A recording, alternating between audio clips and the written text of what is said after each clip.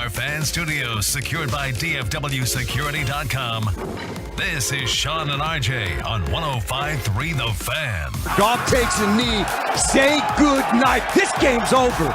Two teams will meet out in the middle of the field to say job well done, job better done on this night by the Detroit Lions. They have come in and knocked off the Super Bowl champs.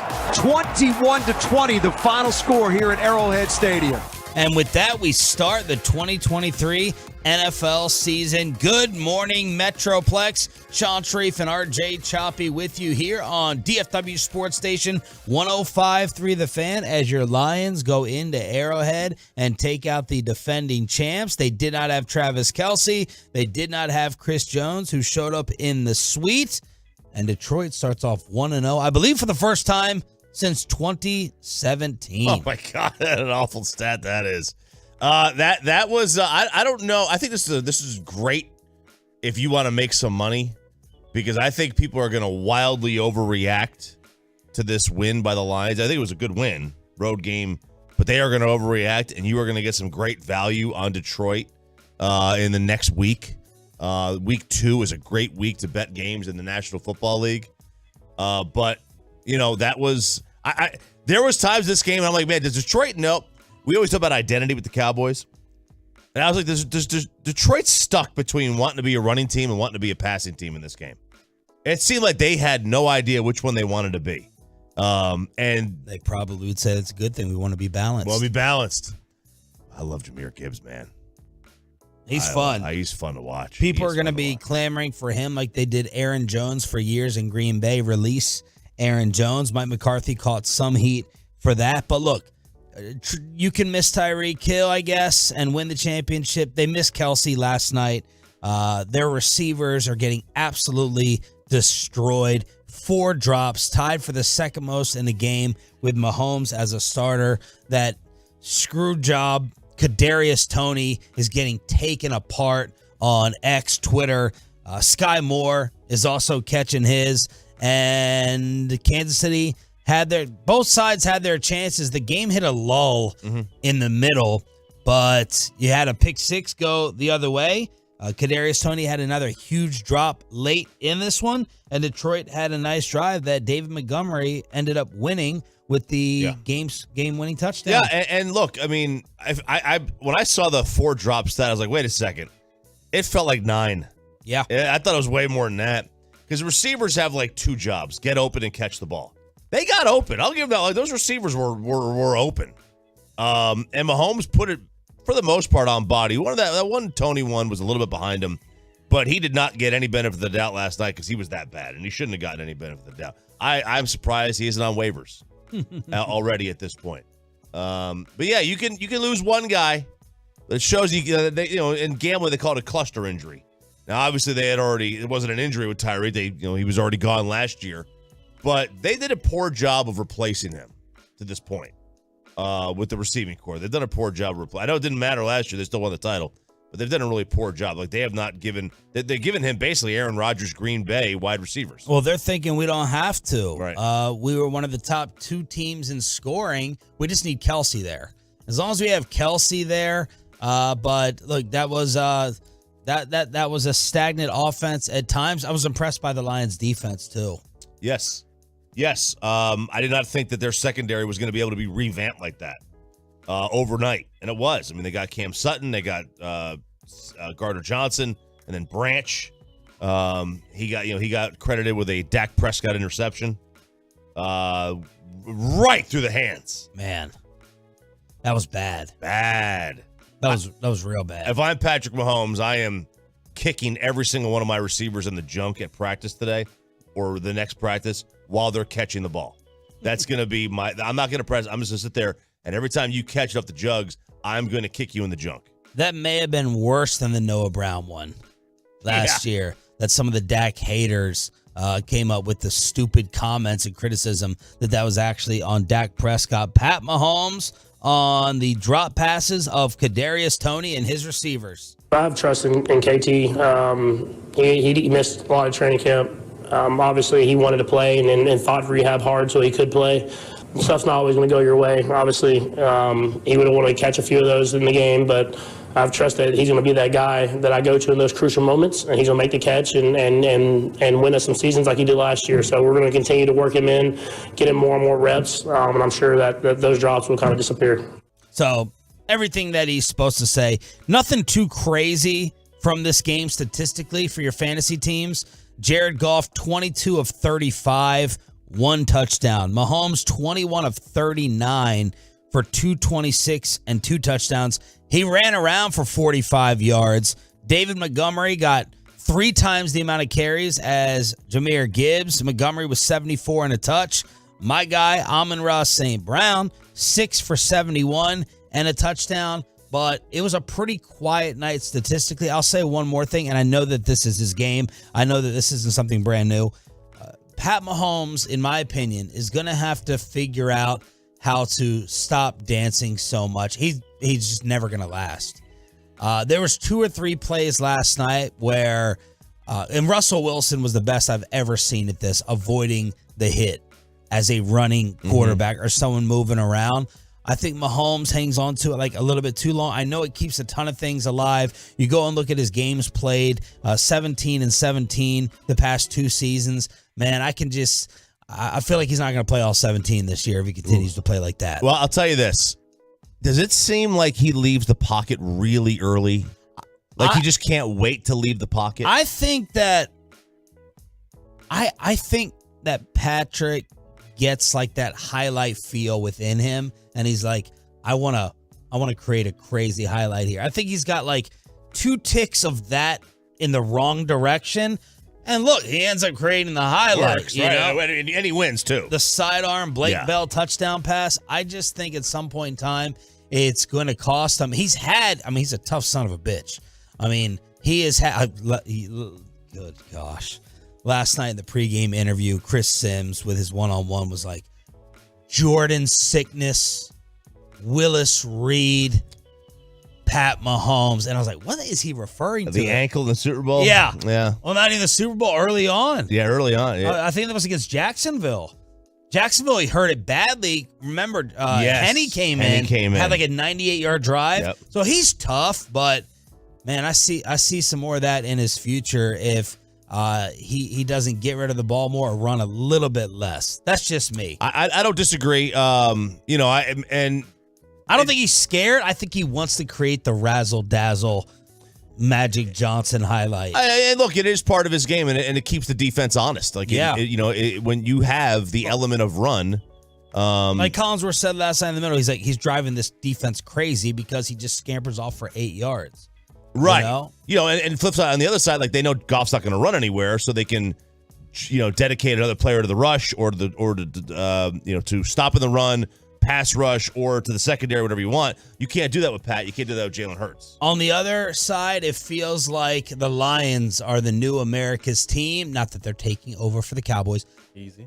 We were all rooting for. I was rooting for them. Like, there's nothing I dislike about the Detroit Lions right now. So I think everyone in the entire football world is happy for Detroit outside of Missouri. Yeah, and did you see the shot of all the fans that were there at the end of the game? I was stunned. I didn't realize the Lions had that following. Tarico was stunned. Tarico's a Michigan guy. He had the play-by-play. He joined us yesterday, and he's like, I never thought I would see that type of turnout at Arrowhead. So when do we get the overreaction of the Chiefs can't have an offense without Eric Bieniemy?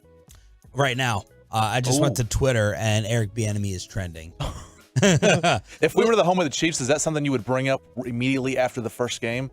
Man, no. If I'm Kansas City, I open up this show and I say, all right, that was Detroit's Super Bowl. We gave them 6. Kadarius Toney gave them 6 points. Handed it to them. We had 3 other drops. Toney had a wide open drop towards one of the later drives, and we didn't have Travis Kelce. We didn't have our second and third best players. You could argue Chris Jones is the second best player on that football team. We didn't have our second and third best players going up against a good football team. We gave that game away. That's what I'm saying if I'm on Kansas City radio. Yeah, and like if I'm, and on the Bieniemy point, like, they scored 20 or fewer points 3 times last year. Like, it happens. They probably will do it about 3 times this year. They did it in it was week 3. They lost to the Colts 20-17. you're going to have those kind of games where, especially when there are injuries early on in the season. These elite teams, and I know Mahomes is different because he does play in the preseason. These elite teams struggle to score points early on. We do not have enough time for this Football Friday show. Mike McCarthy joins us live for the first time this season. His weekly show kicks off at 6:30 for the 6 a.m. club. Peyton has put together a Cowboys-Giants edition of High Low, our final Rangers ticket giveaway at 7 o'clock. It's a packed expressway. Nick Eatman in the final hour, and we have Rangers moves. The kid is coming up. How long is Adolis out? And is Dak going to actually get the same or more than Joe Burrow yesterday? I hope not. That's next, right here on Sean and RJ 105.3 The Fan. Coming up in the next G-Bag Nation, we have NFL Survivor Week 1 at 2:20.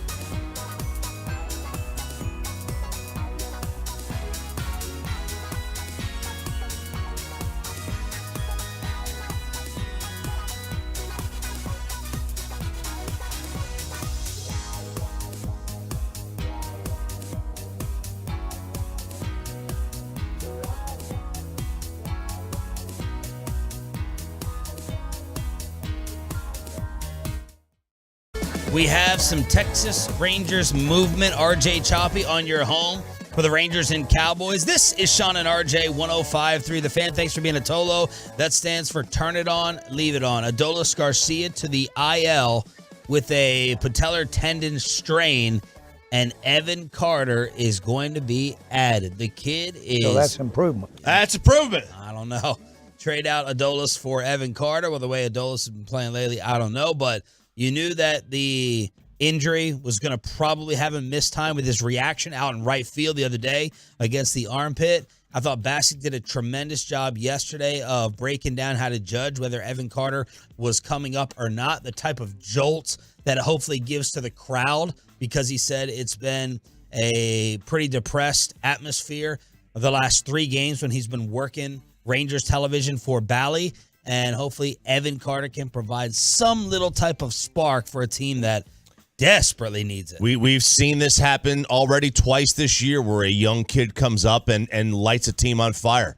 We saw it with Ellie De La Cruz with Cincinnati early on in the season. They went on a nice little run. And we saw it most recently with Jason Dominguez of the Yankees, and they went on a nice little run, and he tore it up. And this can happen. You know, it's not that you're just getting a spark because of that one play, like, oh, man, the savior's here. No, you just get an injection of new life, and maybe he gets hot. Pitchers don't know how to pitch to him. The scouting reports are just what they are. They're minor league scouting reports, and we've seen guys, tear it up in the minors and come to the major leagues and do absolutely nothing. And then we've seen guys who are just, they're good, and they come in and they take off because for whatever reason things get better. So he could be the third guy this year. They got to try something. I mean, whatever they're doing is not working out right now, or has been for the last almost month now. I mean, they're not at the point where it's just clear house, just put all the young guys up at the plate and in the bullpen and on the mound, do whatever. But I mean, they got to try something, and to bring up their number 1 prospect, hopefully it helps. And then you get Josh Young back hopefully in 2 weeks. What do we know about Evan Carter? As a little refresher, AA Frisco, 97 games, 284, 411, and 451. AAA Round Rock, 8 games, was hitting 353, also slashing 436 and 382.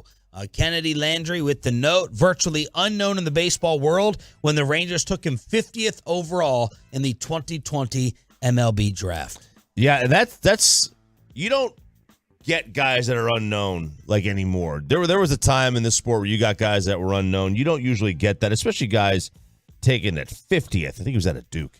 Let's see what he has. This baseball prospects are very, very much different than any other sport. There is no way of knowing what they have. There's no way of knowing what they have when you draft them. There's no way of knowing what they're going to do when you promote them. Every level is different. Every level hits guys differently.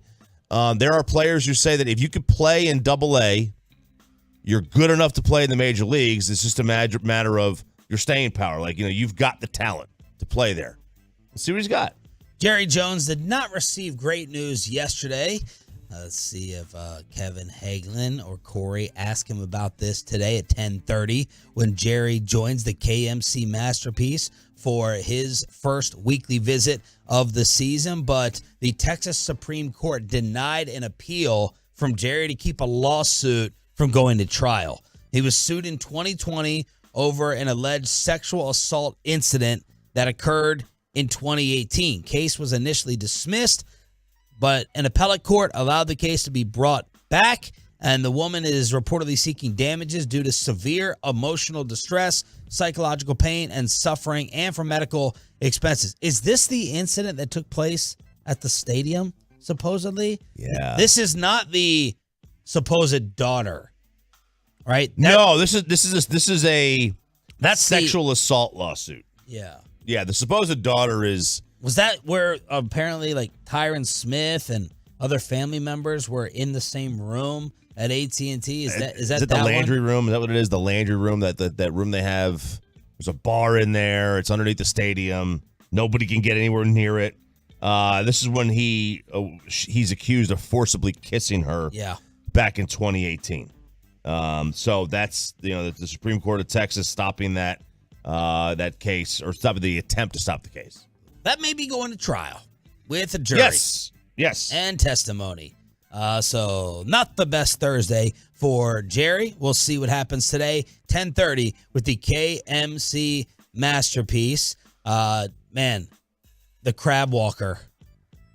This Philadelphia criminal that has gone viral. Oh, the murderer. Yeah. This was amazing. Did you see this video, Pepe? I don't think so. See it, Peyton? Have you heard about this? So this is a video of a guy who was in prison And he was in prison. You know what he was in prison for, Peyton? Crab walking? No. Good reference. No, he was in prison for stabbing his girlfriend 40 times in front of her child, her 2 small children. Good grief. So he was put in jail for murder, and he is in the yard at prison, and you see this hallway, and this dude puts his feet, he's got his back to his wall. He puts his right foot up, so back to the wall, so put your right foot up on the thing, leans forward, puts his hands on the other one, and then Peter Parker walks up this damn wall. Yeah. And then climbs over it, over razor wire, escapes. He's toying with police. He's going in people. He's like surrounded by this perimeter. He was going in people's houses in the middle of the night, making food, turning lights on and off, putting on light shows. No. And then he escapes the perimeter somehow. He gets through the perimeter, and now he is just walking around with his little satchel, no shirt on. Brazilian felon, age 34, Danilo Cavalcante. That's his name. And they're calling him like the Jason Bourne. Yeah. The filthy Jason Bourne. The Philadelphia Jason Bourne. And he's Brazilian, so he's Brazilian born, which means this dude spent time in the Amazon. Okay, this guy, you don't think he can survive the Susquehanna River? Okay, you don't think he can survive anything up there in Philadelphia? They've got out there in Philadelphia the streets of Gino and Pat's. There's a lot of wilderness there. They got a few bear, but they don't have jaguars. Yeah. They don't have anacondas. Yeah. They don't have bullet ants. They don't have anything that's gonna kill you like that. Dude, I thought I heard that people were talking about they were canceling school because they don't want this fool showing up. That's how crazy things have gotten. I would be raising my hand. Yep, I vote for that one. Meanwhile, apparently you can't be a famous talk show host without being a jerk because the Jimmy Fallon rumors are out. So very Ellen DeGeneres. There is staffers claiming two current and 14 former staffers. Yeah, they talked to a lot of people. They did. Is this his theme show? Yeah. Theme song? Yeah. I asked Pepe to get the Tonight Show music. So 2 current and 14 former employees, ranging from production crew to office staffers to show writers, said they had very negative experiences working with him in a bombshell report by Rolling Stone, saying there are good Jimmy days and bad Jimmy days. Nobody told him no. Everybody walked on eggshells, showrunners especially. You never know what you were going to get. He was going to throw a hissy fit. Showrunners went very, very quick. They didn't last too long. Many of the accusations saying that the work environment was shifted and it's toxic. He comes in drunk half the time. Yeah. He is engaged with the staff, and that the atmosphere is very different. That's a different producer saying that. They called the dressing rooms crying rooms. Mm-hmm. Nobody wanted to go on record. There's been accusations that Jimmy Fallon's a big fake and a phony. Doing his little giggle laugh like that's not really him. And there's been drinking accusations towards him for years. I'll tell you, the Ellen and the Jimmy Fallon stuff, stunned me because they seem like super happy-go-lucky folks. Yes. Like Ellen's got her dance, and Jimmy's like this fun dude, and it turns out like they're just jerks, man. Unless it's just a couple disgruntled employees. 14's a lot. That's a lot, man. 14's a good amount, but a tyrant just running through staff left and right. So Jimmy Fallon, I was like, when's the last time I watched one of these shows? Whoop. I don't know. When's the last time you watched? Long time. Who's on CBS? Is that James Corden? No. Is that Jimmy Fallon? No. Colbert. Good job. Stephen Colbert. Corden's on after Colbert. He's got the Late Late Show. The Late Late Show. The Late Late Show. And I don't know who's got the Late Late Show after Fallon. I have no idea. And Conan retired, I think, right? Conan's been gone. He was on TBS though, right? Yeah, he switched to TBS. Woo! Can't keep track. More and more irrelevant. Dude, I saw Jay Leno the other day on TV. Yeah. His head of hair, man. Was he in a vehicle? He was not in a vehicle. No. But his head of hair, holy cow. All right. Bobby went semi-viral yesterday because of his picture standing next to Dak Prescott. We have locker room audio before the Giants opener, and is Dak going to get the same or more than what Joe Burrow got? DeAndre Hopkins explains his rejection from the Cowboys, and Mike McCarthy live at 6:30. We go inside the Star next. If you're a new listener to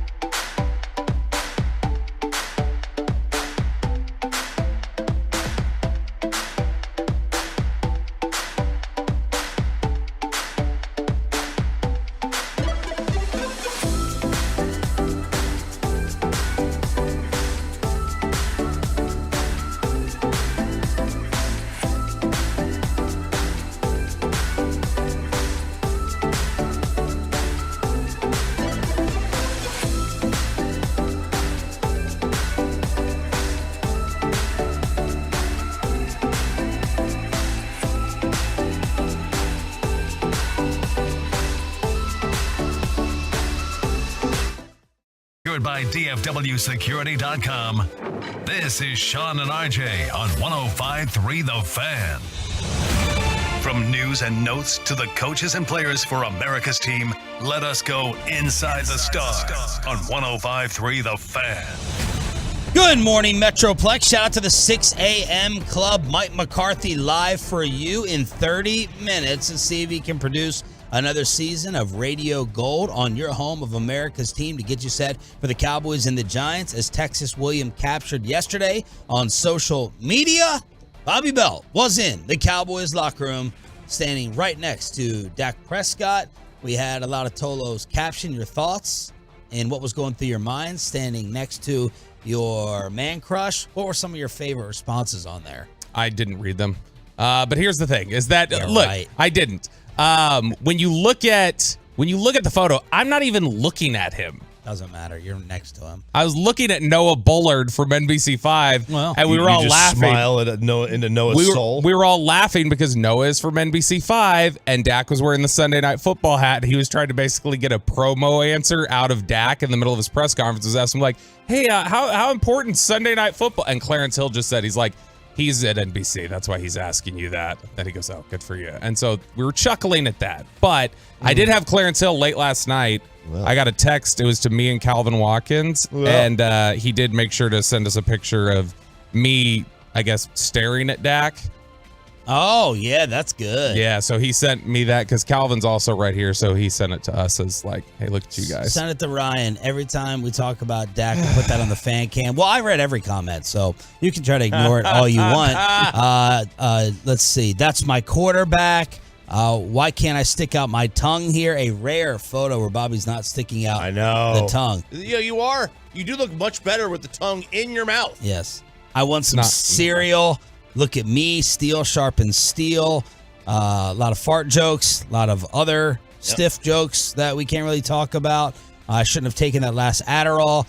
Ton of great ones here from the Tolos. It was fantastic. Look, it's a good photo. It's good publicity for you. You're Dak super fan, and the world needs to know this. I'm not a super fan. I'm a fan of great quarterback play, but not specifically Dak. What happened actually inside the locker room? So we got Dak Prescott and CeeDee Lamb yesterday, and Dak was Dak. There's an interesting cut we can play later on of, Clarence Hill had set him up and said, you've taken a lot of criticism. He said LeBron levels of outside criticism, and Dak cocked his head and he's like, really? And so he addressed the criticism stuff. But the biggest thing was CeeDee Lamb yesterday talking, and we had asked Jerry on Tuesday about the idea of paying CeeDee Lamb and Dak Prescott. And once the season starts, are these contract negotiations going to get shut down? And Jerry had said, no, look, anytime that they're ready, we're ready. And so this is cut 11. Asking CeeDee Lamb if he's going to remain engaged in contract talks now that the year has begun. I'm out of it. I don't even want him. I got a Super Bowl to win and touchdown to catch. That's it. Last year, this time, we talked about that upper echelon of receivers in the league, the Cooper Kupps, the Jeffersons, the Chases. You said you thought you were close. How close do you feel you are to that echelon now? I'm there. Why? I'm there. Because I'm there. I'll show you. And that is the fan replay presented by Ciroc Vodka. But when you listen to CeeDee Lamb there talk about that, this is that confidence and that swagger that really he took on last year. And we asked him about at training camp, about entering into that number one mindset. And he said, no, it's real. So concerted effort, but he's like, no, I'm there. And if you doubt that I'm there as a number one receiver, I'll show you this year. And these guys also have an out. Like, they don't have to be engaged, like, with the contract talks. Their agent can handle it. A lot of them. And I think CD said, no, once the season starts, whereas Mike Evans put the deadline down yesterday. If this isn't done by this time, I'll be playing somewhere else next year. But I always love now, he's my favorite player to listen to on offense. Of course, you have Micah Parsons on defense. So that's CeeDee Lamb, part one. And real quick, if you're Mike Evans, like, you probably want to go somewhere else. Yes. You don't have a quarterback. Like, if you're CD, you're fine here. You don't want to go anywhere else. So you can, take your time and do it during the season, before the season, whatever. And he knows he's getting paid. He knows he's getting paid. And as Jeremy Fowler reported at ESPN yesterday, when talking about where some of the receiver contracts are going to be with Justin Jefferson and CeeDee Lamb. He specified that CeeDee Lamb is, quote, in no rush to get a deal done this year, since he knows that his price tag could go up even more with a strong 2023, which that's what he sounded like. Just to say, I'm out of it, got a Super Bowl win, touchdowns to catch, that's what I'm worried about. That shows his confidence level. He also showed his confidence level. Peyton, we'll jump to 14 here. He showed his confidence level when Dak Prescott stood up there and was doing media availability. As we all know, Dak has won 10 in a row against the Giants. It's been a talking point for them in New York this week. But that came after a really tough start his rookie year when he lost back-to-back games. Well, when he was asked about it yesterday, CD made sure to remind everybody as he was walking by. You've mentioned through the years about how you lost to the Giants twice as a rookie, and you haven't lost to them since. Is that something that's really kind of driven you? Dak couldn't even see who it was. He had to look over and go like, who was that? But it was CD walking by going 10-0, just totally confident, tons of swagger, which is what you want out of the receiver, right? When you're standing on the island across from somebody. That'll get a little bit of play in New York. Haven't lost to them. Yeah, it will. Probably the same people who think that Daniel Jones is better than Dak. Tiki. Yeah, but it's like this, the wide receivers have got that attitude, man. Always have. Always need to be. They always need to have it. Yeah, because it's such a mano-a-mano, like just it's you on an island. You need that. We keep talking about, and we'll ask Mike McCarthy, I'm sure, about it here shortly, the idea of what's different for the Cowboys this year, and CD jumped into that yesterday. I feel like everybody's more comfortable. We plan together. Communication is outstanding. And I feel like the only testament to that is to have crowd noise and to play away, to see it all, unfold. Once again, I'm excited for that, excited for us to, do everything that we've trained about, talked about, and pretty much dreamed about, if you will, for it to come into fruition. Boy, if they don't back up to talk about the communication stuff when that has been all that we hear them discussing all offseason, that's troubling. If they continue to have issues with, I thought you were doing this and you did this or this wasn't right, then that's a damning piece of evidence based on how much work they claim they've done on it this year. I got some of the odds coming in from Vegas. All right. Before we get the season started. By the way, someone put $10,000 on Deuce Vaughn to win Offensive Rookie of the Year at plus 10,000. That would pay out $1 million. That's $1 million. That's $1 million for Offensive Rookie of the Year. But just a little snapshot. Aaron Rodgers, with the Packers opening up at 33-1, dropped to 60-1. The Seahawks went from 66-1 to 35-1.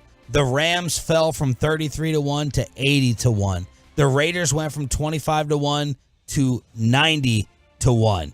And the favorite to win it all, this is before last night. The Saints. The Chiefs. No, Keyshawn. The Chiefs. 13-2. Second would be, let's go with Philadelphia. Not Philly. San Francisco. San Francisco and then Philly. Interesting. I would have thought it would have been Philly. I would have thought too. Or they're saying if San Fran had one of their top 9 quarterbacks, they would have beaten the Eagles last year, like Bobby says. I think the other reason is that Philadelphia, like there's another component to Philadelphia's division that's a threat. Yeah. And there isn't in San Francisco. So the likelihood is that San Francisco may have, stronger hold on the division. Stronger hold on the division and stronger hold on home field advantage just by that. So that may play in. Because I think if I'm just looking at this, like I do think I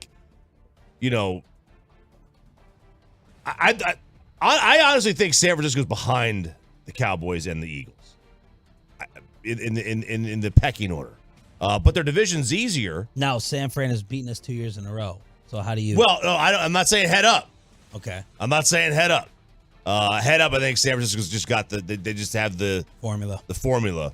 But I think that the Cowboys are they would have a better record. They're a better team overall throughout the course of 17 games to really have a better record. But you got to factor in the schedule, and San Fran's got like the 4th or 5th easiest schedule somehow in the NFL. So in order, Kansas City, San Fran, this is to win it all. KC, San Fran, filthy.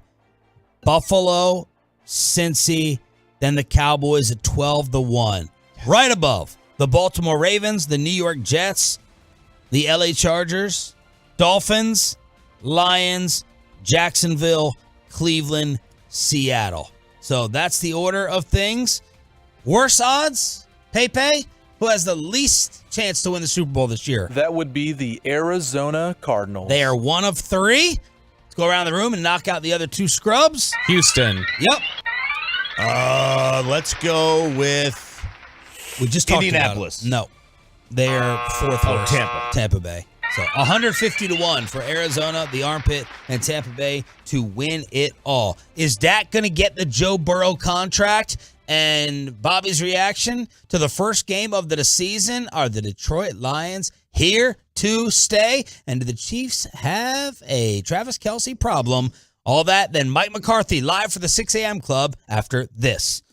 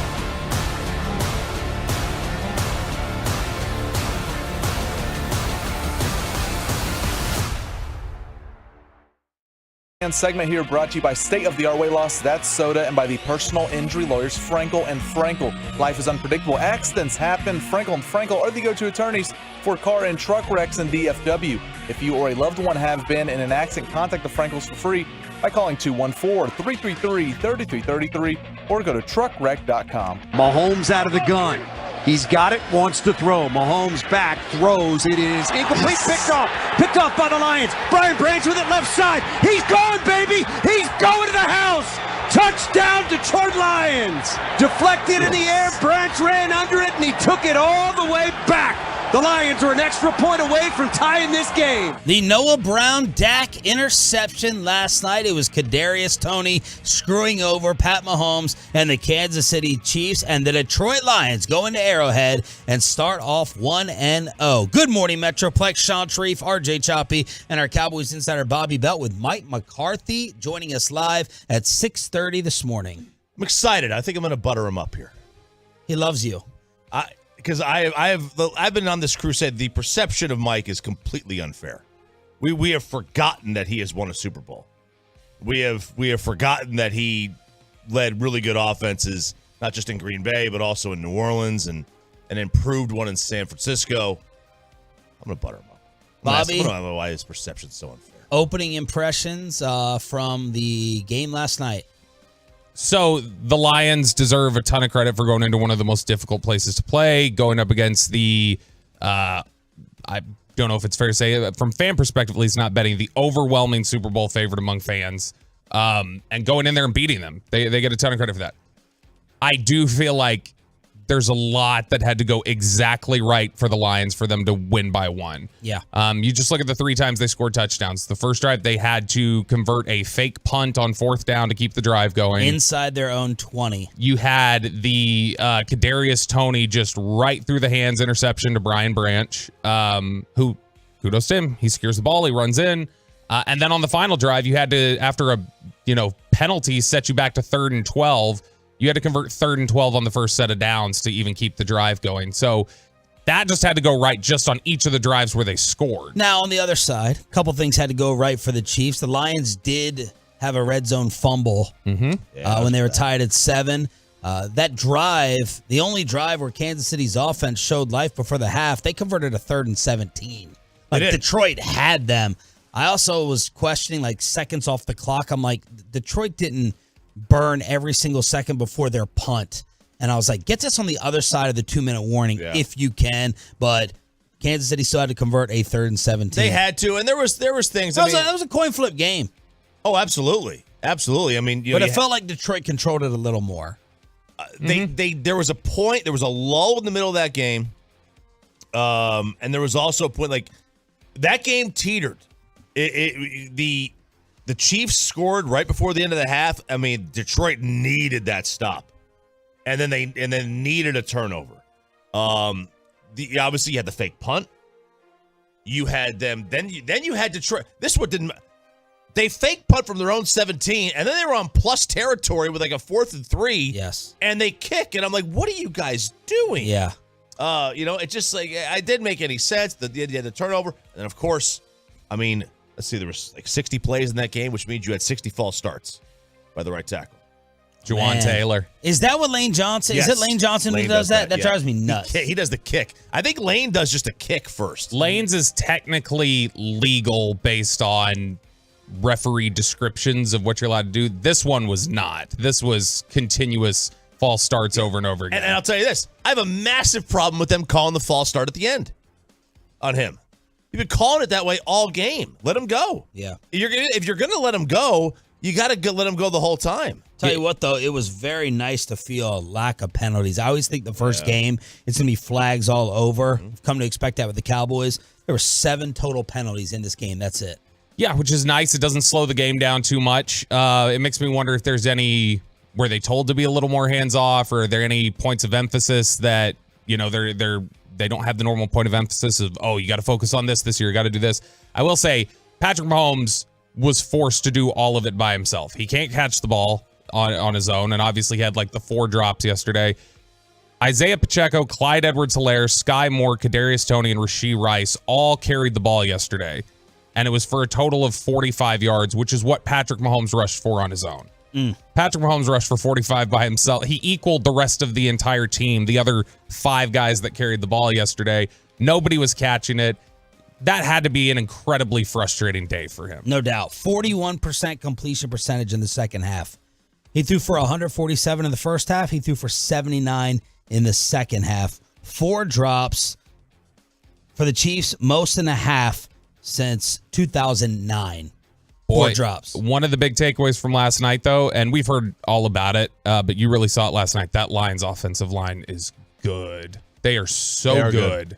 And they do both things well. They'll get movement in the run game. They will give Jared Goff plenty of time to stand back there and figure out what he needs to do. They have built a really strong line. You know, I was thinking because, you know, they weren't really that great running the football. Like their yards per carry was under 4 in the game. Bolton was fantastic in that game as well, the Chiefs linebacker. Yeah. Chris Collinsworth on that one Montgomery drive, he's like, okay, right now they're instituting their will here. They are. They're gonna run it down the Chiefs' throats. Yeah, and and I didn't think Goff wasn't terrible. He makes some infuriating throws. Like 2nd and 22 at the end, it was a great throw. And then he had that completely awful throw on the 3rd down play that was the short little pass.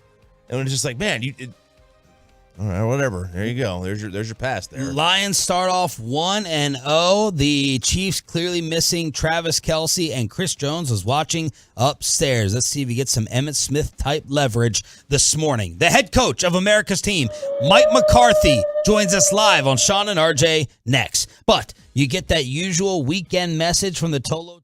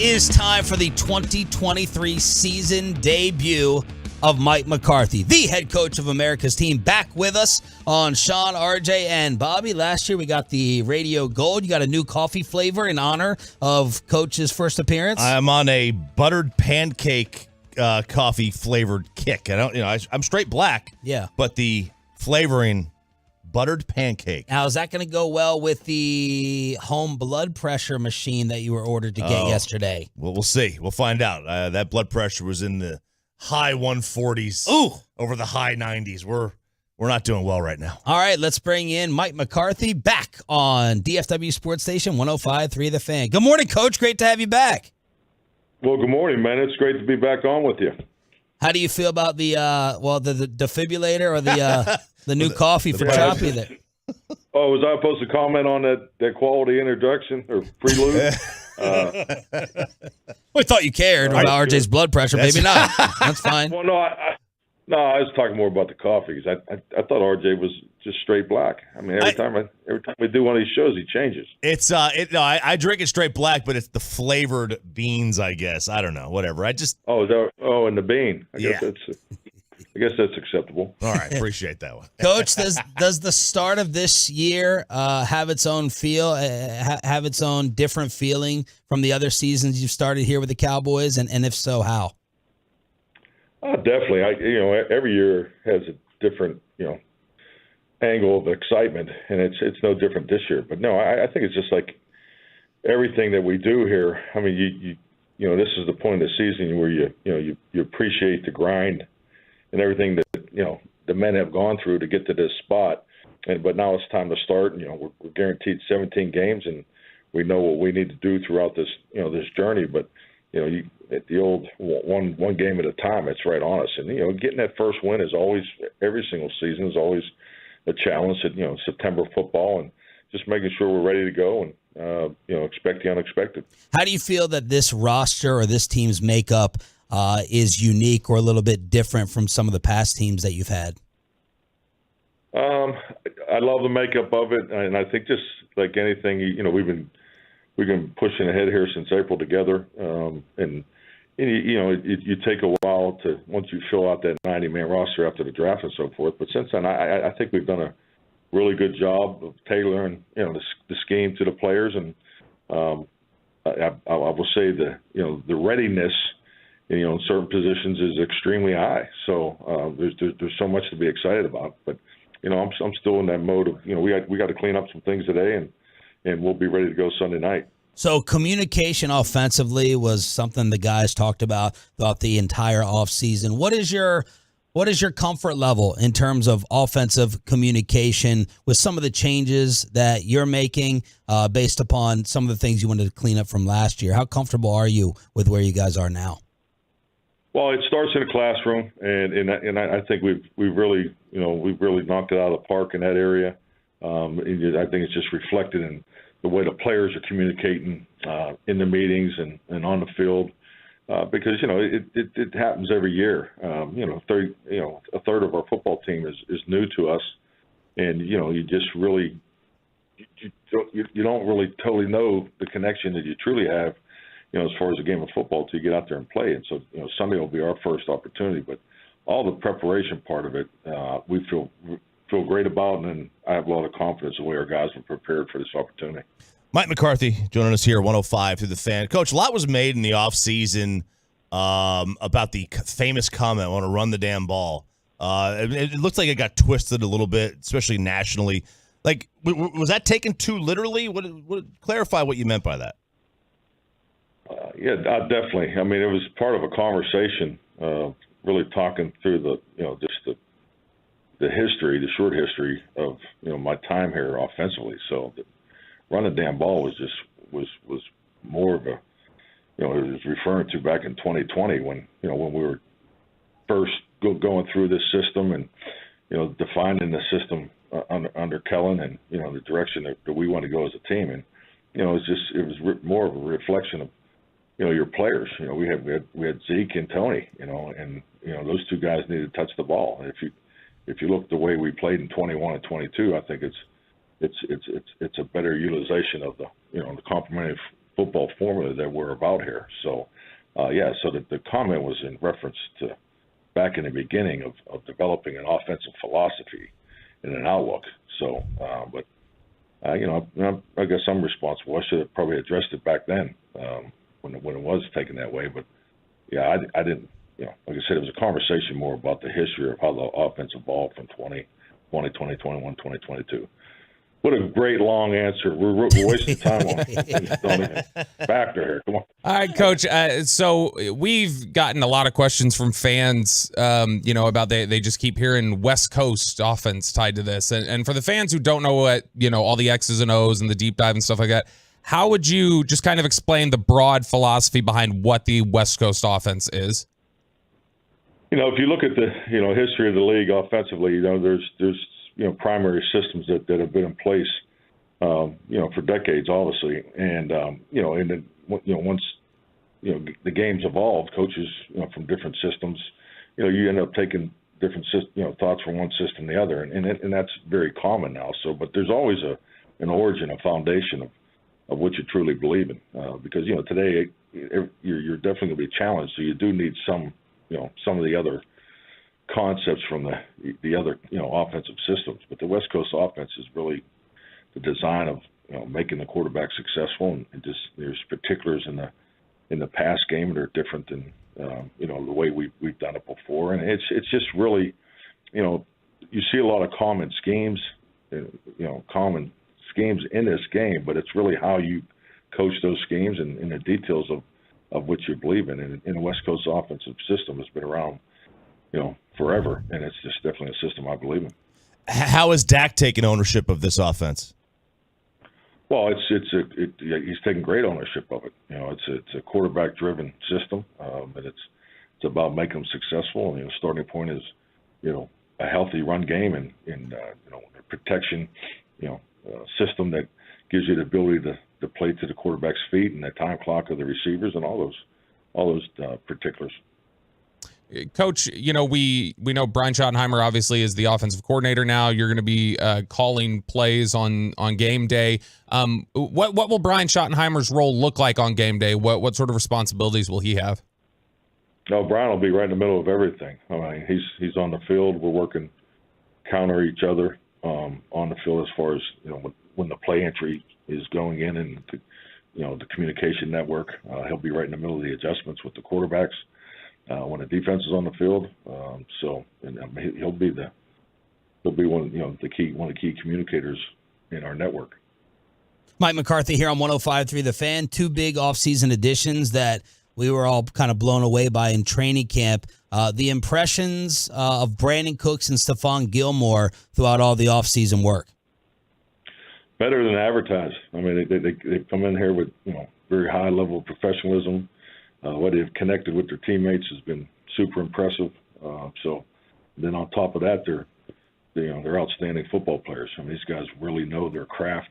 They have a high understanding of the game, the game within the game, the details and particulars, and the way they share the cross the hall format that we have in place here. So they've been great additions. Having seen him, and been around him, why is Brandon Cooks traded like every year? Like, did you figure that out?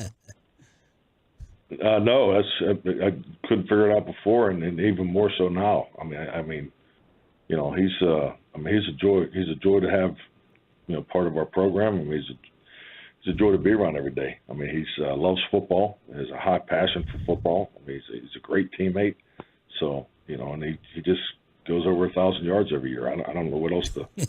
No, I'm just so happy he's here. That's for sure. Coach, with the way that the preseason is nowadays, with not playing a ton of starters, how tough is that transition to the first game? What natural sloppiness do you maybe expect? We didn't get a ton of penalties last night. I'm wondering, are guys going to be gassed and cramping up? How is the new preseason or the way it is now carry over to that first real game with the issues that you may have arise? Well, it's definitely a threshold you have to pass over, and it's no different when you go out there for his first 20 plays of preseason football. So, but I think you just have to really trust your process and trust where you are as a team. That's part of the factors that go into our training camp method. So, which I think our guys have done a great job. And and we have, we got a system here of how we train, and as far as our trainers, strength and conditioning, and the information you have on each and every player. So, I feel really good about the conditioning of the team. So that's not a concern of mine. If anything, I think we may get some rain up there Sunday night. So, and living in this weather, it is part of it. So the way our guys trained, and I think the fact that we were able to go as hard as we did out there in California, I think that really helps us. So, but yeah, no, we're excited to get going, and you definitely you have to go get that first hit and all those things early. But I think the biggest thing is just to trust the plan and play the way we've been practicing.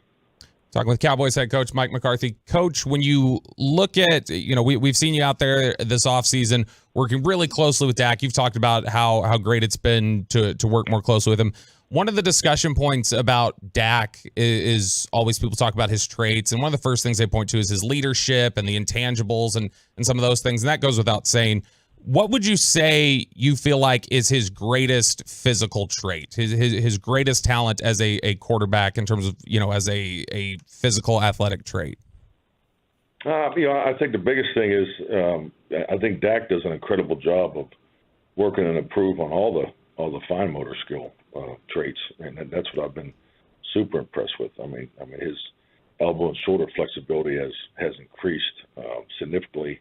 Just in my time here, I think the program that he has as far as taking care of his body and change his body has been super impressive. But so my point is, I think his ability to make the different angle throws. I mean, you could see that in his game. So I'm definitely seeing the combination of the footwork and the improved arm stroke is really factoring. So I mean, you can see it at practice. And so, just his ability to throw the football. I've just been super impressed with the instinct of it. So I'd probably start there. Coach, we also saw yesterday Tyron Smith popped up on the injury report, limited with an ankle. We know that, Tyler Smith has been working his way back. Sam Williams, Donovan Wilson, those are kind of the key injuries in this week. Could you just kind of reset where you are right now with those guys in their rehab and specifically any update on what Tyron Smith is dealing with? Yeah, I mean, Tyron will know more today, but I think I think we're gonna be okay there. But yeah, those guys will. Today's our kind of a regen Friday day, so we'll have an extensive mock game jog through and that type of level. So we'll have a good feel after we get done with those guys today where they are. But most importantly, the Saturday practice is always the determining factor of who plays and who doesn't. Coach, does the West Coast passing attack help if you have some issues with guys missing up front with some of the quicker dropbacks, or is that an old, outdated thought? No, I think it's the way the game's has to be played. As far as regardless of what system you're in, I think you have to be able to make sure you have the things available for your players. And to me, it's about getting the ball distributed, how you do that, and like I said, there's a lot of common schemes in this league, and just people coach them differently. That's the beauty of the game. So I'm understanding the fine details of how you do it is I think what our players have done a good job of. Yeah, but so how you play the game, I think it just has to fit the game plan for this particular week. Mike McCarthy here on The Fan. Before we let you go, your thoughts on the opponent. What did you see from the Giants last year on film, and how do you view them with their offseason moves? Well, I think that the thing you look at is you look at the course of their season, and I thought they were playing excellent football near the end of the year. So I mean, there was a number of games that we really focused on there.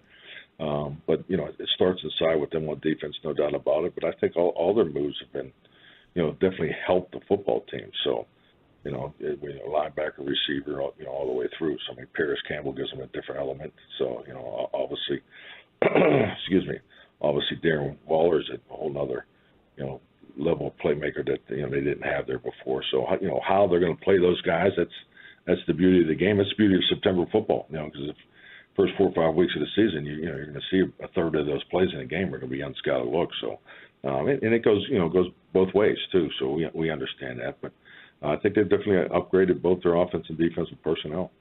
Hey, Coach, real quick, last one. I've been dying to ask you this all off season. It's been bugging me. There is this crusade to completely undermine and disrespect you as a coach. People are forgetting you've won a Super Bowl. Everyone's got you on the hot seat. These rankings have you, I think, way too low. Do you hear the noise? Do you feel like you're on a hot seat? Like, what's your take on that? I just feel the love, brother. I don't know what you're talking about. No, it's part of the ride. It's part of the responsibility, and it's definitely part of responsibility. Being a head coach in this league, and definitely part of being a head coach of the Dallas Cowboys. Coach, it's great to have you back again for another season. Best of luck. We cannot wait to see this thing get going. Good luck, and we'll talk to you next week. All right, appreciate it. Thank you. Mike McCarthy, every single Friday for the 6 a.m. club here on Sean, RJ, and Bobby, 105.3 The Fan. A little more business today. Yeah. A little more business. Straight to it. Didn't care about your heart rate. Didn't? No, I know. Was more worried about you possibly putting flavored creamer in your coffee. That's a big no-no, though. Like, if you're, these us... ooh. Yeah. Wow. Tell us about how much of a man you are with that voice crack. Us meatheads like me and Mike and Man Campbell. Yeah. We don't put cream and sugar in our coffee. Yeah. None of that stuff. We just drink it black. Shelby here. Yeah. Right, baby. Which I can't drink it black. This is the first year you guys have gotten him before the first game, though, right? Yeah. Maybe that's it. Maybe it's just a different energy, like locked in, and once he's actually into the game. It's also, you got to think we didn't get a chance to ask him it, but I mean, you got to think there are nerves involved for the guy. Yeah. In terms of he's calling plays again, or not even nerves like terror sort of thing, but just excitement. No like doubt. It's an anxiety, of course. Like first day of school type of energy. Yeah, because it's not like, he called plays for what, 18 years? Yeah. Yeah, it's old hat to him, but when you haven't done something for a while. Sure. Let's talk about this Joe Burrow deal and how it could impact things here. 5 for 275. That's 55 a year. 219 million guaranteed. Joe Burrow is now the highest paid player in NFL history. Look at the quarterback reset market in just this offseason. Lamar, 5 for 260. Hurts, 5 for 255. Herbert, 5 for 262, and then Burrow took it to 5 for 275. So, is this the next Dak number, Bobby? Probably not. I wouldn't think so. You got to remember, Dak, even when he got 40 a couple years ago, he didn't reset the market on average annual value. And Burrow blows by the average annual value, but even though again, the guaranteed money is what really matters. That's not what matters when you're quoting things in news stories. It's not what matters when fans look at it and say, Dak is paid XYZ amount. They care about what's the annual number. The reality is the only thing that really matters is the guaranteed money. And for instance, even though Burrow is now the highest paid quarterback, $9 million more per season than Deshaun Watson still has $10 million more guaranteed than Joe Burrow does. And so that's what really matters in terms of how locked into the contract you are. Cleveland's locked into Deshaun Watson, nothing they can do. I still think Dak didn't reset the market when he got paid a couple of years ago when he got 40. He still came in, I think he was tied for second is what he got at the time. But this is something where I would guess he falls more 50-52 if you get it done. Like around now, if you continue to negotiate. If you let it go into next offseason, yeah, it might get up to around 55, just inflation of the cap, everything else. And if he gets to free agency and he's exposed to the market, yeah, then you're looking at he could make $60 million annually. Yeah, because there's going to be there would be a big market for him. There'd be, a dozen teams that are or not, maybe not, because you have teams that are committed to their quarterback already that financially can't do it. But you would have enough that would say, yeah, sure. I mean, honestly, all you need is one. DeAndre Hopkins interview with GQ. There were some teams I had on my list. I gave them calls. They didn't give a call back. Detroit, they didn't want me. The Dallas Cowboys didn't want me. Giants didn't want me. Who else didn't want me? Oh, San Fran. They didn't want me. So that's DeAndre Hopkins talking about how he ended up with Tennessee and how he's ended up on both of my fantasy football teams. Ooh, what round did you get him in? I'll blame Matthew Berry, Mike Evans, and DeAndre Hopkins, both on my fantasy teams. I got him late. I purposely passed on every Tampa receiver. I'm like, nope. Mm-mm. Really? Even though Mike Evans has just performed regardless of who's been throwing him the football for years? I mean, look, at the very least. Name the quarterbacks before Brady. It was Jameis. At least he was a first-round pick who could slang it. And so is Baker. First-round pick. First overall. They're both overall number ones. So is Baker. But, I mean, I think Jameis in his early days was at least better than Baker is now. Ooh, I don't know. I don't know that I would agree with that. I mean, you have Baker over Garoppolo. Yeah, but that's more like, I'd rather have chicken pox than malaria. Look, man, this stuff is getting crazy. I told you something was off with Chandler Jones. We're going back and forth. High on life again, man. We're going back and forth here. I don't know what it is, but Chandler Jones went on another social media rant. First, he had his incident in Arizona. Then the other day, he went on social media and said they locked me out of the facility. How's a guy with my type of production and my contract having to work out in a side gym? I can't even get into the building. And then he erased all that stuff. And then yesterday, he went back on social media and said that the Raiders performed a wellness check on him. Sent her to my place, said you need to come with us. You're in danger. They had me outside in my drawers, LOL, naked. The lady was rude. Then I got to showing her some of them texts. Then she switched up. Buddy from the Raiders tried to give me the look like don't say anything. Now I understand why players turn to social media. At first I frowned upon it. It's our only outlet. If I didn't do this, it would have been kept under wraps. Did anyone ask why I'm not with the team? Because I don't know. And then he appeared to show a text message back and forth with Josh McDaniels, where McDaniels said, look, there's a lot to work through. We'll let you know our timeline. Please be available if anyone from the organization reaches out. Chandler Jones put that out there on social media. I won't share anything else. It's a back and forth, man. It is an up and down back and forth with Chandler Jones and the Raiders. My man's on that spice, man. He That's is quite an accusation. Yeah, that's not a. Well, he was on the synthetic before. That's what he did last time. Yeah. I mean, it's a joke. I mean, it's like, but you do it once. I mean, Well, come on, man. he may have serious mental health issues. It might not be something synthetic. What is this about the Raiders? Do they attract it or do they bring it out of people? Because they've had several instances. Acquisitions. It's who they're picking out. Chandler Jones had this incident before.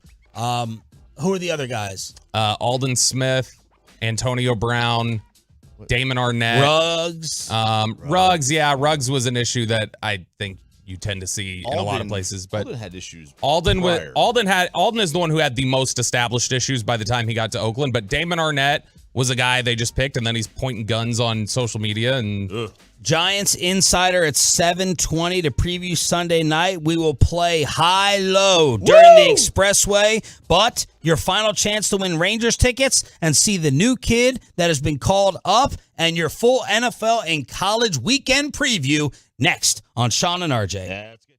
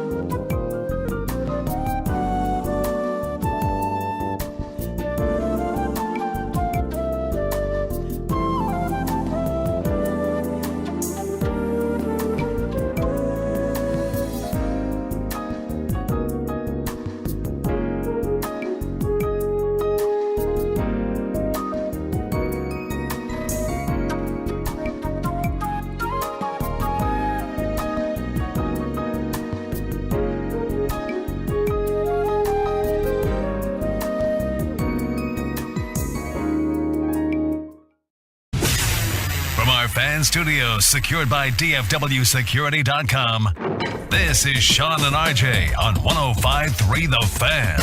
Goff gives to Montgomery again. He's got room inside the 5, fighting to the end zone. Touchdown, Detroit Lions. David Montgomery to the house, and the Lions are an extra point away from taking the lead. And that is how Detroit knocked off the defending champs. Good morning, Metroplex. Sean Sharif, RJ Choppy, and our Cowboys insider Bobby Belt. As we got a close one last night, exactly what the NFL wants. And the Detroit Lions start off 1-0 for the first time since 2017. They beat the Chiefs without Travis Kelce, without Chris Jones. Yeah, and you know, like I was surprised Detroit wasn't able to run the ball better without Chris Jones. They only averaged 3.5 a carry. But this was kind of the game that Detroit wanted to play. They didn't want to get into a shootout. We saw last year they are a Heckle and Jekyll and Hyde. What is it? Heckle and Jide. Heckle and Jide. Is it Jekyll and Hyde? Whatever Jekyll the hell and it is. Hyde, yeah. Whatever awful movie book thing that is. Chandler Jones. They're a Jekyll and Hyde offense on home versus road. This is exactly what they did last year. They could not score on the road, but they didn't need it. Their defense was much better, though. Some of that was obviously on the receivers, who dropped a ton of passes, and they were open, too. Those guys were open when they dropped a lot of those. Yeah, these were not, like, contested, like, oh, that could have gone either way, or, like, we're trying to figure out, is this the exact definition of a drop? No, this was stuff that was going through the hands and times where they were losing 20 to 25-yard chunk plays. Now, I didn't like the Gibbs pick because it's running back first round, and then they took Campbell, the linebacker. But, man, they had a lot of value from their draft this year. Laporta, Branch, Gibbs. And last year, Hutchinson's a stud. Yeah, he is. I mean, they've had, since Campbell's been there, they've had, and is it Brad Holmes, their GM? Yep. He was with the Rams back in the middle of last decade. They've done pretty well the last 2 years draft-wise. The little brother America's team's little brother, the Detroit Lions, getting the win over the Chiefs. Let's see if Kelce returns and if Chris Jones gets a little bit more money. Bobby, 12-year tradition on this show. On the Friday before opening weekend, I go through every single game and give you a reason to watch, because there just is in my own mind. Panthers at Falcons. Bryce and RJ's NFC South champs. I really don't care about the Falcons. Well, Bijan. I got Bijan in fantasy. Bijan versus Bryce there. Cincy at Cleveland. Yes. Can Deshaun Watson actually play well? Joe Burrow, the new $55 million man. Some people are picking Jacksonville in the South. All in on that game. Anthony Richardson's debut against the Jags. Are they really for real? Oh, hit a stumbling block. Give it to me. I'll help you. Buccaneers at Vikings.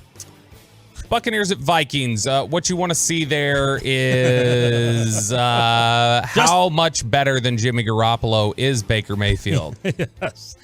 This next one's a struggle, too. Titans at Saints. Ugh. DeAndre Hopkins. Is he another Julio signing for the Titans? I mean, you might be able to see if the Saints are for real. If they struggle with Tennessee. But, yeah, I'm with you. Those two games are just dog. Those are two games. I'm out. Also at noon, San Fran at Pittsburgh. Yes. Let's go Steelers. San Fran is favored by 2.5. Cardinals at Commanders. Sam Howell? That's it? Little Sam Howell? I mean, the former most toxic professional team in the NFL with the now most toxic team in the NFL. Lamar Jackson's return as they host C.J. Stroud and the Texans. Texans at Ravens. Baltimore's favored by 9.5. Jordan Love at Justin Fields. Intrigue for me. Packers at Bears. Raiders at Broncos. Sean Payton's debut with Danger Russ and Jimmy Garoppolo. And he just get another team to 9 or 10 wins. 325. Eagles at Patriots. Yep. What do you think the spread is in that game? Don't look and don't answer if you already know. I do know. Eagles -4. It is 4. Yeah. I'm surprised it's only 4. I would expect it to be maybe 6.5. I a little bit more. There's some weird lines though this week in both college and pro. Much like Nick Saban, Bill Belichick has given a lot of deference even when his teams are on the downslide. So that's just what you come to accept, guys. So Dolphins at Chargers. Tua, T, Justin Herbert, and Kellen Moore. Game 1 combined together. That game in L.A. Yep, I'm in. Rams at Seahawks, I will try to stay away from. And then Cowboys at Giants Sunday night. The Monday nighter. Oh, my. Bills at Jets. Yo. Buffalo favored by 2.5. So 3 games on the schedule that I really don't have any interest in. They actually gave them a good game on Monday Night Football, or at least a seemingly prestigious game when you get Jets and Bills. That'll be a good one for them to open to. But no, I mean, this weekend, the opening games, I am really interested in Packers versus Bears because there's just been so much Justin Fields hype and so much talk about what he can be. And I want to see what he looks like with DJ Moore. And then just the question of what's Jordan Love going to do? Got that Reebok money now. Reebok? Yeah, he signed a big deal with Reebok. They want to get back into team sports. They've been into CrossFit for the last 15 years. Did everyone have a pair of Reebok pumps? I still have a pair of Reebok pumps. I mean, I've hardly ever worn them. Like if I needed to wear some basketball shoes, I got the pumps for probably about, 2005. How's the college schedule looking? Our Rangers ticket giveaway, final one of the week, is coming up. We'll have Paul Schwartz, Giants insider from the New York Post, and an opening night high-low. Oh, baby. During the Expressway here on Sean and RJ for a Football Friday. There's a clear game of the day, and that's it. There's nothing even close. It is number 11 Texas at number 3 Alabama. It's a 6 o'clock kickoff on ESPN. Texas's fans have been banished to the upper deck of Bryant-Denny Stadium in Tuscaloosa. It's a 7-point spread. The over/under is 54. I mean, there's other decent. By the way, other local games: TCU, Nicholls State at 7. SMU is on the road to Oklahoma. How about the SMU quote yesterday? Man, what a baller. What a baller. This is one of their boosters. Apparently, he is a billionaire but multiple times over. Apparently, but he said a couple $100 million. I'm not losing sleep over it. This is from a guy named Miller. David Miller. He is an oil man. Apparently, he's got a deep, booming voice. He was a banker, an oil banker, and then an oil operator, and now he is just an oil investor. And he is sitting on cash. And the money is in regards to? The money is in regards to him giving basically $200 million to the university, saying, here's your TV money you're not getting from the ACC. I will cover it for you. Man. What a move. What a move. He's like, couple mil. I'm not losing sleep. I'm not losing sleep over a couple $100 million. We're going to find out about SMU in this game. I'll find out. Against Oklahoma. We're going to find out about Oklahoma, too. UNT at Florida International. Number 12, Utah, is at Baylor. Baylor's coming off an awful loss. Were they a 26-point favorite or something like that last week against Texas State? So that's 2:30. 11 o'clock on ESPN. A&M on the road at Miami. That's a 2:30 game on ABC. Number 13, Oregon is at Texas Tech. Tech's coming off an awful loss at Wyoming. I don't even know why they took that game. 6 o'clock on Fox. Those are your Big 12 games of the week. We're getting two games with two ranked opponents this week with Tulane and Ole Miss, and then Texas and Alabama. And yet I look at this slate, I think this slate of games is worse than last week. These are going to be even bigger beatdowns. I feel like Georgia, Ball State, Ohio State, Youngstown State. It's a bad lineup. I'm intrigued by Nebraska, Colorado. I think that line is too low. If you just use the eye test, Nebraska should not be a 3.5-point dog. It should be closer to 6 or 7 if you just do the eye test from last week. Also, sneaky good game, Notre Dame at NC State. You have anything you want to say? You want to make any bold proclamations for 6 o'clock tomorrow night? Texas is going to win. It'll be the first of 3 losses. They'll lose to Alabama. Will lose to A&M and LSU the rest of the way as well. So maybe we can put a fun little bet on it. Sure. Maybe a little wager. Sure. We'll figure it out. Yeah. You're smirking. Yeah, because you don't look too confident. I'm very confident in Alabama being on the downside. I'm very confident, and this is as vulnerable as Alabama could possibly be for Texas over the last decade. And I'll take my chances. They are more. I don't know. They're the 3-loss vulnerable. I don't know if they're going to lose. They could have lost 3 or 4 games last year. They lost 2, but they could have easily lost 3 or 4. And they could have. They also could have won both LSU and Tennessee game. They had a ton of penalties. I don't see them losing 3 times. I mean, LSU and Tennessee are both at home. Those are the 2 toughest games outside of the Texas game. All 3 of their tough games are all at home. Let's hook you up for the final time. What? I was saying A&M is on the road, and right? But A&M's a ranked team, and they're one of the most stacked rosters in the country. It's just, can Jimbo put it together? Yeah, but their 3 toughest games rankings wise is Texas, Tennessee, and LSU, and they're all at home. Let's hook you up for the final time this week for turning it on, leaving it on. That is what Tolo stands for. All right, Tolos, that's right. Call in number 10 right now at 877-881-1053. Wins a 4-pack of tickets to see your Texas Rangers take on the Boston Red Sox on Monday, September 18th. And come on out early, Tolos, to Rogers Roundhouse in Fort Worth next Thursday night, September 14th, for a Texas Rangers watch party to see them battle the Toronto Blue Jays. Rangers alums Darren Oliver and Craig Gentry will be on hand to sign autographs. And starting at 6 p.m. that same night, the first 150 fans wearing Rangers gear will also receive free tickets to the Rangers-Red Sox game on September 18th as well. Get more information at rangers.com/watch party. That's caller number 10 at 877-881-1053. By the way, Nebraska, Colorado is on this station at 11 o'clock with Tom Brady giving props to Dion and his kids, Ed Warder in the crosshairs as well. They got that their big noon kickoff show on Fox is going to be there. In Nebraska? In Boulder, yeah. It's in Boulder. In Boulder, yeah. Didn't they start off in Fort Worth? Yes. Because Barstool wasn't allowed to go there, I thought I read. So you're telling me Fox is going 2 for 2 with Dion coverage to start their year?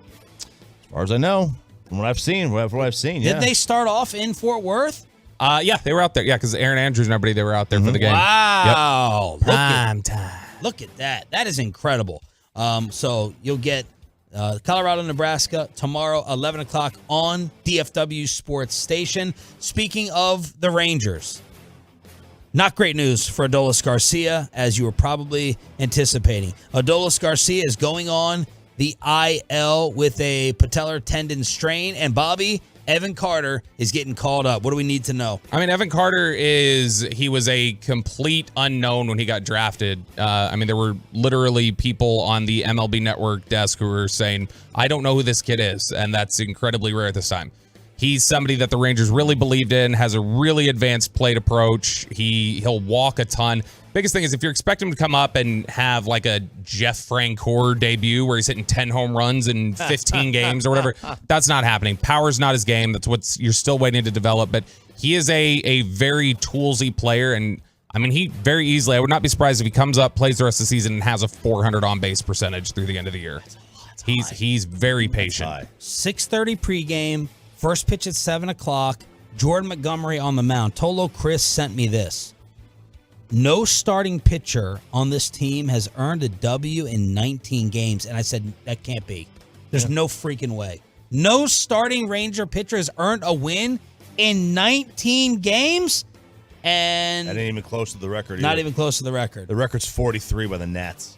43? 43. A starting pitcher not getting a win. Yeah. Patrick Corbin broke. I think it was like last year or the year before. It's crazy. Wow. It's nuts. It's nuts, man.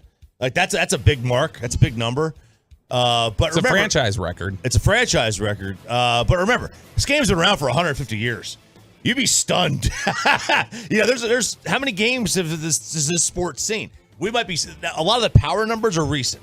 A lot of the power streaks. The pitching streaks, though, you might go way back. So there it is, everything you need to know for your Friday to kick off your pro football weekend here on Sean, RJ, and Bobby. We got Peyton and Ryan in the back. We are live on the Fan Cam, Twitch, and YouTube. Get ready for an expressway. Commercial free with a Giants insider to preview Sunday night. We got a Cowboys-Giants high-low on top of it. The expressway commercial free is next with Sean and RJ. Let's get you over to BetterHelp. Let's get you some help. If you have been dealing with issues in your life.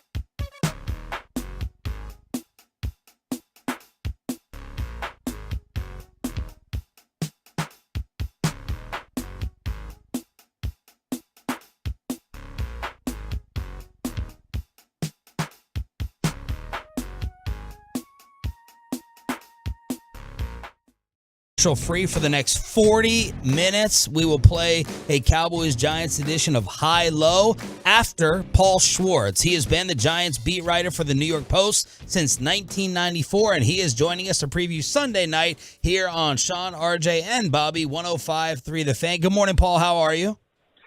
Good, guys. How are you? It wouldn't be an NFL season if the Giants and Cowboys didn't kick it off against each other in game one, right? It seems to be not every year, but almost every year. Exactly. You think it gets old? They should change things up a little bit, even though they know it brings in the most ratings?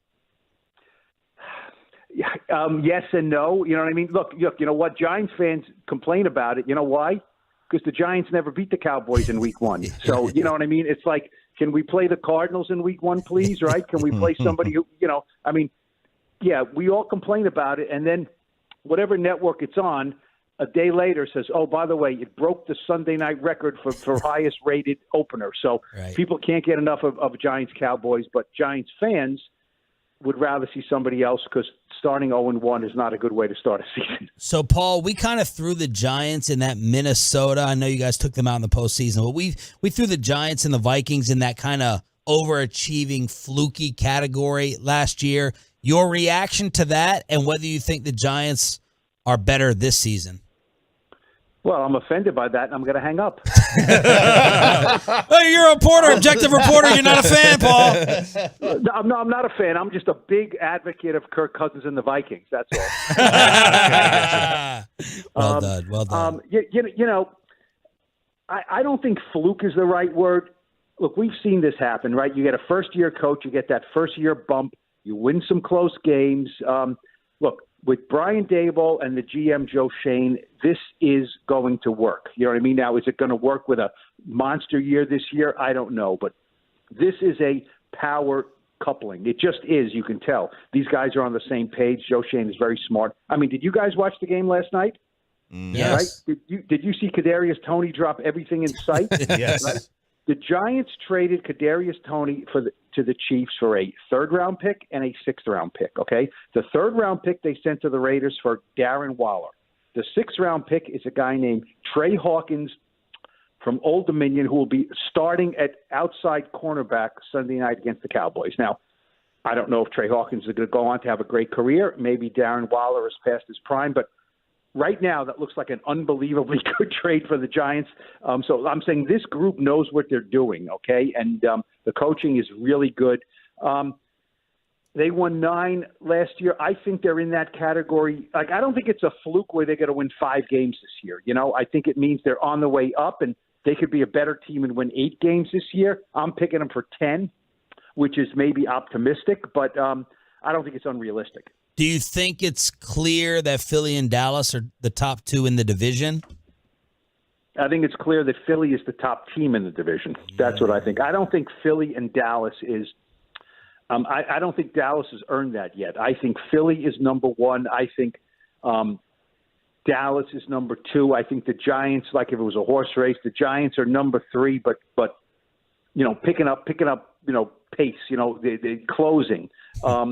You know, that's what I think. But I don't see Dallas, Philly, Dallas. I see Philly, another team that completely cleans the Giants' clocks when they play them. I mean, Philly was the first team. The Giants lost to the same opponent 3 times in the same year for the first time ever last year against the Eagles, and the Giants have been playing football since 1925. So ever is a long time with the Giants. So I think Philly, Cowboys, Giants, like that. Paul Schwartz, New York Post, join us here on 105.3 The Fan. We have heard a lot of chatter from Giant fans, from New York media, that Daniel Jones has leapfrogged or leapt over, it doesn't matter, over Dak Prescott. Is that just, you know, bravado, a little bit of, you know, walking out, you know, a little confidence, or do they really believe that up there? Well, I'm not sure where you hear that. I mean, I would never have written that. I don't know. I don't sense that as a great groundswell. I think that the feeling is that Daniel Jones is going to take a step forward. But look, when he signed the 4-year, $160 million contract, right, there were plenty of Giants fans whose reaction was, what are you doing? You know what I mean? That's too much money for Daniel Jones. We can do better. Then you start hearing all these draft scenarios and everything, and it's like, well, no, I'm not sure that's the way to go. A couple of things.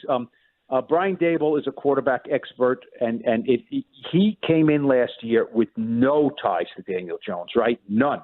The first thing Joe Schoen did as general manager, literally the first major decision he made was to say, I am not giving Daniel Jones the fifth-year option, which ticked Daniel Jones off.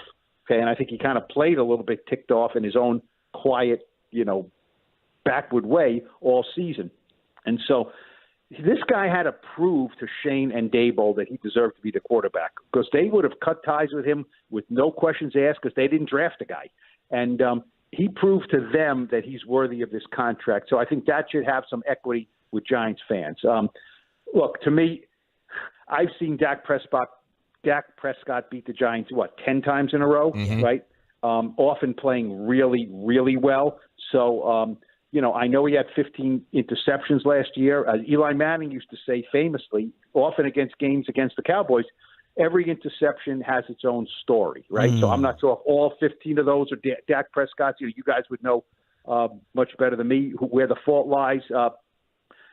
They're both making the same money. It's interesting. I don't see how right now anyone can say Daniel Jones has moved ahead of Dak Prescott. Maybe in 5 months we'll say that, or maybe we won't. I just don't see it. Dak Prescott has a really good winning record in the NFL.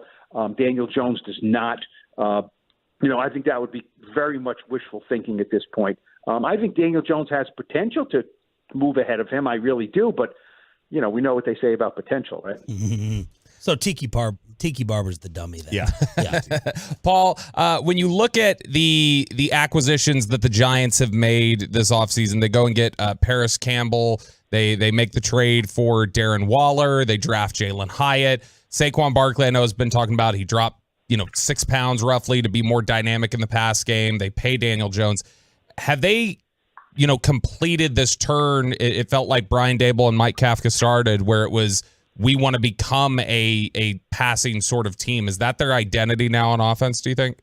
Well, when you have Saquon Barkley, I don't think you can say that, unequivocally. But, look, last year against the Cowboys, right, 23-16 loss, September, 26th. They started Richie James, David Sills, and Sterling Shepard at their wide receiver positions, okay? Sterling Shepard's a nice player. David Sills is not an NFL player. Richie James was on the field last night briefly for the Chiefs, and I think caught one pass. So, this year they're going to put on the field Isaiah Hodgins, who's a pretty good player. They have Darius Slayton, who's a vertical threat and a pretty good player. They have Darren Waller at wide receiver at the tight end, who is light years better than anything they had last year. Last year they started a rookie, Daniel Bellinger, who's a nice player. He's not Darren Waller. So they were last in the league last year in catches of completions of 20 or more yards last. So I don't think they'll be last again. This is not a complete. The renovation is not complete, but there's no way anyone can look at the 22 players the Giants started last year against the Cowboys in that first game and the 22 players they have this year and say the Giants are not a better team. Look, at the inside linebackers last year, the Giants started Austin Calitro, who I know you guys are very familiar with, right? Yeah, no doubt. Love him. Yeah, you guys can, talk about Austin Calitro after I hang up for a half hour. and Kay Crowder, okay, who was a Mr. Irrelevant in the draft. And Tay Crowder and Austin Calitro are not in the NFL now. So, they've improved the roster. There's no doubt. Paul, how's my guy Jalen Hyatt? Bobby had mentioned that you drafted him. Is his speed, does it pop that much? It does. It really does. You know what? The best thing I would say about Jalen Hyatt is it's not that Tyreek Hill, holy cow, where'd he go? You know what I mean? Now he's here, now he's gone. He's longer legged than that. But when I first started watching Jalen Hyatt in practice and training camp, I'm like, man, he is a tall dude. He eats up the ground with his strides. And I look and it's like, no, he's 6 foot. I mean, he's got good size, but he looks like a 6'2" or 6'3" guy the way he glides. He has very good vertical speed, and that was the blessing and the curse with him, basically, which is why he lasted till the third round, because there was that famous with the Cowboy receivers coach, right, at the Combine. Yeah, Robert Prince. he was getting ready to work out at the combine, and he said, "Man, you got to show what you can do. You got to show your thing." And he's like, "Hi." It's like, "What do you mean?" He said, "Well, your speed." And he said, "I'm more than that." And that kind of ticked Jalen Hyatt off. He thinks, he said he thinks he's the best receiver in the draft, which a lot of receivers do, right? That's why they're wide receivers. They all think they're great. He looked good. He caught the ball. He runs routes better than I thought he would, given, the whole route tree thing that people said he's just a vertical threat. Look, this guy caught 5 touchdown passes in a game against Alabama. He's not going to be awed by all this. He's been humble. What I like is Daniel Jones told him, your locker will now be next to mine. It is the Daniel Jones locker right next to him is Jalen Hyatt. So he soaks up everything. He's got Sterling Shepard right there next to him. So he has been confident like these wide receivers are, but he's also been humble enough to realize he's not a finished product. I think at the very least, starting from day one, he will be a guy that you have to put someone lined up against from him that can run, because if they can't run, he will run past them. And, I think there's a good chance he'll catch the ball too. So that's a good thing. Paul Schwartz from the New York Post covers the Giants. Paul, Wink Martindale, one of the, I'm sure, big acquisitions in Giants fans' minds this offseason as the new defensive coordinator. Dallas obviously a little banged up on that left side of the line. Tyron Smith, Tyler Smith, both on the injury report. Should we expect a lot of the, patented zero blitzes from Wink Martindale, even with, 2 rookie corners out there? The birds fly and fish swim. You know what I mean? That's just all there is to it. Wink, he doesn't know another way. He's not completely insane just sending guys. But look, you're right. They have 2 rookie corners, and that's I asked Wink the other day. I pulled him aside and I said, are you really able to hit the pillow at night and sleep soundly knowing you're going to start 2 rookie corners? And he said, last year I had 1. And I'm thinking to myself, you had 1 rookie corner last year? And he said, no, we had 1 corner last year. Wow. So Adoree Jackson was the only guy who was like an NFL caliber corner. So I think there will be pressure. Look, Azeez Ojulari and Kayvon Thibodeau can be forceful edge rushers. I'm not going to say dominant because that's not fair because they haven't done it yet. But Azeez Ojulari, sack per snap last year, was among the league leaders. He just didn't get enough snaps. He was hurt all last year with nagging soft tissue things.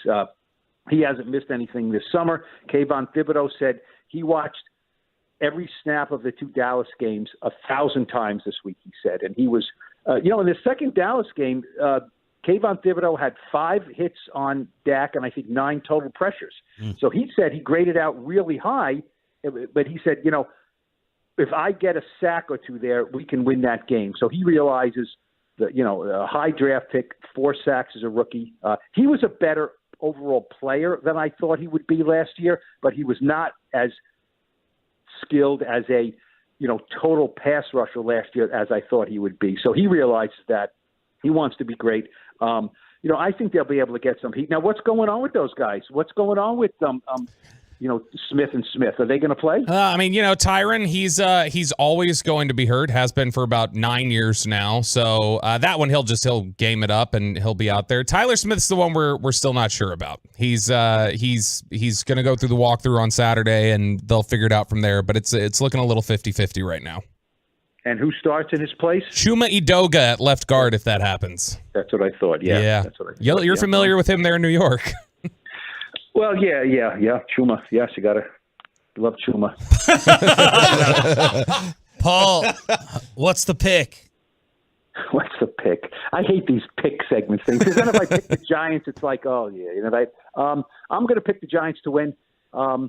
I wouldn't bet your money on it or my money on it, but I last year they went to Tennessee and won a game. I think the Giants are primed. They're very healthy. All 22 starters who they project will play, are in good shape. They've been gearing up for this game, obviously all summer. They know what the Cowboys did. So I'm going to pick something like a 27-23 Giants, I think, and it's just a intuition thing. I have respect for the Cowboys. I don't think Mike McCarthy is some doofus like some people point him out to be.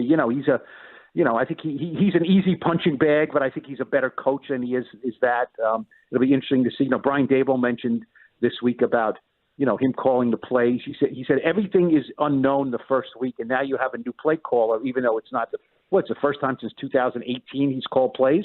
So that's interesting, and that's a new wrinkle. So it's always fascinating. I mean, I just would rather it be Sunday at 1:00, but they didn't ask me.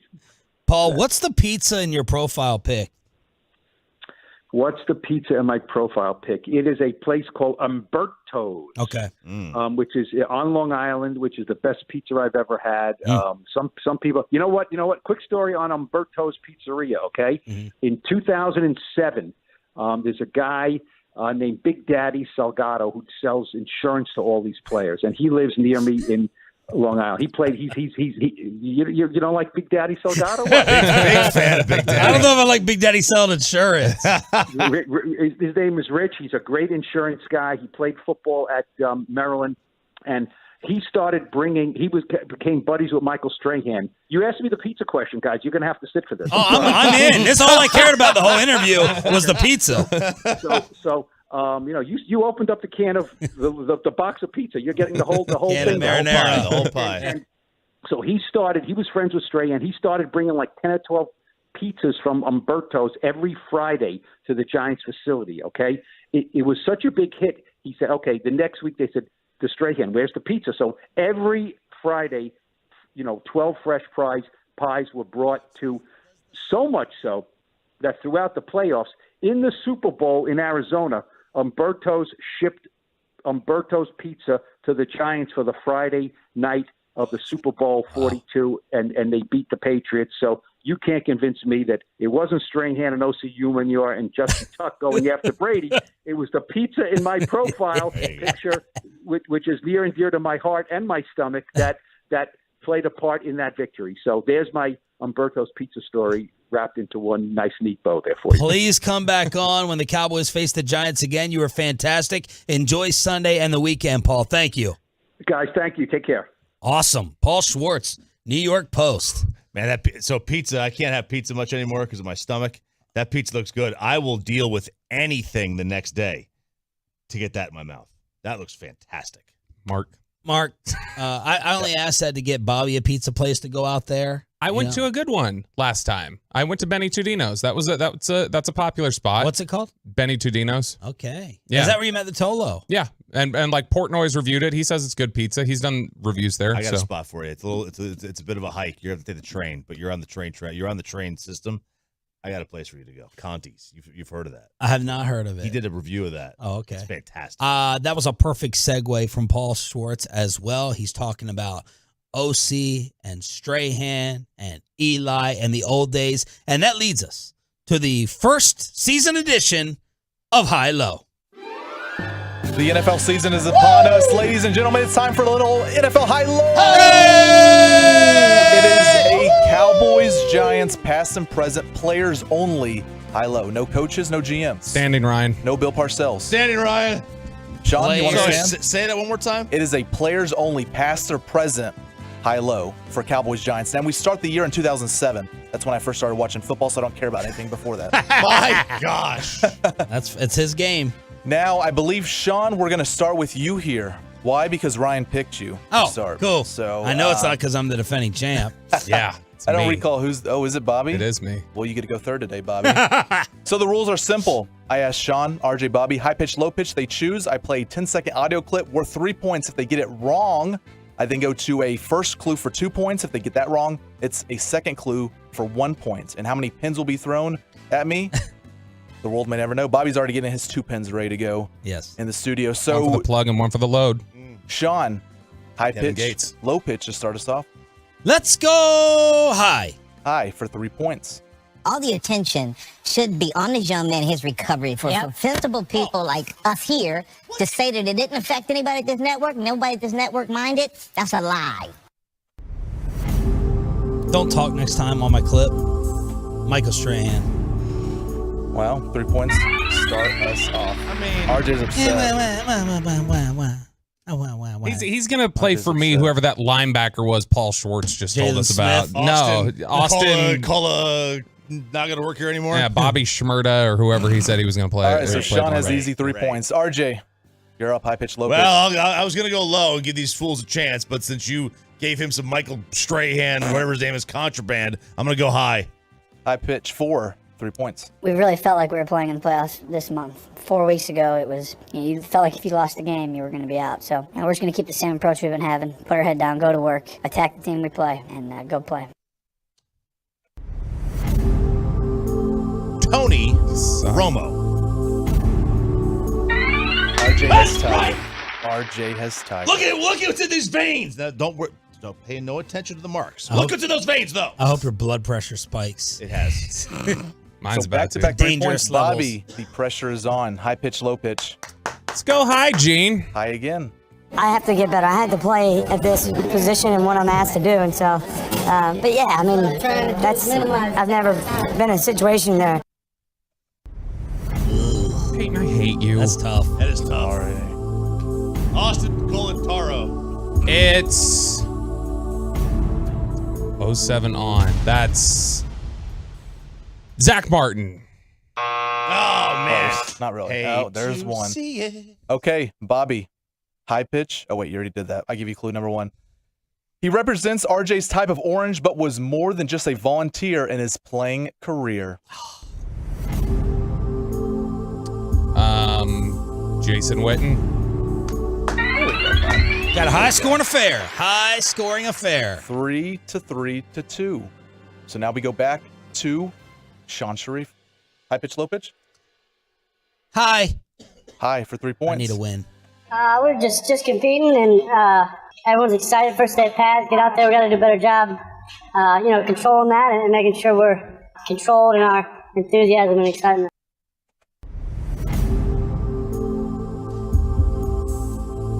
Dak Prescott? No, it's not Dak Prescott. Shut up, RJ. I know. God RJ's happy. dang, I freaking hate you. Clue number 1 for 2 points. Throwing dimes and running down the field until Hang getting... on. Start it over. Please. Clue number 1 here for 2 points, Sean. Throwing dimes down the field and running down the field until getting tripped up by the turf monster. Daniel Jones. No, Daniel Jones. You might as well with that clue have said, his name is Daniel Jones. Dives. Throw the dives, His baby. initials are DJ. I bet you get in here and play the game yourself, Bobby. Yeah, he play with went to yourself. Yeah, I'd Duke. like to see it done right. He went to Duke. RJ. High pitch, low pitch? Let's go high. Why not? Yeah, he's been a blessing. Like, I call him every day after everything that I do, after every meeting, just trying to get little tips and, details, things that he went through that, he could help me on, and just trying to stay focused. You know it, Bobby? I think so. Des Bryant. It's not Des Bryant. First clue, RJ, for 2 points. Maybe not as good as his brother, but will most likely be with his current team longer than his brother. Trayvon Diggs. 2 points, RJ Chopper. Shots fired at Trayvon Diggs by Peyton. Maybe not as good. 5-5-2. Bobby needs it first try to tie. Let's go high. Don't, geez, you did high twice. I'm the only one that ever goes low first, so you little wusses can't even give me a little break, a pass to try to win. Fine, low. My Play next low. one, Play low. my next one, I'll play low. Play low. All right, low for 3 points, Bobby. At the end of the day, I'm still here. I'm still doing my job, and I'm trying my best to put my team in the best position to win. So I can't continue to keep paying attention to what people say because they're going to keep talking about me regardless. So easy to sucker you into whatever I want. All right, Jason Pierre-Paul. We'll warm up our coffee. Clue number 1, Bobby. 47 seconds for my coffee. This player had a few playoff moments, but most will be remembered for not getting out of bounds with the game on the line. Orlovsky. It's so bad. Oh, really? I'm not sure I know this one either. Patrick Creighton. Clue number 2 for 1 point. He was behind Des Bryant on the depth chart for during his short NFL career. What? Oh, wait. Terrence Williams. Yeah. And he wasn't. He was a starting receiver. He played the difference. He played the Z, Peyton. So. That's not. I gotta say, but that's not fair. That's a 3. That's what that is. That's a 3. That's not. And I'm gonna win this by going low. Bye, Bobby. Oh, he's died. Get on the fan cam, y'all. Get on the fan cam, Twitch, and YouTube. Low for 3 points. That's hard. Been hard day to handle this, but hang in there and figure it out. Figure one week at a time. That's Eli Manning. That is Eli Manning. Don't even pause. I know. I heard it at the end. All right, Choppy. Big mouth. First time, you better get it to tie. Otherwise, I win. All right. And I will be a man of my word, and I will go low. Low for 3 points. I actually have a pair of cleats for him made out of goat hair. So I'll give them to him after the game. And this has always been an organization that I've watched. Come on. Possibly could have been. Send me your Venmo, Pepe. Send me your Venmo. Let's just go with Zach Martin. Please, gosh, no. Oh, man. Yay! All right, give us the clues. Clue number 1 was catching balls off balance and picking fights with kicking nets. Odell? It was Odell. All right, and you have one more, overtime one? Yes, I have an overtime one. All right, you want high pitch, low pitch? Let's play it low for Bobby. See if we can get one on the first try. If I was speaking to him, it would just be, you can't learn anything, man. Just learn from me. And just make better decisions because, you really don't want for him to have that label moving forward, being that he's so young. Saquon. Keep going, Bobby. Just Darth Vader. See how long it takes you. What's the first clue? Micah. Super Bowl. David Tyree. Phil Simms. Well, it's no one on the Cowboys. Guns. Flex gun. John Morant 2.0. He's so angry. He did get the hardest. You did get the. Maybe we should get screwed. have started with Bobby. That makes sense. I win one last time, and then you just completely turn it on its head and go, "You're going third with you winning last time." That makes total sense. Ryan picked it. 877-881-1053. Please come back, Tommy Sledge. He's waking up right now. Eight's a good score. 8 doesn't happen very often. Wow. Well, it does with Peyton's games when he's just giving you the clues, like his brother is Rondé Barber. We will actually pick the game Sunday night at 8 o'clock this morning here on your home of America's team. Pregame starts Sunday at 4 p.m. But little college football kegger with a preview and overreactions or not. All right, let's do some overreactions with the college football season. Here we go. Deion is one and done at Colorado. No. He will be there another year at least. No chance. He'll be there. Yeah, I agree. There's not, I don't think. I mean, I don't know the opening that would be there for him, like that he also would go to. Florida State's not opening. Like maybe he would go to Florida. Maybe Florida opens. A&M's going to be open. If now A&M would be the one. If they're open, he's not going anywhere. It'll be 2 or 3 years. He'll get soured with something with the AD department. He won't be getting the right type of support, and he'll be gone after 3 years, something like that.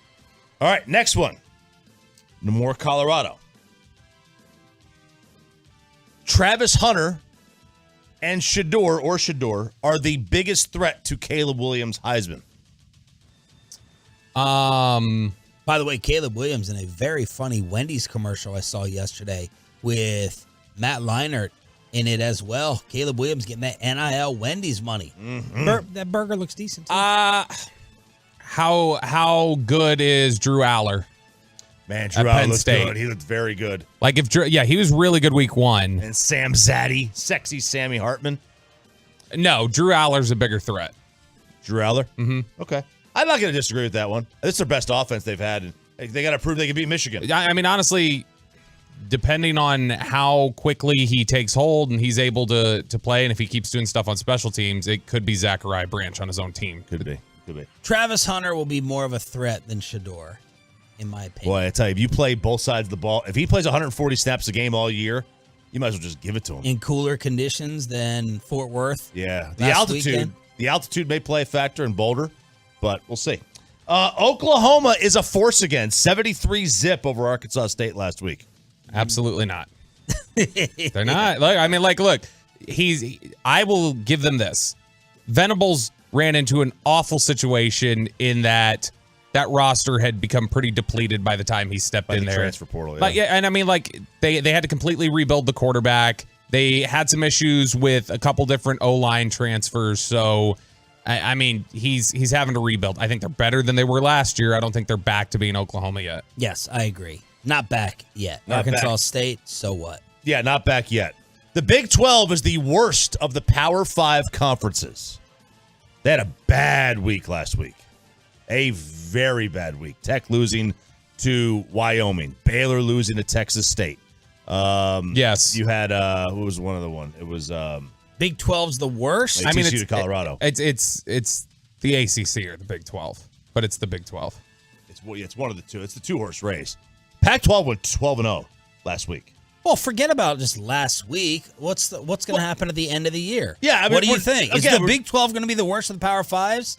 Yeah, I mean, look, nobody. I don't think you guys are buying Texas is fully back yet, and Texas has kind of been thought of as like, yeah, that's probably the team to beat in the Big 12 this year.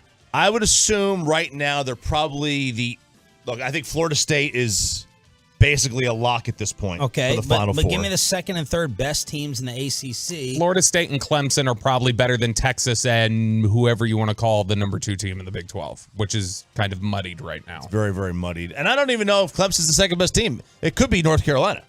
It could be. I mean, Clemson still has a ton of talent. They do. I still think the ACC top to bottom is worse, but I don't think the Big 12.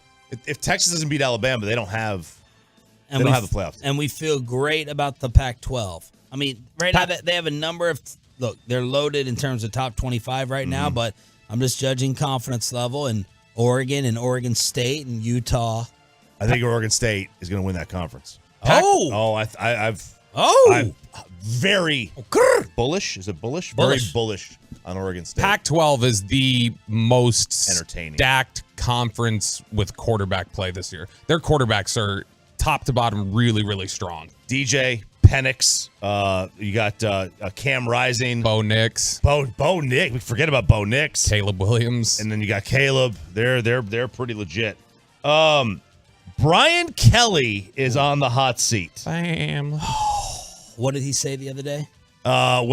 He said a couple of things, but one of the things he said is that somehow we thought we were the two-time defending champion Georgia Bulldogs. But then get this, Brian Kelly also talked about Notre Dame and the difference between Notre Dame and LSU. And he said, I can't believe he said this, but he goes, I loved my time at Notre Dame, nothing but great memories. This was an ESPN profile, like a long magazine article. But the whole landscape is different there. There are priorities there. The architecture building needs to get built first. They're not building the architecture building here first. We're building an athletic training facility first. We're in the midst of a $22 million addition, yada, yada, yada. If we need it, we get it. And he's right. Yeah. He's right. That's a dumb thing to say. He said the quiet part out loud. Really dumb thing to say. But is he on the hot seat already? No. It's warm. He's got... Next year will be his make or break. Next year will be his Jimbo year. His Jimbo year. I agree. Next year. He's not on the hot seat, but that team might be in trouble. I talked to somebody this week who would know. They said they have locker problems. Oh, surprising that Brian Kelly can't control a locker. Or LSU problems. Right, there you go. Let's pick Sunday night. Bassick has already said the New York Giants are going to win. Need your prediction for Cowboys-Giants on the TruckWreck.com text line next. But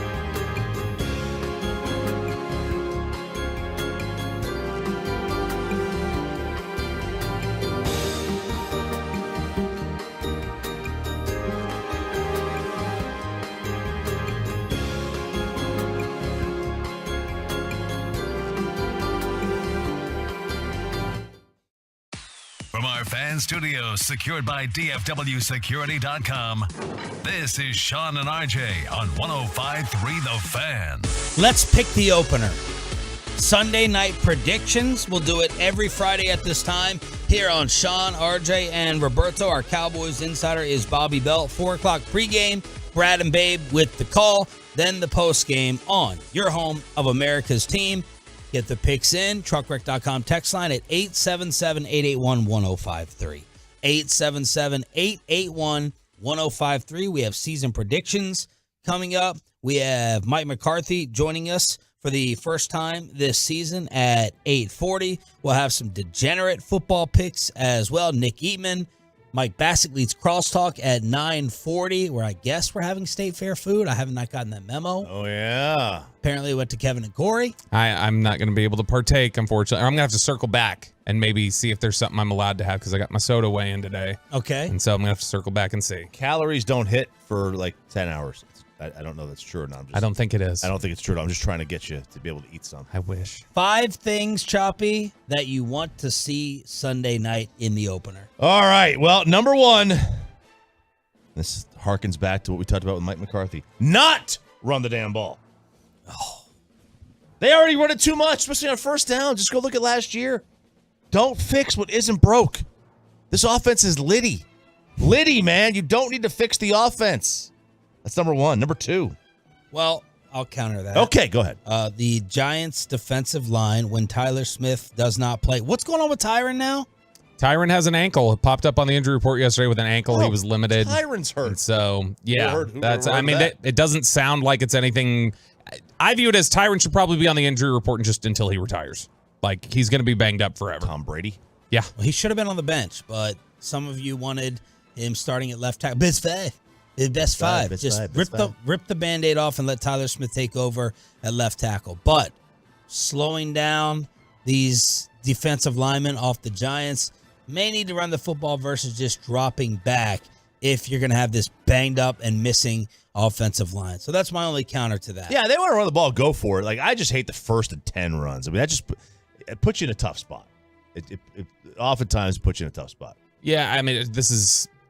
I honestly don't know how much they're going to be able to just, drop back and push the ball downfield. In general, that's not a big West Coast concept to begin with, but like they're probably going to have to throw a lot of quick, swing passes and stuff like that if the pressure starts coming quick, or they'll have to hit some quick 3-step drop throws. I mean, it's going to be ball out pretty quick, I think, on Sunday. All right, number two, Dak not throwing the stationary targets. It's one of his favorite things to do.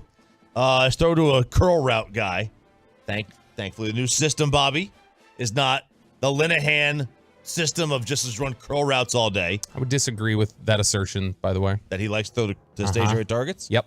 Okay. Well, I mean, it's what burned him so often last year was he loved the option routes and guys were taking wrong cuts, and those are the throws he likes. Those are the ones you remember, but any tight end that has ever been great with Dak they love that curl route. He just likes to throw stationary targets a lot. I hate that. It just gives you no room for yards after catch. Gets guys going. Number 3. Well, this is Dak yesterday talking about speed and tempo on offense. That's where I feel like you just look over my history. You look at the last couple of years, that's when we've been our best, is when we're tempoed, when we're really pressing the defense, we're being aggressive, we're putting them on their heels, changing up personnel, in and out of the huddle, no huddle, turbo plays, whatever it may be. I feel like that's where we had a lot of success, and I think that just goes right in hand with the way that Mike calls plays. And so, there'll be a time of that, but then there'll be a time of slowing it down, and that's just the name of the game of really trying to change it up and be the aggressors, and it starts with us.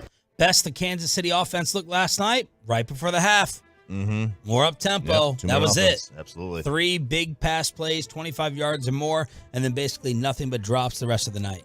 All right, number 3. Michael Gallup to return to form. Give all athletes that first year after the surgery. Beyond that, it's time to go. And it is time to go. It is time for him to go. I don't need 100 yards a game from him. That's hard to get as the 3. It's damn near impossible to get as the 3. But if he does basically 3 for 55, 4 for 70, that's even asking a lot for a 3.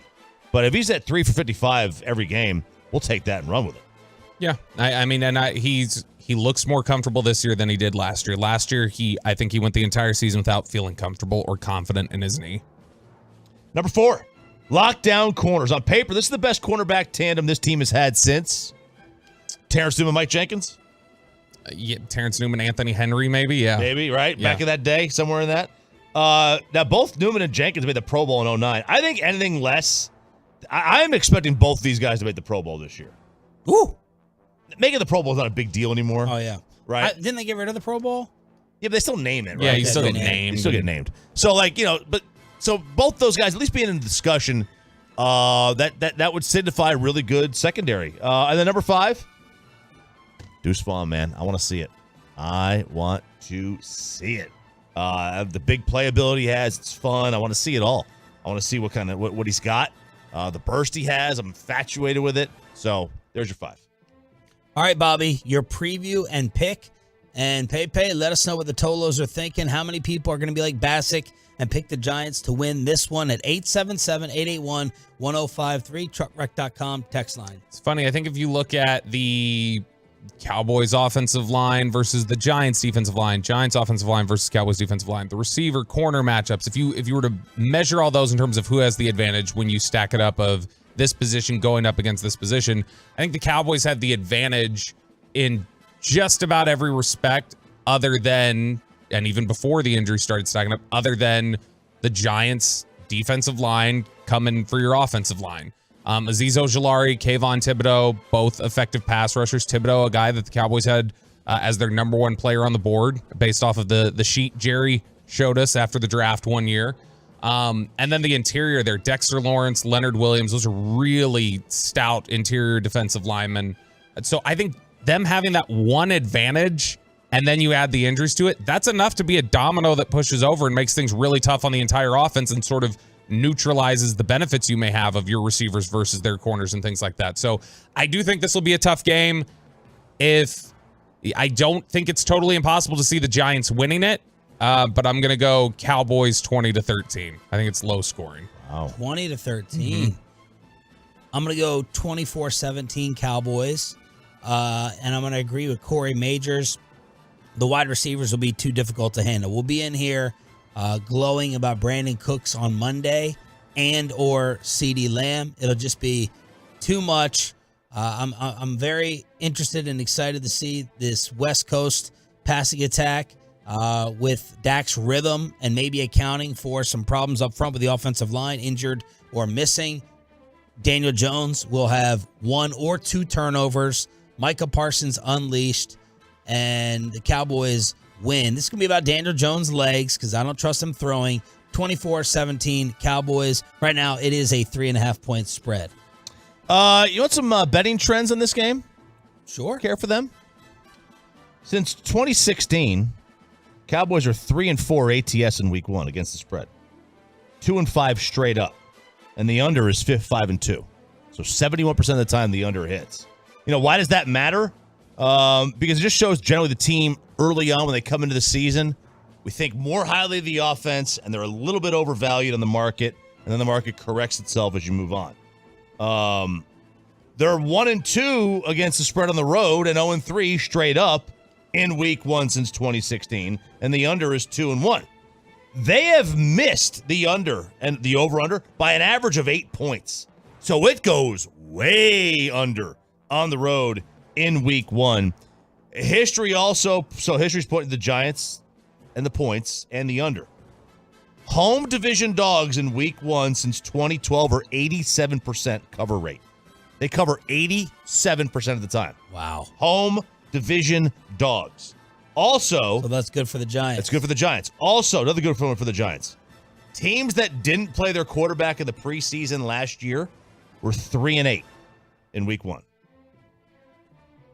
Teams that did not play their quarterback in the preseason last year were 3-8 in week 1. What a wonky stat that is. I put nothing into that. Why not? That did not play them in the preseason? So teams that did not play their quarterback at all in the preseason. Yeah. What does that matter? It means I could have played you for 2 series. It means that they're rusty. It means they have That means nothing to me. I mean, look, 3-8 means something to everybody. That's in an 8-8 league, 3-8 is big. Irrelevant. So having said all that, the Giants stink. They were completely overrated last year. That was a 5-win team. They lost 5 of their final 7 games after they started off red hot. This is not a good team. The Cowboys barely squeaked this one by. I would lean the Giants plus 3.5, but I am definitely taking the under. And the Cowboys win 20-17. It's a very low scoring So you game. just went against the stats you gave me. Well, you're picking the Cowboys despite the 2 previous things you said. 3 of those teams did win. Yeah. Right? And But you said 3-8. That's a big number. Yeah. But just because it's 3-8 doesn't mean that, you can't pick the other one. 3 teams still won. It means it's way better than a 0% chance. This is not a good Giants team. The Cowboys have elite wide receivers. The Giants have absolutely no corners. None. The fact that they're only going to score 20 is the bad thing. Pay. What's the pick? And what was your score? 20-17. My pick is low scoring as well. I'm going Cowboys win 24-16. McCarthy has lost his first 3 week 1 games. He will not go to 0-4 because the Giants suck. 24-16. 24-16 Cowboys. We all have the Cowboys winning. What are the Tolos saying? Yeah, on the truckwreck.com fan text 877-881-1053. The 469 says Giants win 26-24. Cowboys miss a late field goal. From the 817, Cowboys win 30-20. From the 918, Cowboys 27-10 in a blowout. And from another 469, the Cowboys win 27-13. A lot of Cowboys on the fan text. There's one of the small things I'm a little concerned with here. Your voice? Yeah. Is the idea of a guy like Jalen Hyatt or Paris Campbell and some of the speed that they have, if they're able to protect it all and give any time for those guys to get downfield, I don't know that you have a corner that can really run with those guys. That can be a problem. This is going to be a very big game for Malik Hooker playing center field and helping to cover. It's if you're not generating the type of pass rush that you want, if Evan Neal takes a big step up and they've already got Andrew Thomas at the other tackle and they're able to really protect, then, I mean, they could have a shot to hit some shots deep. Jalen Hyatt, I watched him warm up for the 40 in the basement of one of the hotels in Indy in the spring. That is one of like 2 guys I've ever seen run in person that when you're watching him up close in person, he looks blurry when he runs. He doesn't look like a normal human. He is incredibly fast. Diggs is a 4.5 guy. Gilmore, he's better than that, but I mean, his speed now at his age, I don't know what it would be like. Bland going to play the nickel. I mean, they could take advantage of some stuff downfield. I still think this is Dallas's game, but I don't think it's just so easy to write off the Giants as possibly winning this. Mike McCarthy joins us for his first interview of the season at 8:40. The Chiefs lose the opener, and why beer goggles apparently are not a thing for you this weekend, and the cigarette police are out. We get you ready for your Friday and your football weekend with Mike McCarthy around the corner next on The Fan.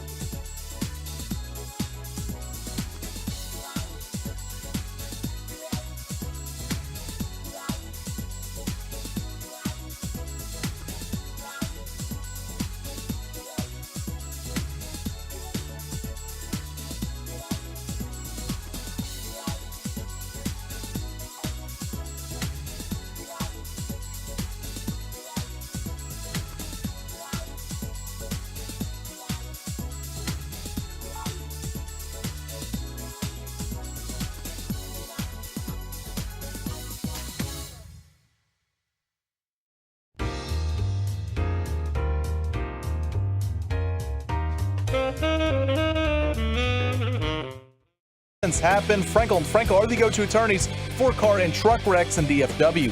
If you or a loved one have been in an accident, contact the Frankels for free at 214-333-3333 or go to truckwreck.com. Goff takes a knee.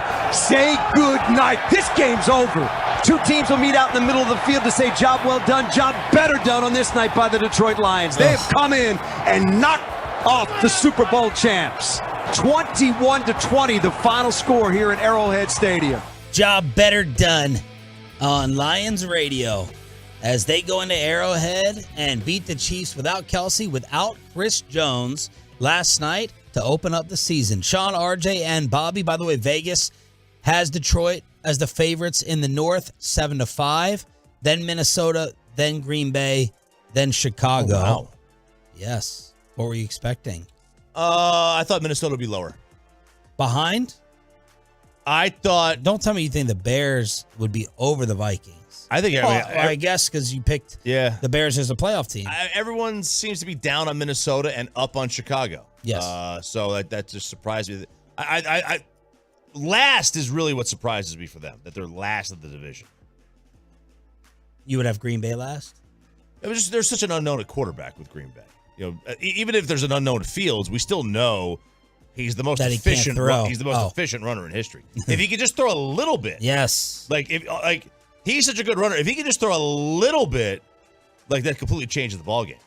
Yeah, I mean the only thing there is that remember Chicago was so bad last year they had the number 1 pick. That's not just a Fields question. That whole roster was bad. Yeah. AFC West, by the way, Chiefs 5-8, Chargers 5-2.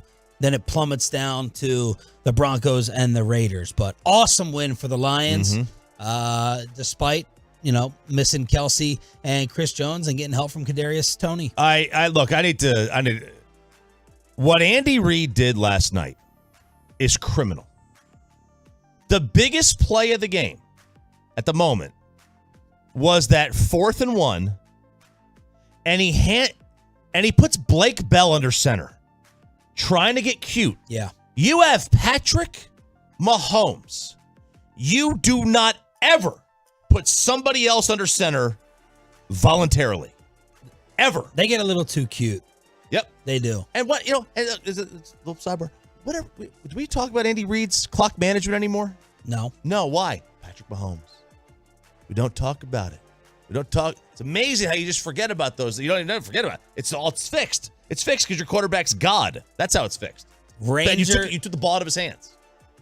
No, I was just going to say on the front of getting cute with it, this is the same coach who over the years has had Don Terry Poe throw jump passes at the goal line for touchdowns and stuff. So I understand, it burned him, whatever. Blake Bell is a former quarterback, by the way. He was the emergency quarterback here in Dallas when he was here. So I get it, it's cute, but it's who he is. Mm-hmm. And by the way, the MVP favorite is Mahomes, followed by are they going to say Aaron Rodgers? No. Joe Burrow. No. Josh Allen. Nope. Jalen Hurts. Jalen Hurts. 7-1. Then Burrow, who just got $55 million a year.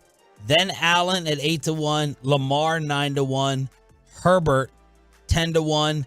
Lawrence, Rodgers, Fields 18-1. Justin Fields over Dak Prescott. Dak's right beneath him at 22-1. If you think that Rain can win the MVP. Tua, Geno, Purdy, Watson, Goff, Love, Daniel Jones at 50-1. Who's the first non-quarterback? Is there even one on your list there? Nope. It's unbelievable. That sucks, though. I hate that. I mean, I get it. I understand, but that sucks. Was the last one to win it Adrian Peterson? Was he the last non-quarterback? Yeah. Defensive player of the year favorite? Micah Parsons. Nick Bosa. Micah Parsons at 4-1. Myles Garrett 5-1. TJ Watt drops down to 9-1. Bosa 12-1. Then Sauce, Crosby, Donald, Brian Burns, Chris Jones. Coach of the year. Man Campbell. He's second. Eberflus. That's actually not a bad idea. Saleh. Nope. Shanahan. NFC. The guy you don't understand why he gets all the love. Arthur Smith. Yes. Arthur Smith, 8-1. I suppose if they, because their schedule's easy, they have the easiest schedule in the league, by a pretty sizable margin. So I suppose if they make the playoffs with that roster, I could see that. Dan Campbell and Sean Payton are then tied. Then LaFleur. So they're looking at guys besides Dan Campbell. It's like, okay, no one's expecting anything from you. Who could surprise? That's the way that they're looking at that. And Mike McCarthy is all the way down on this list. You're going to hear from Mike McCarthy, by the way, at 8:40 this morning. 33-1 for McCarthy to win Coach of the Year. Damar Hamlin, heavy favorite for Comeback Player of the Year, followed by Tua. Offensive Rookie of the Year, Bijan, then Bryce. Rookie Defensive Player of the Year, Will Anderson, followed by Jalen Carter, Tyree Wilson. So that's where we stand with some of the NFL odds. Rangers back in action tonight. Desperately need a series win and probably even a sweep against Oakland. Adolis Garcia to the IL, patellar tendon strain. Evan Carter is being called up. 6:30 pregame tonight, 7 o'clock first pitch. Let's see if he can give this. There's been two really standout rookies that have come up this year and just kind of burst on the scene the first 10 games and given their team a boost. Ellie De La Cruz with Cincinnati did it, and Jason Dominguez did it. And that's current. He had like 5 games, had like 3 or 4 home runs. And Ellie De La Cruz was just, I mean, he had like, there was a point where he had like the 4 hardest hit balls of the Red season in his first week. And he was already the fastest guy in the sport. If Evan Carter could do the same thing, which it's asking a lot, yes, but that is a culture change. All right, we got you believe? beer goggles, cigarette police, or bottles. Let's do the beer goggles real quick, and then we'll do the bottles. Okay. Beer goggles. Now, this is they had to do a study on this, and scientists have poured cold water or cold vodka, as the Guardian says in the newspaper, that the existence of beer goggles does not exist. The idea that alcohol makes people better looking does not exist. They say it does arm you with the liquid courage to approach attractive people. Yeah. But it does not make people appear more attractive. Now, how did they come to this result? They took people and they asked them to rate other people's attractiveness by assessing photos when sober and intoxicated. And it produced relatively mixed results. They indicate that if beer goggles effect does exist, its magnitude was so small that you really can't tell. So I've thought about this a little bit. Okay. And I was thinking, does the person look better to you, or is your desire going up? Yes. That's what I think it may be. A buddy of mine always used to say, alcohol does not make you think this girl is attractive. It's you lower your bar. That's what it is. Yeah. You go, I'll come down here, It's and like I you feel and comfortable It's with like this. your belief in the clutch. You're not raising your level. You're staying medium. You're staying, and everybody else comes down to you. Now, these pictures, are they having one guy soberly grade the woman and then somebody comes in and another different person drunkenly does it? Or are they having the same person rate the photo drunk and sober? From the way I read it, the way I understand it, it's the same person drunk and sober. I would, in order for that control test to be correct, I think you would have to show them the picture the first time drunk and then show it to them the next day sober. Because sober, they may rate a certain way, and then drunk, they'll go, I remember what I thought of this girl. I think you need to grade them drunk first. Yeah, I don't know what order they did it in. Now, but what about what happens when you wake up, you look over, and you go, ugh? What does that fall under the umbrella of? That's a good question. That's a very good question. That may be where it's not necessarily the goggles that makes them more attractive. Yep. You're just inhibitions, and your bar was just lowered. That's my thought. Yeah, that's your bar was just lowered. Okay, Bottle Wars. This is sickening. This is so sickening. There is a video. This was posted on the Talks of Tick at a place called Space Nightclub in Houston. Idiots. And you Hurtado people, you critics, putting this guy on the news, trying to rate Brandon's place. You people are losers. I love having this microphone so that someone can't knock me. Now they could stop listening in the meters. That would screw us. But we can't get written up with a review by a bunch of losers out there that try to take down this guy's business. That's what they are. He said serving barbecue in the park over this weekend series or over the series against the Astros was the most unpleasant fan experience. He said, I thought San Francisco was bad, so I automatically know he knows what he's talking about with loser trash fans. And he said Houston was worse. Rude, inappropriate, and then they went after his business online. Yeah, it was awful. Very, very terrible what they were doing. So this nightclub, Space Nightclub, now they're having this bottle war. And by the way, don't give me it was the end of the night. We don't know that. I saw this video. I couldn't believe it. So they're just they're buying bottles. Now, mind you, two separate private tables set up. One on one side, one on the other. And it's like money wars. It's like, I'm going to pour out this liquor to show how much money I have. So someone takes a bottle of vodka, starts pouring it. Well, the other side said, oh, yeah? Give me the Clase Azul. Takes the Clase Azul bottle and starts just pouring it on the ground. Just and then someone's pouring like, it out. oh, yeah? I got a fancier tequila. Pouring it out. And it's back and forth like Zoolander. Are we sure they weren't remembering their homies? They were not remembering anything. Okay, so I took an inventory here of what this is. There's 3 bottles of Clase Azul. There's 3 bottles of 1942. Oh. There's a couple of bottles of pouring it out like my wife did. There's a couple of bottles of Pierre Julet Rosé. There's 3 bottles of Don Julio Extra Añejo. Oh. There's 3 bottles of Casamigos. There's Dom Perignon. There's Hennessy. They got it everything. They got everything. They are just pouring out. Why? And the thing was, we'll stop pouring out. The person who loses is the one who taps out first. Okay? This is the dumbest thing. And this is also probably why Houston gets more athletes than we do.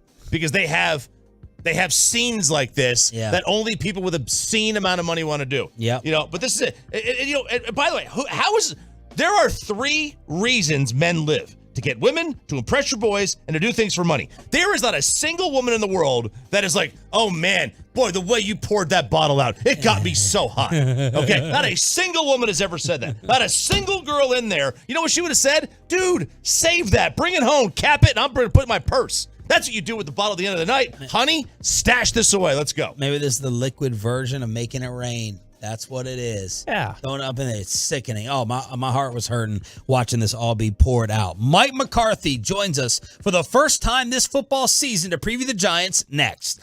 But let me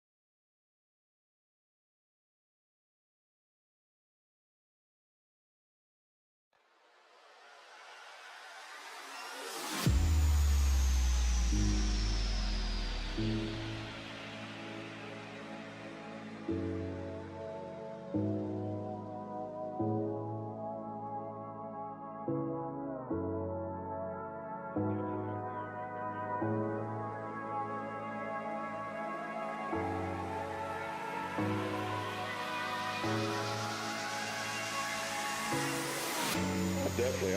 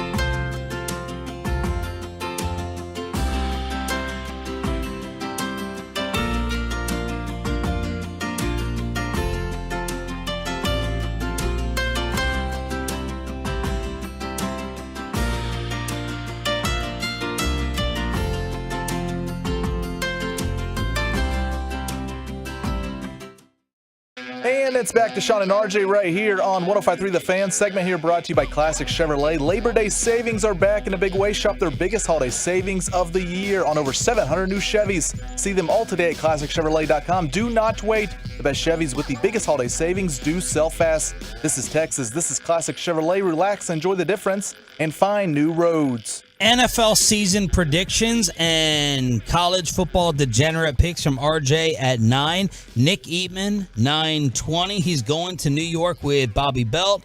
And then Mike Bassett leads Crosstalk at 9:40. But today kicks off the first Mike McCarthy show of the 2023 season. And Coach joined us a few hours ago. And we started off asking him how the beginning of this year feels different from his previous Cowboy ones. Oh, definitely. Every year has a different, angle of excitement, and it's no different this year. But no, I think it's just like everything that we do here. I mean, this is the point of the season where you appreciate the grind and everything that the men have gone through to get to this spot. But now it's time to start. We're guaranteed 17 games, and we know what we need to do throughout this this journey. But at the old one game at a time, it's right on us. And, getting that first win is always, every single season is always a challenge at, September football, and just making sure we're ready to go and, expect the unexpected. How do you feel that this roster or this team's makeup is unique or a little bit different from some of the past teams that you've had?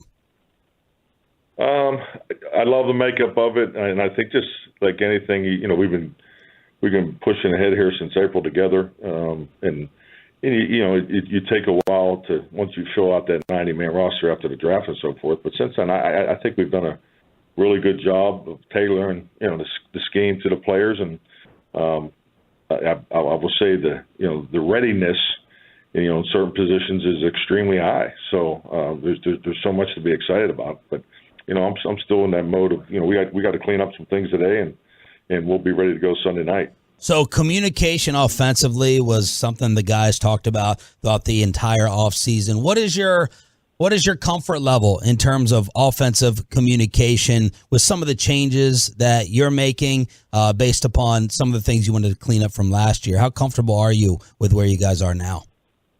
Well, it starts in the classroom, and I think we've really knocked it out of the park in that area. I think it's just reflected in the way the players are communicating in the meetings and on the field, because it happens every year. A third of our football team is new to us, and you just really you don't really totally know the connection that you truly have, as far as a game of football till you get out there and play. And so Sunday will be our first opportunity, but all the preparation part of it, we feel great about, and I have a lot of confidence in the way our guys were prepared for this opportunity. Mike McCarthy joining us here, 105 through the Fan. Coach, a lot was made in the offseason about the famous comment, "I want to run the damn ball." It looks like it got twisted a little bit, especially nationally. Like, was that taken too literally? Clarify what you meant by that.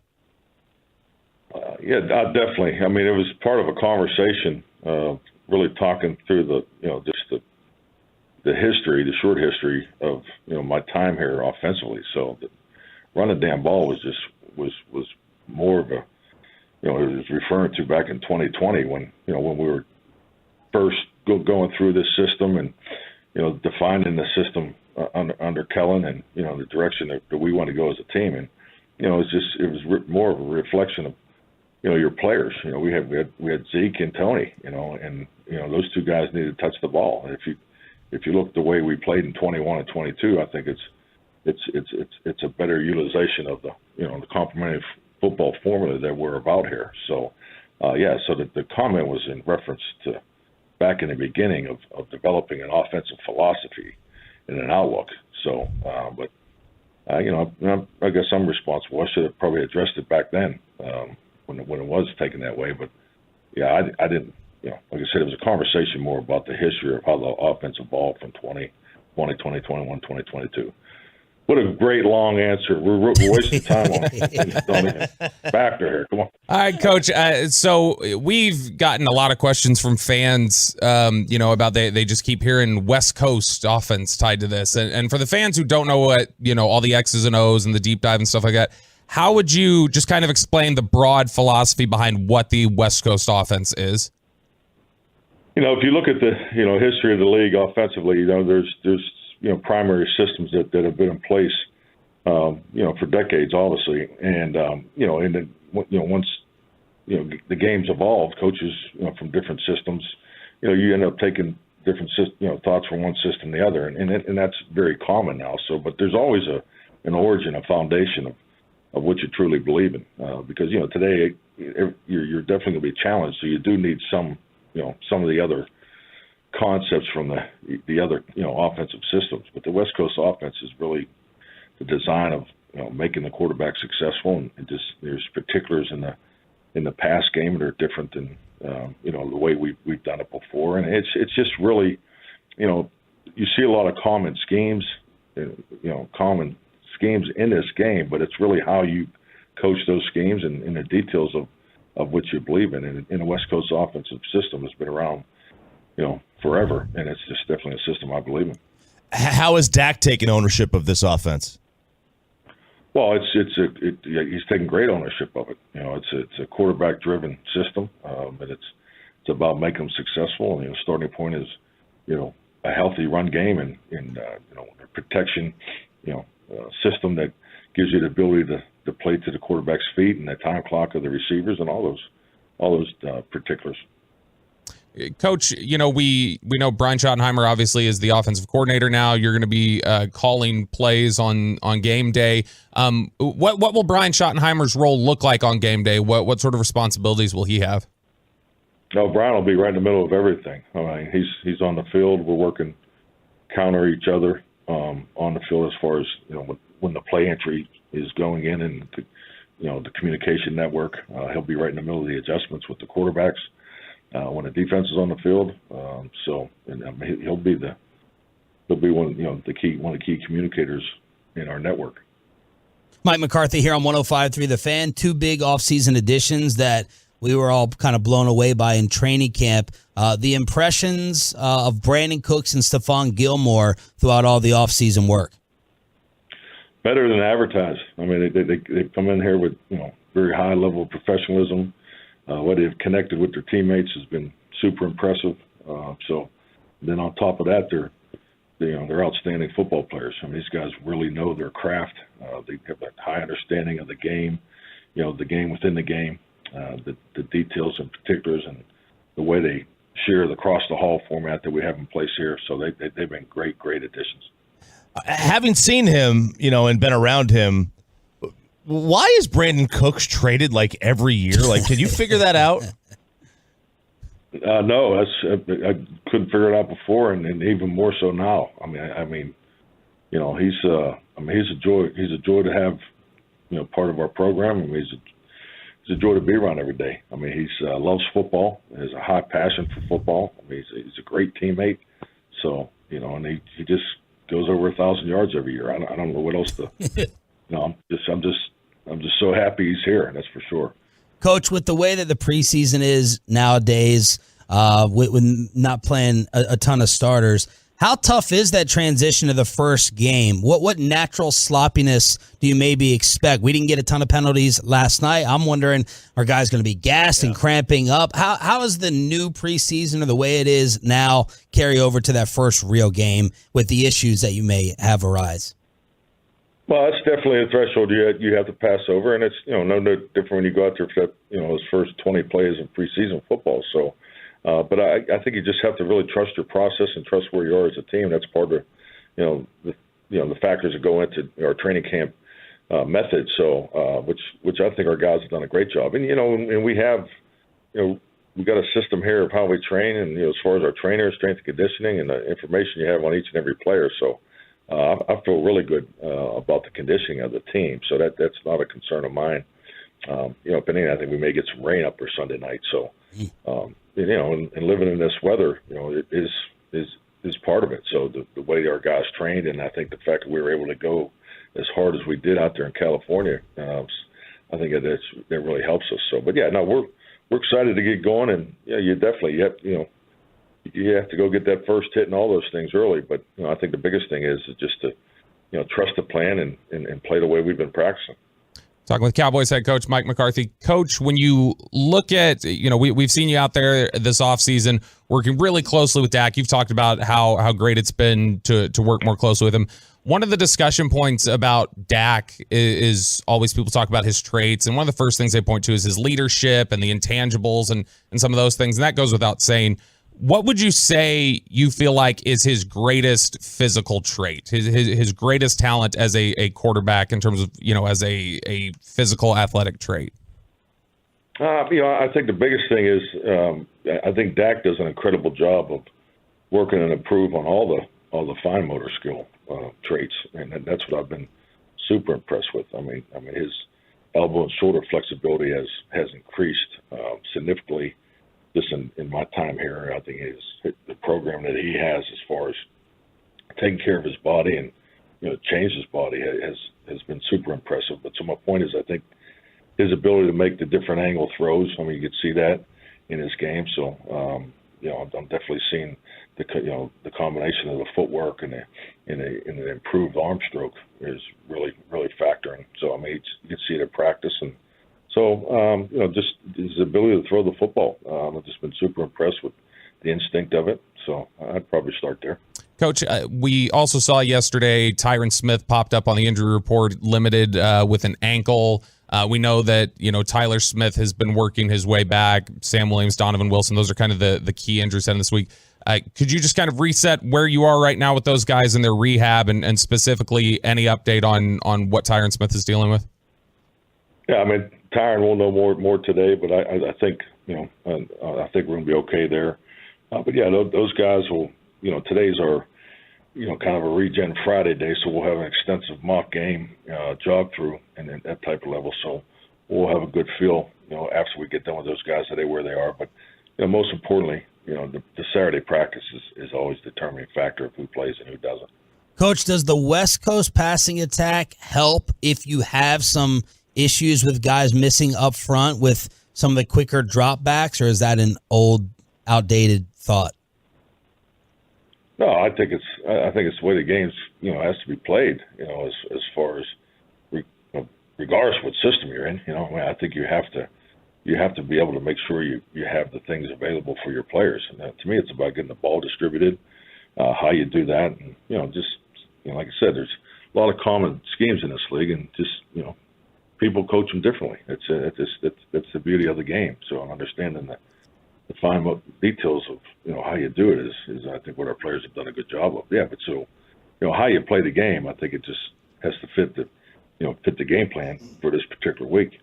Mike McCarthy here on The Fan. Before we let you go, your thoughts on the opponent. What did you see from the Giants last year on film, and how do you view them with their offseason moves? Well, I think that the thing you look at is you look at the course of their season, and I thought they were playing excellent football near the end of the year. So I mean, there was a number of games that we really focused on there. But it starts inside with them on defense, no doubt about it. But I think all their moves have been definitely helped the football team. So, linebacker, receiver, all the way through. So, I mean, Paris Campbell gives them a different element. So, obviously, excuse me, obviously Darren Waller's a whole nother, level of playmaker that, they didn't have there before. So, how they're going to play those guys, that's the beauty of the game. That's the beauty of September football, because if first 4 or 5 weeks of the season, you're going to see a third of those plays in a game are going to be unscouted looks. So, and it goes both ways too. So we understand that, but I think they've definitely upgraded both their offense and defensive personnel. Hey, Coach, real quick, last one. I've been dying to ask you this all off season. It's been bugging me. There is this crusade to completely undermine and disrespect you as a coach. People are forgetting you've won a Super Bowl. Everyone's got you on the hot seat. These rankings have you, I think, way too low. Do you hear the noise? Do you feel like you're on a hot seat? Like, what's your take on that? I just feel the love, brother. I don't know what you're talking about. It's part of the ride. It's part of the responsibility. And it's definitely, part of the responsibility, being a head coach in this league, and definitely part of being a head coach of the Dallas Cowboys. Mike McCarthy, every Friday here on Sean and RJ, let's pick who's playing and winning the Super Bowl and RJ's degenerate college football selections. Final hour, Football Friday after this. But let me go ahead and get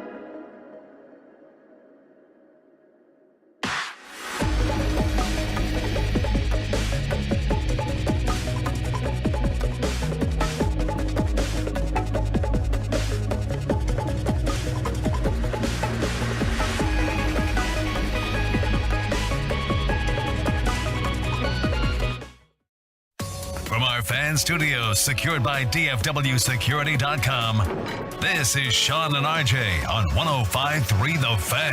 Mahomes out of the gun.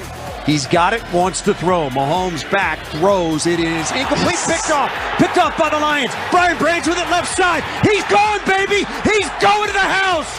Touchdown, Detroit Lions. Deflected in the air. Branch ran under it, and he took it all the way back. The Lions are an extra point away from tying this game. If Dak Prescott threw that, ... That's what the Metroplex was saying last night. Final hour fist pump time. You know what this is? The last fist pump before week 1. That is. And Bobby's going slow-mo. We got Peyton and Ryan in the back. We're live on the Fan Cam, Twitch, and YouTube. And we got the zoom in on Roberto's face. Just like we saw his face next to Dak in the locker room yesterday. I'm Sean Sharif. Glad you are joining us for the Football Friday edition, Cowboys-Giants, 4 p.m. That is not, if your cardiologist sees that, Choppy, not going to be very happy. Why? It's cardio. You're going crazy. I know. Going crazy Is over that here. cardio? Bouncing. That'll increase the blood pressure. It will. Yes, it will. What? Nothing. I was just going to say something about Kristen, but I don't want to get yelled at. And you're doing your hand exercises in the commercial break? Yeah, I was doing the nerve glides because I think I got a pinched nerve in my shoulder. Show the Tolas what it is real quick. So it's you actually put it in front of your face, and then you stretch it back behind you, and then you bring it back, and you do that 15 times, and then you have another one in front of your face, and then you bend your wrist out like this, like you're holding a tray, and then you put it behind you and do that 15 times. And did it help? Yeah, I mean, you can feel it like tugging on the inside of your finger. I'm dumbfounded. Yes, thank you. Thank you. All right, NFL season predictions. An hour ago, we all picked the Cowboys to beat the Giants. We'll have RJ's degenerate picks coming up here momentarily as well. Chiefs lose last night. Lions radio with the call. So I wanted to start off kind of around the country with who is picking what. Okey-doke. Do you know what Peter Schrager has been doing with his Super Bowl picks? He has nailed it. He's nailed like the last 4 years of Super Bowl selections on the NFL Network. Yeah, he's got like the magic touch when it comes to it. Good for him. Chiefs, Bucks, Rams, Chiefs. He picked all 4 in a row. So his prediction to me kind of matters.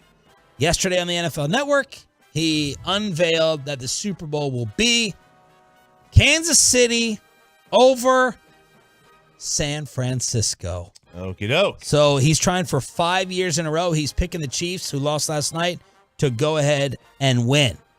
Nick Wright, along with Bill Barnwell. 20-0. And PFF Sam.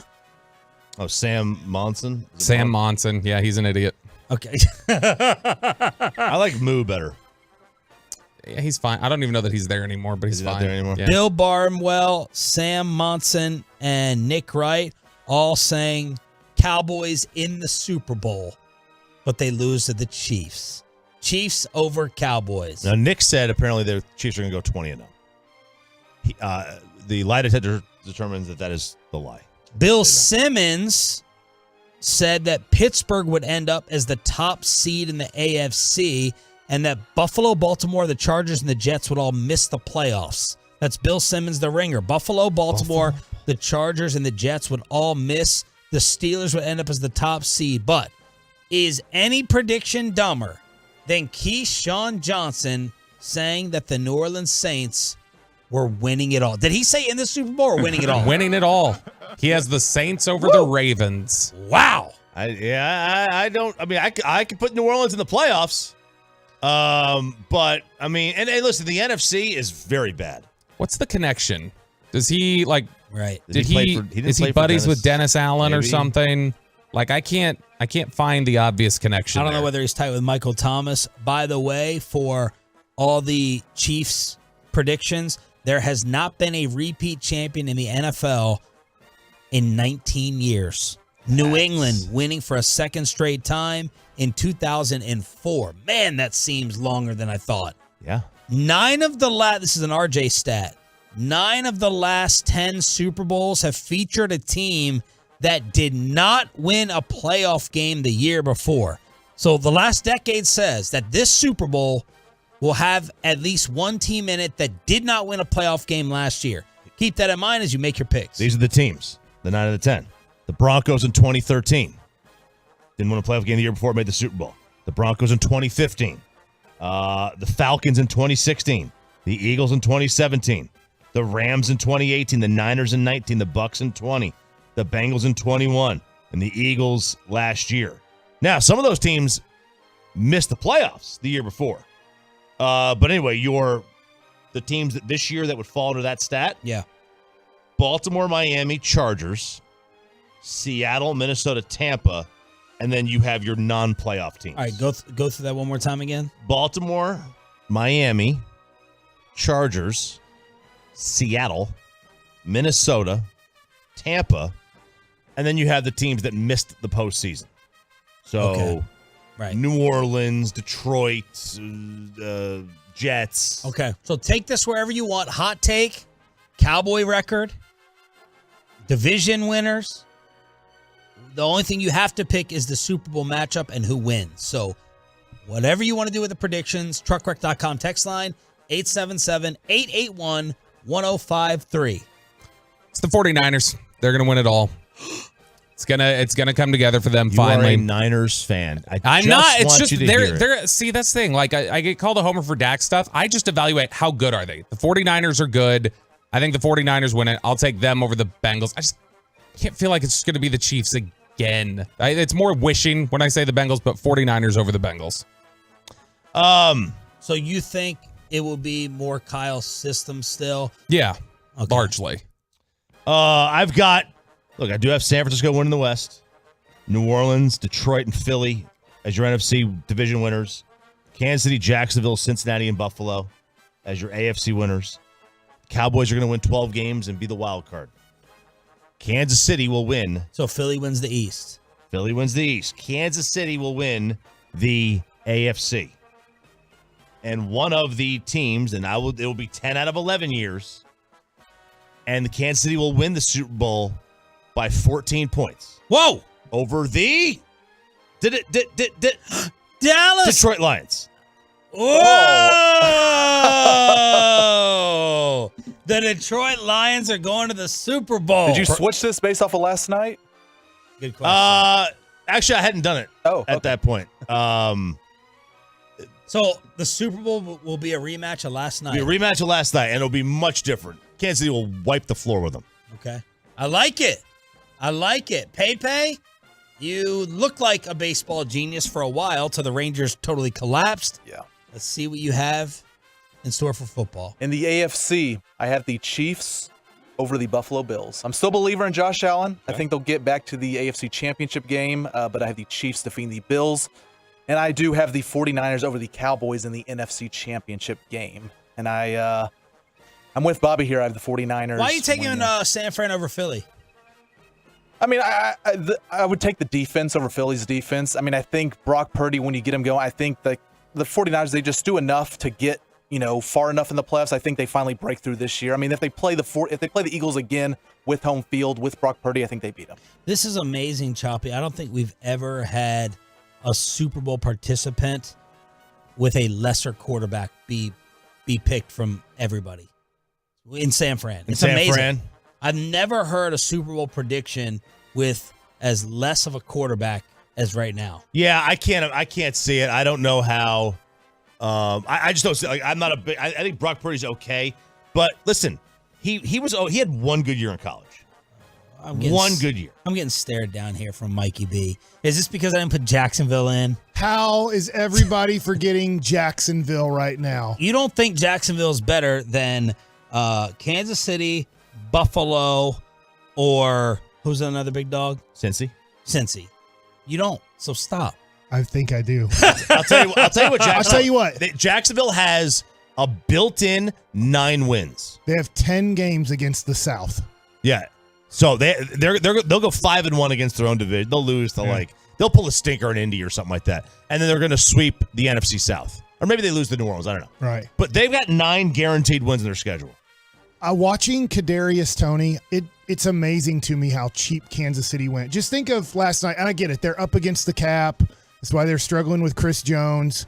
I mean, they gave up 14 points on defense because Kadarius Toney gave them 7. Yep. If they would have just signed DeAndre Hopkins, they would have won that game by 10 points last night. Yeah. But they're like, no, let's go as cheap as possible. We really hope that these bad receivers can actually be good receivers because of Patrick Mahomes. And it's going to be, I just wonder with Kansas City, as much as I love Patrick Mahomes, last night was so fun watching him again, how he creates time, how he makes throws that I just don't think anybody else can make.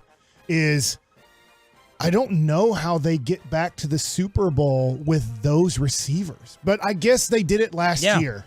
What's the difference with last year? They were just missing Kelsey. So what's your Super Bowl prediction? Jacksonville versus San Francisco. Dang. Man, everyone's going San Fran. That would be, and I'm not saying they can't do it, but there was the jury, there was still a lot of unknown with Brock Purdy, and now we don't know what the arm is. I'm 100% with you. But is this more Shanahan or Purdy belief? It's more Shanahan, but also I think the West is horrible. It's very bad. I think that LA's bad. Obviously, Arizona's going to try to lose all 17 games. And then I don't believe in Geno Smith. If you look at Geno Smith after about 6 games last year and the resurrection of Geno Smith, from that point, if you kind of look at his last 10 games, he was at best an average quarterback in the NFL. So I don't believe in Seattle. So I think that they can run the table there. And I think for Dallas and Philadelphia, I don't think Washington's bad. I don't think New York is bad. I think that New York and Washington could find a victory against each Philadelphia and Dallas. They won't sweep either team, but those are much tougher games, the Giants and Washington, than playing the Rams and Arizona. I also think if they're healthy, all the weapons that San Francisco has, the defense that they have, possibly the home field advantage, the bye that they get, I just think that, to me, but I'm not convinced about Jacksonville, and I'm not convinced about San Francisco, but I just wonder, what if Jacksonville ends up going 13-4 and getting the bye? I'm going to go. So I'm gonna roll with it. That's gonna be my outside the box pick that I don't think many people are picking Jacksonville to make it to the Super Bowl. I can't decide between Buffalo and Cincy. For the Super Bowl? Yeah. So you're not going KC? I'm not going Kansas okay. City. Just law of averages. Yeah, absolutely. Sure, no doubt. And then I'm trying to figure out a way to get the Cowboys in there with a run, but I can't do it. Philadelphia's back in the Super Bowl, and they lose to my Buffalo Bills. Okay. That's Stephon Diggs. And I'm also scared. I'm worried. I want to pick Philadelphia. Like when you were pressing me, I just don't want to do it. Yeah. Well, here's something for Philly, and this also would apply to Detroit with their quarterback. The last quarterback to lose their first Super Bowl and go back was Jim Kelly. No other quarterback since then has lost their first Super Bowl and then eventually made it back. Quarterbacks don't make the Super because you don't make the Super Bowl then go back if you lose. It just history shows that. It's very He is weird. still on his rookie contract, and that is huge. Yeah. I think when we're doing this, you either have to become Patrick Mahomes like, or you have to be still on your rookie deal. I think that nothing against Dak Prescott, solid quarterback, but once you give a 10th best quarterback in the NFL the contract that you have to give him, you run into issues overall. Nick Eatman previews Cowboys-Giants and RJ's degenerate football selections next on The Fan. Let's get you over to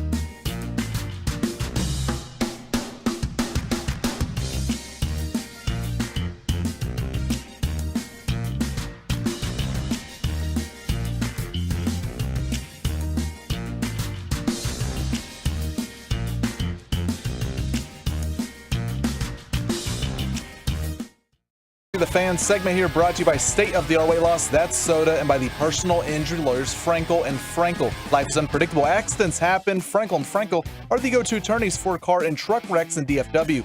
If you or a loved one have been in an accident, contact the Frankels for free at 214-333-3333 or go to truckwreck.com. Nick Eatman, DallasCowboys.com is brought to you by Ford, built for Texas, built for you. He will be at you and Nick. You guys get the big media Friday or Saturday night party. When do you head on out there to the Meadowlands? We head out tomorrow, but I don't know. Nick, are you going to be interested in watching Texas and Bama? Oh yeah. I mean, I listened to Craig Way yesterday, kind of break it all down. So I mean, yeah, I'm ready to go. No, it'll be a fun game. It's always fun to be watching college football on Saturday nights, and especially in a big group of media guys like that. It's always one of the best parts of the trips, I thought. You guys get together like in the hotel bar, or you go in someone's room, or you just go out to like a restaurant? Well, it varies, but I mean, the hospitality suite usually is where everyone kind of gathers. Big room up there, a lot of the media guys there, the drinking waters and watching football. It's always a battle for the remote to see which game. If Mickey's there, he's always going to try to get Missouri on. But for the most part, it's God. No, I'm kidding. No, not really. I mean, and Brad will help them too. Brad Sham will help too. They gotta watch your team. I've been guilty of it too. I try to get my Razorbacks in there, but no, the game will be about Bama and Texas, and it should be a good one. Why is Tyron Smith on this injury report? Because he's got an ankle injury. I mean, because it's Tyron Smith.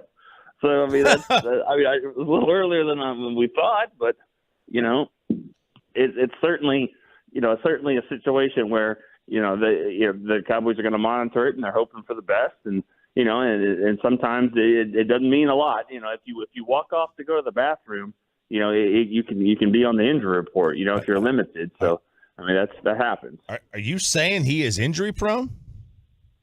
I'm suggesting that. I think I would say that. Are you guys saying that? Yes. Yes, but we wanted to ask you that. This is why I wanted. No, he hasn't played. He's missed at least 3 games in the last 7 years.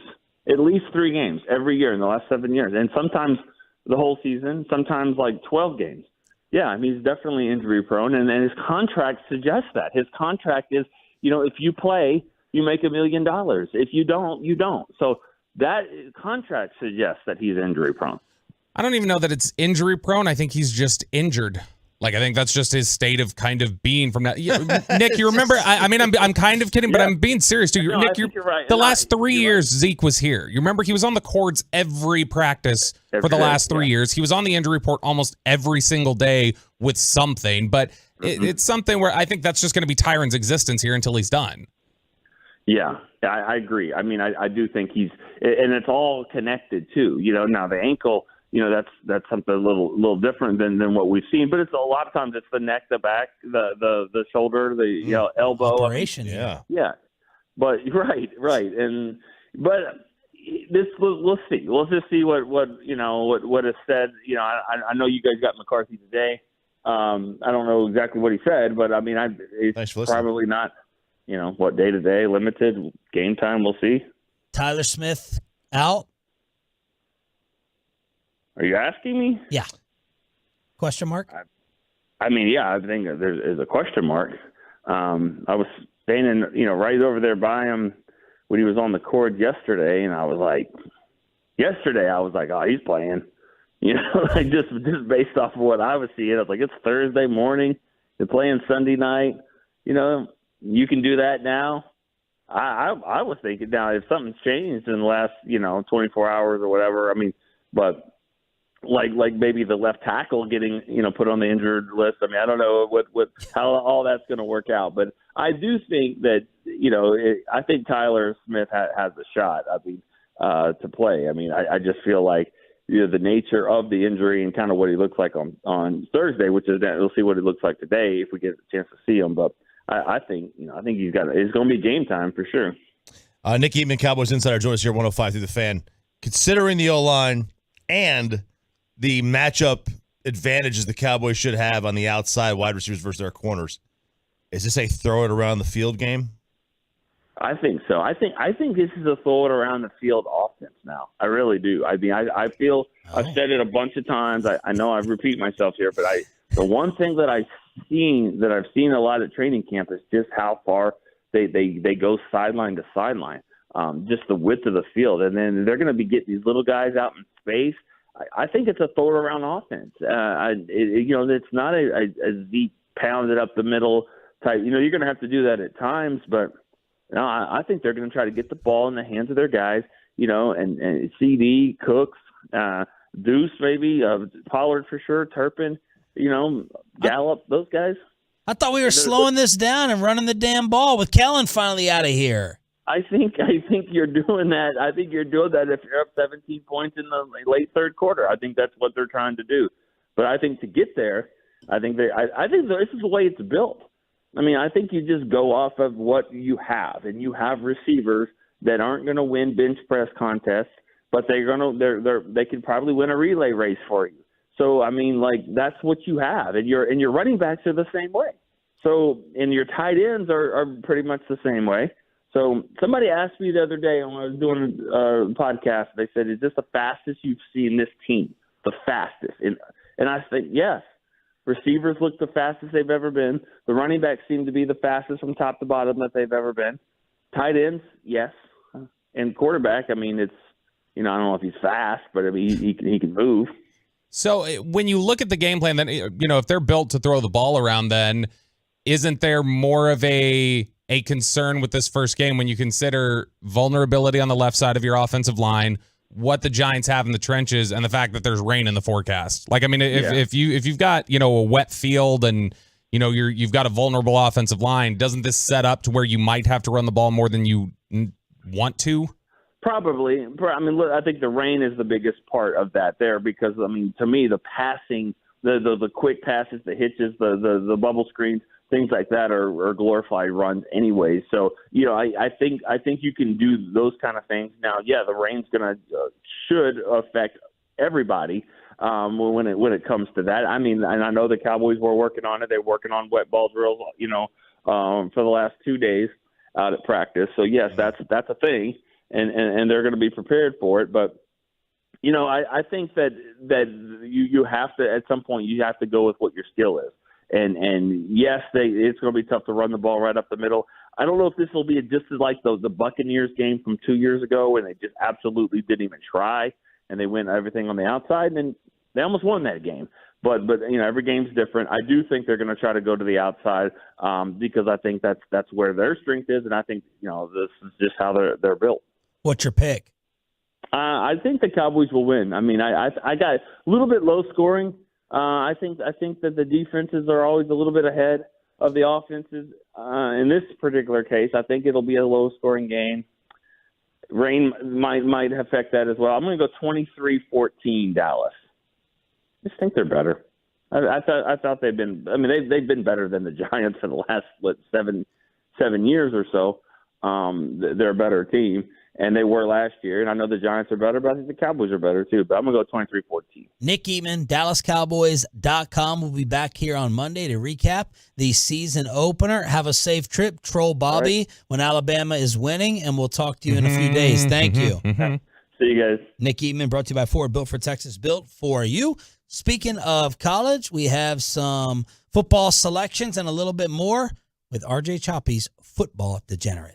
That is BetQL's RJ Choppy. Oh, wow. I've got a lot of selections here. Let's see, 1, 2, 3, 4, 5. 4 in college, 3 in the NFL, and I got some win totals for you too. Okay. Let's get right to them. College or pro first? Let's go college. All right. Let me go Georgia Southern -7 against UAB. This is Trent Dilfer's first road game as head coach of UAB. Take Georgia Southern. I like Notre Dame minus the 7.5 at NC State. Sexy Sammy Harvey. This is a tough place to play. They are a very good team at home. NC State is, but Notre Dame's offensive and defensive line much better than NC State. Take Notre Dame minus 7.5. Sorry, Baylor. Utah is going to roll minus 7.5 against Baylor down in Waco. And then finally, on a game you can hear right here on 105 through the Fan at 11 o'clock on Saturday, Colorado minus 2.5 against Nebraska. Whoa. This feels like a much bigger spread. It should be. I am buying into them over Nebraska. Nebraska's terrible. They should have beat Minnesota. They lost to Minnesota. That's what you get for standing me up, Matt Rule, at the Texas Live, man. Yeah, Minnesota can't get out of their own way. NFL, Jacksonville minus 4.5 at Indianapolis. Philadelphia minus 4 at New England. I don't get that. I don't get that either one of those lines. Nope. It's just because of the road I don't games, get the guess. second one. Yeah.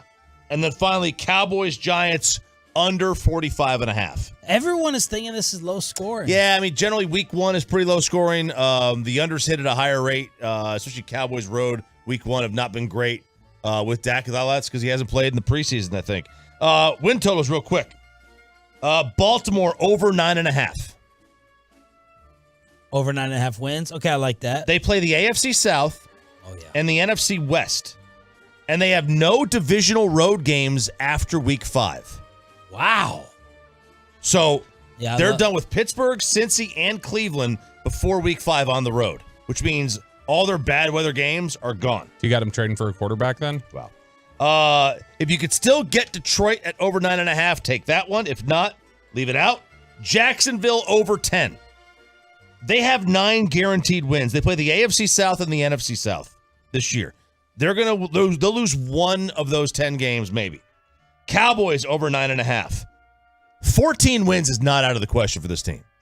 Ooh, this is a good team. 9.5 over on the Cowboys. Saints over 9.5. Their first games are Tennessee, Carolina, Green Bay, Tampa Bay, New England, and Houston. Keyshawn Johnson, Super Bowl winner. Oh, Michael Thomas is his nephew. That's the reason. Good find. And then Minnesota under 8.5. They have a minimum of 7 losses. Minimum. At RJ Choppy, your degenerate. Germany just knocked out Team USA in hoops. Dennis Schroeder showing up big time. Dirk getting his win. That's disappointing. Is it? Oh, well, I mean, it was nice to see Jalen Brunson about to cry on the bench just there. That was nice, I guess. What are we teaching in the United States of America? That's a broad question. You want to narrow that down a little bit? Basketball. Okay, basketball. It's not cursive. AAU, ISO. What's that Reggie's favorite line? ISO. That's what you're teaching. That's Crosstalk, as Mike Bassick has a special State Fair edition of Crosstalk with a KMC masterpiece. Next. Let's get you over to the greatness of...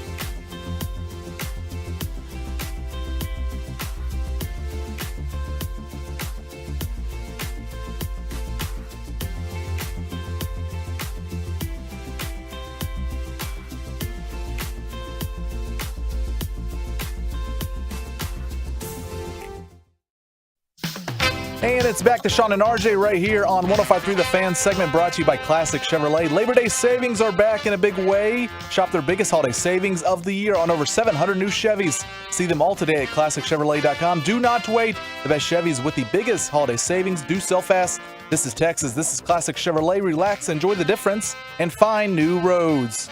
The number 1 rated crosstalk in America is now on. It's Mike Bassick. You know who I am. But we have some special guests in for Mike Bassick's crosstalk, and that is the State Fair of Texas. We have Taylor and we have Carissa joining us, and they have brought in, I believe these are the fair winners. These are our top 10 finalists in this year's Big Tex Choice Awards. Okay. Yes. And so I'm going to let you, Carissa, talk about the first item that you would like us to try. But before we do that, I do have to say hello to my show, which I'll be joining in a little bit. It's the K&C Masterpiece. Hey, where are you guys at? I need to drive there, I think, later. Yeah, Mike, we are at Buffalo Wild Wings off of Lemon right now. And I can see you on the Twitch, so I'm watching the Twitch just as well as all the Twolos out there. And I'm trying to decide right now, should I order boneless wings or the regular wings? That's just what I'm trying to figure out right now. So, and Kevin is he's trying to get the show together right now, Mike. Yeah. So I mean, I'm here. I can't hear. He seems the to show station, up at 9:45 nowadays. So Be a man. Don't order boneless. And then real quick, before we dig into the State Fair of Texas foods, because you guys don't get to do it, and then you guys have to be quiet while we eat, is who's coming up on the show? I think we have a few guests. We have Jerry Jones joining us on the show at 10:30. We have Pete Incaviglia joining us at 12:20, and then Stephen Jones around 12:40 today. Yep. So that's what we're looking for today on our guest line. But also, Mike, don't forget, you got Betting with Bassick, and then we also have Masterpiece of the Week rocking today. By the way, I'm out on boneless, Sean. I'm into bone. Yeah? I like to suck on the bone. The cartilage? The cartilage, the bone marrow. Suck out the bone marrow now. I discovered the gizzard. Is that what the gizzard? Whatever it is, the bad stuff that nobody wants to eat, that I eat. All right, State Fair of Texas. Miss or Mrs. Carissa, what do we get to eat first? We have quite a lineup for y'all today. So, Miss or Mrs., it is Mrs. Okay. Hun, if you're listening, I'm sure you are. I love you.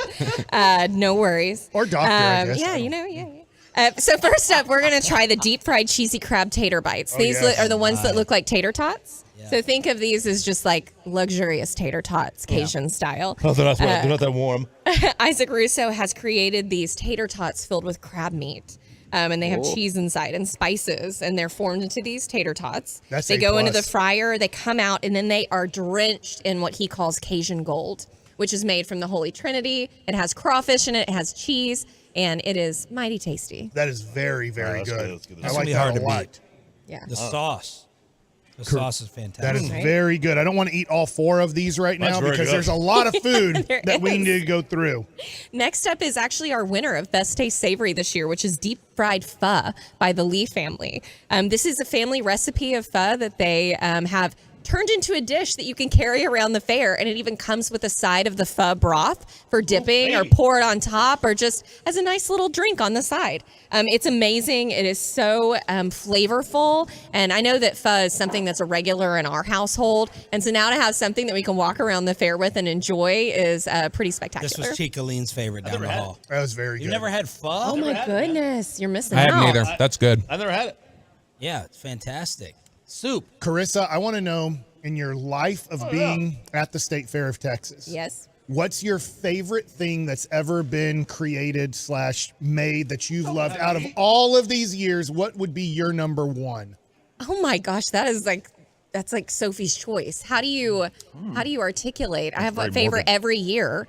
There's some like little hidden gems, I would say, around the fair that maybe haven't been in the awards, but that I look forward to and a lot of our team members do. One is Katie's Patty Melt on the Midway is to die for. Okay. And the other is there's a booth in the Tower Building called Stuffed Wing. And it's exactly what it is. They have deboned the chicken wing, and then they shove it full of rice and chicken and spices, and they deep fry that, and then it's served with a sweet sauce. And it's amazing. But you can't go wrong with a funnel cake bacon queso burger.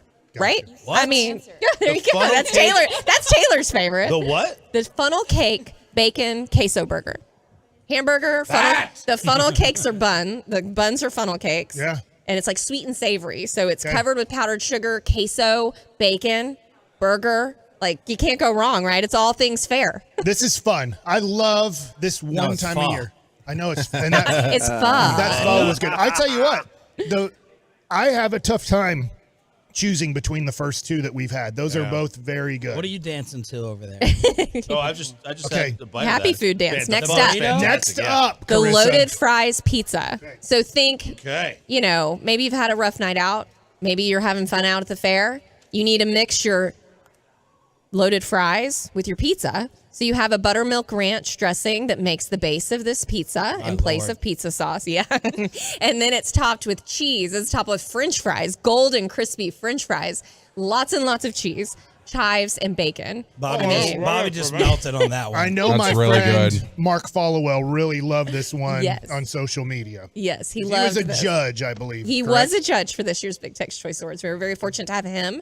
And it was a great day. It was tough for them to decide what was going to win. I will say, right now, they're 3 for 3. This is very good. This is good. Very, You're not very supposed good. to be eating pizza. You know what? I suffer the consequences. Is it good? I'm like scared to try this one. Oh, it's tremendous. I will say this is a mini version. At the fair, you get 2 huge slices of pizza, each one the size of your head. Like if so it's you very were- shareable, or again. If you were watching Saturday, Sunday, whether college football or NFL football, and a buddy of yours made this and it came out of the oven and you were eating that during football time, that's fun. Yes. And I can tell you, Tom Very, Grace, very they hand toss the pizza. So it's Oh. like you can watch them do that at the fair. It's Little pretty show. spectacular. Yeah. Number 4. All right, so we don't have the Oxalent Soul Roll with us today. It was unable to make it. But next up, y'all get to try some turkey ribs. Get out. I have one of those. Turkey ribs. Look at Where's the this. turkey rib? Somebody give my turkey rib. Yeah, Ain't turkey nobody rib. give my turkey rib. Look at this thing. So the turkey rib, this is actually, This has to be it. that's it. It has a gravy and a cranberry sauce.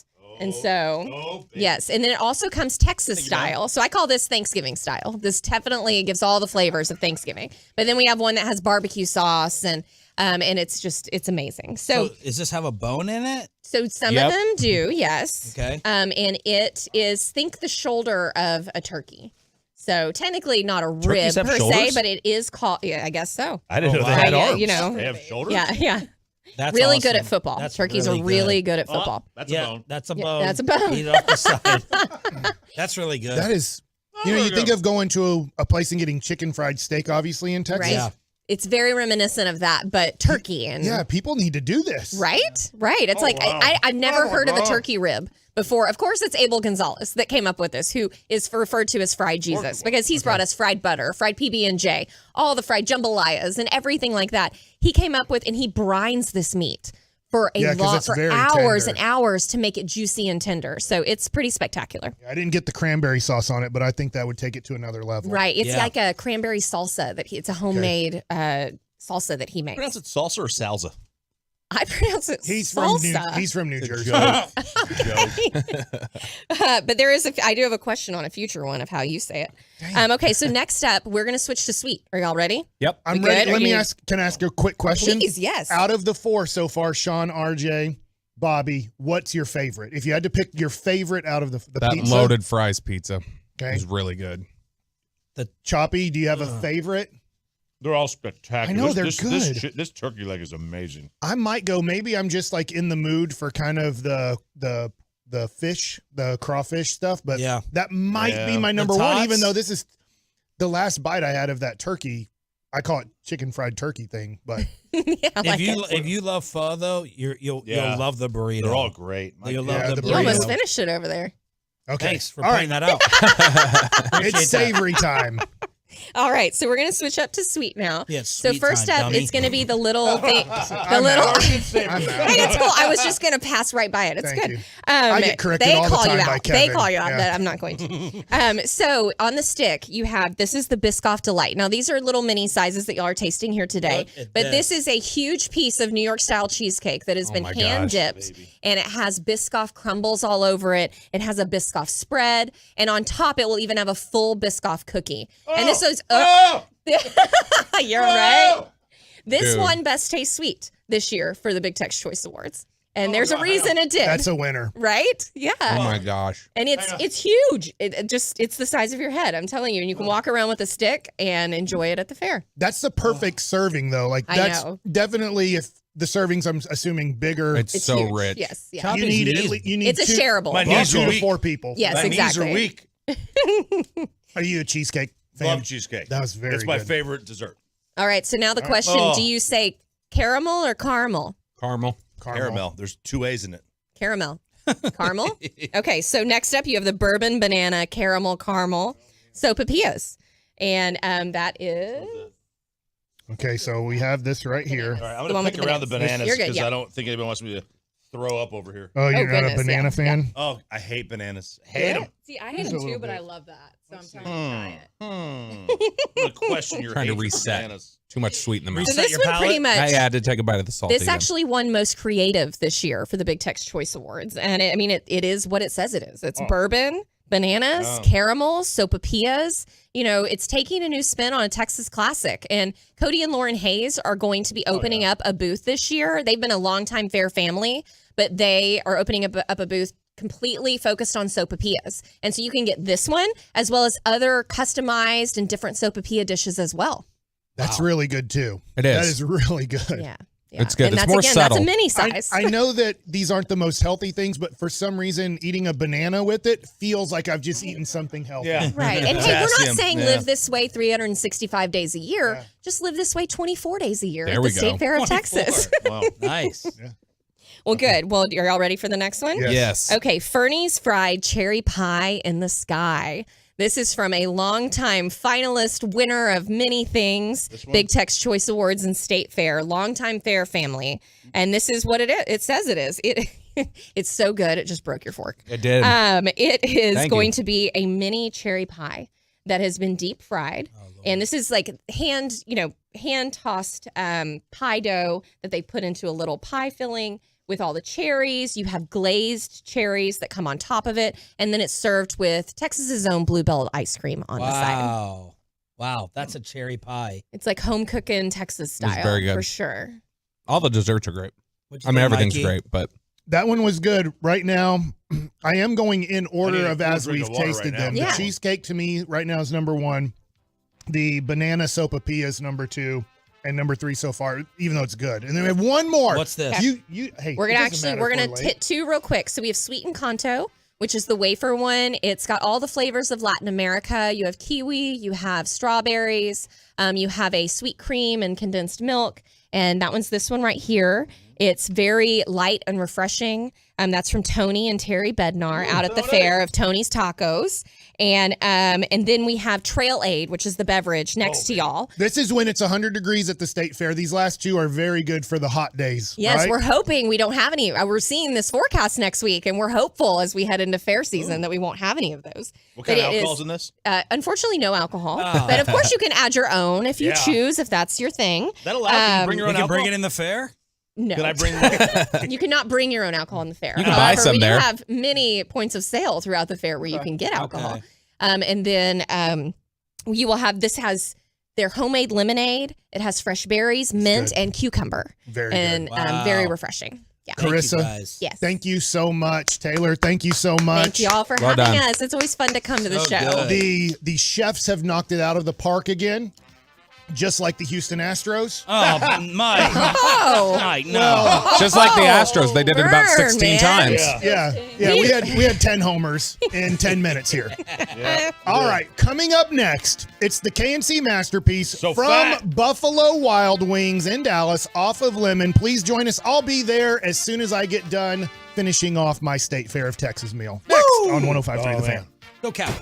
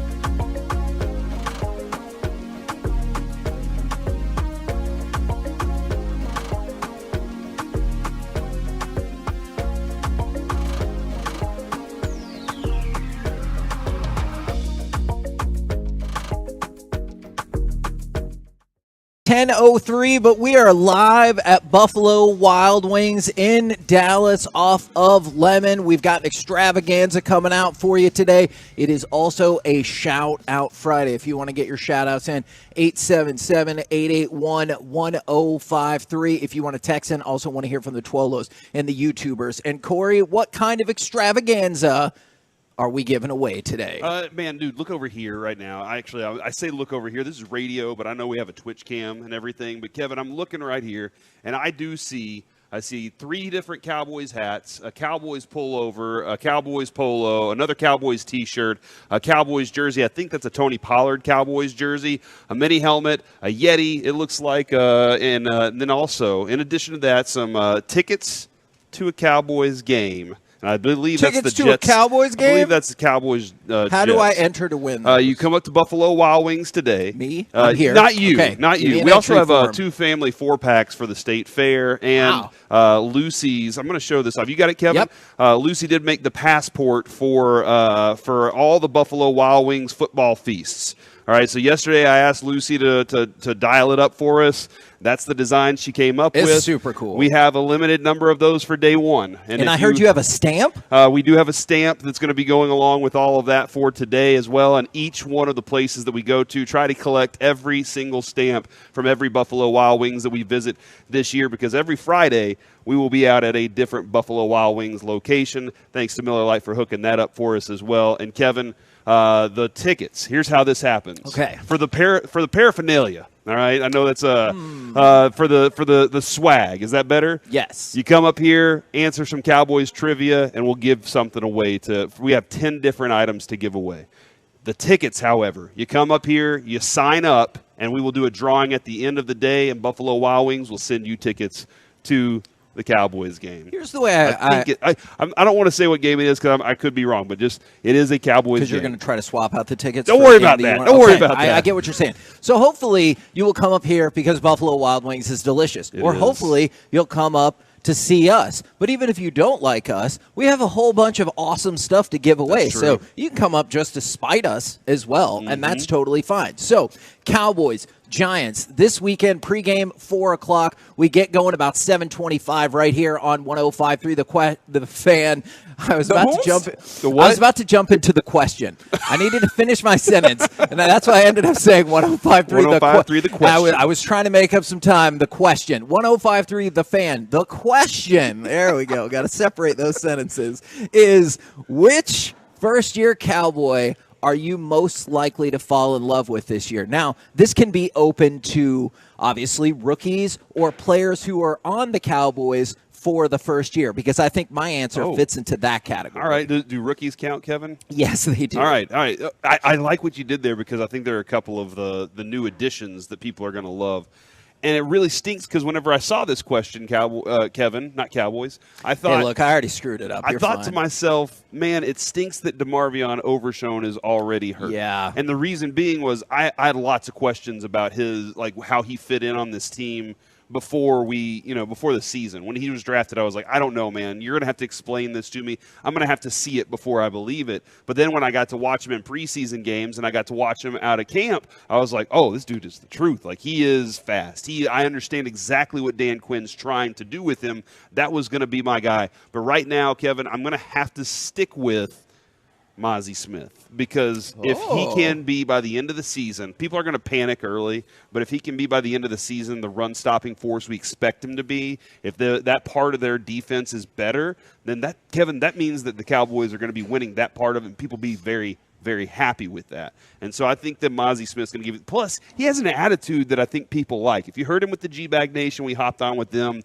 you know that this dude has a mentality that fits right in line with what you want from a big, beefy body right in the middle of your defense. Now, I know some people are worried about this from the 469. It was going to be Overshown, but we can't have nice things. Look, I understand that the Rangers are in a free fall. I understand perhaps you're nervous that the United States lost in basketball only minutes ago. But there is good news. Football season is here. Corey was right to be on the bandwagon of the Detroit Lions because they're rolling. Coco Gauff is in the U.S. Open final. I predicted that too. Yeah, I don't know about that one as much, but there are a lot of positive things to go with. Mine probably won't be a surprise if you've been listening the last few weeks. It is, in fact, Brandon Cooks. Because his name's Brandon? I do get that, but it's spelled differently than my son Brandon. That is true. But I don't want to hold that against him. He had a really great quote the other day talking about the connection with him and Dak, and he said, I know people are excited because of what they saw on TV or what they saw in training camp highlights. And he goes, but the truth is, this is for days and weeks and hours upon hours of work together. And it's just really cool that they've already established that connection. But then again, I always think, like, you would hope you would be able to do that with every new player. And maybe it's feasible, maybe it's not. But I thought that was a really well thought out answer of like, hey, I know you're excited because you just saw this connection, but we've been working on this for months. And so I'm really excited for Brandon Cooks and what he brings to this offense and hopefully stretching it out a little bit. I do have a story in the C Block today that kind of talks a little more about the building of that connection and what happened there too. And he was one of the guys in the Michael Gelkin story from yesterday, Kevin, that we discussed, that he was like, look, I've been on lots of teams and I really rarely care about the message that coach is trying to get out there. But this one was good. This presentation was good. It made sense. And it's something that I think we can all attach ourselves to. Somebody did say, Kevin from the 214, I'm in Buffalo, New York. I do not see y'all. And so I think this is the same problem you had presenting the Nebraska Furniture Mart. We're right across the street from Kelly's Hoagies, and I see Levy Cuts. There's a vitamin shop. Yeah, I see Thurman Thomas's vitamin shop. I feel we're there. Like, I see right outside Don BB Guns. I see the shops right outside. This is Buffalo Wild Wings off Lemon in Dallas, Kevin. We are not in Buffalo, New York right now. That's confusing. Yeah. I do get it, but if you've lived in the world, hopefully you've heard of this place. You know what's really interesting? The same name keeps popping up on the I have seen multiple people vote for the fullback, baby. And I like from the 214, he's going to be a surprising player, and Cowboys fans will fall in love with him.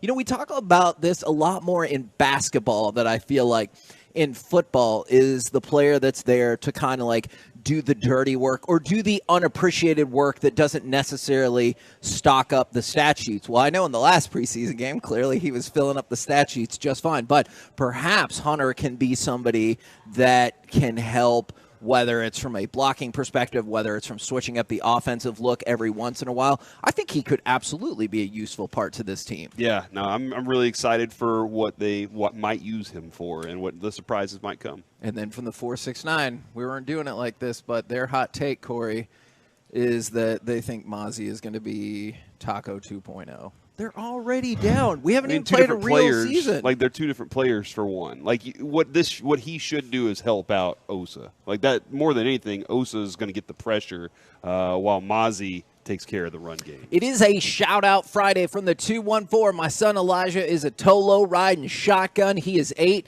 has his first baseball game today. Please shout out Elijah. Good luck in your first game. And obviously, thank you very, very much for listening. It is a shout-out Friday, so give us your shout-outs, 877-881-1053. Or if you want to tell them to us in person, we'll be at Buffalo Wild Wings, 4140 Lemon in Dallas. If you want to come see us, register to win those Cowboys tickets. Pick up a passport book put together by Lucy. All kinds of options. Coming up next, though. Do you want to do a little bit more football? Uh-huh. Oh, my God. Oh, my God. You want to eat a wing? Let's talk a little Thursday Night Football, but also, I needed that today. Besides Cowboys-Giants, what NFL game are you most looking forward to this weekend? Let's talk about it next right here on The Fan. DFW's #1 Cowboys podcast. 1.2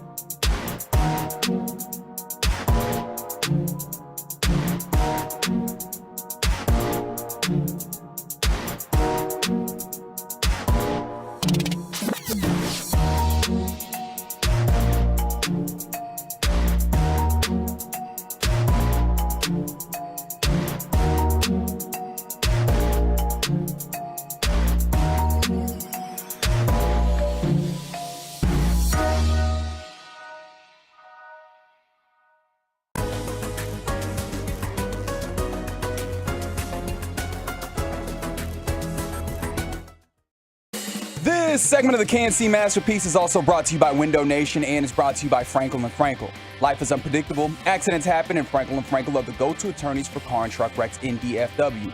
If you or a loved one has been in an accident, contact Frankel & Frankel for a free consultation at truckwreck.com or call 214 or 817-333-3333. Goff gives to Montgomery again. He's got room inside the 5. Fighting to the end zone. Touchdown, Detroit Lions. David Montgomery to the house, and the Lions are an extra point away from taking the lead.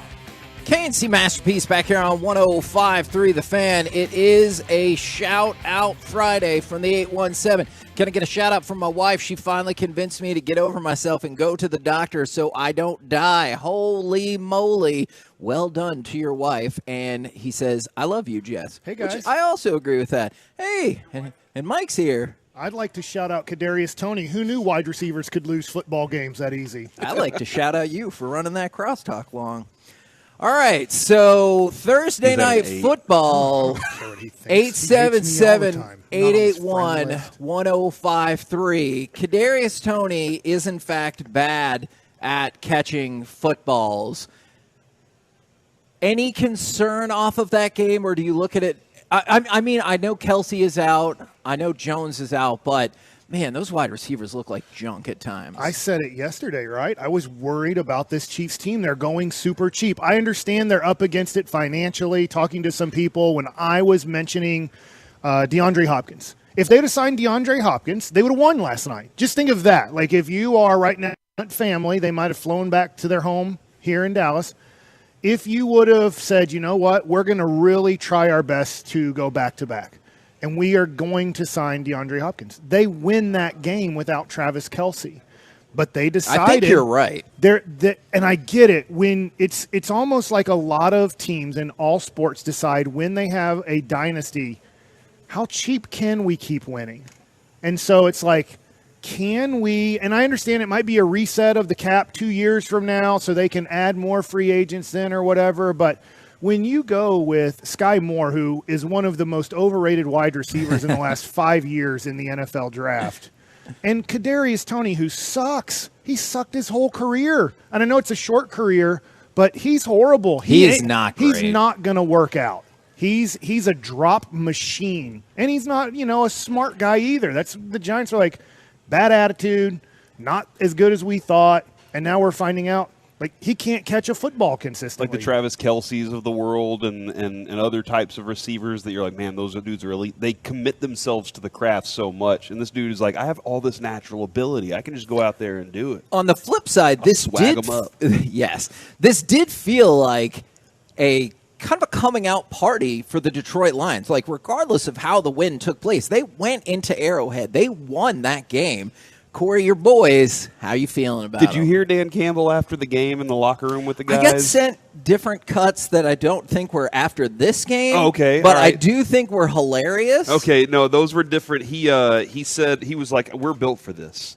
And that's the thing that I'm like really fat. He has those guys convinced that if you're patient through a game, you stick with what your y'all's plan was, that you're going to get the right thing out on top. And he was saying we are built for this S. Is what his message was. We're built for this S. Actually, Jared Goff said it 3 times in his 1, 2, 3 Lions or whatever that they're built for that S. So that's the mentality you have to have. Is we belong here. Not we just got lucky to show up and play against Patrick Mahomes. Now I'll say this, and this is very important when it comes to playing professional sports. You have to know if you did it or they did it.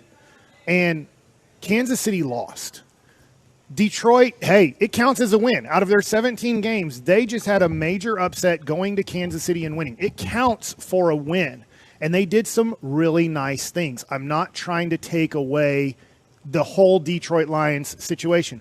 But if I go out there and pitch and guys are hitting the ball 95 to 105 off of me, but they're just finding my outfielders, or a dude hits one in a bases loaded situation with one out, a one-hop rocket right to my shortstop, well, I'm kind of getting lucky. Or all of a sudden they make 3 errors in the field and I take advantage of that. You have to take advantage of it, and they did, but you have to really be a good evaluator of yourself and your team and know, hey, we probably need to get better because we scored 14 points and we struggled at times. Luckily, they gave us the opportunity to win this game. Well, and he did say, right before he handed off to Goff, was we have a lot to clean up when we get home. And every one of the dudes in that locker room was like, you're right. Like, you could see them shaking their head going, yeah, no doubt about it. There were some lucky moments that bounced in our direction. We got the win. We're built for it. We got to keep doing it. But they understood, like, that wasn't a team that thought that they just went in there and dominated the opponent last night. Did you have any issue at all with, I understand you want to keep the ball in your guys' hands to try to win the game.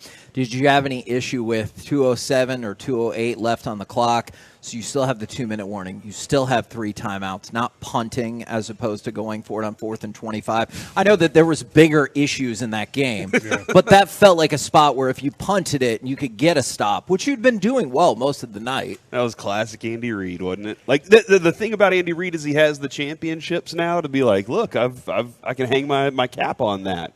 But then he also still has a history of clock management that's just baffling. Yeah. It always has been with him. That's been one of the biggest factors. We're the KNC Masterpiece right here on 105.3 The Fan on a Shout-Out Friday. Tolo and Pflugerville, special shout-out to Giselle. His baby girl turns 8 today, and she wants to wish Daddy's friend on the radio a lovely day. That is an excellent shout-out right there. Coming up next, we are live from Buffalo Wild Wings off of Lemon in Dallas. If you want to come see us, all kinds of amazing tickets, swag, Lucy passports, all available today. Plus, you get to see us. And coming up next, we will talk with Dallas Cowboys general manager and owner Jerry Jones right here on The Fan. Sean and RJ's Firehouse Tour.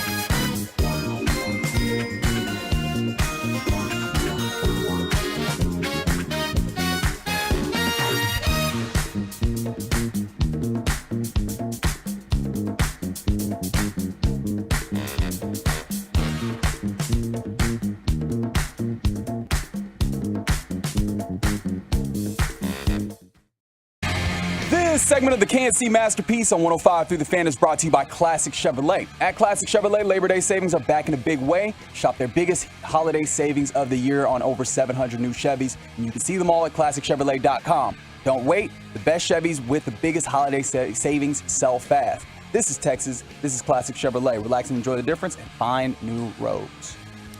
KNC Masterpiece back here on 105 through the Fan, live at Buffalo Wild Wings in Dallas off of Lemon. If you want to come and see us, and right now it is our Friday football tradition brought to you by Ford, built for Texas, built for you.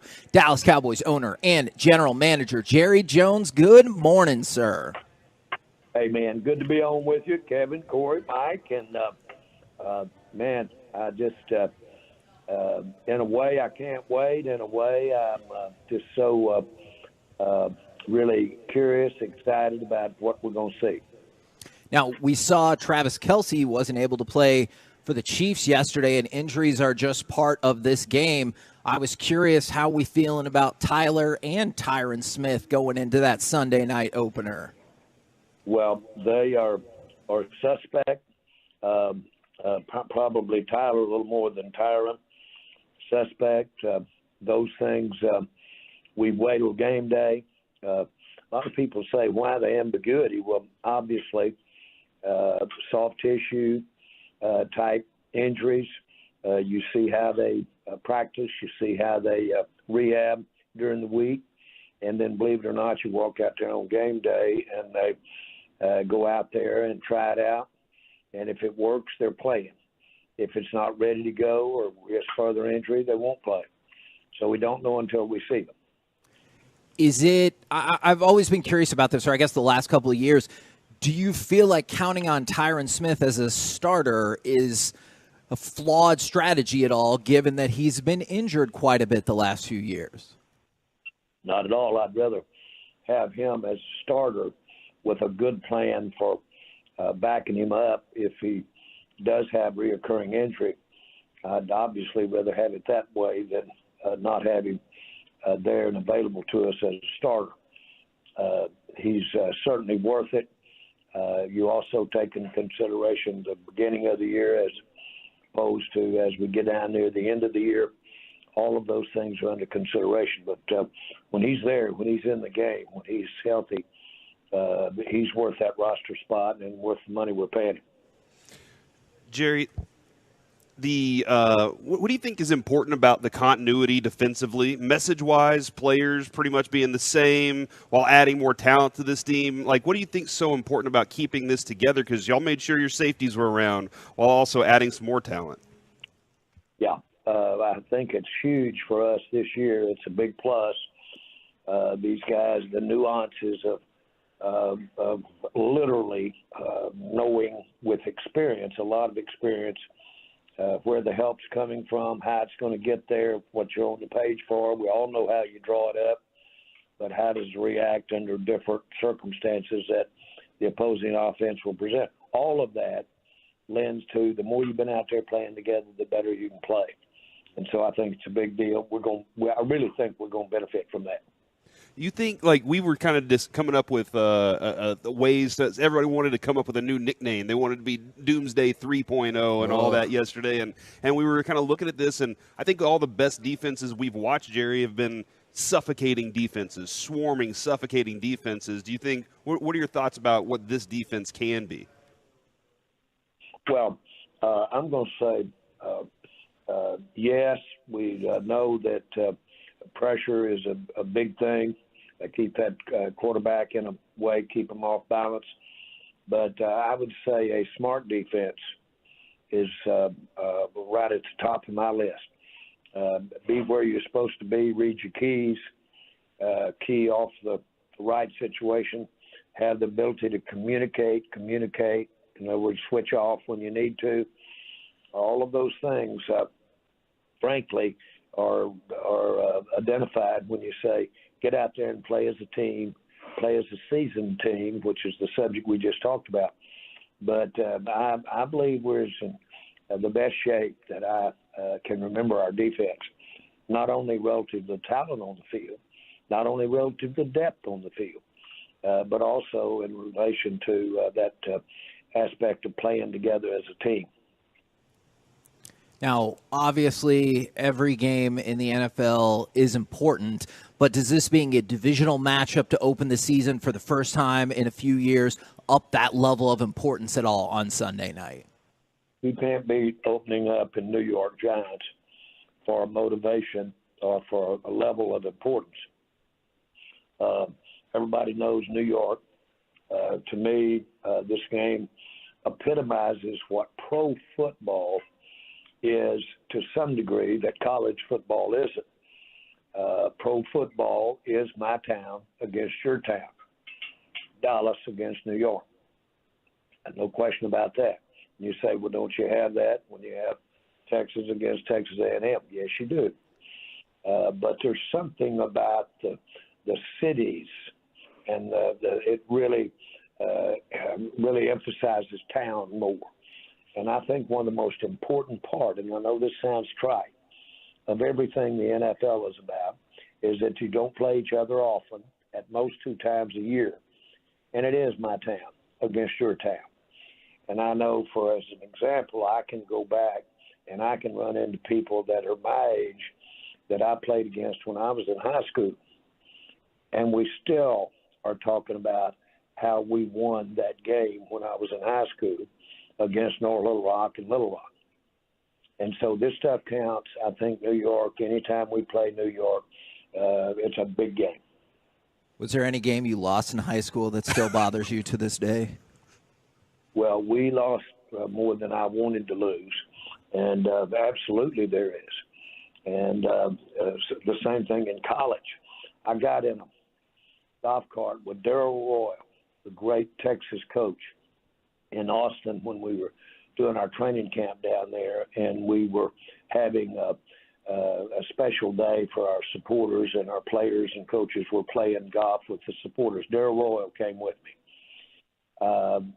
Almost 20 years earlier, I was in a game there in Memorial Stadium. They were number 1 in the nation. And he remembered the entire 11-play drive. He remembered the play calls, and he remembered how they advanced the ball. And they went down in 2 minutes and beat us with that touchdown. And he remembered every nuance of that. You don't forget this stuff. Now, Jerry, we just saw the unveiling of your new AI, where fans can ask you questions and talk to you. How did that come about, and what can you do that he can't? Oh.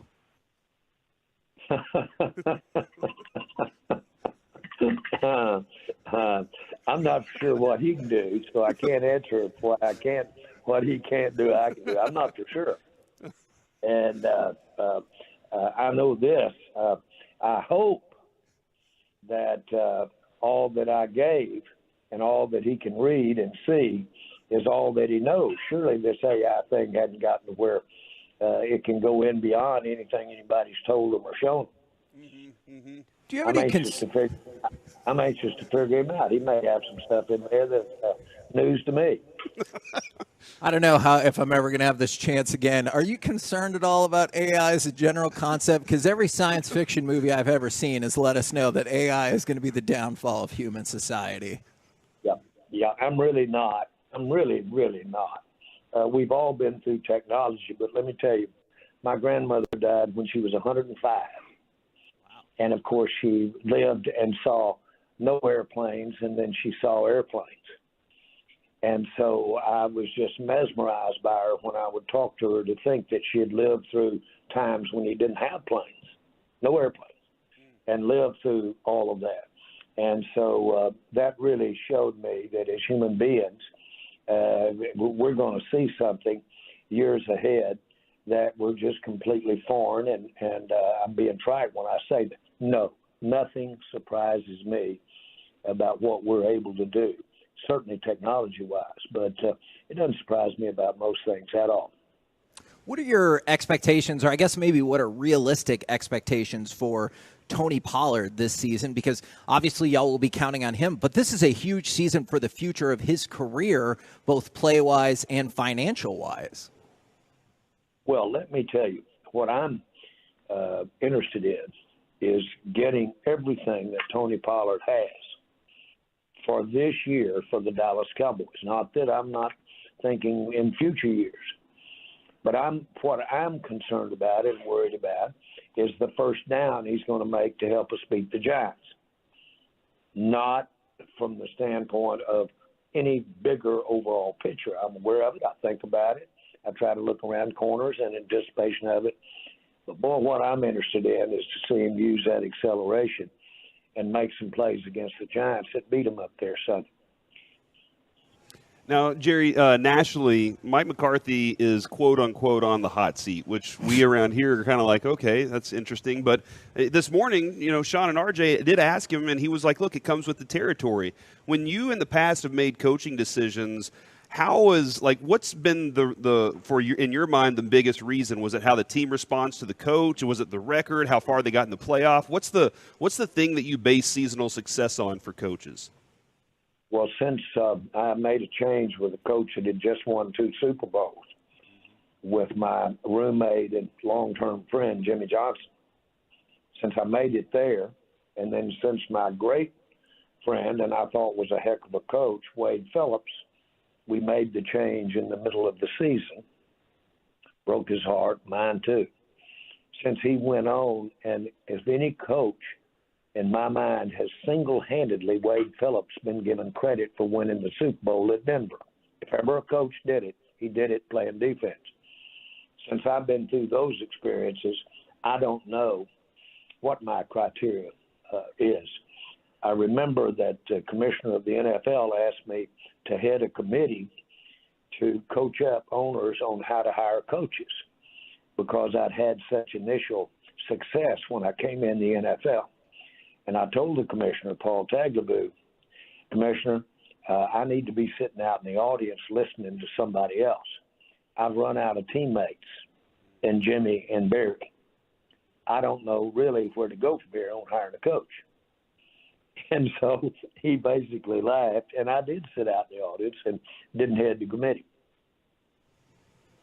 Now, there was discussion. I like to talk to you about broader NFL issues as well because I always think you're a great source on that. There's been discussion about an NFL Plus exclusive game at some point in the future. We've already seen Amazon exclusive Thursday Night Football last year and continuing this year. Is it only logical that we're going to see more and more NFL games move to streaming when future media right biddings is up? Well, it's not unlikely. It's not unlikely. What is an assurance is that the most the most eyeballs, not the least eyeballs, not necessarily the greatest way to a high-paying audience for a specific game. The most eyeballs is where you're going to see the NFL. There's no question that our strategies over the years to keep it open to what I call free television, broadcast, or the equivalent thereof in the future with any mediums. There's no question. It is proven beyond a doubt that the more free and the easier it is to get to our best ball games, the more our game grows, more fans we get, and we build that way. So I'm not answering your question direct, but I'll assure you it won't limit exposure to any great degree of any games, which what comes to mind when you think about a narrow look at a game, a critical game in the middle of a year, somehow zeroing in on that. It's a broader picture for the NFL. When I look at the Joe Burrow signing a pretty significant contract, and I look at Micah Parsons, and I look at Dak's situation coming up too, and Nick Bosa just signed a pretty nice contract as well. When you see those numbers going up, do you go, you know what? That's just the price of having good players in the NFL. What's your thoughts on their contracts going up and your guys and how you look at them? Yeah, I didn't let you finish, but boy, do I love to have the problem or the challenge. I do love to have it. And it's great to think about what's coming for Micah, not necessarily in a contract, but just what's coming, which we must take this and help it get us to a Super Bowl. That's what it's all about. And we've had some players come through here, Tony Romo being one of them, that we should have been in the Super Bowl with, and I didn't do a good job. We didn't get there. So here's my point, is that I look at it from that standpoint. Our system, though, does require, period, that any dollar one player gets, it's a dollar another player doesn't get, because we have a limit. And so when you go hard at any position, then you have to go young or go less at other positions. That's the art of the deal. Now, you said on Sean and RJ on our station on Tuesday, and we've heard this from you before, that you expect Dak to be here for a long time, and I totally hear everything you're saying about the cap. I'm curious, if the price of quarterback continues to go up and you believe Dak will be here for a long time, does it not make more sense to try to get that extension done right now at a rate that might look good in 2 years? Unless you'd have to cut 4 players right now to do that right now. And no, I want to use those players this year to win now. When you look at this wide receiver room, CeeDee Lamb and having Brandon Cooks right next to him, Michael Gallup, and even seeing what Jalen Tolbert did, what kind of passing do you think we're getting from this offense this year? Oh, I think we're dramatically improved. I like the way we're going to be throwing the ball, the how we're going to be doing it. And we needed some work. And it will help Dak. It'll protect Dak in terms of just getting the ball out quicker. When I look at that, and then I look at the makeup of bringing Cooks on, we had Lamb, and of course we just that was additive. I'm giddy about it. Cooks is one of the outstanding receivers in my mind that we've had. Now, I'm sure you'll see him before then, but just in case you don't, we're going to have Stephen Jones on in 2 hours. In case you don't see him, is there anything you want us to ask him for you? Ask him if he's going to give me a raise. Okay. I'm running short. All right, on it. Well, we appreciate the time, as always. Can't wait to see and listen to the game Sunday night. Hope y'all go out there and take care of the Giants, good sir. Well, he's got me on a short leash financially, and I've got a lot of overhead. Talk to him about that. Okay. All right. We'll take care of that. You take care of the Giants. Deal? All right. Great to be on with you guys. There you go. Thanks, Jerry. Bye. Jerry Jones right here on 105.3 The Fan. I kind of want to follow up with Steven, not only about that part, but about the Dak question, because I'm not a capologist. Right. I feel like I've studied this for a long time, and I feel like you could get a Dak deal done this second without having to cut 4 players, but I kind of want to chat with Steven about that, because he might be like, no, you can't. Yeah, I do wonder if he kind of while he was discussing that with us, Kevin was lumping the Micah thing in with that too. Yeah. And that is, I guess that is kind of an interesting approach, is instead of just going, hey, we can't pay other guys, they say, well, we have to go with younger players that we can draft and put them in that position. And that can, at sometimes, it can cost your team. He feels like that they've done a good enough job this season to add the requisite talent around the bunch to make it a talented enough team to be a contender. So that's their hope. I'm sure Dak's agent doesn't want to have a discussion. Like, you have to have 2 to dance here. If I'm not negotiating anything. So do you think it's that side that is more likely to? Both. I think the Joneses are like, we don't have to do it right now. And then I'm sure Dak's agent's like, we're not doing it. We're not having discussions right now. Would you, after every single successful game, be like, all right, now what are your thoughts here? Would you send him texts saying dollars going up and stuff like that, Kevin? I mean, not if I'm the team. Well, if I'm his agent. Are you sending are you sending GIFs, that are just like the money signs or the stock market just rising? I mean, but then again, you know how I feel about that. You don't necessarily have to have good games for the price to go up. Like, look at the last time Dak got a price. No, it's just the Cowboys. The last time Dak got an extension, I thought it was coming off a not good season where obviously he got hurt, and the price still went up. Yeah, so, Joe Burrow goes to a Super Bowl. He deserves that kind of contract, right? Sure. Like, whenever, Dak Prescott, you're like, oh, you're projecting that he can at some point without the proof that it's already happened. And that's the thing that they did that with Romo, yeah. I'm not totally sure about like the agent part.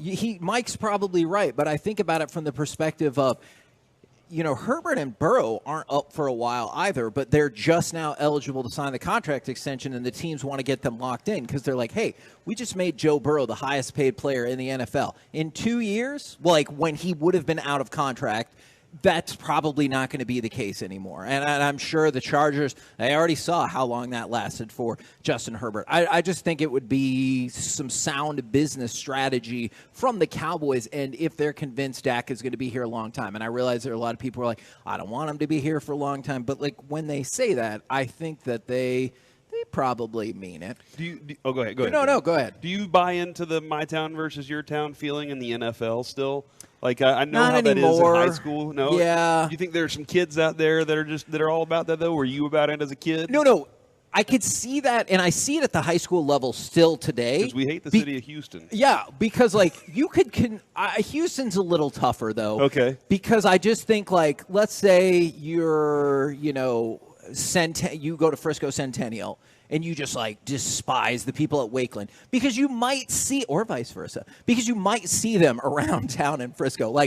I'm not super apt to just run into somebody from New York. I mean, I know there's transplants and everything, but as much as I would at the high school level, I totally get that. I don't know how many Giants fans I'm going to run across the rest of the day, but who knows? From the 903, it is also a Shout-Out Friday. Shout out to all of you guys for always making my windshield time a little easier. Cheers. I'm assuming that person is a driver. From the 817, I would like to give a shout out to my daughter Aria. She is 1 year old today. Tolo. That is outstanding. My son Noah just turned 1 a couple of weeks ago as well. And then double shout out here from the 817. Want to shout out my wife Brittany for running errands with me today and then going to watch Equalizer 3 while also shouting out his mom Cheryl and daughter Kaylee. Their birthdays are Saturday and Sunday, respectively. Happy birthday to y'all. And shout out to all the people who have already been into Buffalo Wild Wings. I don't even think technically they were supposed to be open yet, but they have let some people in. We have got things going. If you want to sign up for Cowboys tickets given away by Miller Lite, we have multiple items, including Cowboys hats, and is that shirts over there as well? And then We the gotta start giving Lucy, those away soon, yes, yeah. the Lucy Passbooks. If you want to come on down, sign up, get involved, come see us off of Lemon at Buffalo Wild Wings. Coming up next, your official prediction for the Cowboys record this season. Plus, we will talk with our Dallas Cowboys insider, Mickey Spagnola, next right here on 105.3 The Fan. DFW.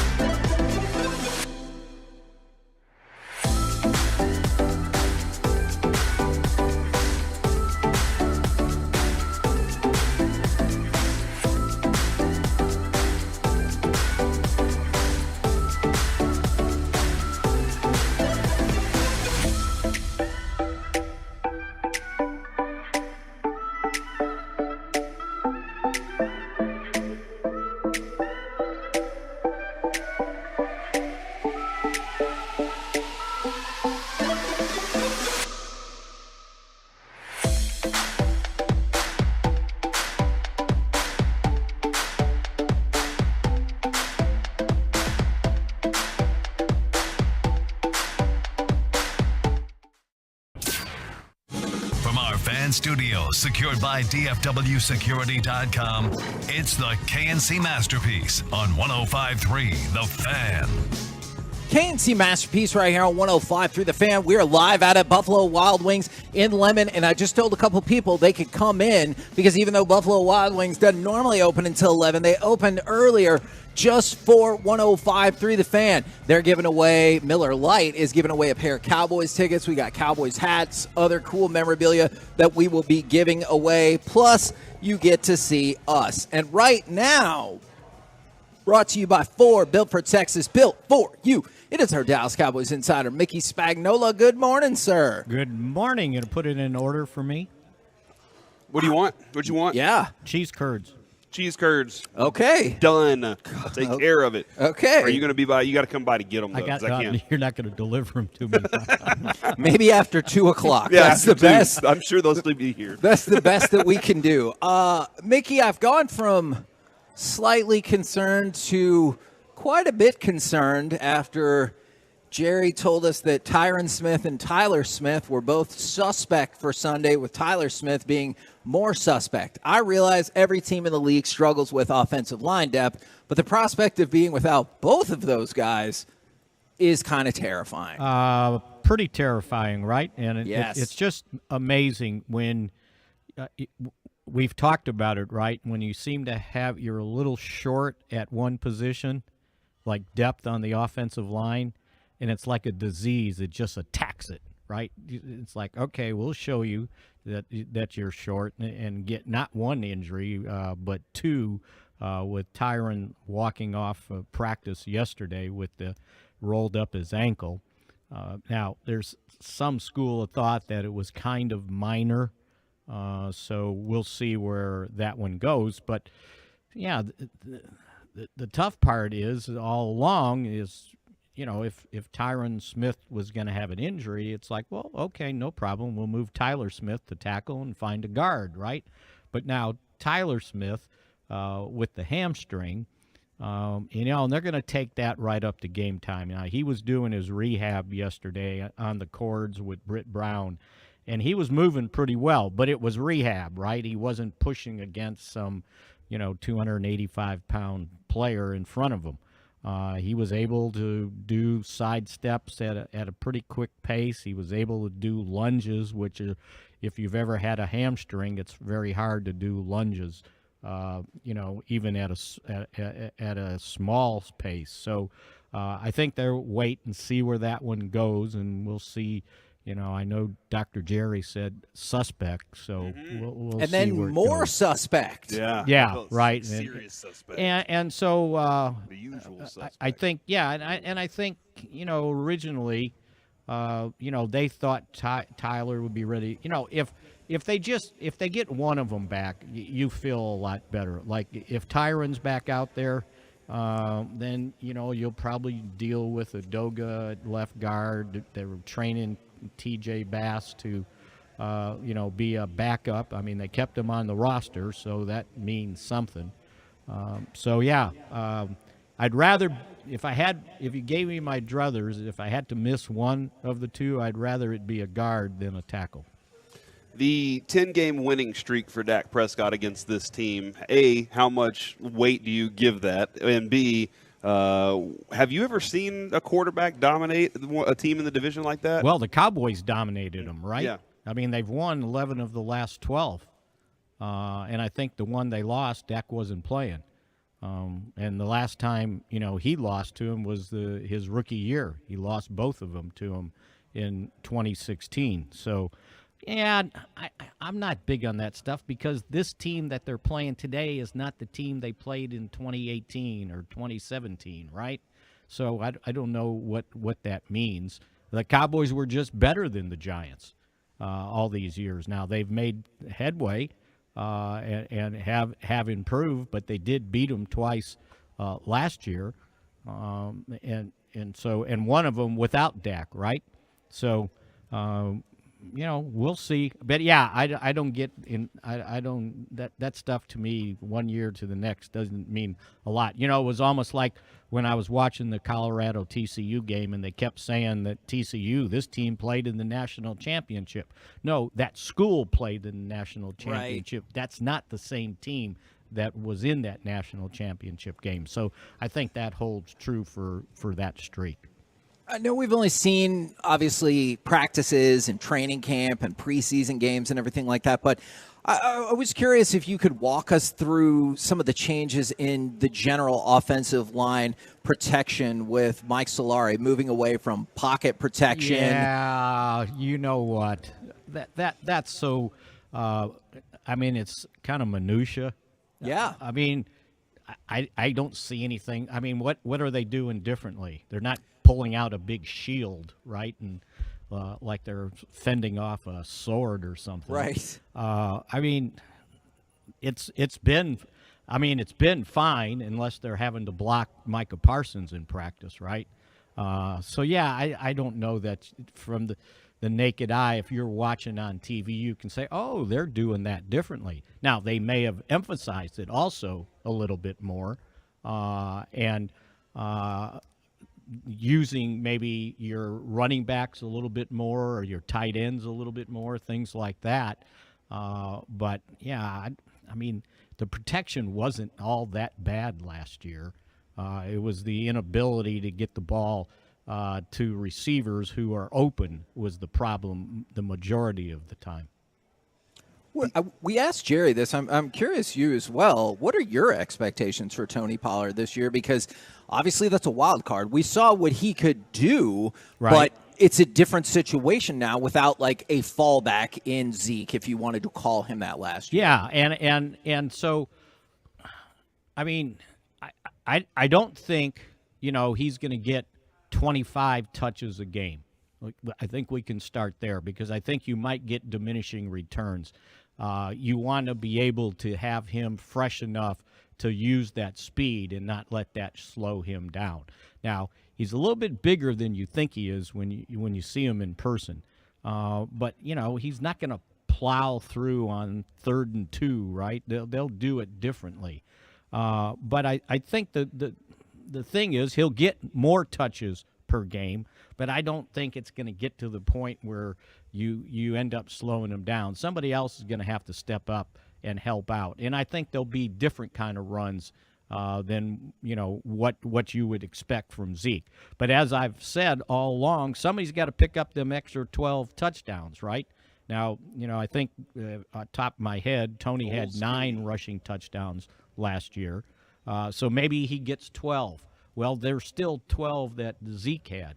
You just might have to do it differently. Yeah. Instead of 3rd and 1 and running up the middle, maybe you throw a quick pitch to the outside, or maybe a little swing pass, or maybe you use the tight ends when you're 3 tight ends and it looks like you're going to bulldoze ahead and you slip one out into the pass pattern.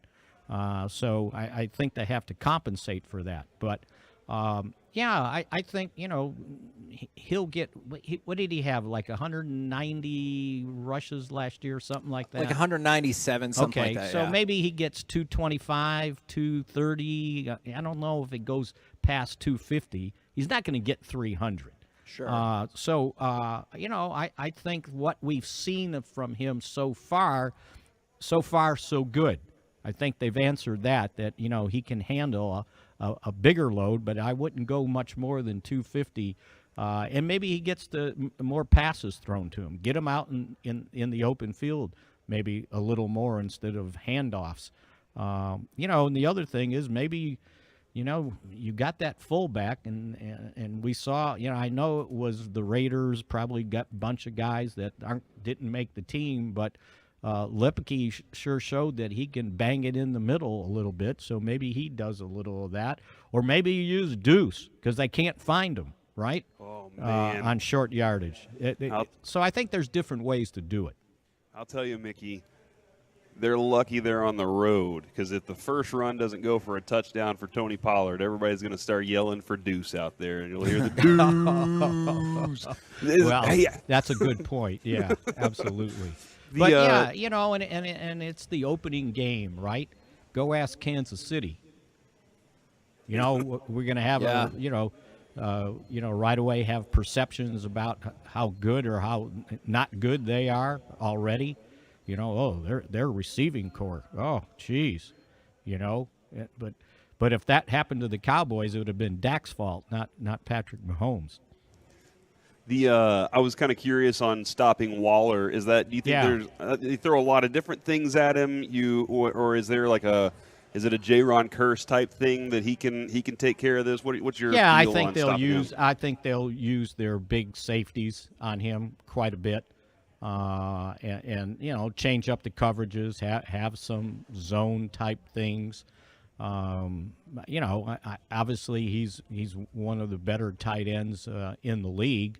I guess came from the Raiders, right? Yeah. I guess they didn't feel that way, did they? Yeah, see, my thing on him was I think the injuries just were plaguing him there, right. And then they were just like, all right, dude, we've had enough of you here. So that was always my feel on that. Plus, I don't think Josh McDaniels really knows what he's doing. I think he's kind of a flake. Well, so they've that's got just their my own thought. problems, right? Yeah, that they do. Yeah. All right, Mickey, it feels like it's about that time. Have you prepared a prediction for us? I did. I think before I went to sleep last night, I started throwing around numbers and spit out of my little brain computer 27-20 Cowboys. All right. And don't ask me why or how or... Well, you just told us Mm-hmm. the how is the brain computer. Yeah, the brain computer. Yeah, that's right. how it works. Yeah, it short circuits quite a bit, by the way. Well, but you know what? I just think they're a better team still than the Giants. Now you got to go out and play better, right? And Sure. I think that's what what was the term Jerry called it? Curious and excited. I think that hits it right on the head for season openers. Well, we appreciate it very much. And as we say every week, we hope this is the time your score prediction is exactly on the money. All right, and if it is, then cheese curds, okay? All right, There we go, done. cheese curds. Done. Thank you very much. you guys. Mickey Spagnola from DallasCowboys.com. We're the KNC Masterpiece. We asked the question earlier, didn't get a chance to really chop it up. I am curious, besides Cowboys and Giants, what NFL game are you most looking forward to this weekend? Oh, I have an answer, Kevin. Oh, I definitely have an answer. I want to watch two offenses go crazy, and I want to watch Dolphins-Chargers. Now, Kevin, obviously, Sunday night, I'm getting ready for Cowboys. Sure. As I'm at Old 75, and I'm inviting everybody out to Old 75 in Richardson to party with me. I do definitely want to have a good Cowboys party out there, but right before that, Dolphins-Chargers is, I don't think that Tua is the same quarterback as Herbert, but I think his weapons are fantastic, and I want to see Kellen Moore's offense with Justin Herbert at the helm. It is only the first game of the season, but do you see that as kind of like a hierarchy defining game? Because it kind of feels like those two teams are maybe slotted in the same place below the big three. With your tier system then? Yeah, is that what you're kind of saying? yeah. Like not necessarily your rankings, but your tiers. Yeah, they would be on the exactly. same platform Exactly. for sure. Like if the gold winners are number one, they would be on number 3 together, Right. holding a bottle of champagne going, we're doing it, man, we're here. They wouldn't get double silvers? Nope. Okay. I don't have them there yet. I really don't, because getting to playoffs more frequently and being successful there is what I need to see from both of them for them to move up to level 2. I think Kansas City is kind of level 1 by itself right now. Or maybe the Eagles, Maybe I guess. Detroit. Whatever. Detroit. You know how I feel, I guess. All right, what about for you? I'm looking at Bengals-Browns at noon. Yep. I think that's a very interesting game. I know that our guy Derek Holland obviously feels strong about his Browns. I know it's just one game, but I think that'll tell us something about Deshaun Watson. He has turned into a trash quarterback, and maybe he goes back to what he was. So, last year he was pathetic. It was bad. I think it'll be really interesting to see if Deshaun Watson, after Sunday, you say, oh, maybe he is a top 10 quarterback again. The other one I threw in the list, because I think both of those are excellent choices, was what about Bills and Jets? Because obviously there is a huge amount of hype on the Jets against Can't one watch of the, that Sunday. That's Monday night. That's the Monday night matchup. That is, that is a fair point. All right, you know what? Then just because of that, closely. I choose. That's How fair. about this? I wonder, I'll ask you this. 49ers Steelers. The 49ers are only favored by 2.5 in that game. Man, there's a disproportionate amount of belief in the Steelers. I guess, let me rephrase that. I don't think I have as much faith in the Steelers as perhaps Vegas does. Okay. Because otherwise, wouldn't you kind of think, like, I know the 49ers don't always smoke people, but don't you think this would be a game where you, like, don't particularly feel like they're going to lose it at any point after the, I don't know, second quarter? Yeah, I think the lack of faith, Kevin, in the Steelers is what you said, is Pickett. Right? No, I think there is too much faith in the Steelers. I still okay. Then I'll add to that. I think Pickett is terrible still. I don't think he's good enough yet. So I see what you're saying along the lines of betting, but man, I think people are still concerned about Brock Purdy a little bit and what he truly is. Leading that offense. I know the play caller is pretty good. But is Brock Purdy what we saw? Or when Mike broke that down yesterday, is that right? Is everybody going to go, okay, we figured it out. We figured him out now. We're the KNC Masterpiece right here on 105.3 The Fan. We are live out at Buffalo Wild Wings in Dallas off of Lemon. If you want to come see us, we got all kinds of excellent Cowboys swag. It is also a Shout-Out Friday from the 469. Shout out to all the grandparents on Grandparents' Day. I have to admit, I was not aware that it was Grandparents' Day. And then from the 817, shout out to my little girl who's doing amazing in the 4th grade and turns 10 this Sunday. Also, shout out to me for staying strong through my injury of shattering my left heel. Woo! Well, congratulations to you for staying strong. That does sound really, really tough. Which grandparent do you think made up Grandparents' Day first? I don't know, but that Grandma person or shouldn't grandpa? have shattered their heel. Why Yeah. did they do that? Yeah, that seems like a poor decision. Hopefully not on purpose. Coming up next, marathon runners, Oregon football, or perhaps Portland State head coach Bruce Barnum. Do any of these folks deserve Forgiveness Friday? Do you? 877-881-1053. We'll do that next right here on The Fan.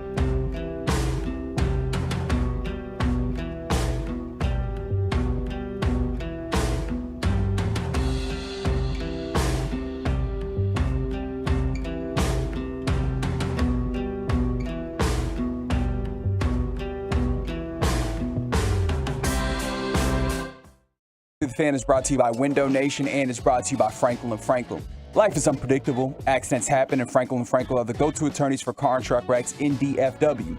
If you or a loved one has been in an accident, contact Franklin & Franklin for a free consultation at truckwreck.com or call 214 or 817-333-3333.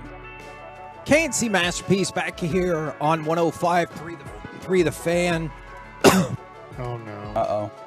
You're gonna that be okay. did not work at all. I pushed the mic like it was a cough button, and but you held it down, so it didn't turn off. So I didn't do that right at all. So your thumb got off. Forgiveness. Oh my gosh. What? Forgiveness Friday for me, and thank you very much. It's already been super fun out here at Buffalo Wild Wings off of Lemon in Dallas. We got Japanese Pokemon cards brought to us. I already won a pack battle, and Mike got a Flareon. All right, Kevin, there might be something I don't know if I'm supposed to say or not based on the fact that we were at a super secret Buffalo Wild Wings meeting. Oh, yeah. But I will say I don't know what you're going to say. I will say this. I ordered the Sauce Gardner sauce wings today. So it's his special flavor, Sauce Gardner's wings. We saw him involved with something. That's all I will say is that he was involved with something with Buffalo Wild Wings. I'm not sure if I'm okay to say what it was involved There with. are corporate assassins watching you right now, so be careful. So, but these sauce wings, dope. Very good flavor. From the 940, can I get a shout out? I'm nobody special,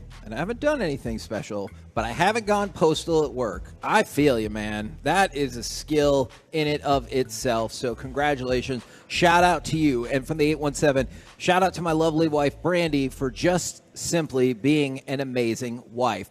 Now, it's time for some Forgiveness Friday, 877-881-1053. Do you need to ask for forgiveness? Does somebody need to ask you for forgiveness? Let's dive into it if you want to get involved in the conversation. Kevin, go ahead. Yes, man. no. I have one to throw out, and it does include a piece of audio. Okay. Reginald, if you would mind, please pull up please pull up cut number 7 for me, as this happened at the Marlins game, Mike. Okay.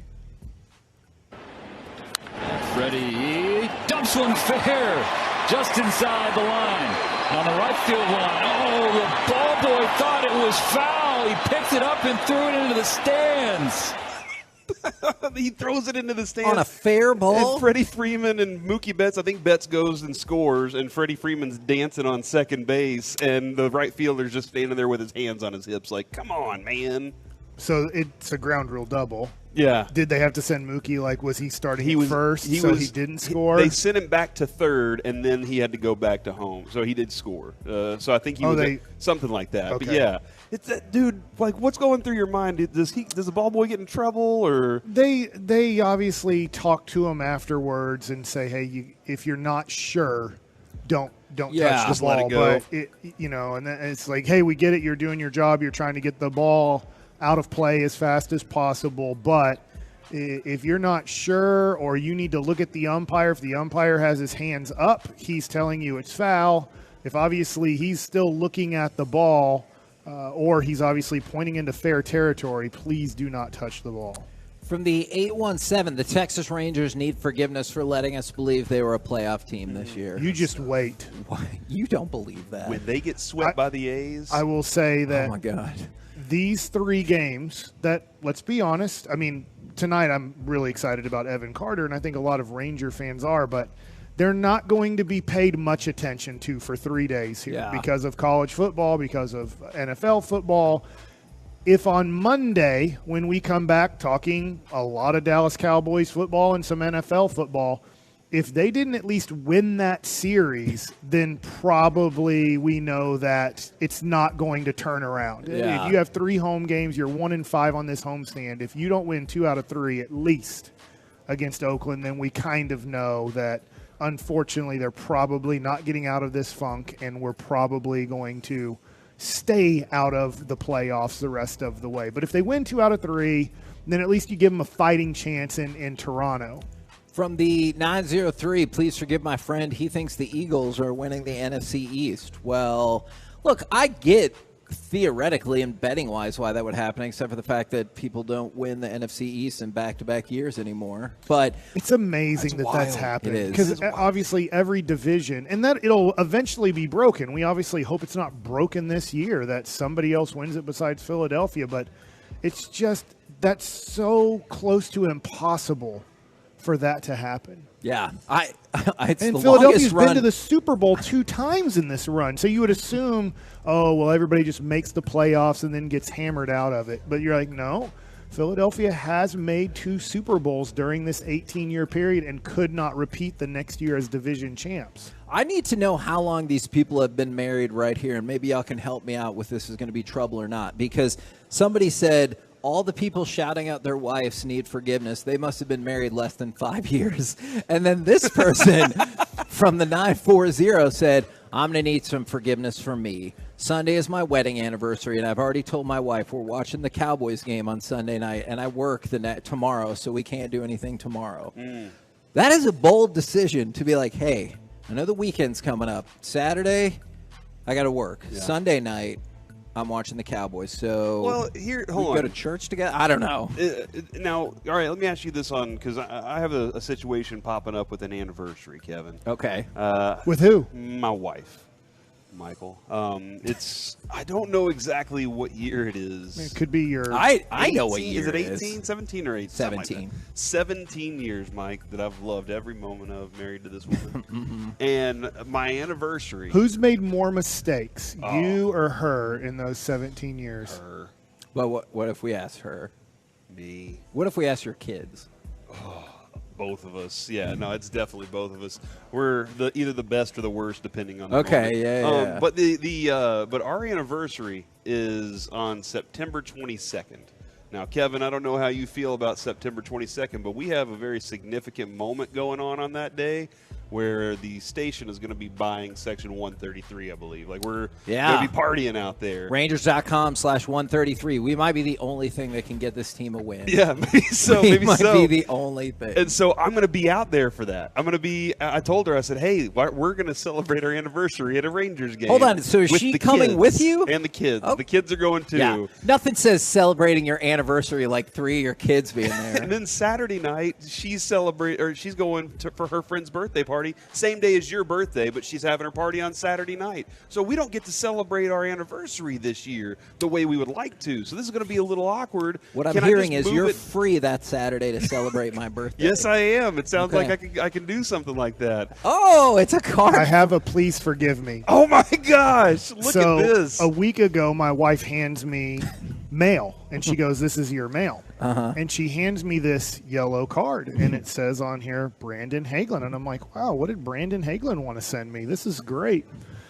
And so I opened it up. And then I realized it was a Brandon Hagelin congratulations on graduating high school and good luck in college. And there might be something else in there. I won't. Or maybe there spoil was that. before. He might be at UTA listening right now.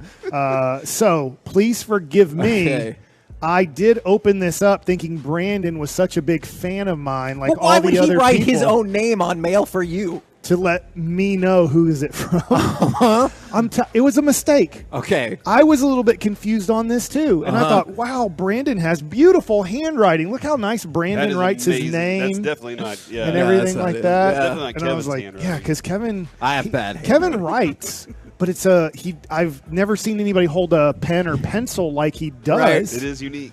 But here is Brandon's thank you very much. graduation card that I accidentally opened up, but I did retape it. And I didn't take anything out of it. I didn't decide, man, I'm going to keep this. This is nice. You didn't lick it again and then stick I don't think you can, right? Okay, well, it's over. I mean, It's or you over? just fold it back in. took- Yeah. No, I'm fine with that. Man, I hope this isn't from this guy's wife from the 817. No forgiveness. You've got all Sunday, my guy. I hope that's just not from his wife who's like, hey, that game starts at like 7:25. Yeah. Which you can listen to it right here on 105.3 The Fan. You got to get it going. Now, I have an audio clip I wanted to throw out there. This is Portland State head coach Bruce Barnum. Now, I can't decide if it's Oregon that needs forgiveness or if it's this coach. Listen to the moment where he just nonchalantly throws out something that feels like a pretty big deal. We're fine. Knock on wood. We had one guy get his ear ripped off. They sewed it back on. What? And now they say he has a concussion, and he can't. So he's out. But I think he's fine. He's talking to me today, Coach. He said, "Coach, He really got his ear like a Vander not the Holyfield? whole ear, but partial ear detachment." I think it was from when he got his helmet knocked off, and I think his ear didn't come out of his helmet. Anyway, so they were sewing him up, and so I guess that means you have a concussion. And again, we're making sure he's fine, so he'll sit out this game. But That guy doesn't give an F about his player getting his ear I ripped wonder off. if you feel your ear getting torn be, off, right? like in that. Like, I mean, you're in the heat of the battle. They rip your helmet. I mean, you feel like a burning sensation. Yes, it feels like a burning sensation. But your ear's still there. I've never had my ear ripped off, but I've had my helmet ripped off before, and that does feel like it's a burning thing. And you're like, oh, is my ear still there? So here's a stupid question from Mike Bassick. Yep. Why do we need ears? We still have holes there. Couldn't we still hear? Like, does the shape of our ear help the sound go into the hole? You know how So you can wear glasses. No, that's not. They didn't. God didn't build us ears so that we could wear glasses. You don't know that for a fact. Like Adam Silver has ears the size of his head. Yeah. Does he hear better? Yes, I think so. But we hear worse as we get older. Our ears keep growing, right? That's one of those things that for some reason our ears don't stop growing, yet we hear less when we get older. Yeah. Through the age of our ears. But the ear outside part gets bigger, so the bigger the ear, the less you hear. Like, don't you put like a cup I don't up to your know that ear? to be the case So you either. put a cup up to your ear, you do like this. Or if back in you the day when they lost would put your those hearing, horns in their ear and be would like, you- what did you say? Would you cut your ears off if you knew that you could hear better later in life? Like, I can't hear a thing because, you get old. And so would you just chop your ears off if you knew that your ears were the outside part No, of it? because the sun might get in my eyes. Because then I can't wear sunglasses. No, I don't. Probably not, Mike. I don't know. I'm actually really intrigued by your question. I'm going to think about that. I have great questions. But, didn't that coach just sound very nonchalant when he's like, yeah, one of our players got his ears ripped off, so whatever. One, it's not his ear. Two, there's nothing he can do about it. You said his name was Roy Barnum, right? Yeah, Bailey Circus. Yeah, I was just I think going to it's say Bruce Barnum. Yeah, he's used to the circus. Yeah, Kevin, he's seen so everything. yeah. He's seen women with beards. Okay, but then he seemed angry about the concussion protocol. He's like, yeah, they ripped his ear off, so I guess he's got a concussion or whatever. He just seemed like he did not care at all. I'm with him. How did it cause a concussion? Oh, man, it only takes 5 pounds of pressure to rip an ear off, according to the fan text. So that's wild. From the 682, that's actually a great question. What is the evolutionary reason for our ear shape? And then, Kevin, somebody said Mike asks questions that only a stone person would ask. Yeah. Nobody knows the answer. Yeah. Sometimes I'm with you. And then, by the way, do we just need to fire everyone in charge of the Mexico City Marathon? Because this year, 11,000 runners got disqualified from the marathon. Why? Because they cut the course at some point to try to run less. And you might be like, wow, what a weird anomaly. But here's the thing. That has apparently happened numerous times where so in 2016, 6,000 people were disqualified. Then 3,000 were disqualified the next year. If you have thousands of people getting disqualified from your marathon every year, maybe you should revisit the people that you let in the marathon. Was it the Boston or New York Marathon, Kevin, that one woman jumped in the back of a car and rode it? And they were like, hey, you went 45 miles an hour. Yeah, How and did she's you like, finish?" no, I didn't. How did you know that? And they're like, well, hey, guess what, Nimrod? We got a systems. tracking chip inside. So from the shot. No, I did not. I want to make that very clear. I did not say that. She said she had a chip inside of her. We're the KNC Masterpiece right here on 105.3 The Fan. Coming up next, live from Buffalo Wild Wings in Dallas, off of Lemon, it's time for Gridiron Gravy. Is this team your favorite to win the Super Bowl? 877-881-1053. We'll do that next on The Fan. I'll tell you one of my favorites, guys, and that's Men's Tea Clinic. If you're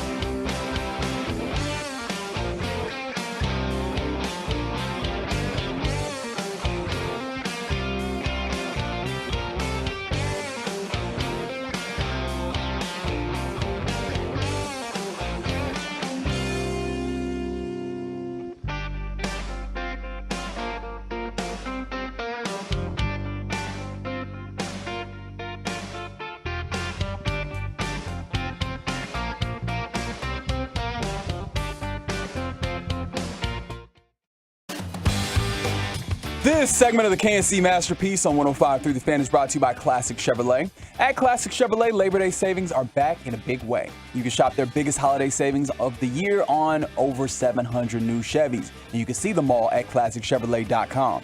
Don't wait. The best Chevys with the biggest holiday savings sell fast.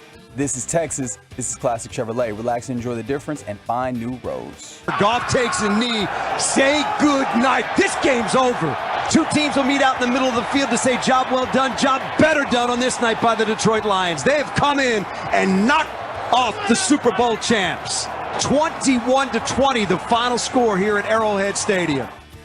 KNC Masterpiece back here on 105.3 The Fan. We're live at Buffalo Wild Wings in Dallas off of Lemon. Fear not, they do have a parking garage, so we want you to come in. Miller Lite is going to be giving away Cowboys tickets. We've already given away some Cowboys hats. We've got some Cowboys shirts that we are still going to give away. We've played pack battles with Pokemon cards. It's been a happening out here. Do you have to be here to win the Cowboys tickets, Kevin? Because I don't think so. I think you can come in, order yourself a nice cold beer, and then be out of here right after lunch, and then we're not technically in charge of the tickets, but if you're here the entire time, maybe I'll try to rig the contest for you. No, you can't do that. I don't think you can, but I like that, dude. I like the way you think. My son was pumped and upset that we are at Buffalo Wild Wings every Friday for the football season. Because he loves Buffalo Wild Wings. It's his favorite place to kind of eat and watch games. And he's like, man, can I go? And I was like, any day you don't have school on Friday, you can go.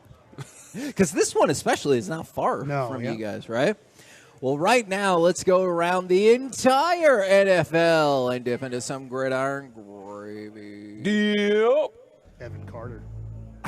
Yes, Evan Carter has arrived. This probably won't surprise anybody, but the Bengals just announced that Joe Burrow will start, and I was like, well, sure, because we probably figured he was back from injury and good to go, but also they gave him a ginormous contract. That was really smart of him to have an injury in training camp right at the beginning, so he didn't have to actually be in training camp the whole time and could hold out for his new contract.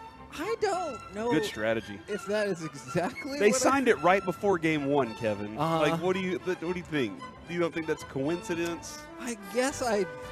You're like, do you want me on the field? I do think it's a coincidence. This calf is crushing me right now. All right, so something that look, I can't guarantee that's not what happened. I wasn't talking about baby cows either. Yes, because a baby cow would crush you. That I do understand.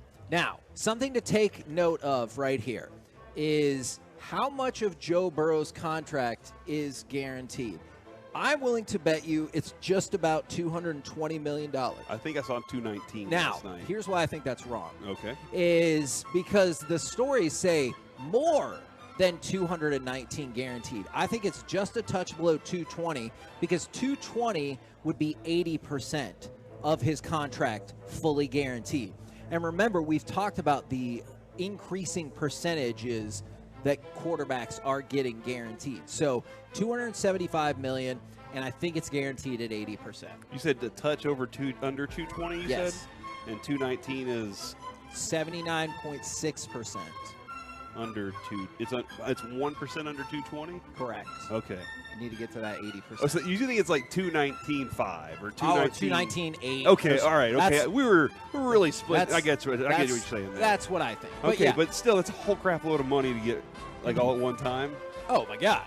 Well, it's guaranteed. I don't think they back up the Bobby Bonilla. Man, I would just be like, hey, build me the money silo from DuckTales and just start dumping the cash. I'm not using it. I just want to go swim in it. I just want to swim in it. That's how I need it to make the whole thing work. Kevin, ESPN reported it as $219.01 million. What? There you go. All right. Well, so it was a smidge over 219. Okay. Then that, you know what? Then first of all, A, Corey's right. B, that's stupid. Why? You know what? But I guess it's really not, because the .01, that's $10,000, right? Yeah. So you might be like, who cares? It's $10,000. He can find a niece or something and be like, hey, here's $10,000 of free money for whatever. And you're like, I don't even care. That was the .01 on my contract. That's what he's going to pay his tax guy. He's going to be like, here, use this. Just make sure I don't have to pay If you're the smart taxes. enough, you could probably get away with that. But this goes back to, and this is why I want to ask Steven about this, because I know he does a lot of stuff with the cap, is Joe Burrow signed, Justin Herbert signed, Jerry Jones said, well, you have to cut 4 players if you re-sign Dak right now. I just fundamentally, and this is probably going to sound like an egotistical statement because he owns the team and I don't think that is factually correct. I'm with you, but I just think it kind of, let's push this. Like, I don't think you really wanted to talk about that. I mean, there's a small part of me, like I said, it's only 10 to 20%. So in the opposite direction, that means 80 to 90%. Dak Prescott's going to be Jerry Jones's quarterback for the next 5 years. There's a small percentage of me that just wonders the Trey Lance pickup. Is it a future, I don't want to pay $220 million of guaranteed money to Dak Prescott, and maybe a small percentage says, what if Trey Lance practicing this whole year impresses our coaches in practice? And that makes sense to me. It just would be at odds with what the Cowboys say publicly. But again, it probably doesn't make sense for the Cowboys to come out and go, oh, yeah, Trey Lance is here to take his job. Let's see if he can. Well, that doesn't make sense. Let me ask you a question about this real quick, because I've been thinking about this, and I'm a little loopy right now, but yeah, how let's are say, you doing? I'm not right. Let's say Dak Prescott decides, you know what, I want to hold out, okay? I'm going to hold out during this training camp next year or something. He's a little off. Let's say he wants to hold out. The Cowboys have something other than Cooper Rush to practice, right? Like for training camp. They have somebody else, and that's something that the Cowboys are looking at going, yeah, the fans could be excited about this, whether or not it happens. But in camp, at least you have a body, somebody else you can work with there. I don't know how much that weighs into it. I was dreaming about this the other night, and I was trying to figure out how it kind of worked hand in hand. Or maybe it leverages Dak to not hold in or hold out. You know, he's like, I don't want somebody else trying to take over the leadership of my team, so I'll just be there throughout those things. I don't know if that works in that way or not, but maybe it does. Now, if you're thinking about making picks, something to keep in mind, Bryce Young, quarterbacks drafted number 1 overall in their first career start in the last 20 years are 0, 13, and 1. The last quarterback to win their first start as the number 1 overall pick, that, of course, would be David Carr in 2002, leading the Houston Texans I was to in victory. Philadelphia with the Mets playing against the, believe it or not, Phillies in Philadelphia. That makes sense. And I remember watching that game at the time, being a big Cowboy fan and thinking, I want to destroy this whole hotel room. This is maybe the most embarrassing thing I've seen in Cowboys history. Yeah. Would you have asked anybody if they were embarrassed the next day? Yeah. Yeah. And he would have said no. Or yelled at you. This franchise is going to be worth $20 billion 20 years. I remember watching that game too, Kevin, and I was just like very mad, very mad. So, and but then I told everyone, just you wait. In 21 years, I bet we still haven't been to the NFC Championship game. And I was right. So that was the curse of first overall pick quarterbacks from then on. The Cowboys cursed it all. Do you remember that he wore his wedding ring? That was like a big story for that whole game. David Carr wears his wedding ring during the game. He just puts tape over it. Who needs a I'm like, first of all, that's stupid. Second of all, like, who gives a crap? Like, I love my wife so much. I'm wearing my wedding ring. Probably his wife. What? I said probably his wife cares. Well, I just think, was he gonna go out with one of the Cowboys' defensive players during the game? Like, oh, I see you're not married as you're snapping the ball. You want to go out tonight? No. Don't you see my wedding ring? I'm married. Yeah, I can't go out on a date with you, Cowboy defensive end, after the game. My wife's literally watching me right now. This is a great shout out for the 469. Shout out to me for calling in sick for the rest of the day so I can make it up to Buffalo Wild Wings. Yeah, all right. Also, Forgiveness Friday for me for calling in sick for the rest of the day at work so I can come up to Buffalo Wild Wings in Dallas off 11. And from the 817, shout out to my girlfriend Olga for getting us Rangers tickets tonight so we can see Evan Carter. I would really want a ticket to tonight's game, but I mean, literally. Well, you mean like a paper ticket? A real though? ticket. Yeah. Like I have, in fact, I was looking through some of my stuff. I have Luca's first game. I went to that game with my son, and I still have 2 tickets from Luca's first ever Maverick game at home. And that's really cool to me. And I would love to have an Evan Carter real ticket, but everything's Apple. I wonder if that's why the ticket grading market has really picked up, because they're like, well, this is going away. Yeah, this is it. So, it really is vintage. Guys, we got to go. Coming up next, live from Buffalo Wild Wings in Dallas, off of Lemon. Cowboys win because, Cowboys lose because. 877-881-1053. Let us know. We'll do it next right here on The Fan. Where they'll go next, even they don't know.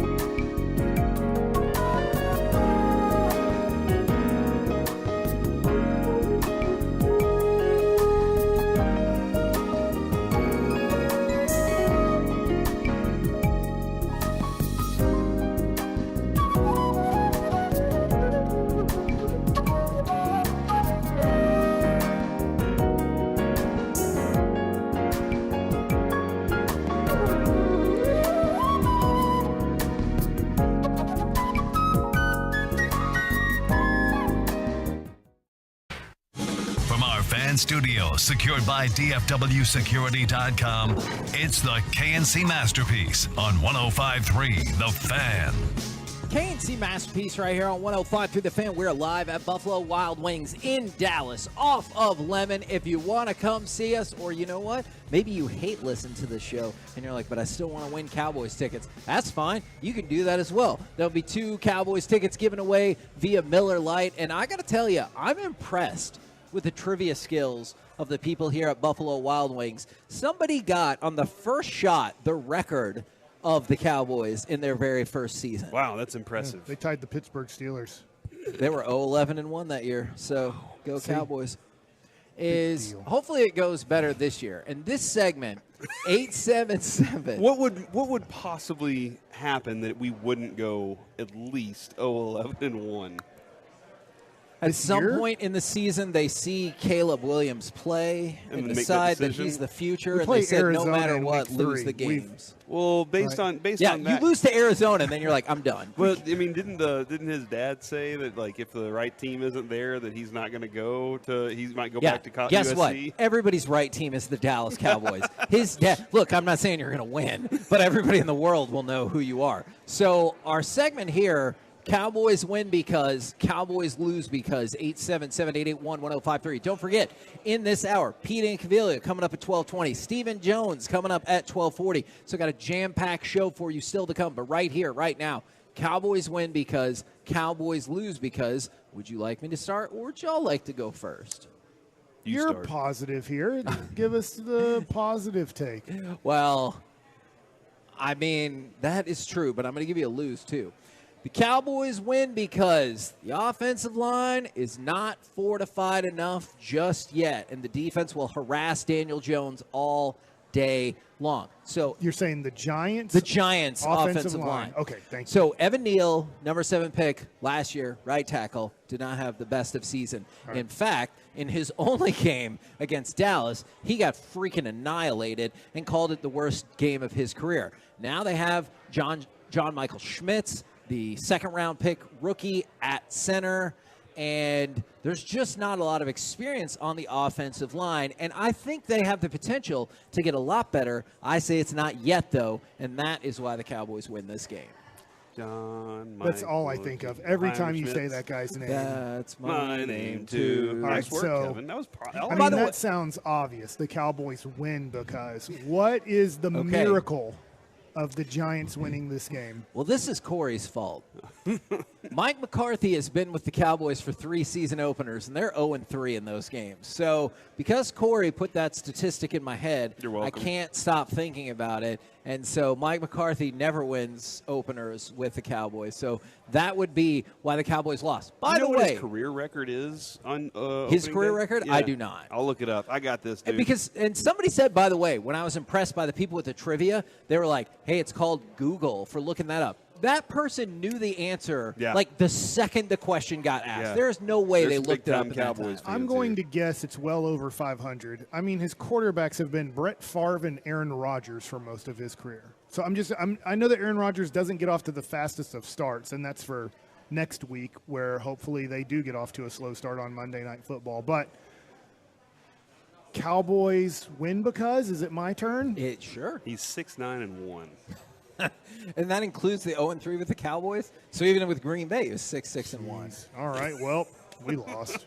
No, Really, no. they lost. I'm not part of losing. Cowboys win because they're a lot more talented than the Giants. I think when you look at these teams on paper, I don't think you can look at the Giants and say they're better. Sure. So if the Cowboys play a good game, I just don't see them losing. But things can happen. Last night, Patrick Mahomes threw about 6 very easily catchable balls. One turned into a pick six. So the other one killed a drive for sure. Yeah, it just reminds you of what can happen. Last night was a reminder of what can happen in a football game where you can be upset or you could lose a game by just a couple of plays not going your way where guys make big mistakes. That being said, The Cowboys are better. And I know that that's maybe too general, but the Cowboys are better. They have the better quarterback. They have the better team overall. So that's why they win. Cowboys lose because I do look at this offensive line. We had Jerry Jones on earlier. He talked about the two Smiths. He didn't seem super optimistic that they would both play. That being said, because of that, I think that's a reason the Cowboys lose, because Dak doesn't feel protected. The running game doesn't help Dak. When the running game is off, Dak usually loses. Yes, he's won games with bad rushing every once in a while, but I feel like when I watch the Cowboys struggle to get over 3 to 4 yards a carry, and they're barely getting any yards on the ground, which then asks Dak to do more, I feel like the Cowboys end up in more mistake-prone games. Okay, I think that's fair, and I have thought numerous times in the last hour and a half since he said that about just missing the left side of your offensive That would be weird. starters. That would be weird to start it that way. Yeah. I mean, they did start game one without Zach Martin last year. Or wasn't it? It was COVID related, right? Like, what? Something weird. So like, and they won. No, they lost. No, they lost. I feel like you knew that. I also, I just got to tell you, I asked him if I thought it was, I can't remember if it was, I said foolish or flawed or whatever the adjective was, strategy of counting on Tyron Smith to be a starter. And it's one of those things that, you know how we have people text in all the time, they're like, hey, why don't you ask about that? And we're like, hey, we've asked about that. This is what they think. I would be texting in about that. I get it. It's his team. He makes the decisions along with Steven and Will McClay, but I think, and we've thought this for a couple of years, it is a flawed strategy to go into the season thinking Tyron Smith is going to be your starter. We asked, he gave his answer, so I don't know what else to do. Well, I mean, starter without, without an optimal replacement. Yes. Yeah, because like starter, like I think Jerry is right there where he's better than most of the tackles at left tackle in the NFL when healthy. You're right though.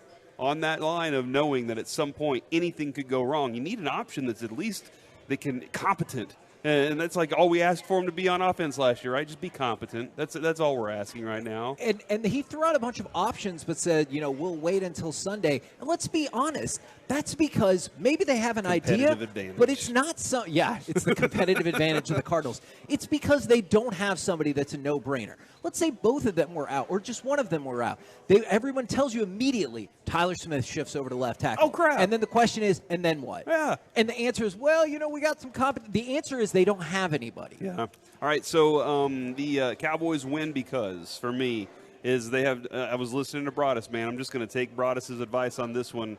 They have two outside rookie cornerbacks, and I know they're talking about how good these guys looked already, but they One have of them is a six-rounder. They have two guys on the outside that are rookies, and we have veteran receivers that can absolutely abuse these rookie cornerbacks. So I think offensively, the Cowboys just attack there, and man, just based on looking at the way they ran their offense this year.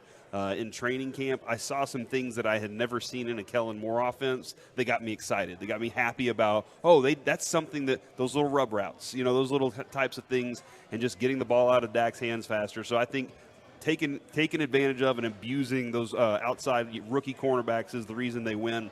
The reason they lose, if the Cowboys lose, Kevin, on the remote chance, Mike, you just said, on remote chance that it happens, they must have gotten Trevor Lawrence at quarterback. The last 3 years. Like that's the only thing I can think Daniel of. Jones had a great game. Yeah, but they were like, let's bring in Trevor Lawrence and said, no, actually, the rust, the rust factor of just like, we thought it would be a great idea to make sure we ran lots of practices where these guys got reps.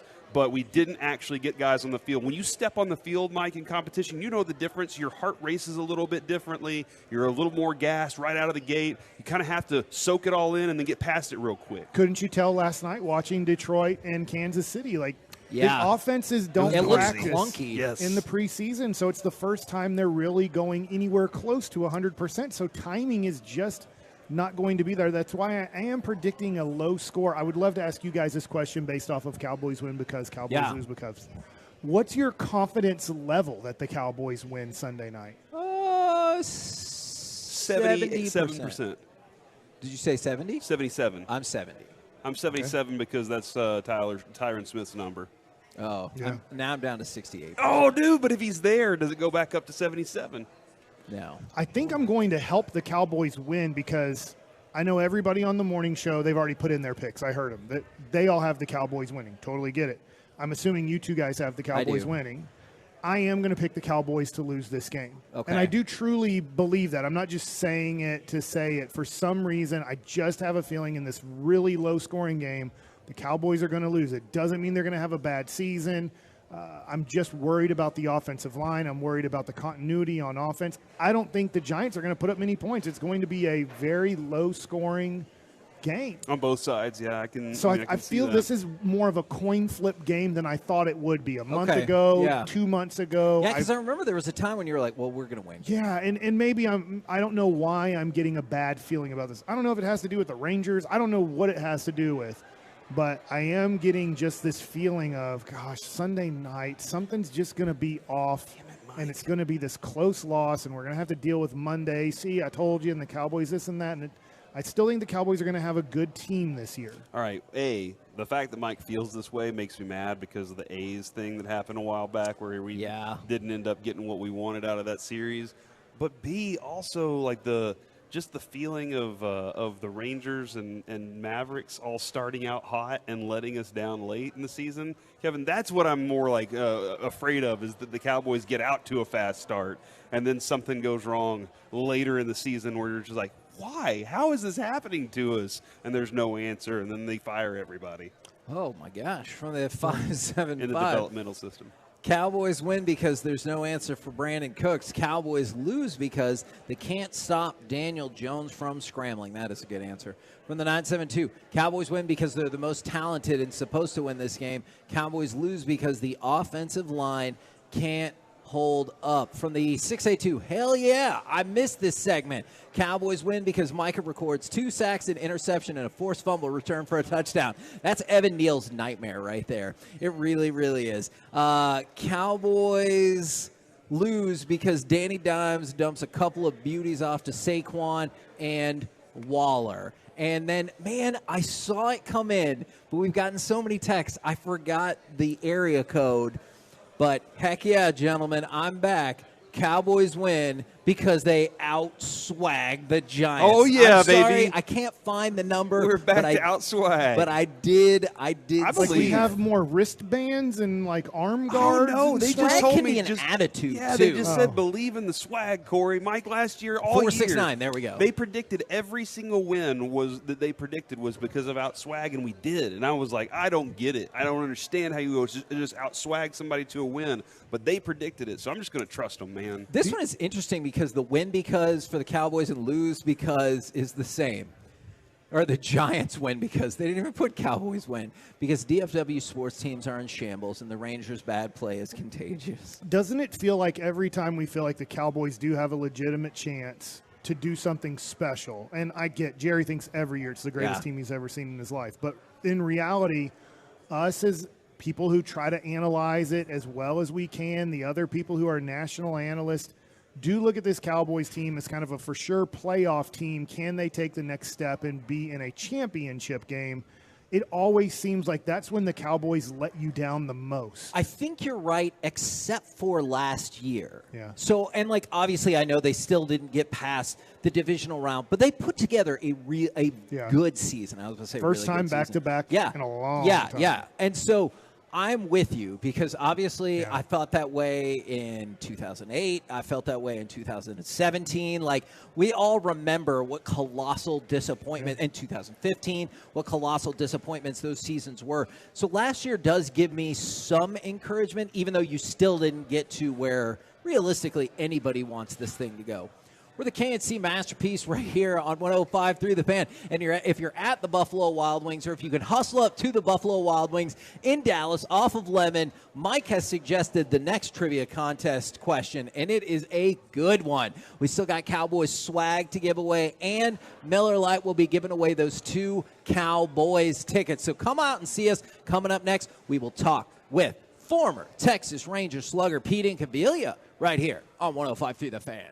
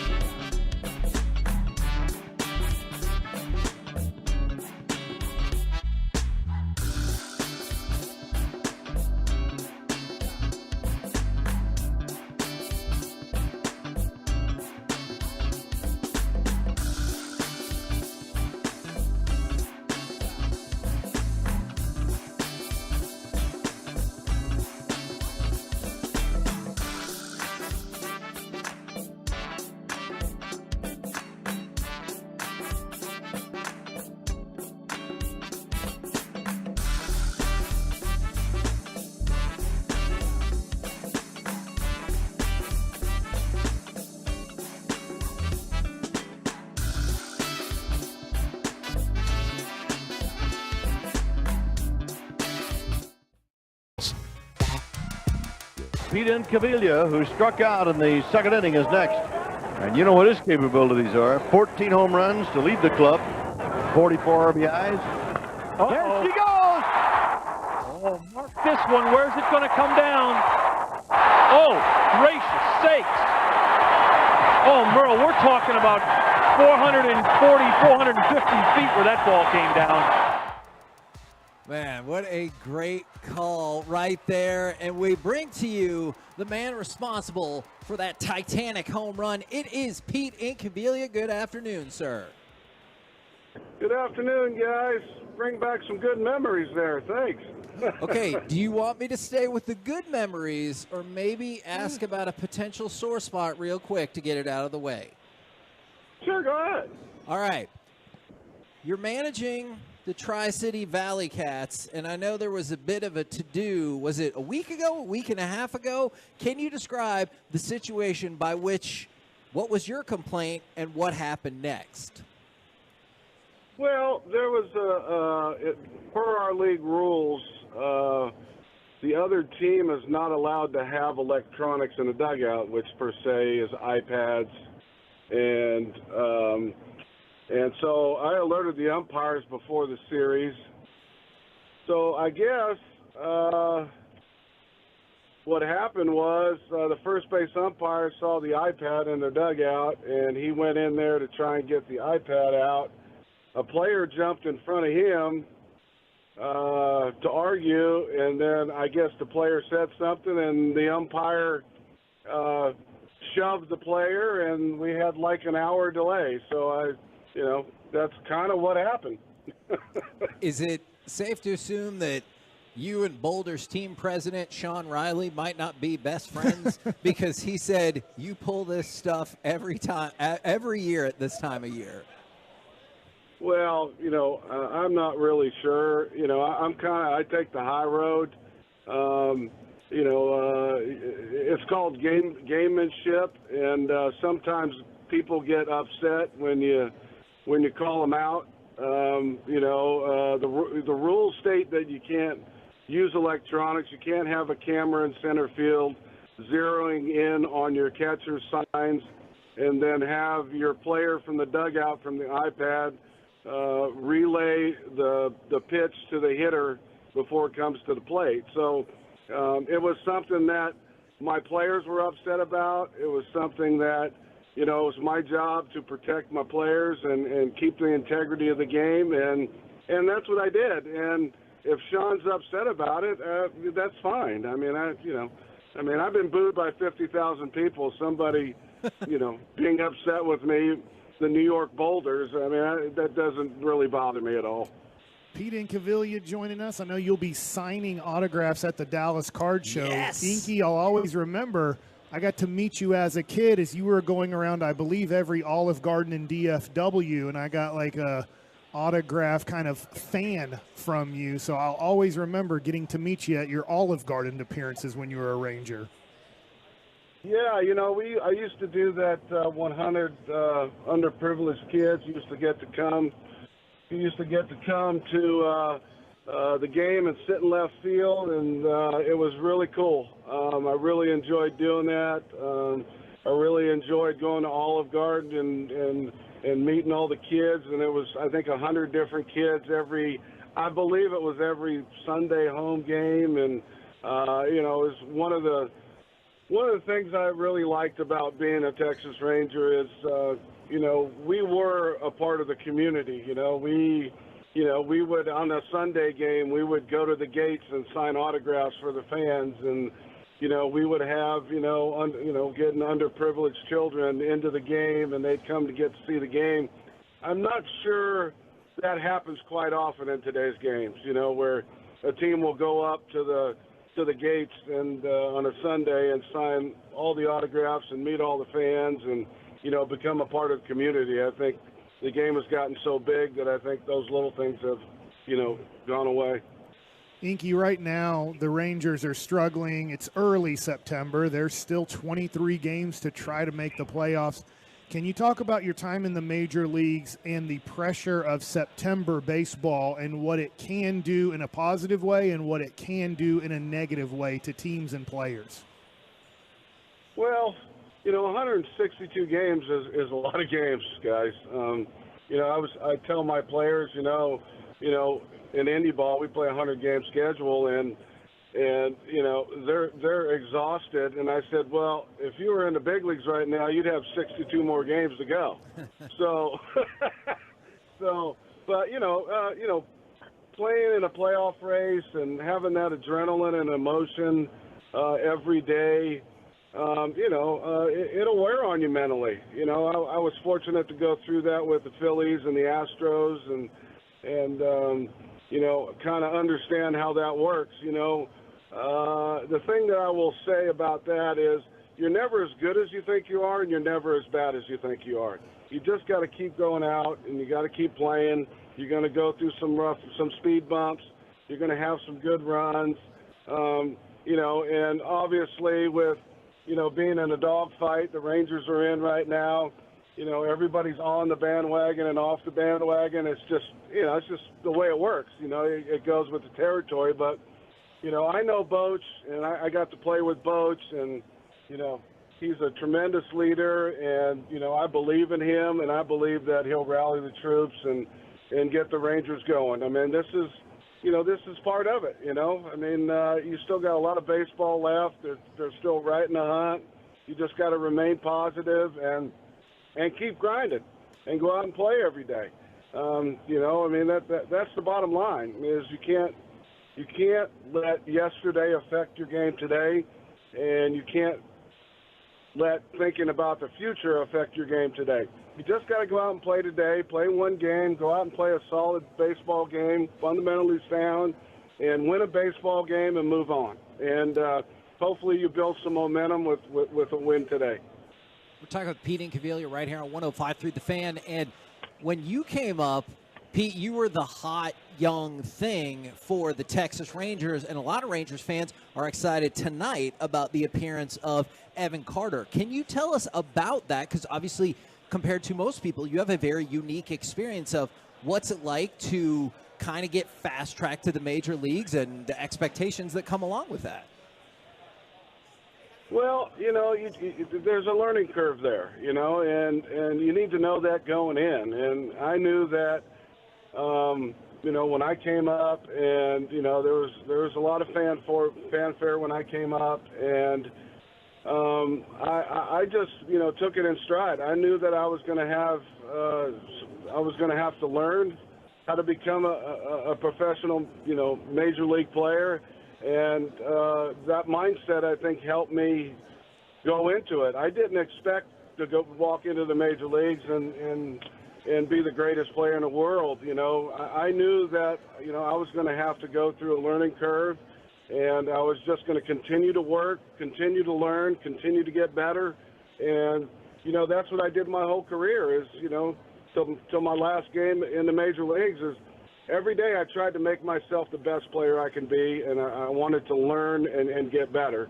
And as long as you maintain that attitude that, you got to continue to evolve and make adjustments and continue to get better every day. And if you do that, then you'll have a successful career. If you think you know everything and you think that you're the best player right now, I mean, that's what'll get you in trouble. So, if Evan comes into it and knows that there's a learning curve and he's gonna have some struggles, he's gonna have some good days, but as long as he continues to get better every day, then he's gonna have a good, long, successful career.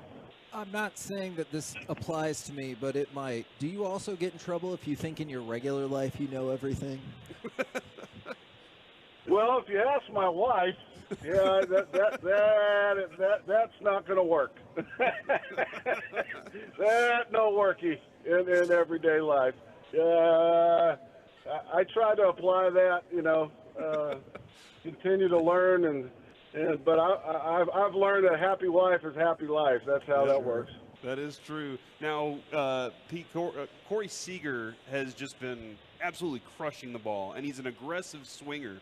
We've talked with Mike about how aggressive he swings early in counts. Is this something y'all have already asked him, guys? Nope. Because I have another question. Okay. No, I just was amused by your terminology of calling Pete Incaviglia an aggressive swinger. Okay. Well, what is the difference, though, in your mind between an aggressive swinger, an aggressive home run hitter, and a dumb swinger whenever you see those kinds of guys?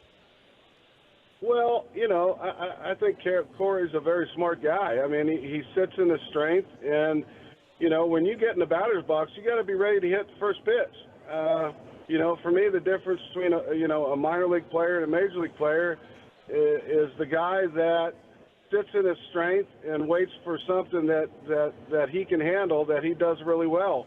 Guys that don't make it to the major leagues don't have that. And the fact that Corey gets into the box and he's looking for a pitch, if you get it the first pitch or the fourth pitch, what's the difference?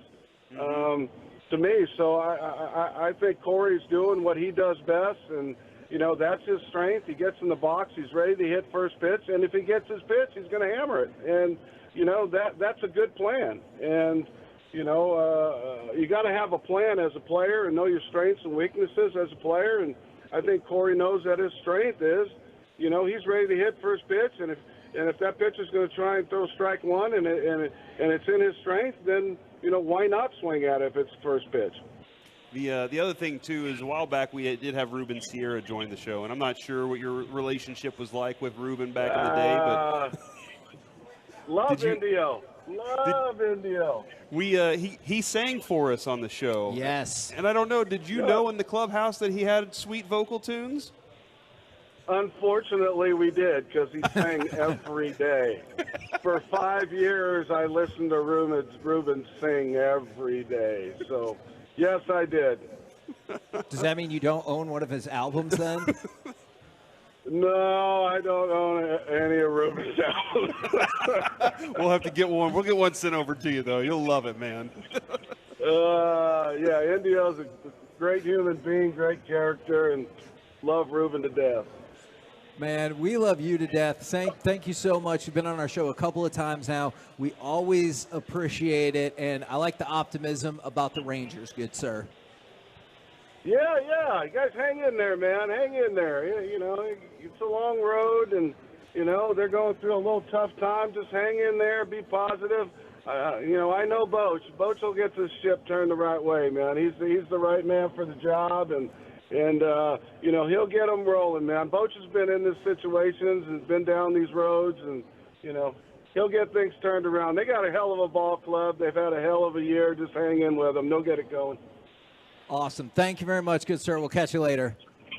All right. Thank you. Ladies and gentlemen, there you go. Former Rangers slugger Pete Incaviglia. We will talk with Dallas Cowboys Executive Vice President Stephen Jones in just a bit. But in between, it's time for some Mike Likes It. All right, so here's what I'm liking. Okay. I am liking how much football we do have. I have not really engaged at all in football because it's baseball season. I'm enjoying I know, look, I'm not enjoying the Rangers losing all the time now, but I have really enjoyed the baseball season. I've enjoyed following some other players in Major League Baseball and following the Atlanta Braves and how great they are. But it did kind of hit me today. I know last week we had college football, and I did engage in a couple of college football games, but I do feel like I'm way more of an NFL guy than college, football fan. But I feel like today I'm like, okay, I can get into football season. Practice is over. Faking like we care about preseason is over. So I was wondering from you guys, when have you felt the energy of football? If you haven't felt it yet, tell me why you haven't felt it. But at what point did you feel the energy of football and were ready to kind of get into football season this year? It was, I enjoyed camp. I enjoyed being out there and everything, but that's separate for me. Like, that's a completely different entity because of the work that we're doing out there and the location. It doesn't feel like football because football feels like around the family, at the house, doing something, or Sunday night at Old 75 while I'm partying in Richardson. That feels like football. But I will say, last Saturday when you turned on college football on the weekend and you were like, oh my gosh, here it is. And like tomorrow, Kevin, we have college football right here on 105.3 The Fan in your ear holes. So like that was the first part of it. But last night, Mike, like it really did hit me as soon as kickoff. Did you hear the opening kickoff announcement last night? And he, like, as he was kicking the ball into the air, you could feel that that's the first kick for 2023. Yeah. And it was like, okay, welcome to the 2023 season from Mike Tirico. That was the moment where I was like, okay, it hit. I got through the fantasy drafts. I got through the first week of college football, the first real week of college football. And then, bam, here we are. The NFL has started. And so that's where when Jerry described curious, what was the word, curious and excited about Sunday night's game, that's how I feel. I'm ready. I am also kind of curious if the Cowboys will ever have a Thursday night opener or if it's always like going to be a Sunday thing, because it does feel like it's so far away from me now. Isn't it always the Super Bowl champ, so you'd have to play the Super Bowl champs? So no. But what are you doing? But the other thing is, I feel like inherently, Thursday is going to be a draw anyway, right? And so, like, why put your biggest drawing card on there? For me, it was actually 2 weeks ago, is because we covered high school football for so long that when high school football started, I really was like, all right, it's here. Like, I know it was still 16,000 degrees outside, but that meant the fall was there to me. Like, there's signs. The state fair is getting ready to go. Football has started. So regardless of the weather, we have reached, like, the so-called fall just about in our season. And so I think 2 weeks ago when Notre Dame and Navy played and when high school football started is when I, like, really locked in. I'll tell you what about last night. Watching Patrick Mahomes again, I'm more of a quarterback watcher now in my watching pro football. General football watcher? Yeah, gosh, he does so many things. I get last night was not his best game ever. I mean, he's going to have better games this year, and he missed Travis Kelce tremendously and has a whole bunch of crap to throw to this year. He buys time better than anybody I've seen in my life. Hutchinson was all around him, but he's able to move up in the pocket, move out of the pocket. I know that there's other great guys like Aaron Rodgers in his prime. I don't know if he still has it, but like it's just fun to watch how he creates extra time in the pocket. We're the KNC Masterpiece right here on 105.3 The Fan right now, brought to you by Ford, built for Texas, built for you. It is the Dallas Cowboys Executive Vice President, Stephen Jones. Good afternoon, sir. Good afternoon, guys. Great to be on with you. Now, we talked to Jerry about 2 hours ago and asked him if there was any questions to ask you in case he didn't see you. He said that you've kept him on a short financial leash, and he would like to know if he can have a raise. I think it's the other way around. I feel like I'm 60 and still asking Dad for an allowance. Are you at a point where this the culmination of everything that you and Will McClay and the group have all been putting together in scouting and getting all this to the roster cut downs with McCarthy and everything, that, all right, here we are, now it's time to see it play out? Is that kind of like the excitement starting to bud for you?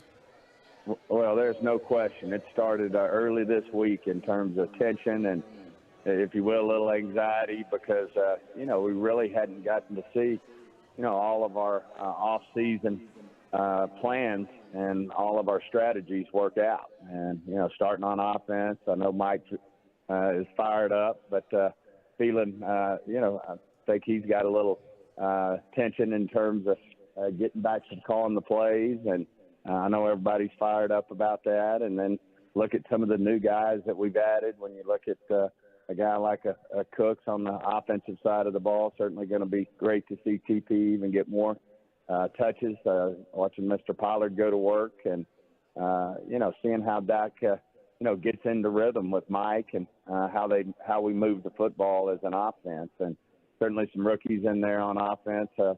Schoonmaker's been coming on strong, and how he'll complement Ferguson and Hendershot. So, it's really just a good group. And see if Tolbert continues to make the advances he's made in terms of what his off-season. He's had a great off-season, and hopefully that'll translate to the field. And of course, defensively, having a guy like Mozzie, Stephon Gilmore added to that defense, and just really think, that we can take the next step as a defense. Certainly having Dan now for 3 years, the guys know what to expect, know what he's trying to get accomplished. But certainly I think we have a chance to be one of the top defenses in the league if certainly things play out the way we think they can. And, Stephen, I want to go back to the first thing you said there about McCarthy calling Getting the a offense. raise? Well, not the raise part, because Okay. that'll be in due time. But the McCarthy calling the plays, I think me and a lot of Cowboys fans out there, I know the show is and our station is for sure, that we're like, okay, what is it going to be? Is it going to be, man, that offense is completely different from anything we've ever seen, or do you think it's going to be more subtle and guys like Broadus are going to know what's going on? I think you'll see some things that I think make it more Dak friendly in terms of what they're encouraging Dak to do. Sometimes the best thing to do, my son taught me this term, is just take the profit and don't necessarily try to go for the big jackpot. Is sometimes the best play you can make is the check down that gets you 6, 7, 8 yards and keep moving the football. And I think Mike and Coach Scheide have built that in to the offense. So, that if, Dak's not comfortable fitting it in a tight window in some cases, sometimes it is the best thing to do is just a check down, get some yards, and play for the next down. But overall, I just think, you'll see a lot of things that are, that are similar, and then you'll see some wrinkles that are different. And then, the bigger thing, too, is just utilizing the personnel. I mean, you look at a guy like a Cooks, really brings, a dimension of taking the top off, and what he can do for Dak in this offense, I think can be special. And then I think Mike and Scheide just watching, throughout training camp and on into the preseason, the packages that might come with a Deuce Vaughn or a Turpin. I think they want to utilize all the guys who are dressed. So I'm excited to see it play out, and I know our fans are ready to see it, but we really like this football team and ready to go to work. Now, you've given us some really insightful answers on how the salary cap works in the past, and I'm just out of my own curiosity, since you guys are in the numbers and understand it far better than I do, is we saw Herbert got a new deal. We saw Burrow got a new deal. And all of the organization has talked about how Dak is going to be here a long time. With the price of quarterbacks continuing to go up, would it not be advantageous to your cap to try to sign Dak to the extension right now, even though he's still got 2 years left?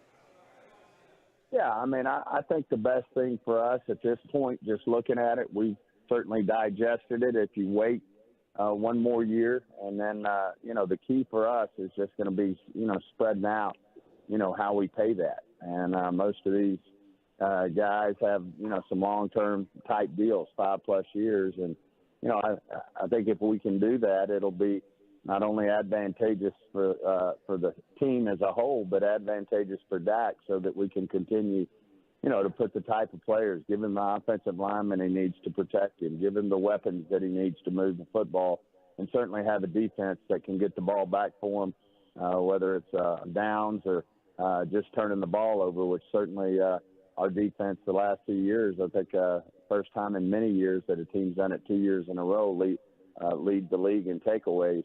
All those things are important, and no one understands that better than Dak in terms of knowing that we got to get a guy like Micah Parsons signed. Obviously, our eyes are glued to not only a Herbert deal and a Burrow deal, but also a Bosa deal, as we've got one of the great defensive players in the league as well. So, all those things are things that we keep our eyes on. We're always thinking about how to manage and make sure that, we can keep, while we do have some very unique, skilled players, keep those guys together. Now, you brought up the offensive line. If the worst-case scenario played out and neither Tyler nor Tyron were available Sunday night, how would you envision the left side of the offensive line looking for the Cowboys? Well, we've got a guy in Shuma Adoba who's had experience in this league, and he's ready to go. He's had a good week of practice. They're at the left guard spot, and then certainly if we've got to go to the tackle spot, then, our draft pick, Austin Richards, is I thought he did a real nice job there with our team, and, would have he'd be a guy who would step up and we'll get to see what he's all about real quick when he's going against, when it's prime time and going against the New York Giants. When you were also talking about Mozzie just a few minutes ago, and I kind of wanted to dive in a little more on what you saw in college versus what you saw in training camp, and what might be the difference on a Sunday night for him, because a lot of people were kind of disappointed in the guy. They're like, "Oh, there's no sacks," and I was like, "Well, were you expecting that from him in the preseason, especially considering what he does?" But what is the expectation the Cowboys have for him? Yeah, I don't think when we drafted Mozzie, there was, you look at his full body of work at Michigan. I mean, first and foremost, when we get a guy like a Hankins and a Mozzie, what we're trying to do is stop the run. I mean, if we had a weakness on our defense, it would be stopping the run. And, when we thrive is when we get the offenses into second and long, third and long. And that was the vision for Mozzie. What we did see in Mozzie, too, that, encouraged us is we saw an athlete there that if you transition him, which he did not do at Michigan, he was a first and second down player. He played in a square stance, parallel stance, feet were parallel. Dan, of course, does want him getting off the ball. And so Mozzie's, certainly developing in that area that he can transition into a pass rush, gain an edge, and use his strength and athletic ability to get a pass rush and to disrupt, if not get to the passers. So he came along week by week and just kept getting better, and we're real pleased that he's going to give us anything and everything that we had hoped he could do for us here as we start the season. I know they're not in y'all's division, but they are in the NFC, and there's some hype behind them. Did you get an opportunity to watch Thursday Night Football? And if so, what was your takeaway from the Detroit Lions upset win? Well, first of all, I had the pleasure of having Dan Campbell come through our organization. And, I mean, the man is intense. You certainly see that in the personality of his football team, the Detroit Lions. I mean, this guy is a fierce competitor, and doesn't surprise me a bit that they're having the success that they had. As we all know, they started off really slow, but, boy, he kept everybody fighting and dialed in, and made a hard run at the playoffs last year. But he's just got a football team that's built after his personality, and he certainly has the same expectations of himself, and he has the same expectations for his team. And you see that in the Lions, and certainly they're a formidable football team that should just keep getting better. When Dan Campbell was here, did he talk in amazing sayings just like he does now in Detroit?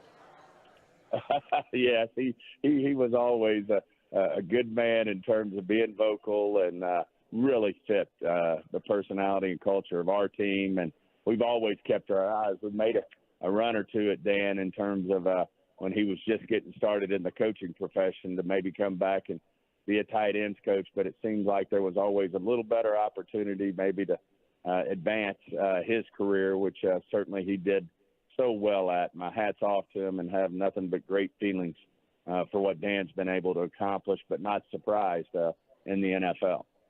Man, that's such a, and now, yeah, he's got his place right now. And speaking of culture, we were talking about Micah. We saw the video of him taking Mozzie to go work out and going through some stuff. And I keep thinking, like, it feels like Micah wants to create and be the culture of this Cowboys team. Is that kind of the sentiment, like what your aspiration for him is? Is that what you feel whenever you're around Micah?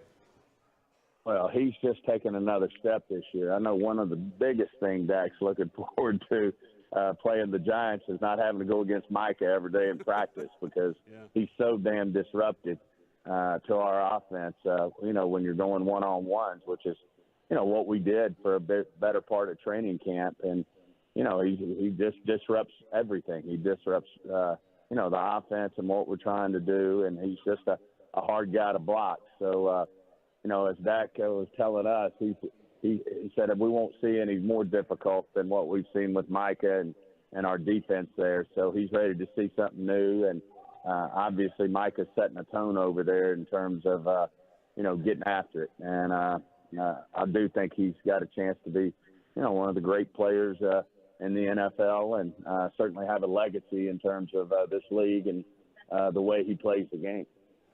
Well, we appreciate the time as always. Obviously, looking forward to Sunday night. And then if you need something else, you get to talk to us again on Monday. So congratulations for that as well. Well, sounds great, guys. I look forward to this season, and hopefully we get this thing off to a good start.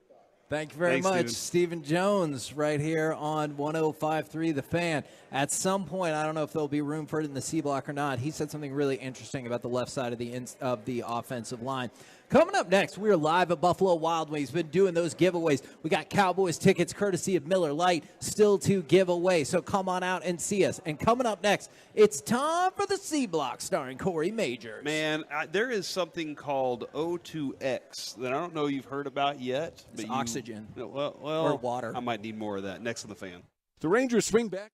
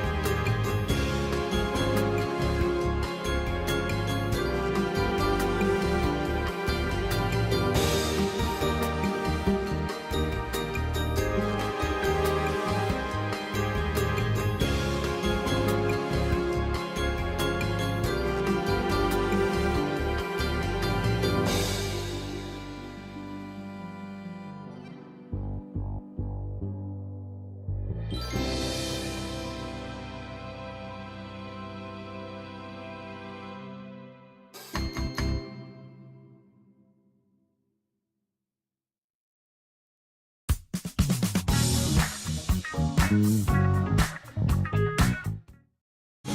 our fan studio, secured by DFWsecurity.com, it's the KNC Masterpiece on 105.3 The Fan. KNC Masterpiece right here on 105.3 The Fan. Just talked with Atolo, who said he found us about 3 years ago. He got one of the Lucy Passport books, and what I really want to see is who has the most stamps at the end of the Friday football feast. So, obviously, with the exception of the Cowboys bye week, we'll be popping around to different Buffalo Wild Wings every single Friday throughout the football season. We'll be bouncing all across the Metroplex. Just this month, I know we're going to be in Arlington, Carrollton, Mesquite, and then we're going to bounce over to Keller. So we're going to be all over the place every single week, and you're going to be able to get those stamped every single week in a unique way, I'm sure. I want to see who has the most at the end. I have no doubt that we can come up with prizes for those people as well. Yeah, and one of the things, Kevin, that I think boss man Gavin Spittle would be very proud of right now as he's seeing all these Tolos run in here. When they come up here to talk to us, they're hanging out and chatting and everything. But as soon as they hear a certain sound on the radio, there's this trigger that they go, all right, you guys are about to come back on. Yes. I'm gonna go sit down and listen. I appreciate because that we're all as well. trained, we're all conditioned. Like even us, we know exactly when to put our headphones on because we're like, okay, now it's time for us to come back. Ooh, somebody said they're 2 minutes away. Is there any passports left? I have a few of these passports left, Okay. yes. There is a limited number of these, but I will be making more as we go along through the thing. Yes, Mike? You won't be making more. Well, so I did run out of paper last night, so we only could make so many last night. But I think we're doing all right so far. Do you think Lucy's going to do them differently week I could to ask her week? to. I It's could up to ask her. Yes, I mean she had a lot She's of the fun. artist. I told basically what I did last night was I said, "Hey, Lucy, I drew out what I wanted her to write." Now, Mike, about 2 years ago, all these letters on here would have been scribbles. Like it would have been completely ineligible. That's amazing. But this W that looks like that, BWW, I right? wrote Buffalo it. Wild I Wings. wrote it exactly that way, and that's why she wrote it that way. She was like, "Oh, that's what it's supposed to be." She was like, "Dad, I don't know what that letter is," and I was like, "Dang it!" Football Beast. Am I reading the Football Feast. So yeah, it's the it's the Buffalo Wild Wings Football Feast. And it is also a shout-out Friday from the 830. Shout-out to my buddy Justin. It's his birthday tomorrow. Happy birthday, my friend. And that is from Sean and Chad. Very nice right there. And then shout-out Friday from the 469. Been on a weight loss journey dating back to last year. Started at 369 nice pounds. That's what they said. They put nice in there. Not me. I just want it known for the record. They put the nice in there. And they are down to 275 pounds. That is incredible. Well done. What's always incredible is the C Block starring Corey Majors. Thank you very much, Kevin, for that announcement right there. And I wanted to start with this story that I saw from Jory Epstein. Okay. And this is on Yahoo Sports, and she used to work around here. I think she was with USA Today for a while. Now she's with Yahoo Sports, doing some fantastic work. She always has some great insight and behind-the-scenes stuff with Dak Prescott. And this story starts out in a basement in George's Lake, Oconee, and there were 17 Cowboys players in the room. And a former Army Ranger and Lieutenant Colonel stood in front of them. The Silver Star, 6 Bronze Stars he had earned in combat, spoke very loudly, they said. And he whispered, or he said the words, February 11th, 2024. What is that date, Kevin? The Super Bowl? That is the Super Bowl. And every one of the players said whenever he said that, they got chills. Like they really got chills. But what they did was they went through a boot camp with a group called O2X. O2X stands for Optimized to the X. And they went through this boot camp for physical and mental performance. Like they want to be able to, and they pointed out in the story, Dak's 14 seconds left on the clock in the playoffs and how that was a blunder. Yeah.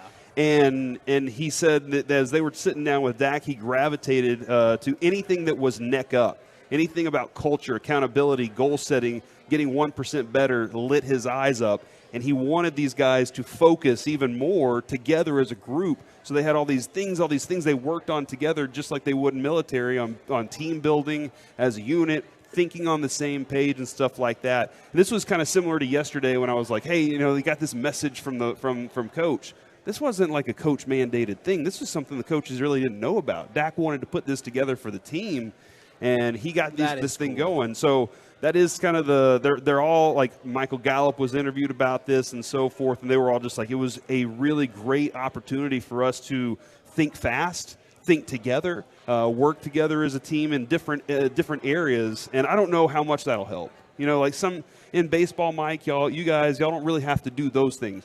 The outfielder needs to know where his cutoff is. You know, the double play tandem needs to know how to work together. The infield does need to know how to work together and where guys are supposed to be. But in football, there is some difference in knowing patterns and knowing the way another guy thinks. And then the other thing was, Kevin, I think you guys might like this too. They were sitting around on a patio smoking cigars. Was Charlie Huff there? Charlie Huff was not there.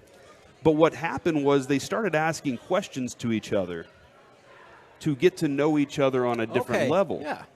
And like, how did you get here was the question that Dak asked them.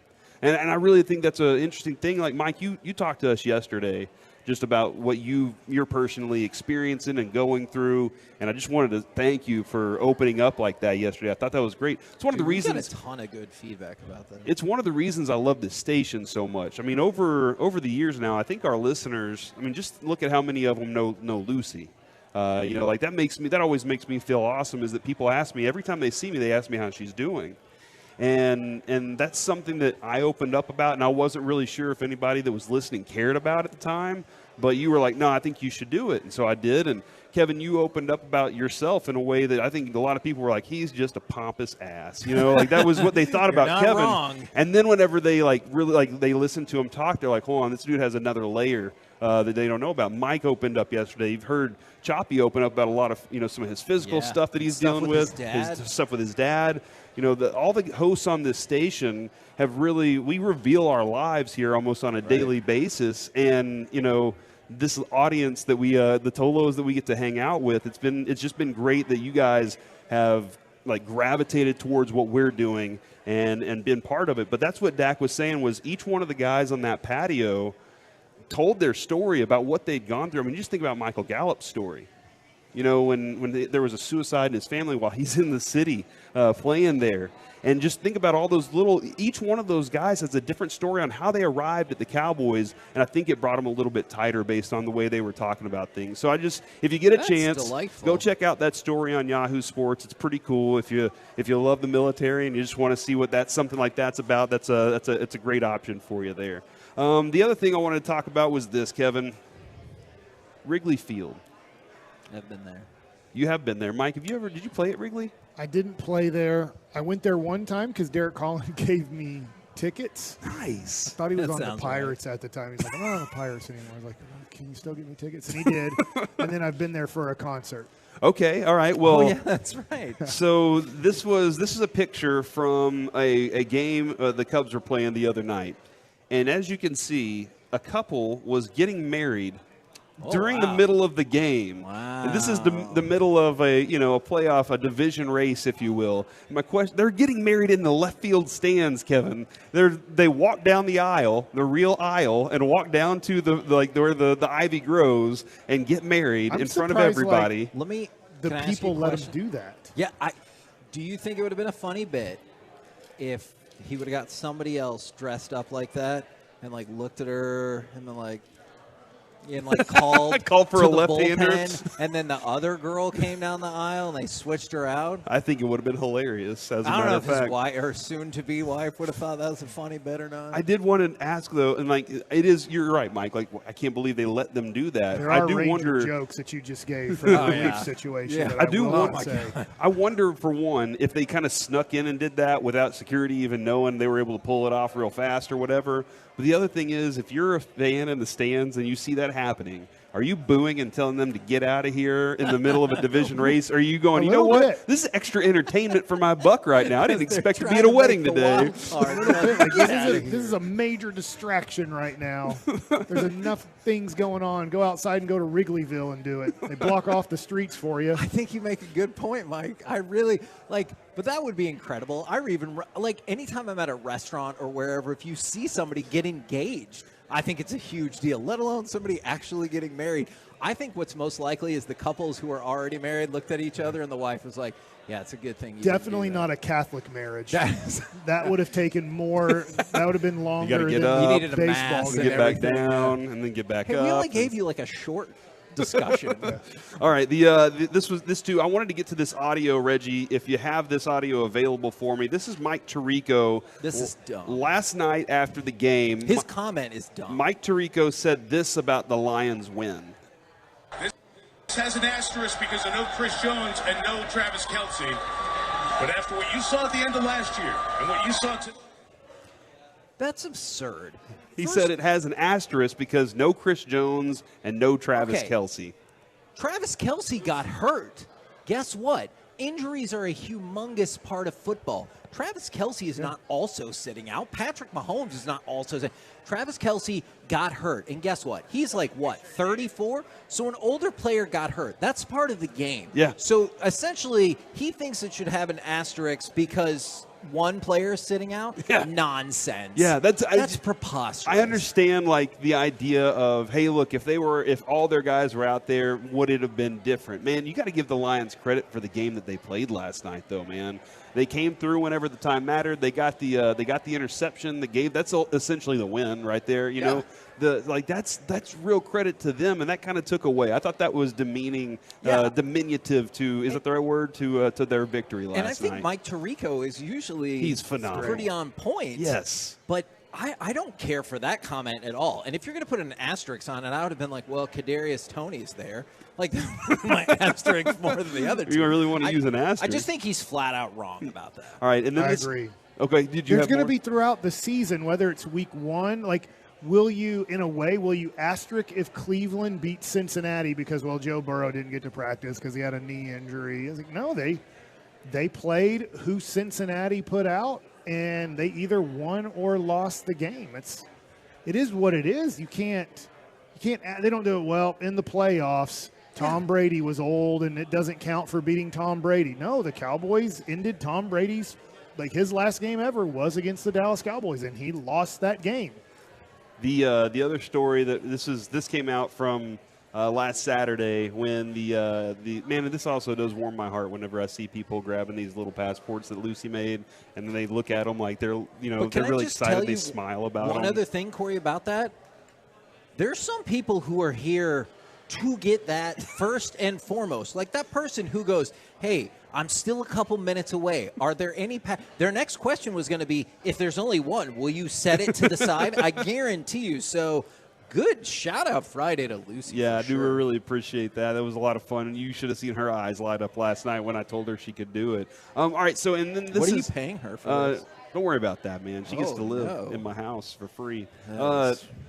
You sound like the NCAA. All right, she does chores. That's how she gets to live in my house for free. All right, the last thing, too, is Deion Sanders. I don't know if you saw this during the game. There was an injury in the middle of the game, and it was Trey Sanders. Trey Sanders got injured, and he's laying down on the field. Yeah. And that's Mike getting his food right now, is that by yours, the way. or is that Ruben's that you're taking? No, I ordered this. Did Ruben order too?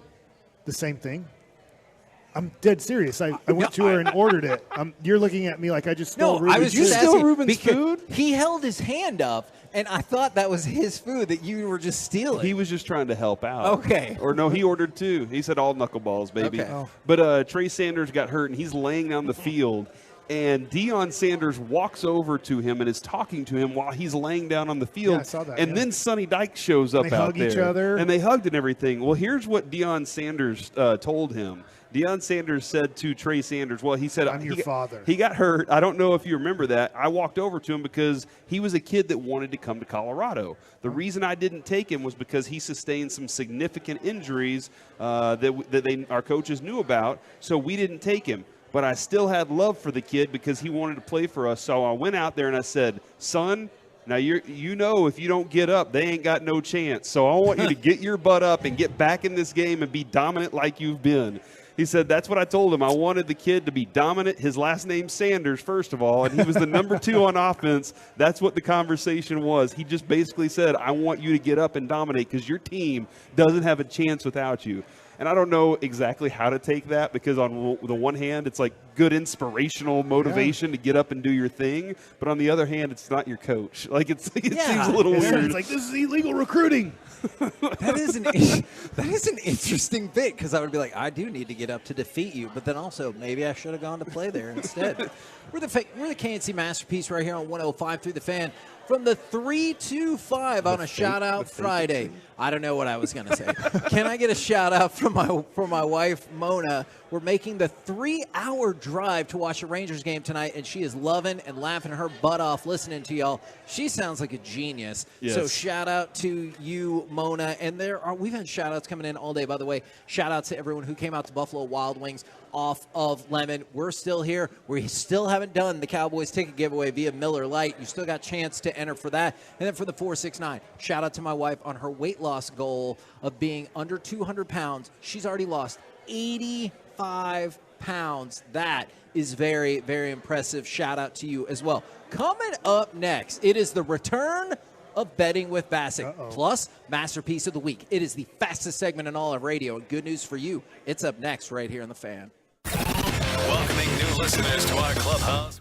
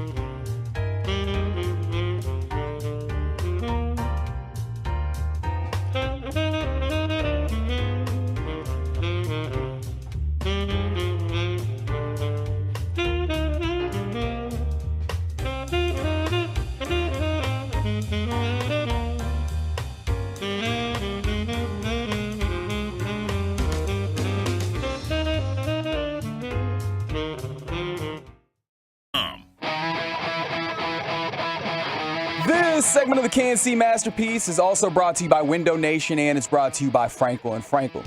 Life is unpredictable, accidents happen, and Frankel & Frankel are the go-to attorneys for car and truck wrecks in DFW. If you or a loved one has been in an accident, contact Frankel & Frankel for a free consultation at truckwreck.com or call 214-817-333-3333. Greer with Vaughn on his right. Will give it to Vaughn. Sweep left to the 10. Breaks a tackle 5. Turns right. And Deuce Vaughn dances into the end zone for the touchdown. K&C Masterpiece back here on 105.3 The Fan. We're live at Buffalo Wild Wings in Dallas off of Lemon. I do believe we still have 2 Cowboys items and perhaps even some fair tickets to give away. And then Miller Lite will be giving away those 2 Cowboys tickets and a parking pass. So if you want to make your way out there, or if you just want some delicious food or to see us, that would be fantastic. Right now, it's time for the return of Betting with Basser. While you were talking, Corey decided to intentionally turn on his microphone and eat celery on the air. Okay. Just to let you know how much that irritates me, Jeff Kavanaugh used to do that, and when he does it, I immediately turn off the station. And like, that's why he's not here anymore. Oh, man. So I'm like, I cannot stand. I eat while we're on the air, but I do not eat with the microphone on. It is disgusting. It turns me off so much. I literally almost dropped my headphones and just left to go to the Dallas Card Show. The boss said that I had to finish all this celery on my plate. If you do that again with your microphone on, I am completely done and I am leaving. Kevin? Why does the punishment go like that? I feel like Corey should have to work G-Bag. Oh, man. Like, he should have to do more work. That is a long day. By the way, yeah, you mentioned Dallas Card Show out in Allen, 777 Waters Creek. I'm excited to be out there to see Pete and Cavilla. Okay, so we start this year betting with Bassett. Kevin is really betting because he always wins, and it drives me insane. Whether it's $20 or $60, whatever it is, at the end of the year, you seem to win something from me. I just want to win $20 from you. I want your because face. You think I'll be so sad. I want your face to see $20 leave your pocket and go into mine. I don't even care, like $200. No, I don't care. I just want it to be something. And so I couldn't even $20. Venmo you. I'd have to give you the actual money. Corey is going to fake bet this year because he I'm always still loses. confused. What's happening here? You can bet whatever you want because it's fake betting. So if you see a game that you just think this is crazy, I would bet $1,000 on this game, or I would bet a real $5,000 on this game. But you're not. We're just going to see at the end of the year if you would be a millionaire, How much money? if you would be selling your wife's body to try to make up the debt you've lost. That is indecent proposal. Oh, yes, we are in public. That's A lot how of people's Woody, heads popped up for that's that. how Woody had to lose his Demi Moore wife Yes, I to remember Robert that. Redford is because he was so bad at finances. He's like, here's my wife to make up for it, which he I accepted. don't want that to happen. And then it ruined their marriage for a while until they saw hippopotamuses together at some sort of charity event. That is actually a fairly accurate reconstruction of that movie. But what And I then hope he eventually happens, got to coach like a hipsters team in later on in life. that is okay. That is still Woody Champions. Harrelson, but that is a totally different movie. I think at some point Corey is going to be up $600 and be like, you know what, I got it this year, and he's going to get back in Take for this real. $600. Yeah. See, they always say like you're good at investing somebody else's money, For sure. but maybe not your own. Same with relationships, And maybe like, I'm better yeah. with gambling with Yeah. somebody else's Let me tell money. you something. This What? is a new year, and I feel so confident in all these games, and that will be totally different, whether it's next week or at some point, because betting goes in waves where you feel like, gosh, I can't pick a game wrong. Yeah. And then the next 5 games you pick wrong, and you're like, I don't know. I cannot figure out this league. I cannot figure out who's going to cover spreads. So, Kevin, because you beat me last year, I don't even remember whose turn it is to go. But I'm going to go first. You know Okay. why? Because I'm going to fun bet here. Oh. There's plenty of games that I like, but if I believe in my Jags, I got to bet on my Jags. So All right. I'm going to take the Jags going to Indianapolis -5. So Colts you plus are five. going to get the Colts +5, which is probably when people bet early in the year, a lot of people like taking home underdogs because as much as you like the other team, usually going on the road and winning by a touchdown or more is difficult in the NFL. So this might not be the smartest bet, but this is the fun bet that I'm going to do. I will bet against a team that I do not believe in, and I will take the Minnesota Vikings -5.5 against Tampa Bay. I do not think that Tampa Bay is going to be good whatsoever. You are still mad about Baker Mayfield stealing the job away from Kyle Trask. And he's like, I am betting against Baker, the touchdown maker. I don't care. The drive away from Lubbock maker. Hey Kevin, what insurance company do you have for like your car? Do you know? AAA. It's AAA. Okay, so maybe the people that have been he's been dealing with all these wrecks have been progressive, and Baker Mayfield was a progressive guy for a long time. Maybe that's Corey, driving him nuts too. you know what? I want to know your fake bet. All right, I want to take the Broncos -3.5 at home against the Raiders. I do believe, unless now that Sean Payton has called him out and he hates him, but I think that Russell For Wilson. how much fake money would you like to bet on the Denver Broncos? I'm going to start with $100. I want to get up 100 this year because it could get down pretty quick. So I'm going to start with 100. Is that okay? Yes. Okay. All right. I'm not going to bet against You're you. not betting against me. This is, we're just going to see Yeah. if you just Just bet you. all year. And Yeah, you yeah. can bet just, I know we're out of time here. We need to get to our audio stuff. But how can you still not know the name of that thing? It's G-Bag of the Day brought to you by the KNC Masterpiece. thing. Right? It's Masterpiece of the Week, man. I knew that. I was just goofing. Okay. But if you need to bet more games as the season goes along to make up your debt. For my losses? Yeah, or to just be like, I'm rolling. I'm betting so much money on 3 games. All I'm right. parlaying. You can even parlay if you Oh, my want to. God. Dude, I need a good parlay this year. All right. Yeah, all right. I like this. Now, how about some Masterpiece of the Week? She said, list this. What's happening, friends? Hey, Reggie. Hello, Reginald. It's always weird, Reggie, whenever we're out like this, because like when we're in the studio, we can laugh at each other and everything, but now we have people looking at us like, yeah, and they always look at us like, did you really say that, Kevin? That's fair. Good. You guys should feel shame. It's Masterpiece of the Week. I don't know why I said it like that. It's a segment that we do every week in which we revisit some of the funny, stupid, or odd things that have been said on this program. I would like to start here, gentlemen. This isn't actually a thing that was said, but a thing that kind of just came out of Corey's mouth. Take a listen. Relax, enjoy the difference, and find new roads. All right, so it's the Mike time. Oh, my God. Corey Major. Look, man, I thought my mic was off. We had food brought to us that day. I can't remember what it was, but you might have been drinking some sort of bubbly beverage, because I can remember. I was like, oh, I remember that's why it happened, because he was drinking something or eating something right before we went on the air. Yeah, I did have a probably a Zivia or something right before, and probably the timing was uncanny. It was a Hurtado breakfast taco, breakfast burrito. By the way, if you want to leave them more than 1 star, like those garbage Astro fans, did that really happen? Yeah, they came in and started.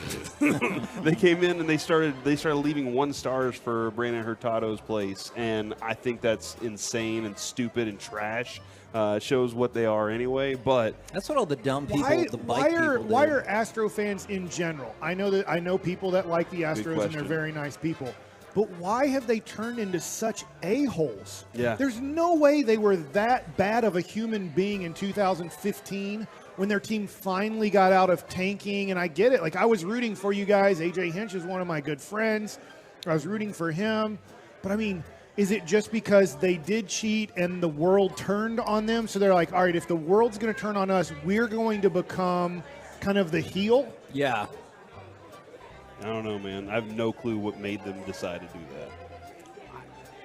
I don't know. That's a weird deal. It's like, I could just be like, you're an idiot or whatever, instead of like, let me try to take out your business. I hope the Rangers, I don't care if they cheat or not, if they go to the ALCS 6 years in a row and win 2 World Series, fine. That's sort of cheating. You know, it's all, it's like, it's not, we already know Major League Baseball will do nothing about it. That's a good point. So, that is a good point. I just hope that if there was ever success, whether it's Mavericks, Rangers, Stars, Cowboys, if we ever get that success again, I just hope that we do not become Houston Astros fans. By the way, Darren Waller added to today's injury report with a hamstring injury, limited. Shocker. Listed as questionable for Sunday against his the Cowboys. body just completely shuts down. His man. eyes must have looked at a schedule in the NFL, and his body started It's hurting. time.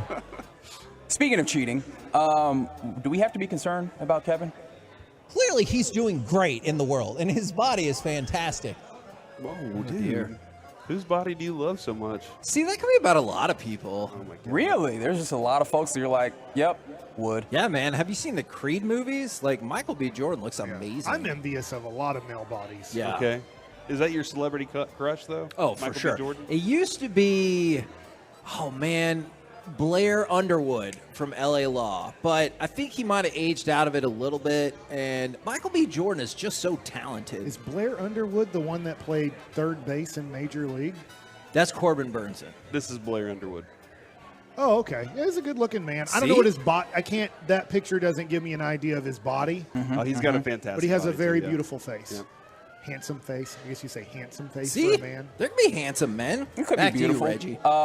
Again, I'm still wondering if we should be concerned about Kevin, because he also said this. We can ask him tomorrow, and maybe he'll just bust it out on the spot. If this show was The Wizard of Oz, though, you're the Tin Man. I think Mike is. I don't remember the heart part. I was like, if I only had a brain. That's the straw lion. man. Yeah. Yeah. You said he just busted out, huh? If I only had a brain. Is that the part you wanted to forget? You were It's like, troubling hopefully. that those came back to back, isn't it? Scarecrow's brain. What? Did you figure out who you were in The Wizard of Oz? Lion is Courage. You have courage. courage, like heart. He gets a heart at the end. That's the Tin Man. Tin Man. I'm probably the Scarecrow. I'm a Nimrod. Look, I don't necessarily agree with that statement. However, sometimes there's audio that might, support that sentiment. I think he's also worried about his innings. We talked to him over a month ago about Heaney's innings. I'll tell you what, just listening to me talk right there, that is not fair to have Heaney and innings in the same sentence. I do think you should be able to say innings. How many innings does he have? He sounded like he broke for a second. He was just innings. He was doing the DJ joke again. Eric? Oh, God. Oh, man. That was great. I think my phone heard that, Because then as I'm on Instagram or whatever, and there's videos that you kind of scroll and see, they had like bad dad jokes back to each other. And I think my phone heard our whole conversation, which I know it's hearing everything. And it's like, let's throw that into the mix. That is delightful. Speaking of throwing in things into the mix, we've kind of gotten everybody involved. How about some Gavin Dawson? Nobody would ever want to not kiss my boy. What the hell? That's that wasn't on our show, was it? It was absolutely during crosstalk. It was during crosstalk for sure. I don't recall what that was about either. Would hearing it one more time help you? Is it Miles Sanders? Nobody would ever want to not kiss my boy.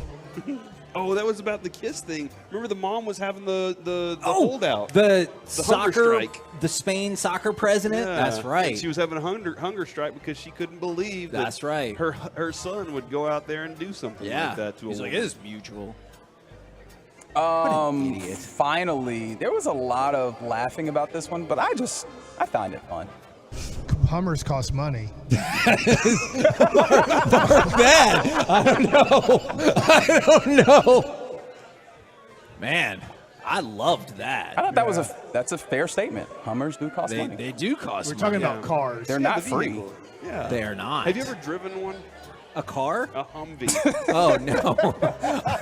I was like, know you've lots purchased 4 of times. cars That's how I got recently, here this Kevin. morning. I'm single-handedly keeping Platinum I'm Chevy not in sure business. if I've ever been in a Hummer. You've never been in one? I've driven one before. My buddy had one. It was. Do they still make Hummers? Or are they Yes. done? I believe they. So, like, what if somebody was going to give that to you as a gift? Would Uh-huh. you? I would accept it. I I'd be don't very have the happy guts to about pull that off. Yeah, I would be very happy about that.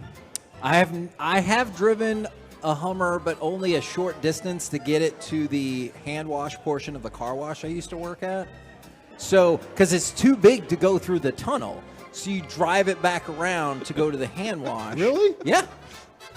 But like our F-150s that are 250s, I know that doesn't make sense. But the bigger They're wider. trucks. Aren't they like wider than most cars? Yeah, too? that's the thing. Because it wasn't a height issue in the tunnel. It was they were too wide. It was definitely the. I'm going to vote for Gavin Dawson's impersonation of the Spanish Soccer Federation president's mom. Nobody would ever want to not kiss my boy. That's my vote too. It's the boy. The boy. Yeah. I'm voting just because it was so quick. I'm voting for the Hummer. Oh, my sweet Jesus. Hummers cost money. And I'm very fond of Mike seemingly falling down verbal stairs. I think he's also worried about his innings. We talked to him over a month ago about Heaney's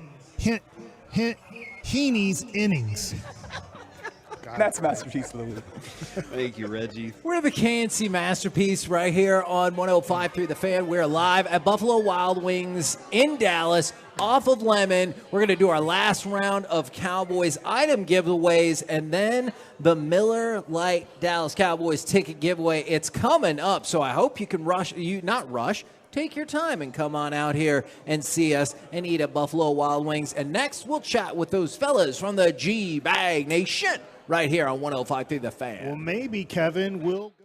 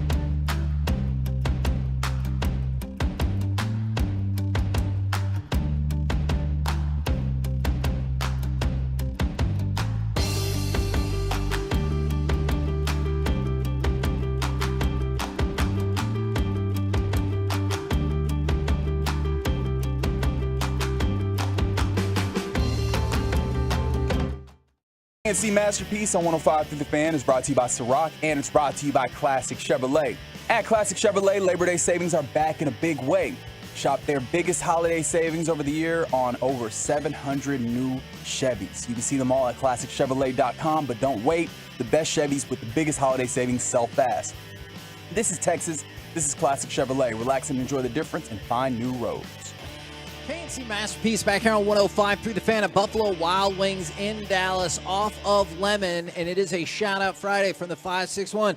Shout-out Friday. I'm getting married tomorrow. I hope the Rangers don't hurt our souls by losing to the A's, but we will see. And then from the 214, shout-out to you guys for giving me one of the best lunches I've ever had. They were out here at Buffalo Wild Wings, and if you're interested, next week we'll be at the Buffalo Wild Wings in Arlington off of Collins. You can come get a new stamp on your passport book, or maybe if you didn't get a passport book, we might have new ones. And right now, courtesy of D&M Leasing, it is time for our chit-chat with those fellas from the G-Bag Nation. Gentlemen, how is you today? Excellent, Heggie. How are you? I was doing really well until it sounded really serious that we might be missing both Tyler and Tyron Smith. The word was suspect for Tyron, and more suspect for Tyler. And I felt like that was echoed by Stephen Jones, because when we asked who the replacement would be, he immediately chatted up Udoka for a while to replace Tyler. And then he was like, yeah, and if we need, we can put Richards out at left tackle. So are you guys interpreting that the same way, that it's feeling less and less likely that Tyler Smith will go, but maybe Tyron's got a better shot? I think Tyron Smith is going to play. I think the question has to be Tyler Smith, and that will be tomorrow. They will figure that out through the walkthrough tomorrow. But I have a feeling, and matter of fact, actually hearing some positive things about Sam Williams as well. So okay, great, because I know that was a concern. Yeah, that was a week. concern. At the beginning of the week, that did not look too good. But as the week's gone on, that's improved. But I feel like that you're going to get Tyron Smith in this game. Tyler, we'll see tomorrow. Yeah, Heggie, before the show got started, I was reviewing my sources, and by that I mean I was watching Brian text with his sources, and he was giving us some encouraging stuff there. So I'm pretty optimistic on Tyron myself. Are you guys optimistic in general about the game? Because Mike has us losing by 3, 4. Yeah, 16-13. 3. Missed an extra point. And By the way, weren't you thinking Super Bowl around the draft, Mike? Yeah. What happened? Yes. What the hell, Mike? This isn't the Super Bowl. That's a fair point. I guess I don't think we did this, but I'm thinking 11-6. I'm deciding between 10 and 13 wins, and right now I'm going to go with 11-6 for the season. I like it. I'll go betting with Bassick on this. I'll take the Cowboys to cover easy. I think they win by a touchdown. Ooh, do you want to log that I guess so. Do you want to do like $10? By the way, you guys lock it in, baby. Are you guys performing at the Improv with that wall behind you? What's going on? The brick wall there. It does kind of feel like a 1980s comedy special. Yeah, what's going on? It? Are we doing a slapstick there? What do we got going there? Afternoon at the Improv, known as the Buffalo Wild Wings, every Friday, all football season long. Yeah.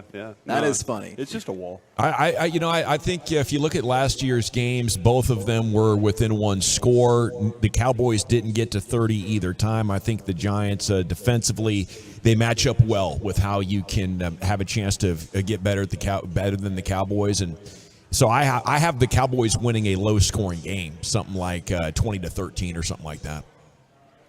Okay. All right. I'd bet with you, Mike. If you want to. I think the problem is the Giants' offensive line and Daniel Jones against this Cowboys defensive line. I don't feel good. I think it's a coin flip. I do think if a team gets to 20, they win the game. I don't think both teams get to 20. We're on the same page. Sounds like. Yeah. What do you guys got coming up? Oh no! Oh, I think I'm the only person picking against the Cowboys, and that has to be good. I feel like whenever there's 100%. No, if you had their gear on, I'd be a little worried after that Kansas City display yesterday. Yeah. The only way I wear Giants gear is if Patrick Mahomes or Trevor Lawrence becomes their quarterback. On a scale of Nelson Aguilar to 10, how good is Kadarius Toney? I'd release him today. What a piece of dump! Wow. Ooh. Trying to set an example for the rest of the receivers? Well, he sucks anyways. He doesn't show up to practice a lot of times. He's a dummy. He's proven to be unreliable, and his hands suck. And he gets hurt a lot. But besides that, he's the best. He's got to be your third or fourth guy, I think, if you have Kadarius Toney on your team. You're not relying on him to make plays, but you have him on your team because a half dozen times a season, I feel like he is going to make a huge play in a game. Could turn the tide. What do you guys got coming up on the program today? Nick Harris, DallasCowboys.com, is going to join us at 3. And Andrew Whitworth, former player, now like an offensive lineman guru, is going to join us at 3:40, and we'll talk to him about these matchups. So you think it's going to be a good show? Or? Pure Gold as always. Thanks for asking. Of course, it's a What You Drinking, What You Thinking Friday, as well as a Football Friday. And we have a week 1 of our G-Bag Survivor coming up at 2:20, and we need suggestions for bet payoffs to go there on the menu. Ooh, love that. Don't forget, on Sunday, pregame starts at 4 o'clock. CEA's player profile this week is going to be Tank Lawrence leading you into Cowboys and Giants right here on 105.3 The Fan. We've been the KNC Masterpiece. Good luck to Coco Gauff tomorrow. We'll be back on Monday, 10 a.m. to 2 p.m. right here on 105.3 The Fan. Say goodnight, Kevin. Dallas Carjo. Dallas. Okay, bye. You are dialed in to the North Texas Baseball Show.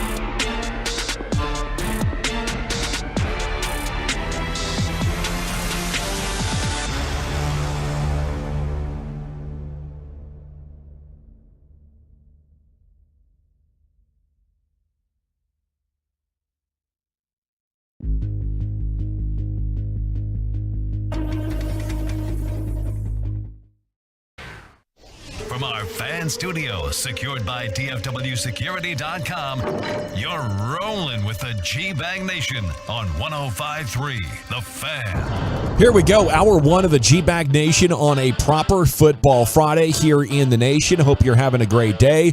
We do have a week one of G-Bag's NFL Survivor starting here at 2:20. G-Bag of the day is coming up at 2:30. But as we start every football Friday during the Cowboys season, it is prediction time here at 877-881-1053. Go ahead, cue it up. Leave your name and city or texting from will make you famous right here in the nation. General at your service. If you see me, bear me. N.A. There's Brian Broaddus, former Cowboy scout, NFL executive. Lucius is in the Pimp Cup. You do have Zach Wolchuk, Eric Chiafalo right here. And Carter Freeman's coordinating your video over there at 105thefan.com, Twitch, and YouTube. You can go ahead and watch us if you'd like. How you feeling about this game right now, Brian? I got Dallas 26-24. I think they're going to have a drive in the final 4 minutes of the game to kill the game. I don't think it's going to have to kick a field goal or anything like that. I think it's going to be they're going to have a lead, but they're going to have to find 4-minute offense. And we'll see if the offensive line with Tyron Smith, we'll see what happens at left guard. You'll know more about that tomorrow. But I kind of feel like Dallas is going to have a drive at the end to kill the game, kill the clock, and secure the victory. 26-24, Cowboys. And boom, just like that, we have our first prediction of the 2023 season, boys. It feels so good. It feels How about that? Oh, and watching last night, amazing. Just to have NFL football, meaningful NFL football back on our screen. All of it. I had to change my undies a couple of times. Oh, I did too, because Kadarius Toney is a guy who's on my fantasy team. Ooh, I played him in DraftKings. I'm with you, man. I crapped my pants a couple of times last night. So did he. Yeah, he did. That was unfortunate to watch. I think he's on the injury report with broken hands right now. Yeah, I could not believe it last night. We're late in the show getting ready for kickoff, and a guy is so confident in the Chiefs, he texted in that he bet $5,000 on the money line. Yeah. Or $10,000 on the money line. Yeah. I'm like, good Lord, dude, Kelsey's out. Jones is out. The Chiefs lose games. The line had dropped 3 points in like 12 hours. 3.5 by the time we got to kickoff, I wasn't that surprised. Maybe folks thought that the Lions are still bad. Dan Campbell's put together a good team there, though. And I do believe by the time we get to January, Kansas City's going to be the best team in the NFL, but they're definitely not now without two of their three best players. I mean, come on, that's not a surprise at all, is it? No, and I think you're right, Wolchuk. It's not even that he's got like any ligaments or bone damage. His hands just don't work anymore. Nope. They're absolutely broken. I was surprised at just how bad the pass catchers were. I mean, I knew it was not a star-studded pass catching group. But my dear God, how many times did these guys stone hands? Sky Moore, I guess he's just not a good football player. Kadarius Toney, I don't know what happened to you, man, but you aren't any good either. I mean, he's having to live with throwing to Blake Bell. It's like, can anybody catch the football for me here? That was tough to watch. I don't know why Justin Ross is not on the field more. I mean, I don't either. That's a guy that anytime you see him preseason practice, whatever it is, he's got to get on the field. When all these guys, of the offseason. It's just doinking off these guys' hands, and you got Justin Ross, who's a first-round talent. He's 6'4", and every time I see a video of him from training camp, he's mossing somebody or rossing somebody. So I'm like, come on, dude, get Justin Ross on the field. I agree, but I think the Chiefs will be fine. I will say Aiden Hutchinson, my goodness gracious. That dude was a game wrecker yesterday. Yeah. I didn't understand the Jawan Taylor stuff. I mean, I felt like you could have called him basically every single snap for being lined up in the backfield. Finally, they did eventually at some point in the game. But Aiden Hutchinson, they moved him all around the line of scrimmage. They got him matched up against Trey Smith inside on the A-gap, and he was all over Patrick Mahomes. Again, I mean, Mahomes. They might have some problems with their offensive line. Yeah. I mean if you the two new tackles. Yeah, if you really want to break that down, though, there might be some problems this season. And the Lions do have a good pass rush, but to me, I that was the one thing I came away that, man, we talk about we're focusing on these receivers, but what about this offensive line? Yeah, I feel like Kansas City, though, has hit that Patriot stride, though, where throughout the season they can actually work on and improve weaknesses, and we've seen that the last 2 years. And I wouldn't bet on it not happening again. Your guy Andy Reid, I think he's the best coach going right now. I got it 20-13. Cowboys. Like that. I think their offense could be a little bit rusty, especially as it transitions into a different approach. I don't think the Giants offense is going to have much success against the Cowboys defense, though. I don't either. I'm going 24-13 Cowboys. I just feel like they own the Giants. Dak's won the last 10 meetings against them. He's going to make it 11. I think you're right. I don't think the offense is going to come out humming, especially if they have some offensive line injuries. If Tyler's not able to play and you got a Doga playing there at guard in his place with the defensive interior line of the Giants. Beefy men there, Chief. Beefy men inside. Beefy men. Zach Martin attested to that with us yesterday. Sure did. I'll go 23-16. Cowboys get the dub. Okay. So nobody taking the Giants here. Adam Schefter, the 408 texting, reporting the Lions have agreed to an extension with defensive back Kadarius Toney. That's good. That was tough to watch. I mean, last year in the Super Bowl, you kind of chalk it up to, well, the Eagles have an elite pass rush and a great defense, but here we are getting started in 2023, and the Chiefs are looking pretty vulnerable there. I guess we'll have to see exactly what they look like when Kelsey comes back, probably next week, and then Chris Jones as well, obviously. At 877-881-1053, we will take your text, but last year the Cowboys were in some dogfights against the Giants. It's not like it's been maybe in your memories with Dak owning the Giants. Those were games within one score. Yeah. I do believe the Giants' defensive line is now certified really great. The only reason I'm confident picking Cowboys by a touchdown is the Giants' lack of quality with their offensive line. Yeah. But they make that O-line solid, and with the other additions they've added, they could be as good as the Cowboys and Eagles next year, I think. Yeah, I think they're close. Yeah, the thing with there's so much unknown with the Giants, especially at the guard spot, and then the center is a rookie.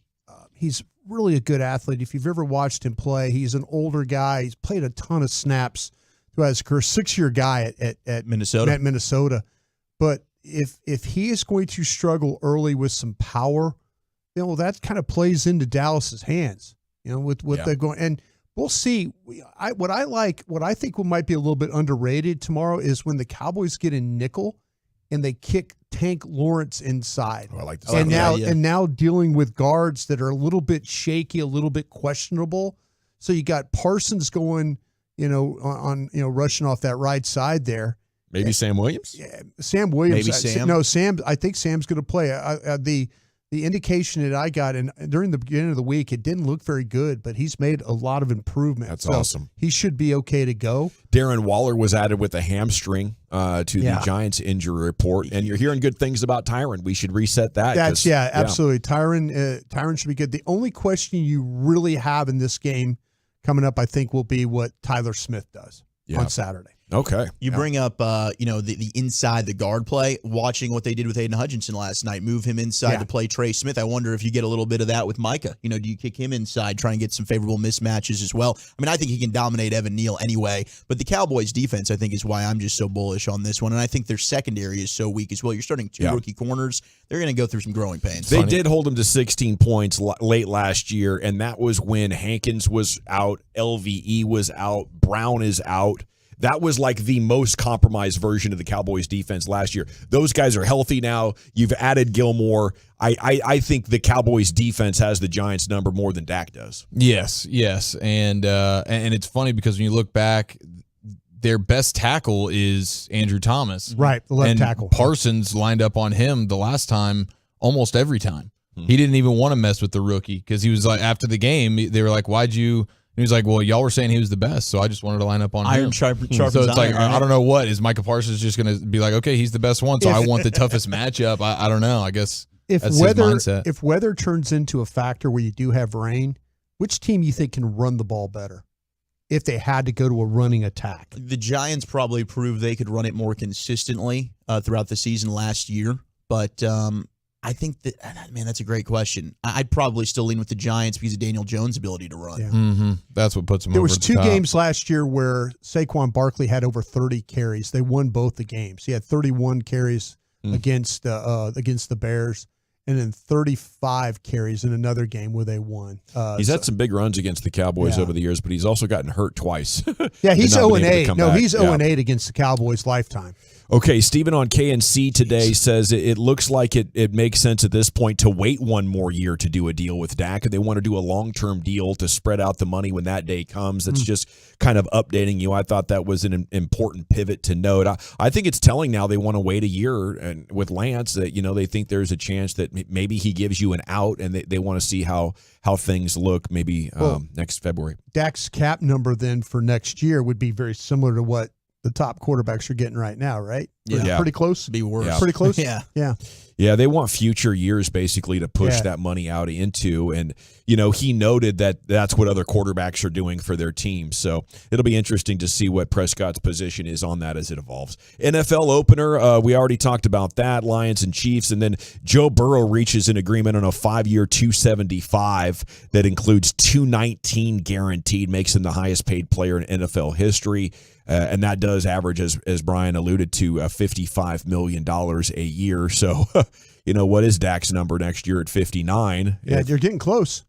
Absolutely. But you'd have to do that for 1 year, right? Or is this a 2-year thing that we're looking at with Dak? I don't know. Is his second year? He's got 2 years left on this deal, right? Mm-hmm. After this season? Yeah. Okay.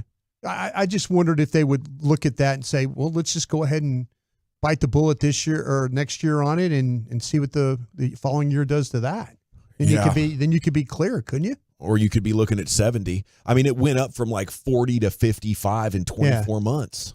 I don't know what the end point is, but if you want to do a second deal with Dak, I think doing it now for what he wants would be the best course of action if you genuinely believe for sure a third contract is coming. But the question is, the Cowboys want a longer-term deal to kind of string it out. Mm-hmm. You think Dak's going to give you that? He didn't give you that the first time. Todd France has proven he's not going to give you wiggle room. But what they're showing is we can just add voidable years on at the end. We can push cap money out there with your cooperation or not. Sure. It's just how it's accounted for in the league office. You're getting the same amount of money. We're just spreading it into years like, it actually is a real deal credit card that we're swiping to pay you. Is tonight the night the Rangers get back in the fight? You can hope so. Montgomery against Blackburn. It's actually a fairly even pitching matchup. I don't know how good all of Oakland's starters are, but this dude Blackburn's got it going pretty good. I just think back to, not only Balboa Clubber Lang, but also Balboa Drago. Mm-hmm. And it's just one punch can change everything. And I think the punch against Drago came in the second round. The punch against Clubber Lang obviously came much later in that fight before Rocky finally turned it around after basically doing rope-a-dope for the better part of the fight. But that's what we're looking for here. Just that one shot, and who better to give you the opportunity than these Oakland A's. So we're fired up about that tonight. 6:30 pregame, 7:05 first pitch. With your Texas Rangers here, still in wild card contention, baby. And the Evan Carter debut. Let's go. Get excited. Yeah. A lot to like about the future of this baseball team and possibly the present. Okay, USA and Germany semifinals of the World Cup this morning. I was getting up. I was making my coffee. I figured I'd missed it already, but then there's Chuck Cooperstein on my Twitter feed. He's talking about it. We're in the second half. So I sit down there and I'm watching, and it was a lot of fun as Germany's up 13 early in the fourth. And then we go on a great run. Anthony Edwards was balling this morning, put USA on his back. You have what's his nuts, Jalen Brunson on the bench, because he was getting owned by the Germans. Edwards puts the team on his back. Next thing you know, it's a 1-point game with 45 seconds to go. Halliburton gets ghosted by a German pump fake. 3-ball in the corner, nothing but net. He could have made a ham sandwich out there with Halliburton laying on the ground. And it was like the bad defense and the lack of size on this team, reared its ugly head one last time. The Germans shoot 58% from the floor. I think they scored 115 points or something like that, and the USA is out, unfortunately. Not our best team, not the Olympics, it's the World Cup. They did qualify for the Olympics, though, by doing this, yeah. But this is the kind of thing that, created the original Redeem Team in 2008 with LeBron and Kobe and everybody and Carmelo saying, hey, we're going to make sure this stops. And we'll see if they can do it again now for the Olympics. But you took one on the chin a little bit there from a German team that was playing inspired, and everything they were putting up was going in. It was ridiculous. And it has begun. I saw NBA Central went ahead and put out a tweet like, could we get a LeBron last dance in the Olympics? And there was a picture of LeBron and Steph Curry and all the current older greats in the NBA. They're going to need these guys. LeBron commented with the eye emoji. Yeah, I think LeBron might be the two considering eyes. The two eyes. The two eyes Has to, man. He's looking like one last maybe ride. I should. A GOAT edition. You get KD, Steph, and LeBron be fun. to bring back gold. That would be awesome. Geritol commercials for it too. Yeah, are they young enough to go there and lock it down and blow teams out? I hope so. But hey, that international game is tough. Obviously, they know what it takes. But yeah, that's the end, and I guess they'll play for the bronze now against Canada. We thought we were getting Canada and U.S. in the gold medal game. We end up getting them in the bronze. But the Olympics are in Paris, so you got a shot. That's like a big time city. It's not like you're going someplace where these guys don't want to show up destination and play. there. Yeah, it's like a destination city. See that. You're not playing someplace where the players would go, I'm not interested in traveling all the way there. Yeah. But Paris, they definitely want to we hang could do out that. there. Yeah, Family it's a cool can place. hang out with us. Little fashion week. Yeah. G-Bags NFL Survivor getting underway, and a look at the best matchups week 1 of the NFL season. That's coming up next right here. It's a Football Friday, G-Bag Nation on 105.3 The Fan. The Fan continues to grow because of you, our listener teammates. Thank you for turning it on and leaving it on. 105.3 The Fan and the Odyssey app.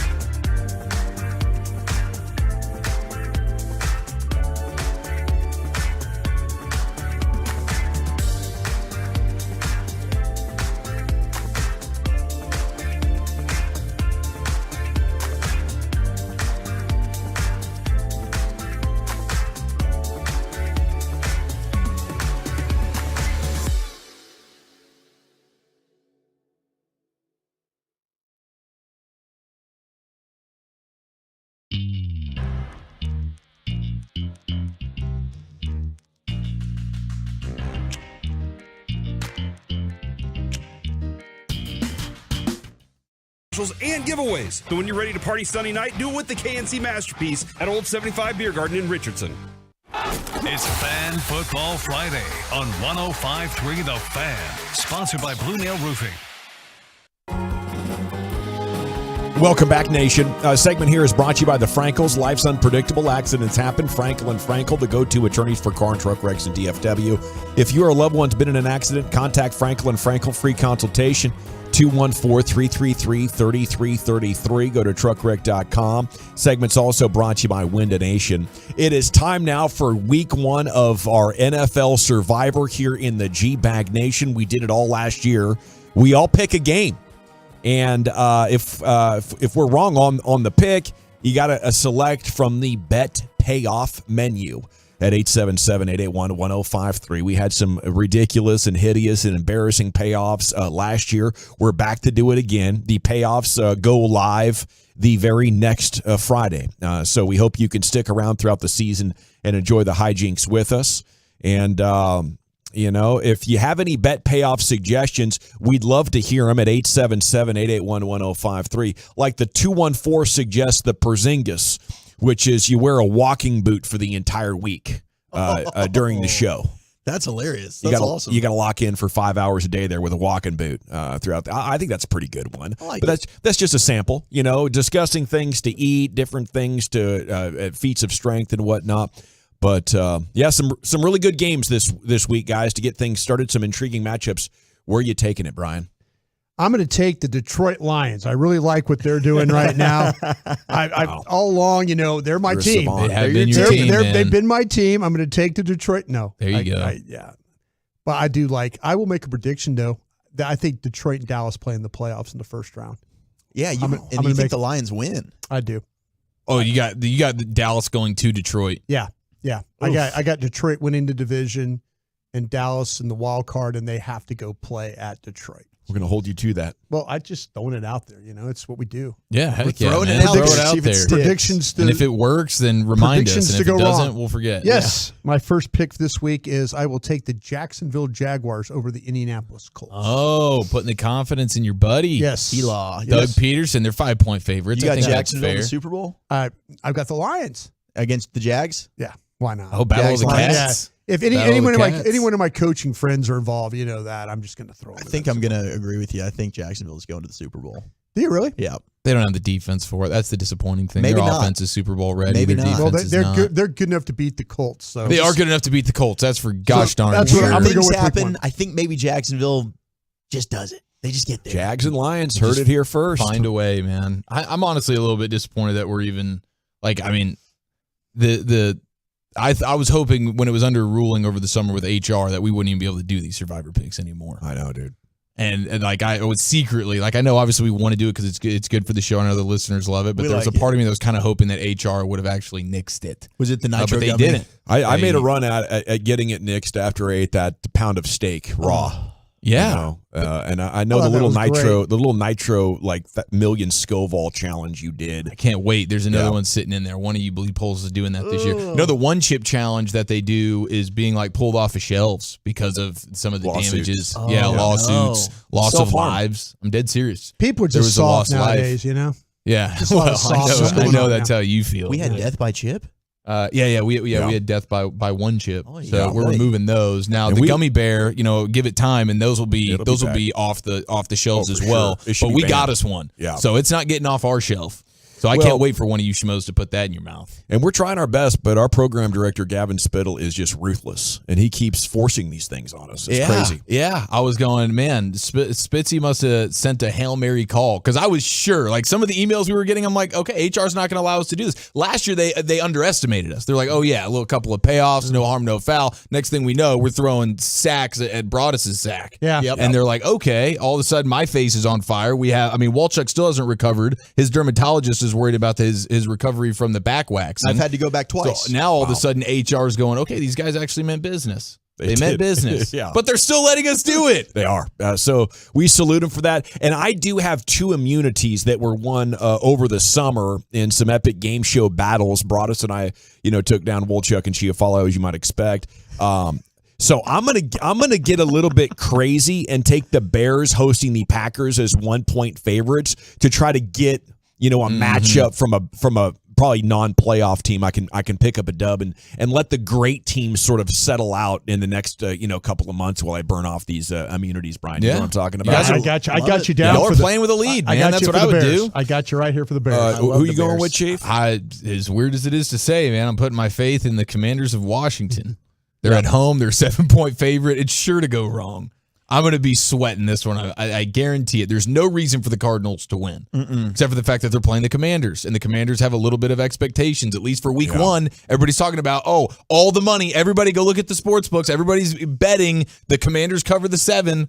I don't even know if they're going to cover the 1, but I'm going to throw it out there that they will, because I don't want to burn the Ravens or a team like that right now. Sure. It's a long season, man. Yeah. If I can burn the Commanders and get out alive, I'm going to feel like I'm playing with a lead like you guys are. That would be a very, very good strategic pick by you. I assume the Commanders aren't as bad as Arizona. I assume they've elevated themselves out of that cellar. Wolchuk, where are you going? Yeah, I'm all in on the Commanders. I think it's the week to burn them. And look, the good thing is they don't even have to cover the 7. This can be an ugly, disgusting game, and they win by a point. Yeah. But I just need the Commanders to beat the Cardinals. It's the only time I'll ever be picking and rooting for them. But Josh Dobbs is starting. Arizona could be the worst team in football. The Commanders should get this win at home, and hopefully their defense and Sam Howell show up. And Terry McLaurin's trending positively. I think he's going to play. The game I'm most looking forward to, Belichick has had all summer to get ready for the Bird Turds.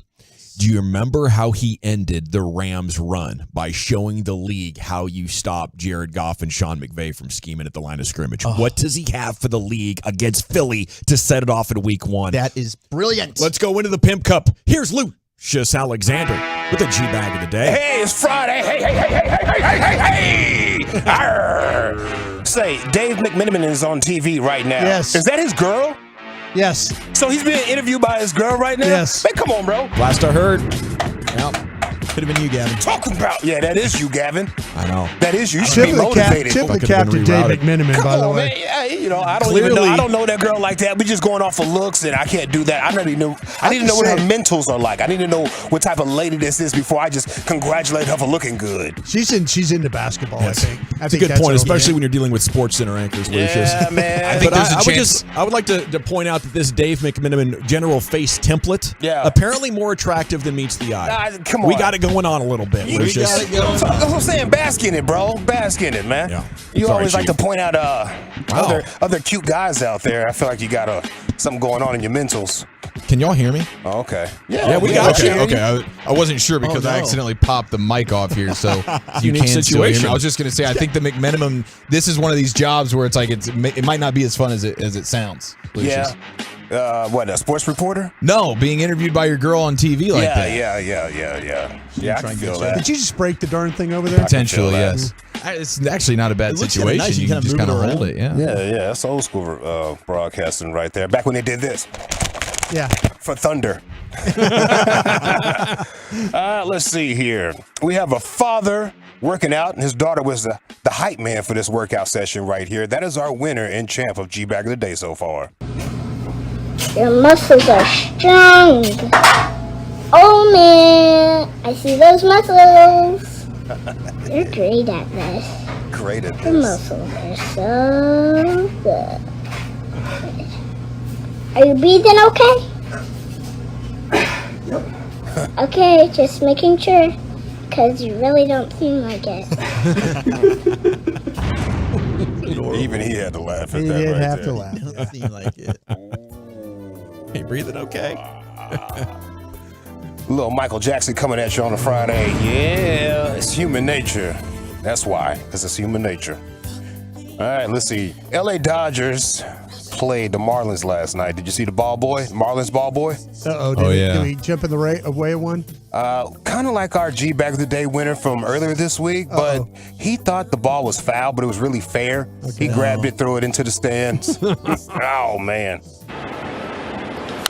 Freddie dumps one fair just inside the line on the right field line. Oh, the ball boy thought it was foul. He picked it up and threw it into the stands. Uh-oh. Oh, Bubba, no. You're fired. Yeah, really. You know, now I could see this happening. The ball's flying at you at 110 miles an hour. I can't look for the ump. I'm defending myself. But I guess you got to dive out of the way in that situation. If there's any doubt, dive.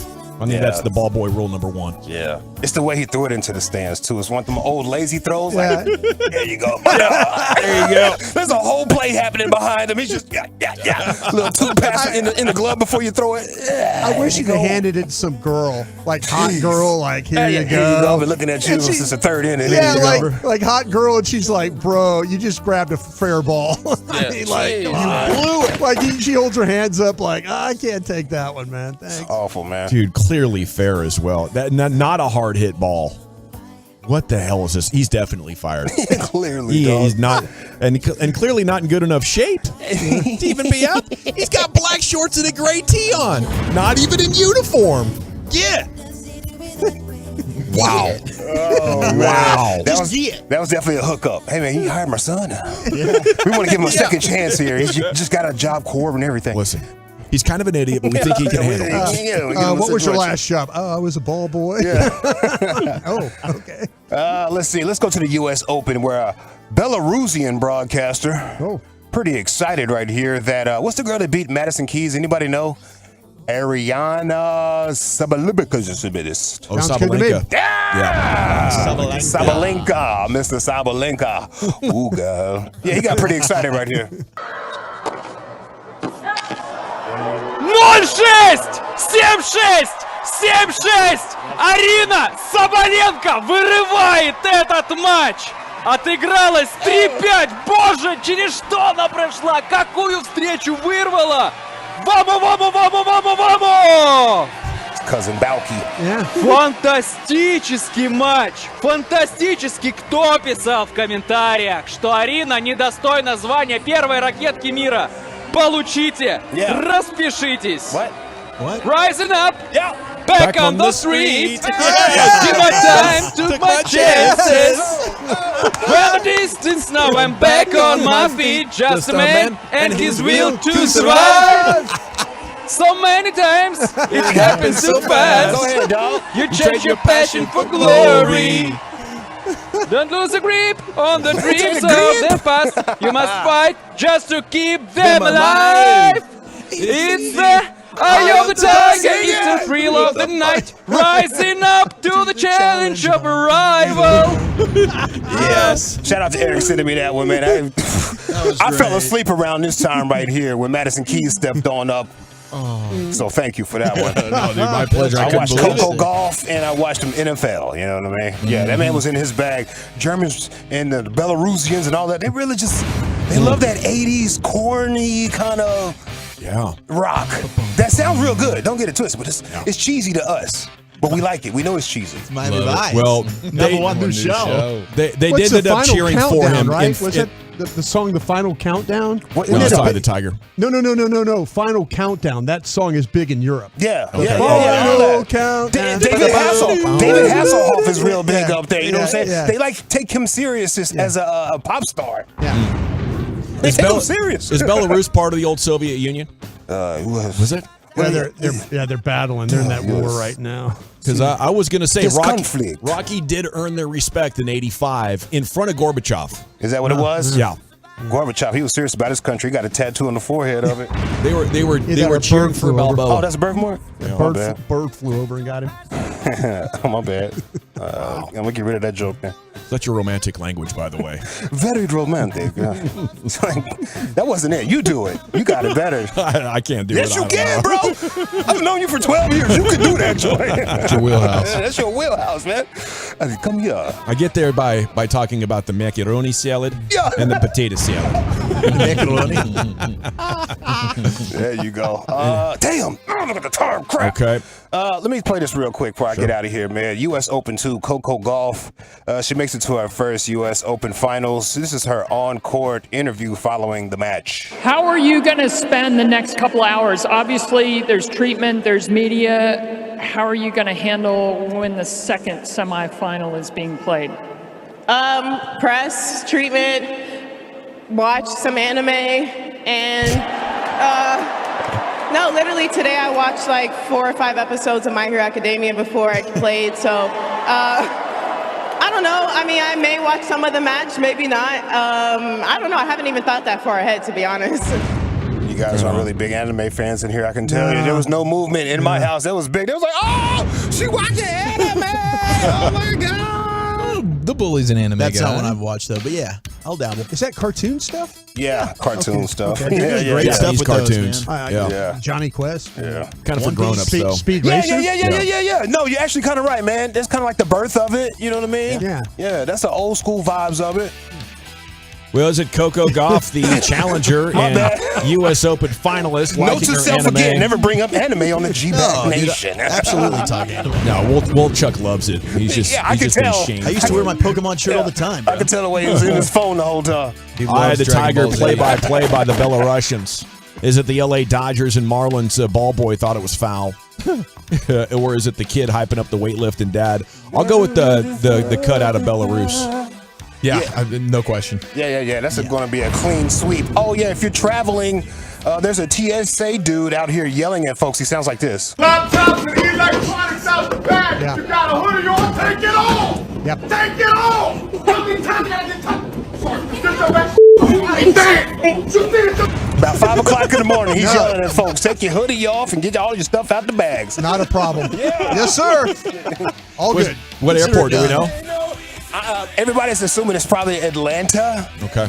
Well, we really don't Trying know. to read the accent. Baltimore. Yeah. I know. Baltimore. Might be Baltimore. I know. Put your 2 items over there. If you got a fee. Bully? Yeah, I'm definitely going with the singer. Rada? I'm going to vote for the singer, yes. Yeah, by a score of 5-0, and your new G-Bag Today champion is the Belarusian play-by-play man breaking into Eye of the Tiger. Krusty's Corner's coming up next. Where are we going here, buddy? I'm going to tell you about the official for this game, but I also have some questions as well. We'll do that next. Coming up Monday morning on Sean and RJ, did the Cowboys start off 1-0? We have a Cowboys Aaron Rodgers ticket giveaway during the 720 Expressway and Rangers tickets at 8. It's a Football Monday on The Fan. Getting close to retirement? Or have you retired?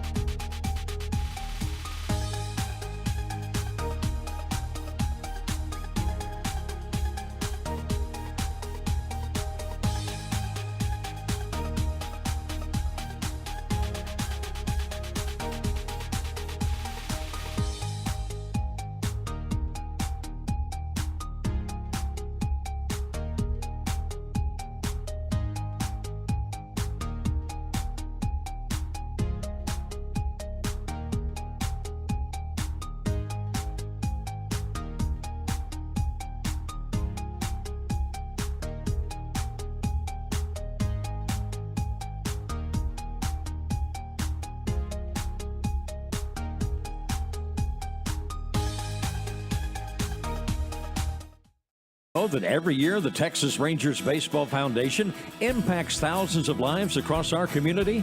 From access to baseball and softball to education to emergency relief, the Rangers Foundation is there. You can join them in giving back to our communities by donating through North Texas Giving Day. It takes place on September 21st, but you don't have to wait until then. Visit NorthTexasGivingDay.org and search Texas Rangers to donate today. Yeah, hurry into Classic Chevrolet for once-a-year Labor Day savings.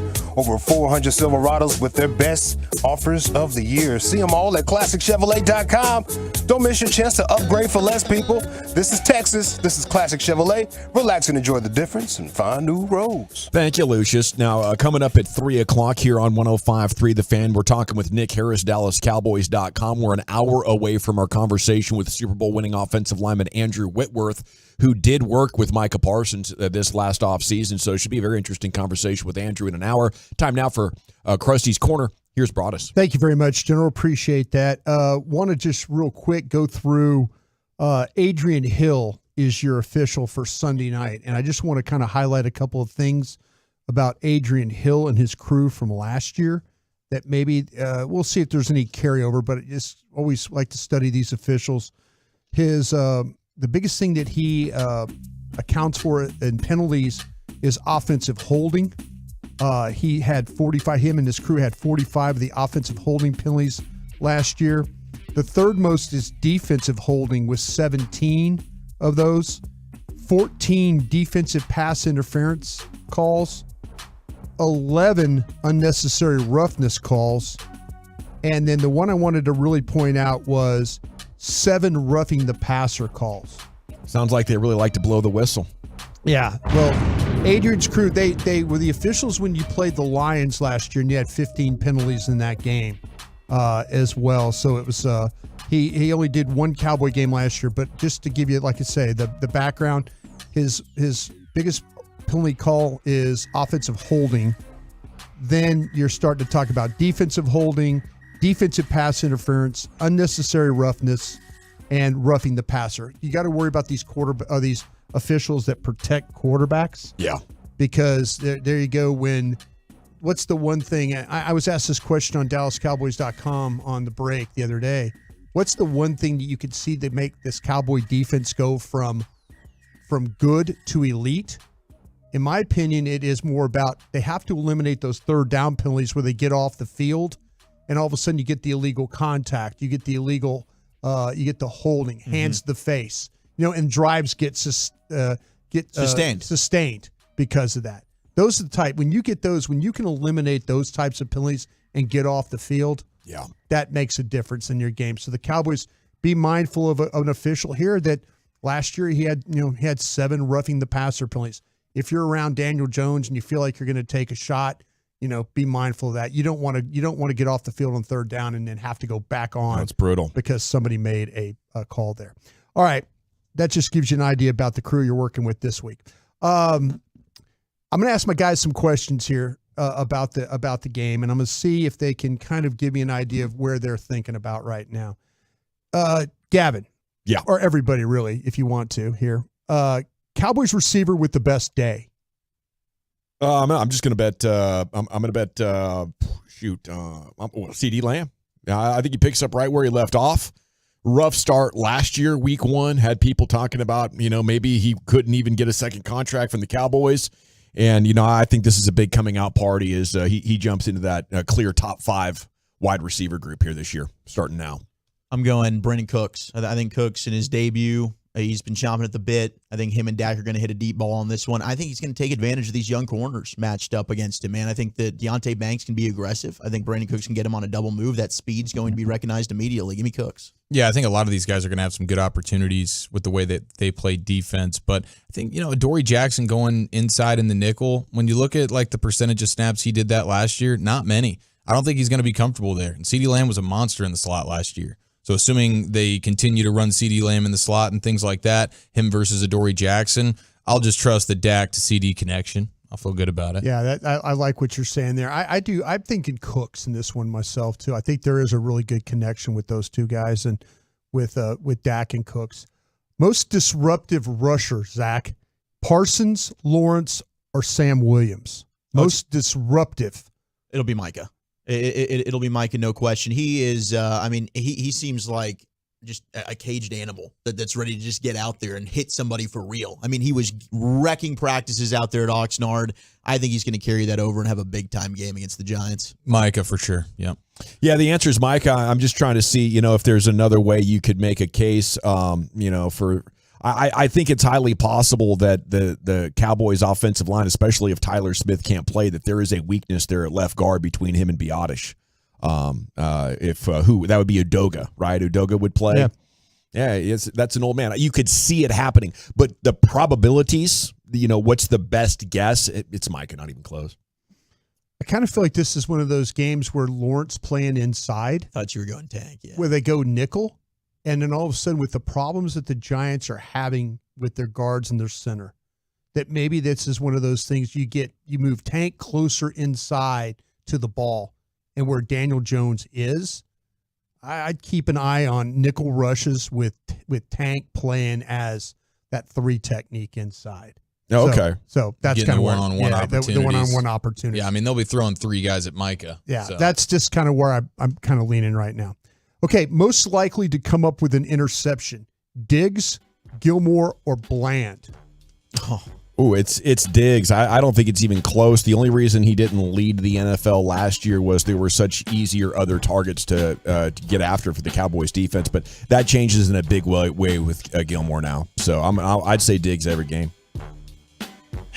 Yeah, I think it's kind of a default to Diggs. I mean, that's kind of his MO. I'll just go with Gilmore because for whatever reason, I feel like the ball finds the new guy. He's been making his Cowboys debut. Maybe they don't want to try Trayvon Diggs. They go at Gilmore, and he comes up with a big play. I mean, Diggs certainly is the better bet, but to be different, I'll go with Stephon Gilmore. I think it's Bland. I think they're going to try and find a way to get the ball to Paris Campbell in the slot, and I just have a feeling that maybe it's one of those things where balls may be forced inside. The one thing that Bland's pretty good at is the way he can play pretty sticky.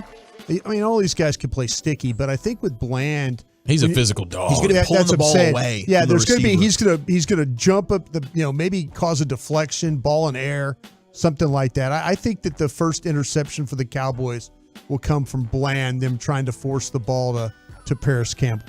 Yeah, but Diggs is the only guy that's trying to jump routes. He's the only guy that can take an interception. Yeah. Like, you got to make a mistake to throw a pick against the other guys. Look, that's why you paid him. He's the ball hawk of that secondary. I agree with you. I think you might be looking at a situation by the end of the year where we're all talking about Bland as the best corner on the team. Wow, that would be awesome. That's fantastic. All right, and my final one here for you guys. If Tyler Smith doesn't play, do you worry more about the offense running or throwing the ball? Running. If they're playing without Tyler Smith. If Tyler Smith doesn't play, do you worry more about the offense running or throwing the ball? I'll go throwing. They're going to dial up a lot of blitzes. Dak's going to be great at it, but you get a guy on the inside that doesn't know what he's doing. Here comes a high flying blitz. All of a sudden, we got trouble. I'm not worried about the run game.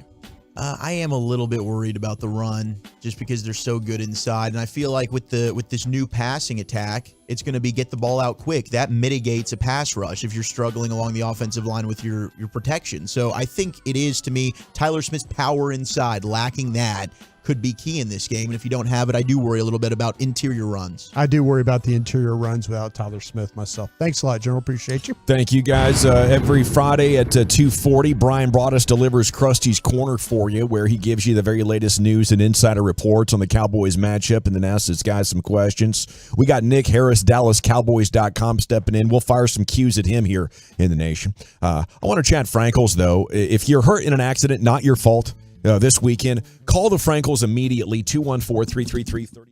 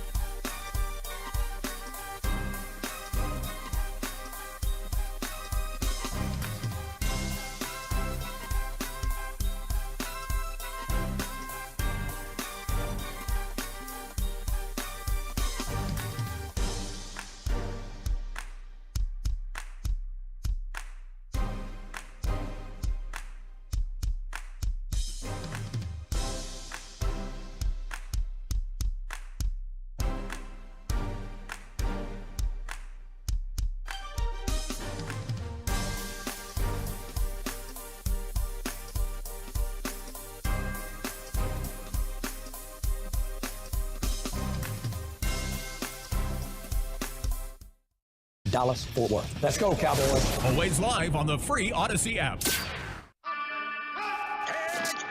From our fan studio, secured by DFWsecurity.com, you're rolling with the G-Bag Nation on 105.3 The Fan. Here we go. It's hour 2 of the G-Bag Nation on 105.3 The Fan. It is time now to keep the Football Friday fun rolling. We do have a big show, and Evan Carter debuting for the Rangers tonight. Pregame coming up at 6:30 with the first pitch at 7 o'clock. So a lot of great sports content here for you on deck throughout this afternoon and evening on 105.3 The Fan. Here he is, Nick Harris, DallasCowboys.com, and a good afternoon, sir. How the heck are you? What's going on, fellas? How are y'all doing? Oh, we're doing good. We're just wondering what maybe you've been hearing throughout the afternoon on some key injuries with the Smith guys and Sam Williams. Anything else you might have heard? Yeah, absolutely. We could start with the Smiths for sure. Tyler Smith suffering a hamstring strain on Monday. Still working through and trying to get back on the field as much as possible going into Sunday night. He participated in this morning's mock game out on the turf field for the Cowboys. Mike McCarthy said that he hopes to get him going in the walkthrough tomorrow in a limited fashion, and he said the reps that he's able to take tomorrow will determine how much he can do on Sunday night. And he said that pretty much the same goes for Tyron Smith, who's dealing with an ankle injury that popped up on the injury report on Thursday. That one is not deemed as serious. I have more confidence in Tyron Smith playing on Sunday night. Not to say that I don't have confidence in Tyler Smith. I just feel like a left tackle will at least be established. Sam Williams been dealing with a turf toe for the majority of the last couple of weeks, feeling better about his chances going into Sunday night as well. And then Donovan Wilson, he suffered that calf strain on the very first day of training camp, and Mike McCarthy feels good about getting him back on the field tomorrow. He just welcomed in a baby earlier this week, so hadn't had a full chance to get on the practice field even if he was healthy. But he said he's going to have to take some ramp-up opportunities even if he does get on the field on Sunday night. So you can expect that safety group to get worked in regardless. Nick, what can you tell us about Edoga if he's got to play in place of Tyler Smith at left guard? Nothing really stood out when we got to see him at camp. Then he got hurt. You've probably gotten to see him more than we have. What's your confidence level if he's got to step in and play? Yeah, I'm with you, Wolchuk. I didn't have a ton of confidence whenever he was getting reps at left tackle during training camp. I really like his body type and his skill set better at guard. So I would like to see him get worked at guard a little bit more. I would wanted to have seen it during training camp or in the preseason if he didn't get hurt. But it looks like we're going to have to get that opportunity anyway if Tyler Smith can't play on Sunday night. But what I like about him, he's got that really well built lower half. He's going to have a tough challenge going up against guys like Dexter Lawrence and Leonard Williams if he does have to come in on Sunday night and play a feature role. But my confidence level, if you're putting it at 1 to 10, I'd probably put it at about a 4 if he's starting at left guard. Nick, where do you feel like the Cowboys offensively can attack the Giants the best? Where do you have an idea like, okay, if the Cowboys are able to do this, I feel good about their chances offensively? Yeah, I think there's a lot of opportunities for big plays if they can get Dak time in the pocket. I don't feel really confident about this Giants secondary. They're going to be starting 2 rookie corners, Trey Hawkins, 6th-round pick out of Old Dominion, and Deontay Banks, 1st-round pick out of Maryland. Both of these guys are going to be tasked with going up against Brandon Cooks and Michael Gallup. And then Adoree Jackson, they've moved him into the slot, going to be playing more nickel this year for the Giants. He'll get the task of CeeDee Lamb. So a lot of newness in that secondary. You still got Xavier McKinney there in the 3rd level as well. I feel confident that Dallas can be able to cook up some big plays, but it's going to start with getting the running game going. I think if they can get that running game going with Tony Pollard, Rico Dowdle, Deuce Vaughn, et cetera, then that'll be able to open up opportunities downfield. And I think that's when we really will be able to see this offense shine. Hey, Nick, okay, well, do you have an idea who might be the short yardage or goal line back for the Cowboys? Yeah, that's a really good question. Mike McCarthy has expressed a ton of confidence in Tony Pollard being able to take those carries, but also don't discount Dak Prescott getting in there on 3rd and 4th and 1 and being able to push in. I think that's something that this offense will definitely be able to add this year. They want to get Dak involved with those opportunities a little bit more too. Yeah, you're speaking my language talking about this running game, though, being a decisive factor. I think this team can only be as good as their running game is efficient. I don't necessarily need huge numbers, but I need it to be effective. And I guess my question, Nick, is how much better do you expect the run game to be with Zeke out and more Pollard and Deuce Vaughn? And then the coaching factor turning over.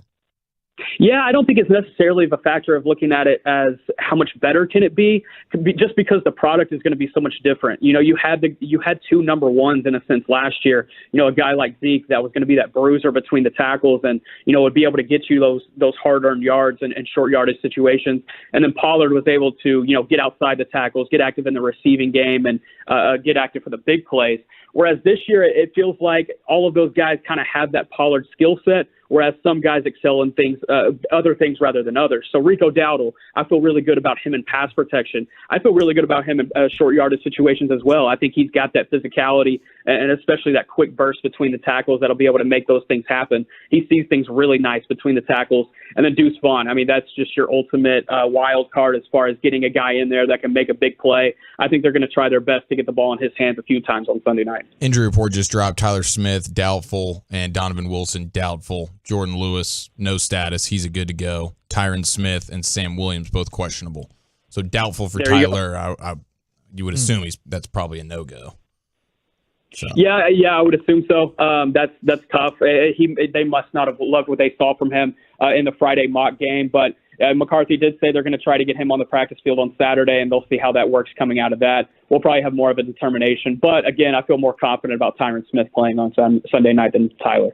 Nick Harris, DallasCowboys.com with us in the G-Bag Nation. What stood out to you about the Giants during your film study? Yeah, that interior defensive line. I know I talked about it a little bit earlier. Dexter Lawrence and Leonard Williams, both of those guys coming back. They're not only young, but they're improving with every year that they get under their belt in the NFL. I think that's going to be a huge challenge, whether that's Tyler Smith starting at left guard or Chuma Edoga, or even Tyler Biotish being able to have to handle those guys in the interior. I think they're going to get in the backfield quite a bit, and they were able to show that in the preseason a little bit.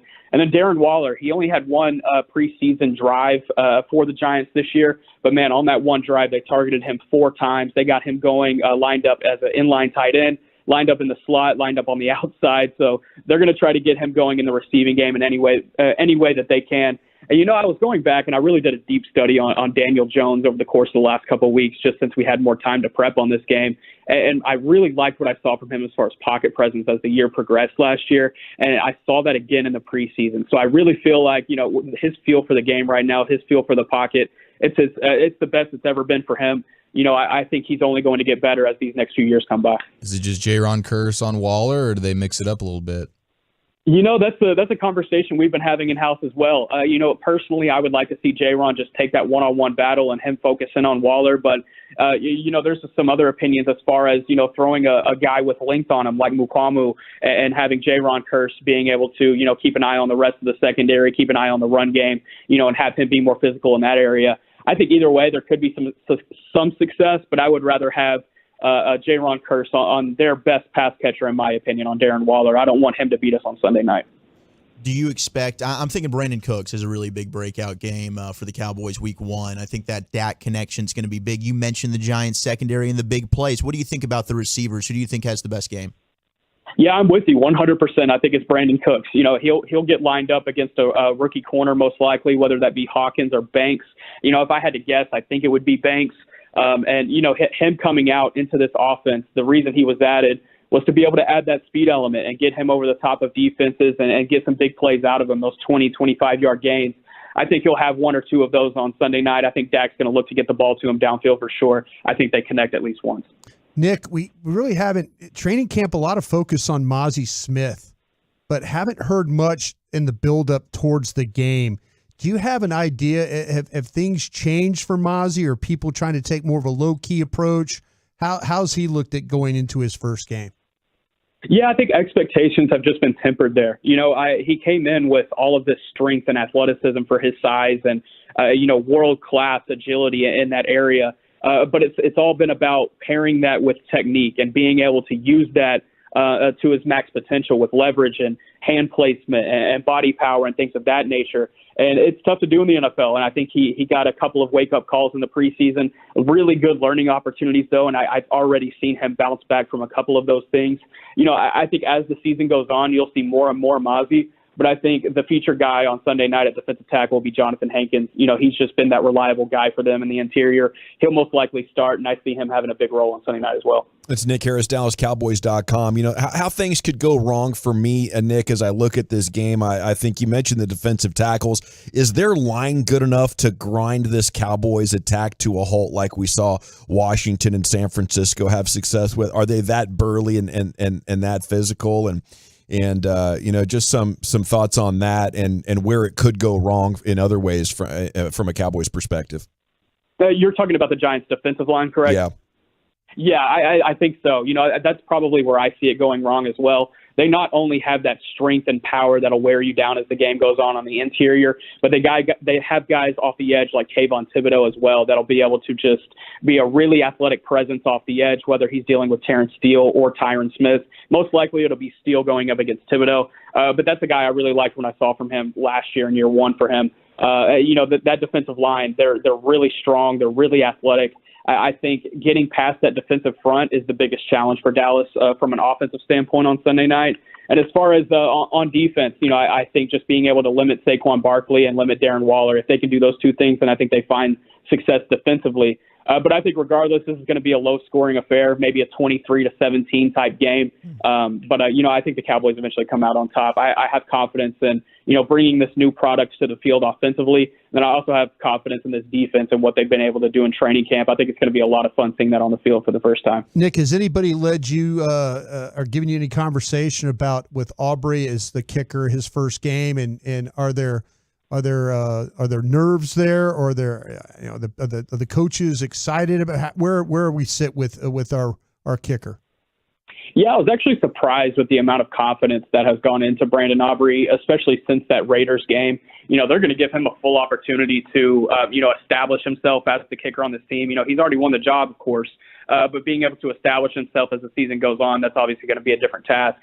But I talked to Aubrey last week, and I said, the nerves, being able to control those type of things. You haven't kicked in a true road environment yet. He didn't get an opportunity up in Seattle. He's like, how do you simulate that? How do you get ready for that? He says he has a process where every kick, right when he goes out on the field, he talks to himself a little bit, brings his nerves down, and everything just kind of quiets around him, and he makes the kick or, does what he can to get that opportunity. So, Brandon Aubrey is confident. The coaches are confident. I think that's enough for me personally, but he's definitely going to have to prove it. And I think we'll look up at the bye week here in about 6 weeks and reevaluate how things have gone with him. And that'll probably be his big first turning point going into the season.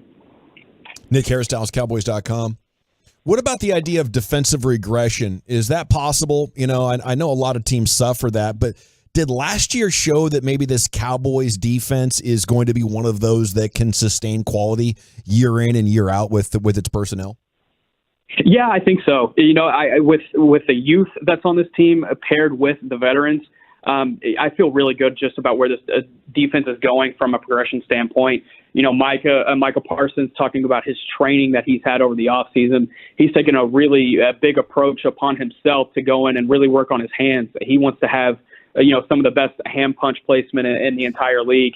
And we've already seen that a little bit through training camp. Him and Tyron Smith were getting a little chippy at times even. And when you can get chippy with a guy as big as Tyron, that training is taking you somewhere at least. And then adding a guy like Stephon Gilmore on that defense, it has not only helped the secondary dramatically, it's helped the entire team. Being able to bring that locker room presence, that guy that's been there for 12 years in the league, who's seen a lot, he's seen every type of receiver that you can imagine.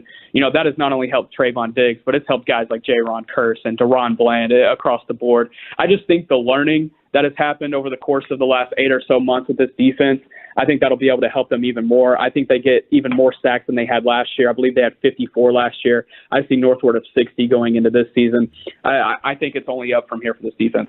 I feel like historically, Cowboys-Giants, the tight ends usually play well for the Cowboys. Jason Witten used to just feast against the Giants. How do you see the tight ends being utilized with Fergie and Hendershot in this one? Yeah, I'm really excited to see how they get utilized, actually, Zach. Jake Ferguson, this is a huge opportunity for him, being able to be the full-time starter for the first time. I think they try to get him involved early and often. I think getting him involved in the receiving game will also be really critical, especially if that offensive line is starting to cripple from the interior. Being able to have that safety net for Dak Prescott, very quick off the ball, I think that'll be huge in being able to determine those short yardage gains that'll be able to pick up, first downs methodically and get those drives going. I think it's really imperative on Jake Ferguson for not only to get involved in the receiving game, but also help out in the run game. A big part of his offseason development was getting better in the run block and being able to pave paths for Tony Pollard, Rico Dowdle, and guys like that. That was another emphasis for Peyton Hendershot as well. He really struggled in run blocking opportunities last year, but I'm really curious to see when they get Schoonmaker involved. That's going to be a lot of fun to see what kind of packages he comes out in. Do they put him in solo tight end packages and trust him in the receiving game? That's going to be a lot of fun to see after Sunday night. Nick, in 1 month's time, what will be the narrative around the West Coast, Texas Coast offense here with this team? Very quick. I think this is going to be a very quick type offense. I don't think there's going to be a lot of plays where you see Dak sitting in the pocket waiting 3-4 seconds to find something downfield. I think it's going to be quick reads, and if those quick reads aren't there, he's going to try to make something happen outside the pocket. So it's going to be a quick game, and I think it's going to be a lot of fun. How many touches is Turpin going to get? Offensively or overall? Yeah, offensively. Offensively, I would probably put it at I'd probably put it at 3. I'm going to temper my expectations there. I think they're going to rely on the weapons that they know they have and just try to work him in when it seems fit. Nick, I love asking you Cowboys questions. Thanks so much for joining us. Is there anything else about this matchup or this team you want to share with us before we let you go? Yeah, I think the weather on Sunday night will be definitely an interesting wrinkle in this entire game, whether that be at left guard with whoever's starting or, trying to get this offense going. Speed's a big part of that. How will the weather play into it? So, that's a big storyline I'm watching going into Sunday night. And if the raindrops are falling whenever kickoff happens at 7:20, then that's definitely going to be something to keep an eye on. Enjoy the trip to New York City, sir. Thank you so much, and we'll catch up with you soon. Nick Harris, DallasCowboys.com here with you on 105.3 The Fan, doing a nice job covering that team. Okay, we got a lot going on here on a Friday. It's Evan Carter's debut tonight as you're taking on the A's and a chance to snap this team back. They're looking for a shot in the arm. Evaldi couldn't give it to him. Scherzer couldn't give it to him. It's Evan Carter's turn to try this out. Okay, Andrew Whitworth is going to join us coming up at 3:40, Super Bowl winning lineman and a trainer of Micah Parsons. But Wolchuk has the NFL news of the day next. Where are you taking us, buddy? Yeah, we got some audio for you, some trash talk between the Steelers and the 49ers leading into this one, plus all your latest injury updates. That's next. All right, I want to talk about D&M Leasing before we do that. It is the weekend.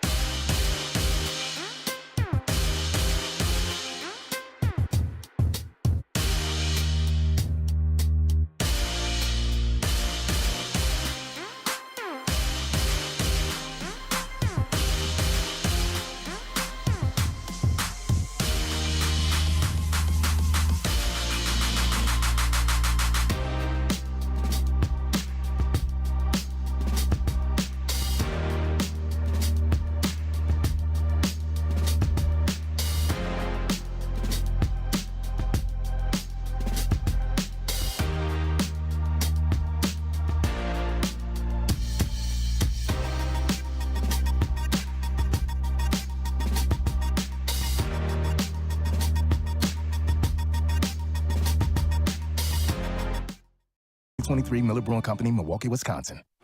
It's Fan Football Friday on 105.3 The Fan, sponsored by Blue Nail Roofing. Welcome back, Nation. What's prime time in Colorado going to do next? You'll find out tomorrow morning starting at 11 a.m. right here on The Fan. Colorado against Nebraska, an 11 a.m. kickoff. And we're fired up to present it to you right here on 105 to The Fan tomorrow morning. It should be a dandy. Okay, it's time now, though, for the NFL News of the Day, presented by your main man, Zach Wolchuk. Segment is brought to you by Soda, that's state-of-the-art, and the Frankels. Life's unpredictable. Accidents happen. Frankel and Frankel, the go-to attorneys for car and truck wrecks in DFW. If you or a loved one's hurt in an accident, contact Frankel and Frankel, 214-333-3333. Go to truckwreck.com. Here's Zach. We got the injury report as Eric detailed during that visit with Nick Harris. Jordan Lewis, full go. Tyron Smith, questionable. Tyler Smith, doubtful. Donovan Wilson, doubtful.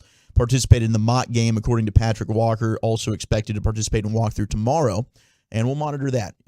Brian, I know you told us earlier Tyron should be good to go. Yep. And Tyler, we'll see. Yep. It doesn't seem like he's going to play, which means some Edoga, and let's fingers crossed that one works out. Now, Darren Waller was a surprise, listed on the injury report today. He is questionable. Jordan Renan, who covers the Giants, said, my understanding on Darren Waller is there was some hamstring tightness late this week. It's not solely from an incident at today's practice. Waller seemed to be moving relatively well at the open portion of practice today, which is a positive sign. So we'll have to monitor to see if Darren Waller plays or not. That'd certainly be a huge loss if he doesn't for that New York Giants offense. Isn't he kind of an injury waiting to happen?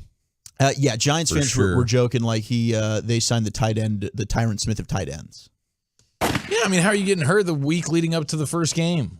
That's just you're broken, man. You're broken. It's a shame, even though it's not because it's the Giants in this case, but and we're playing them. He's been healthy for 2 out of his 7 years and absolutely blew up with over 1,100 yards. But so good. They really said the Tyron Smith of tight ends. They really said that. Yeah, some Giants fans were making fun of him. Wow. Shots fired at Tyron. Oh, my God. Yeah. Wow. That's much worse than Tyron. He's more like the Porzingis of tight ends. Yeah, I think he misses more time. What?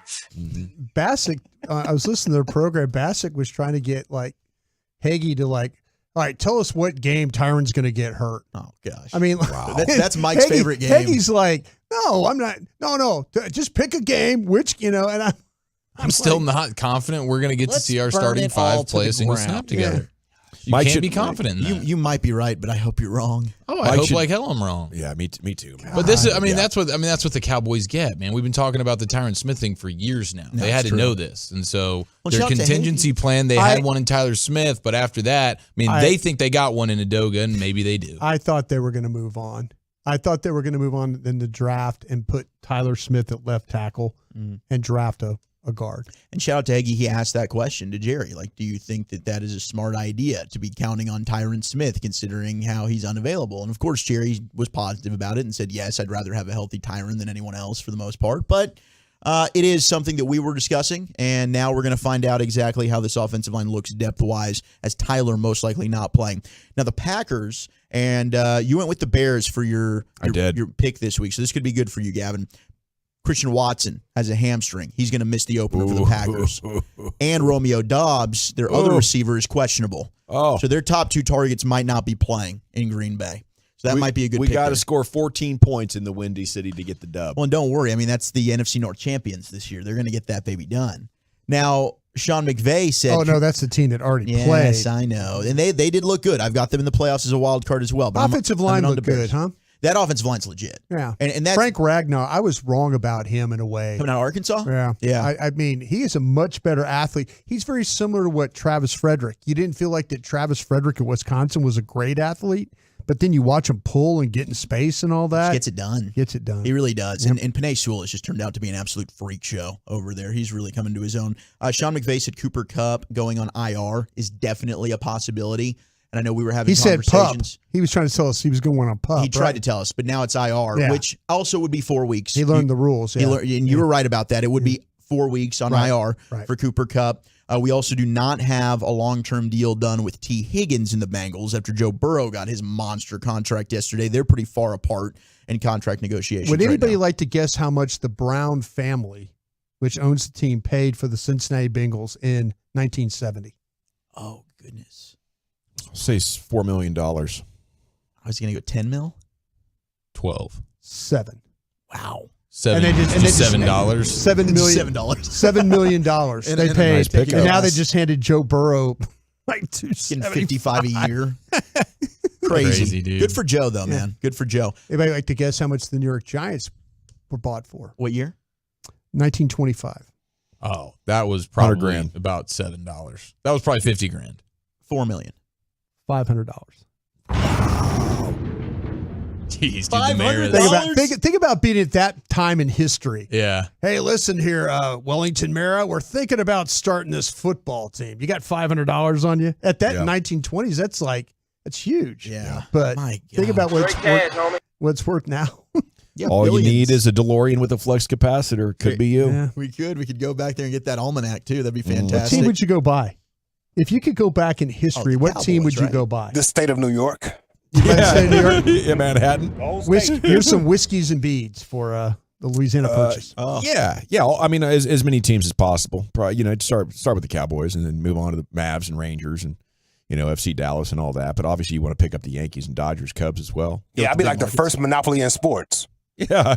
So like Vandegrift and everything. They'd be like, all right, we had to create a new rule to get him out of the sport. He's got all the damn teams. He's got all the squads. I think George Steinbrenner bought the Yankees for $15 million in the 70s. Wow. Sounds about right. Maybe 12. That's insane. Total steal. Yeah. We got some trash talk brewing as the Niners and the Steelers are going to open up week 1. So Patrick Peterson was on his show that he hosts with Brian McFadden. Let's And cover. They were going back and forth, talking about the 49ers offense. And Patrick Peterson had a bold prediction as he was breaking down Kyle Shanahan, Brock Purdy, and company. Everybody, all 11 hats, swarm him when he does run the ball and make sure that we have a good a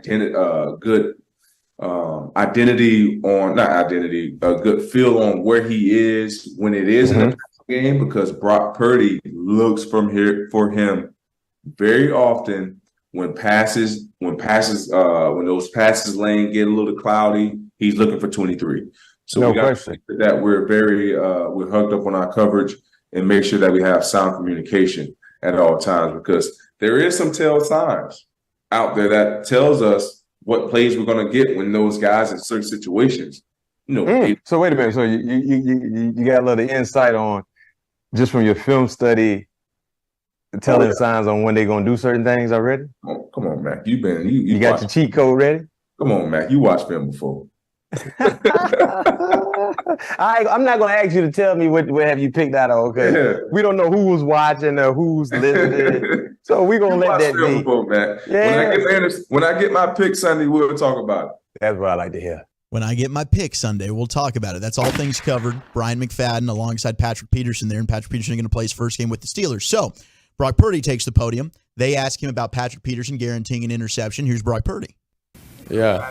I mean, I don't really know what to say about that. I mean, he's a good player. Patrick Peterson's a great player. I grew up watching him and everything. I was obviously from Arizona. He played for the Cardinals and stuff. So, it's the competitive nature, I guess, of football. So we'll see.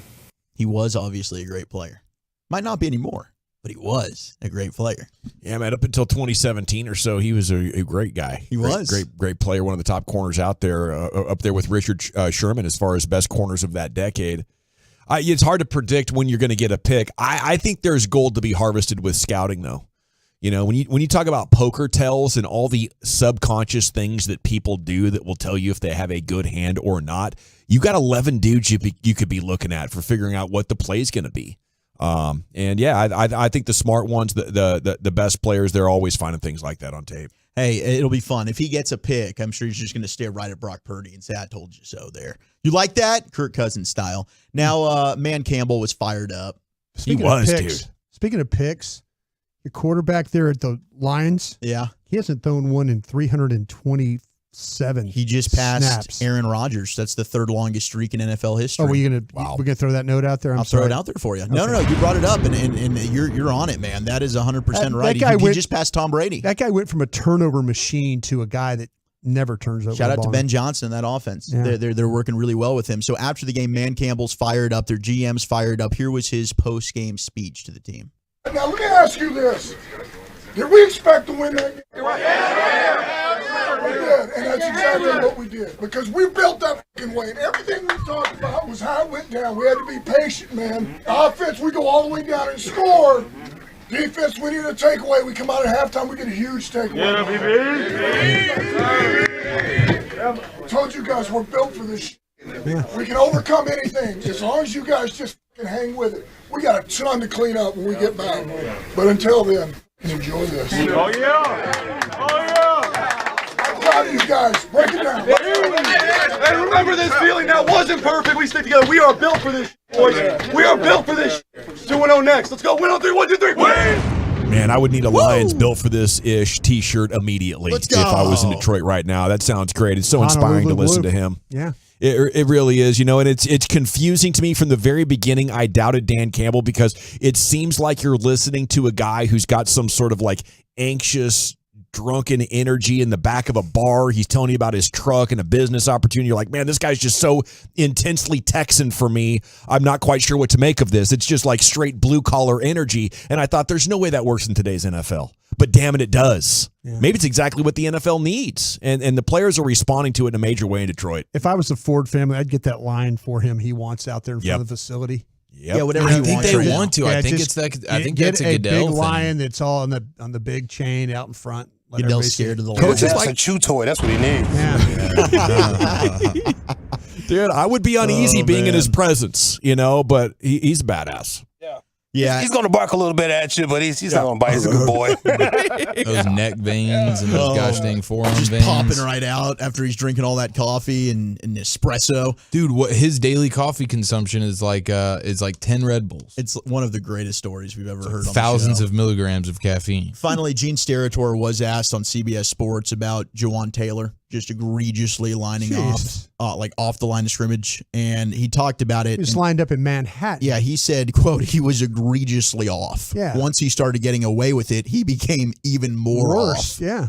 And he said, they should have called it, and they prepare for that. They at first, maybe it's just a warning. They have a conversation about it, but if he continues to do that, Jawan Taylor, you got to flag it. They just never did. It's crazy what some of these refs are paying attention to. I have no idea. John Hussey's John one of the Hussey is one of the worst. Yeah. I mean, as an official, I'm saying. Those guys are supposed to be among the best. You have no shot if you're out there on a football Friday in a high school stadium. Friday night lights. Oh, we also did lights might as well be off for some of these officials. Yeah. They aren't paying attention. They need to turn those lights on. You know what I'm talking about, Brian. I know exactly what you're talking about. I did see Todd Archer just share this that the Cowboys have announced that running backs coach Jeff Blasco is on a health leave of absence, and his duties will be shared throughout the staff. So he's in his first year. He's the running backs coach after spending 3 seasons as the assistant offensive line coach. He was nice enough to come on the draft show with us. Was a great guy. And did a nice interview. Yeah. Let's get out of here because I have a lot of questions for Andrew Whitworth. Is Jared Goff actually a really awesome quarterback? What was it like working with Micah Parsons, and what's he think of the Rams? And those and more next right here with Andrew Whitworth in the Nation.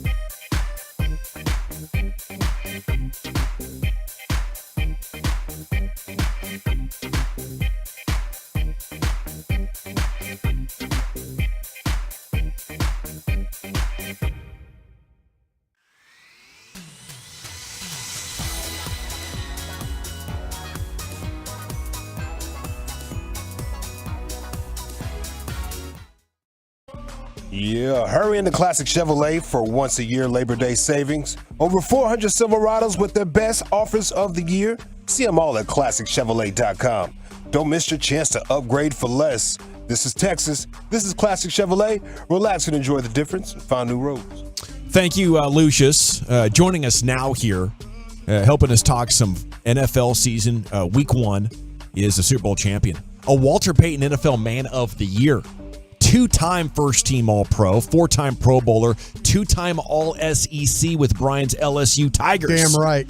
It's former offensive tackle Andrew Whitworth here with you on 105.3 The Fan. And a good afternoon, sir. How the heck are you?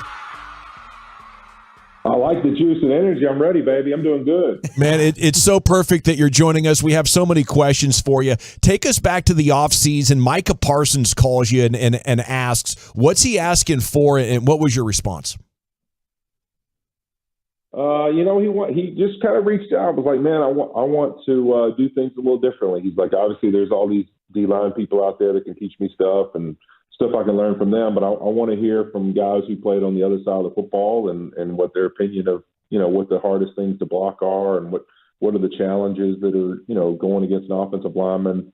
What are you thinking about? And what do I need to know that's in their mind of how to stop me? And I thought it was like so impressive, just his curiosity and just his infectious energy about wanting to get better.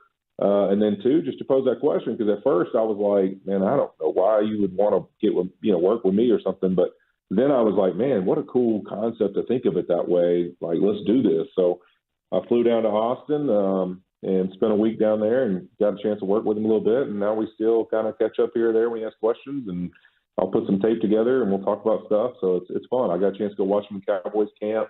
It was a really cool experience, and I'm looking forward to the relationship. By the way, Andrew, yeah, go Tigers for sure. I was going to ask you this question: Is this a change in what we've seen with players' interaction? There would be a time where I remember, and I was an NFL scout for a long time, and I don't ever remember players have this willingness to share with other players. Is this something that's just completely new, or is it just trying to grow the game? How do you view when a player of his status comes and asks you questions about things? Yeah, I agree with you. I think when I got in the NFL and really most of my career, I don't know, if you had that much interaction other than guys you may have played with in college or, same agency or something. I don't know if I had a lot of interaction with guys outside of my team and my teammates. And you do have the occasional off-season workout or something where you might see somebody. I was somebody who didn't work out at a facility or anything my whole career till the end of it, so I never really saw guys in the off-season, but other than just union stuff. So, yeah, I think it's new, and I love it. I actually think I've said this before, I actually think that the NFL is better right now because the guys who play it currently, your superstars, are some of the most open, conversational, curious, want to just dive into what makes people better and being good ambassadors of the culture of a football team.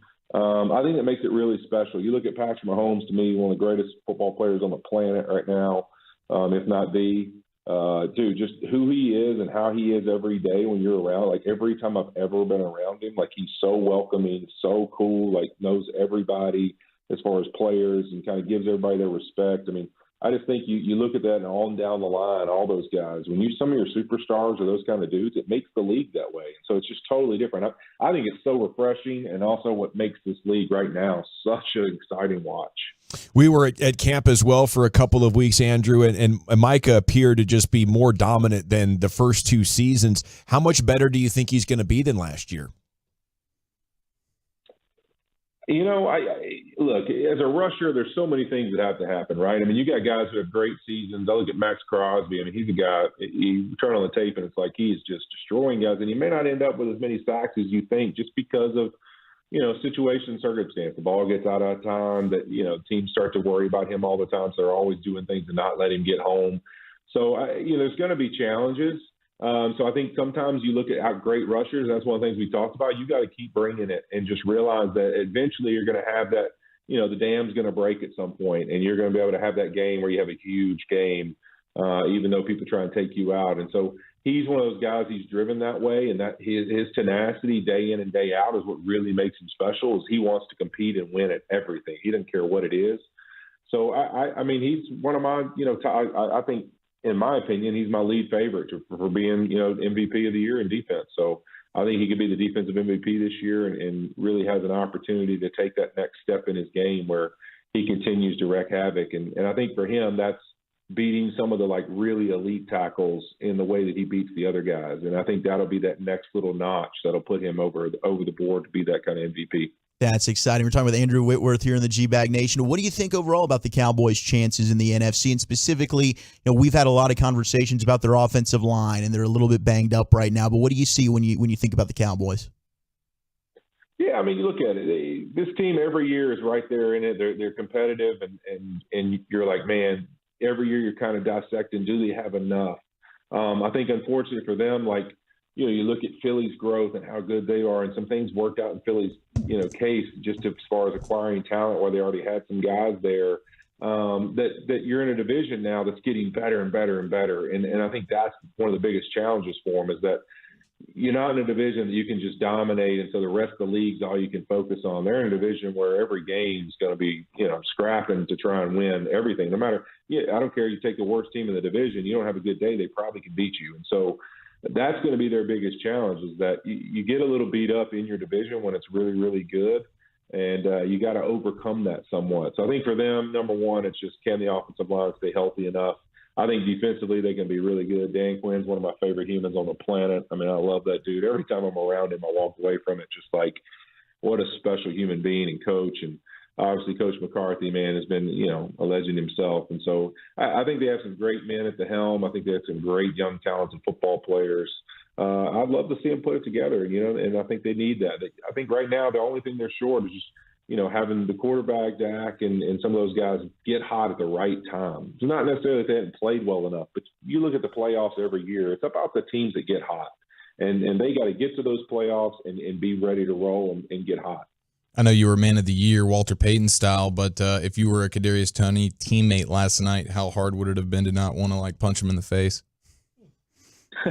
Well, I think that's when you get your opportunity to show what kind of leader you are, man. I know what Patrick probably did after that game or has done today because he's an elite dude, and Travis the same way. Wrapped his arms around them and remind them why they're there and why they're special to you because, guys have bad nights. And unfortunately, your bad night came on a night where we didn't have other guys we needed. And it was going to be really big for you to be there for us. And it didn't happen in the way we wanted. And, I think still, though, if you're a Kansas City Chief, I mean, are you really that concerned? I mean, the Lions are one of the teams that everybody's excited about, for the right reasons. I mean, they do have a really good offense, and their defense looks much better. But, if I'm a Kansas City Chief, we probably played as bad as we can play. We don't have two of our biggest superstars. We lost to the Colts and went to overtime with the Texans last year and won the Super Bowl. So I don't think that the Chiefs really care that much in the sense of, oh, man, we're not going to get all down or freak out. They're so freaking good, they're going to say, hey, you know what? That's a blemish. And we've done this before and won a Super Bowl to teams that are much worse than the Lions. The Lions are a good football team. So they beat us. And once we get our guys, we'll be completely confident. I don't see them walking away from it with any lack of confidence. How much would you have enjoyed playing for Man Campbell? Man, he's a lot of fun. I would have loved it. Earlier in my career, that was right in the mindset and attitude I was joking earlier. I mean, Lord, for a lineman who was, I was ejected. People forget, I was Walter Payton Man of the Year, but also early in my career, I was ejected twice. So I like to get down. So, listen, I would love to bite some kneecaps earlier in my career. That's for sure. So I would have had a lot of fun playing for him. Andrew, you're beloved in Cincinnati as well. When you saw the news of Joe Burrow, you probably you were very happy not only for the Bengal organization but also for the folks of Cincinnati as well. Oh man, I couldn't be more ecstatic for him. I mean, I was so happy for him. I sent Joe a text just congratulating him and talking about how much he's earned and deserves it. But I also told him this officially means he's paying for all the dinners from now on. So, look, that guy, man, he's elite. He's special. He's rare. He makes people, not only, but regardless how good he is, he makes people around him better and want to be better. And so I'm happy for that city. I'm happy for him. I can't wait. I'm actually going there, even though we're not doing the game. I'm going there for Monday Night Football for Rams-Bengals. First time Rams have been in Cincinnati for a regular season game since I was a Ram. So, we played them in London the one time I was there. So it'll be fun. I'm going to go back to the game. Chad Johnson's going in the ring. I can't wait to see that. And it's going to be a fun night. Do you think the Rams bounce back, and how much tougher is that without Kupp? It's going to be challenging. I mean, without Cooper Kupp, it is going to be a challenge. I think what's fun for their team right now is that the topic of being great is obviously all 32 teams start off week one saying, hey, we want to win a Super Bowl or whatever. But the reality for them is they're so young and there's so many pieces that they're relying on to like grow and get experience and gain experience this year that they can't even go that far yet. It's really about, man, who are we week one? And whatever happens in that game, are we able to stay in a rhythm and a routine where week two we grow and week three we grow? And so I think the fun thing for their team is it's going to be about this journey of growing up these young guys, teaching them how to play NFL the right way. And, hey, what does our team look like come, late October and November and December? What do we look like as this young, youthful team? Are we able to keep that energy and see some growth out of guys that really makes you excited about the future ahead? And I think that's their season, is that it's really that. And then, you know what, if you look up in December and you got a chance to make the playoffs and you get in the playoffs and get hot, who knows? But it really's got to be a week in and week out thing of developing and raising up guys, because that is a really young football team and a lot of young guys who are going to be relied on to play a lot of snaps. My final question for you, it's really great and interesting to see Jared Goff playing at such a high level again after getting to the Super Bowl with you guys, and then they move on from him. We thought, wow, is he transitioning into non-franchise quarterback? And here he is, like, breaking records for consecutive passes without interceptions again. What's Jared Goff to you? How good is this guy? Did the Rams, do the right thing moving on from him when they did?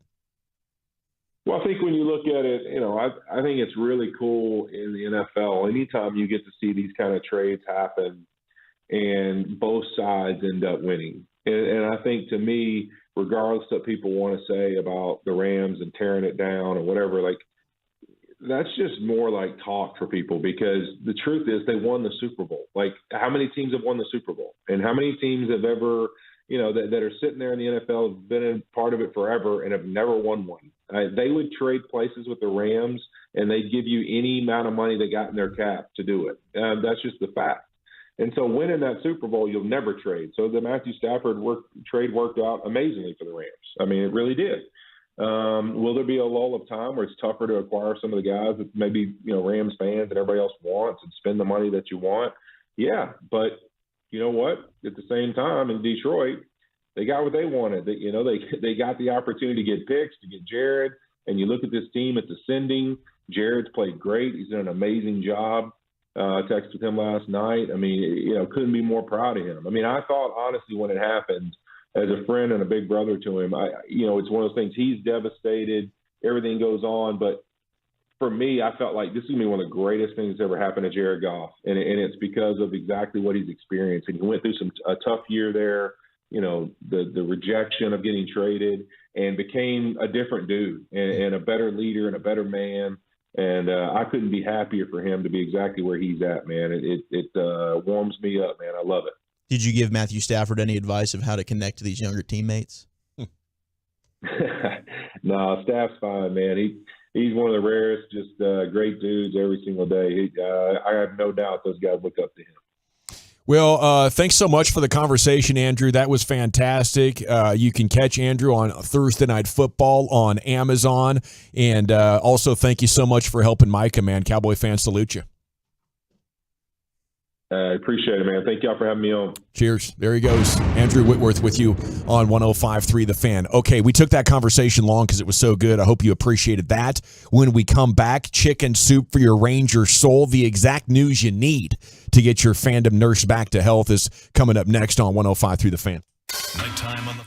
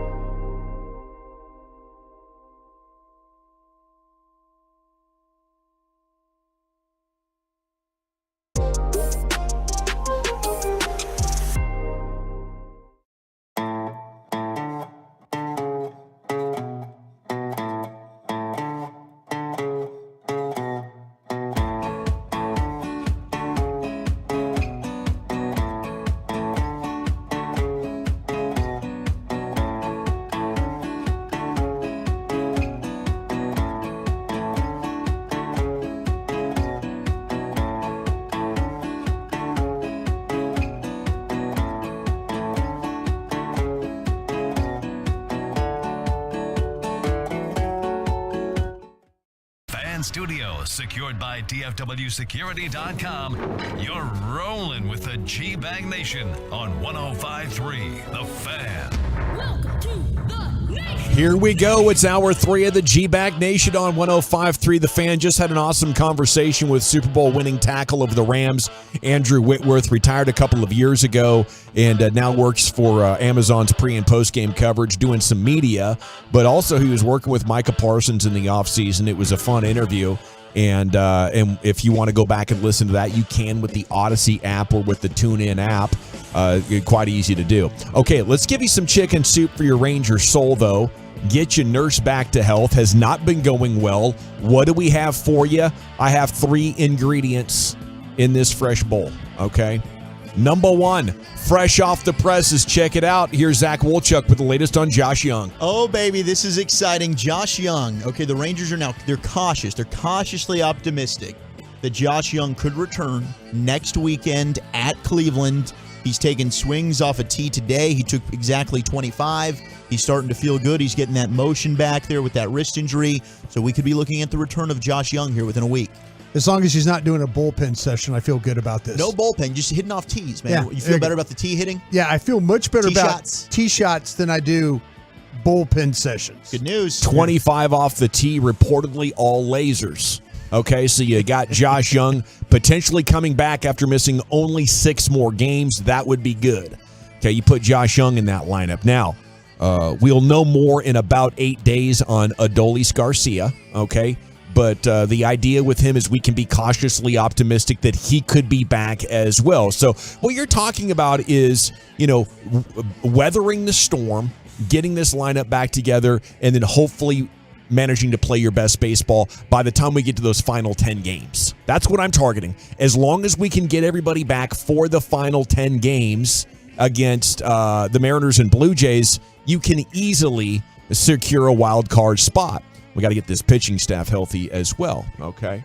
Now, make no mistake, you do need this chicken soup for your soul. Don't know if you saw this, Wolchuk.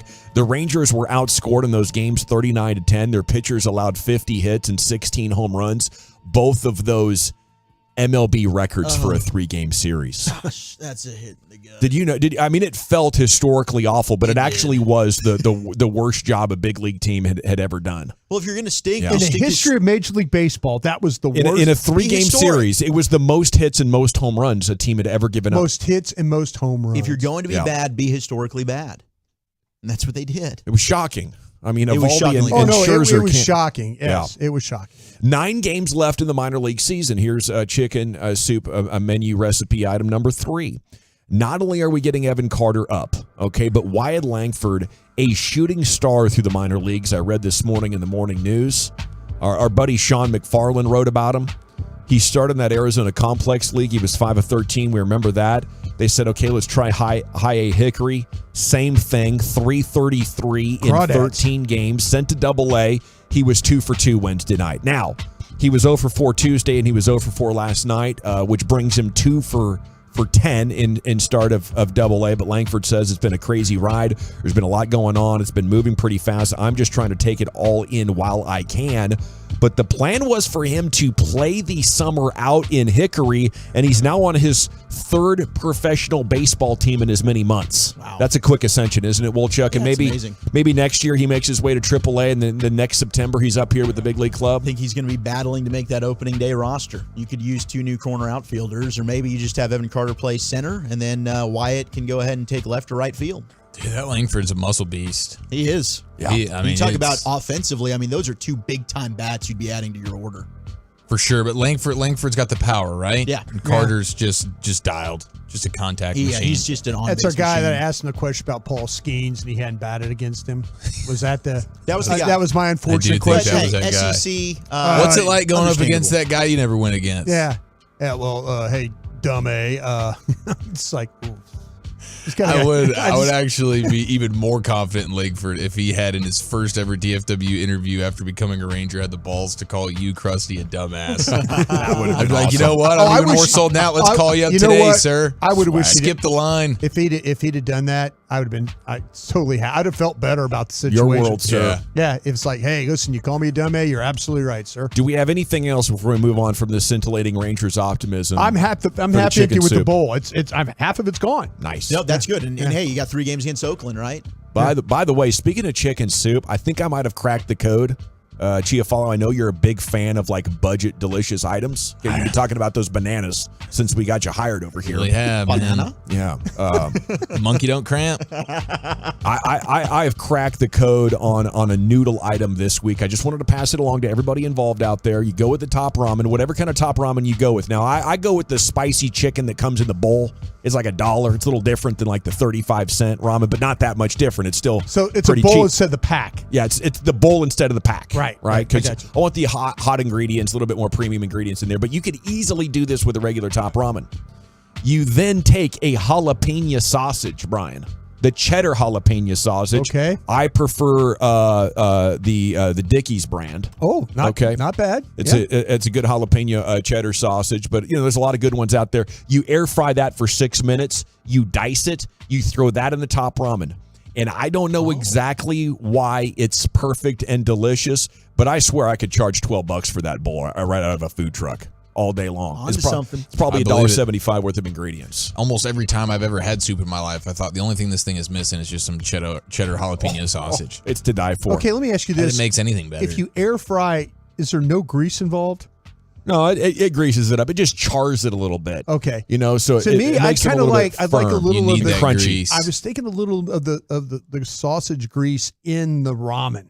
Oh no, that As drains through flavoring. to the bottom of my air fryer. Maybe somebody else's air fryer contains that grease, but mine it drips through. Okay. I guess I've become pretty cynical about the Cowboys, and I'm sorry. I just try to give you my honest takes, and sometimes it's as bad as Bassick now. No, not yours. Bad? No. Bassick's like, Bassick's and worse. Bassick's proud about the fact he picked against the Cowboys. Yeah, that's he just really, you know. I think he's proud. Well, yeah. I'm the only one, you know. He's trying to be honest. I'm trying to be honest, and a lot of times I'm wrong. So of course I'm hoping I'm wrong. I think it's going to be a great regular season team, though. It's just going to be Mike does too. Disappointing in the playoffs, and you know I think we are in the process of witnessing one of the biggest overreactions from the national media, and it's pathetic. Schrager, NFL Network, leaving them out of the playoffs. I think it's the most idiotic thing you could do. Giants, Vikings, and Seahawks, the 3 worst playoff teams last year by point differential, which is a great predictor of how good you really are. They barely squeaked in. The most likely playoff teams to miss it, according to Bill Barnwell's Pythagorean expectation. And here's Schrags with his wild card teams, Seahawks, Vikings, Giants, with the Bird Turds winning the NFC East. I just want to stop down and media watchdog him. I think we all kind of like Schrags. He's kind of a cool insider, doesn't take himself too seriously there on that NFL Network show. But the Cowboys added Cooks and Gilmore to a team that was a very, very credible contender last year. Their schedule, which appeared to be easy last year, actually turned out to be quite difficult, and they handled it well. So don't give me a schedule difficulty adjustment coming in here. They took that NFC East to the woodshed last year, and those were already good teams.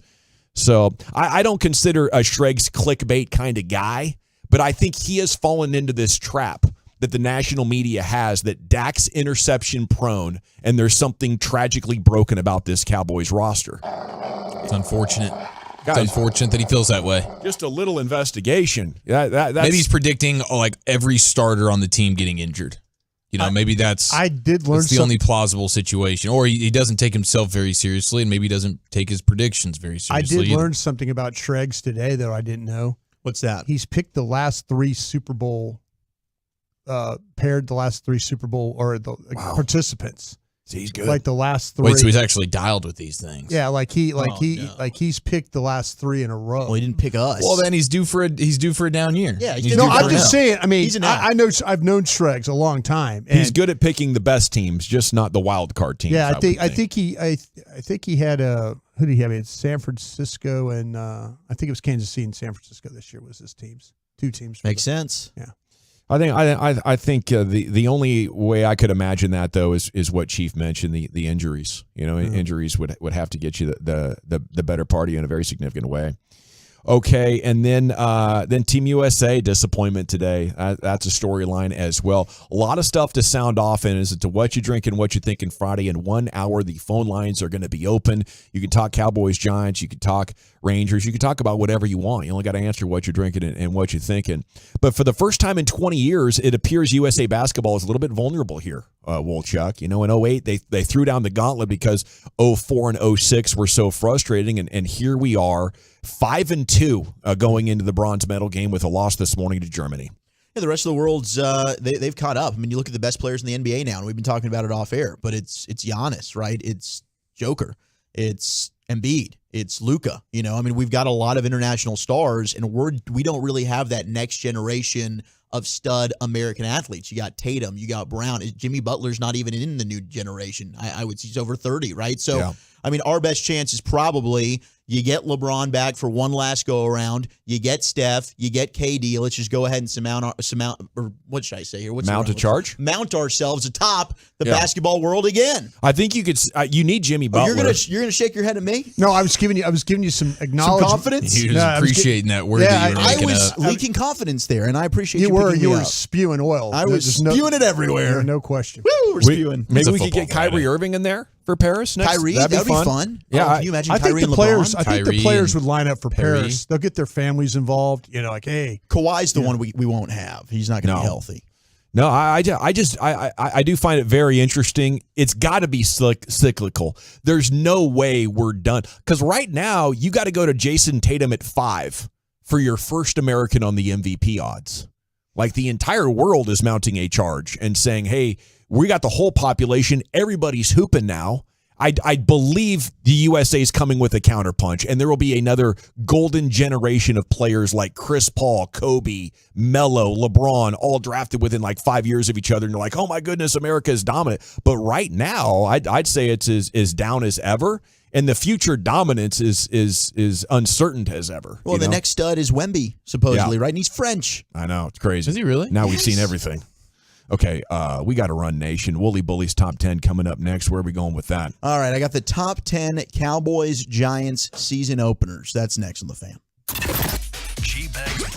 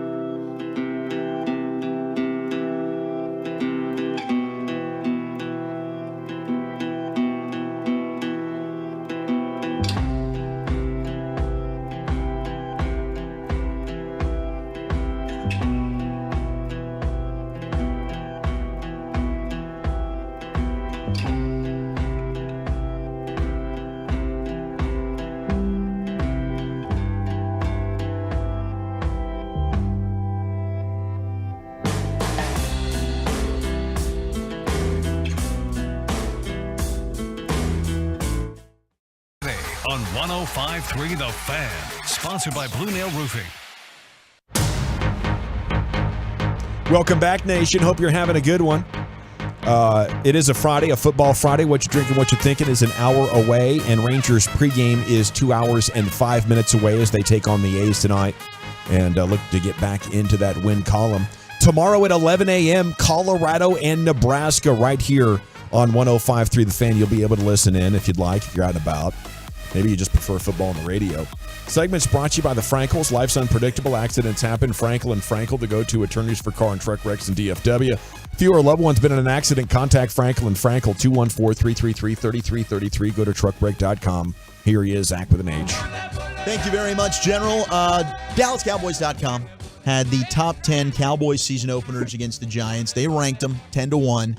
We played the Giants that many times in the opener that you can go ahead and have 10 of them. Now, 877-881-1053. What is your favorite Cowboys opener of all time? For me, I always go back to probably one of my first that I can recollect and remember watching start to finish, and it is the 99 opener in Washington. Cowboys erase. It's my first day with the Cowboys. Was it? Yeah. What a game. Cowboys erase a 21-point deficit. I think it was Dan Snyder's first game as the owner of Washington. Yeah. And then, of course, you had Troy Aikman to rock it in overtime for the game winner. What an incredible game. Chan Gailey. Yep. It was. It was my first. I came over from Jacksonville and being a part of all this, just trying to get acclimated. And from that point on, it was like, this is cool. I thought, oh man, it's gonna be like this every week, But little did I know that our administration would completely fall apart with what we were doing with the, But hey, it was the way that the flow of the game was crazy. It was just so back and forth, and your emotions of the game were just like, oh, we won this. Oh, you're just, and like I said, that's the part of working in the National Football League, the emotions that you ride. And as fans, I understand you ride them, but when you work for a team, your emotions get even more stressed. Yeah. Do you have one? I know you've seen a lot more than I have, but do you have one that comes to mind? Cowboy opening game. Just a Cowboy season opener. I was trying to go through my brain. 68, the 59-13 Detroit game. No, you don't remember that one? But no, I did go to one of my first Cowboy games. I did go to. I was 6. So I would have been the 69 Cotton Bowl. That's where I went to a salesmanship club game against the Packers. Remember that and stuff like that. But yeah, I'm just trying to remember.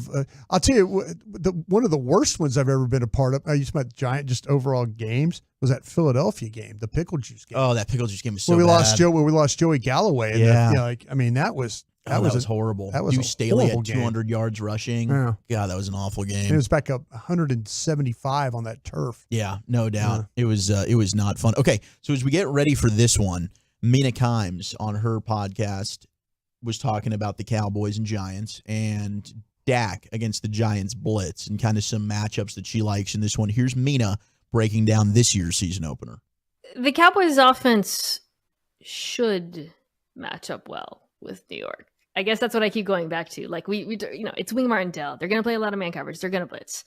Dak Prescott, last 3 years, 4th in QBR versus the blitz. Man coverage, 7th in QBR last season. And that was with, I thought, a group that was pretty limited, frankly, in their ability to beat man coverage as a whole. These receivers should be able to move the ball. Even the run game, which I think we have a lot of skepticism about because of, we just haven't seen it with Pollard. And as much as we love Pollard, and it's a very bad run defense, they should be able to run the ball as well. Ideally not, on first down to no effect. When you just put these rosters next to each other, the Cowboys offense has a lot of advantages. I really, really like the Giants defensive line. I think they're very, very talented. They should be able to pressure Dak a fair amount. But nevertheless, if the passing game looks bad, I would be nervous week 1 with the coaching change because from a talent perspective, they are better.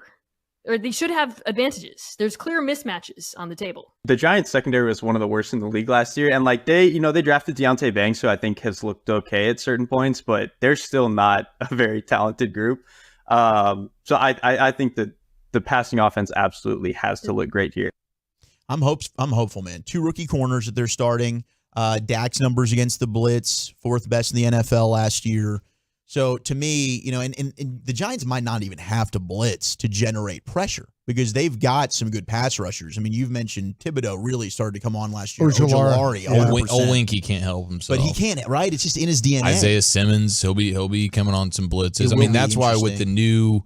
I mean, weren't they talking about the protections when they were talking about the new stuff with Solari and the offensive line and some of the stuff? It's the protections, right? In the passing game. Yeah, in the passing game. That's why when you asked the question earlier, what concerns you more with no Tyler Smith, and we're throwing in Udoka, who's played all of 0 snaps basically because he gets hurt 5 seconds into camp. Now, you have some of those miscommunications. You get a free rusher coming in the face of your quarterback. And we saw it happen last year. That's where where I'm a little bit nervous. But if they do protect it, guys are going to be open, man. I will say this though, the concern that I have about the left guard with Tyler Smith not being in there, I think it hurts Tyron Smith because I don't know if Tyron Smith, there's times where he is going to give up some pressure. And with Tyler Smith being in there, I think he cleans up. I think Tyler Smith is able to clean up, much like what Zach Martin does when he helps Terrence Steele. If there's an inside pressure, then, you get a powerful player that can stand there and, keep the twist from, happening. The penetrator, and they can stop a lot of things. But, if Udoka is soft and he gives up ground on Tyron Smith's outside, well, then, there's going to be some problems in the pocket. That's the thing that really concerns me about throwing the ball. The thing that Mina said that really stuck out to me, though, is just how bad the Giants' run defense has been. Mm-hmm. If that continues this year, I think you can remedy a lot of that by just giving them a steady dose.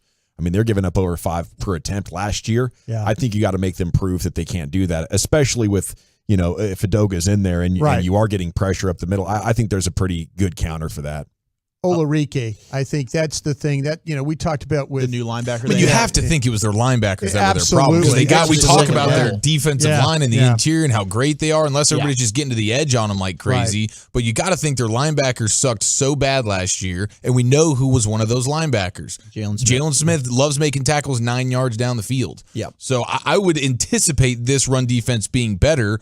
But I certainly want to see him prove it. No doubt. Well, Chuck, before we get to your top 10, just quickly, the greatest Week 1 victory of my life for the Cowboys, the win that started it all, 1992.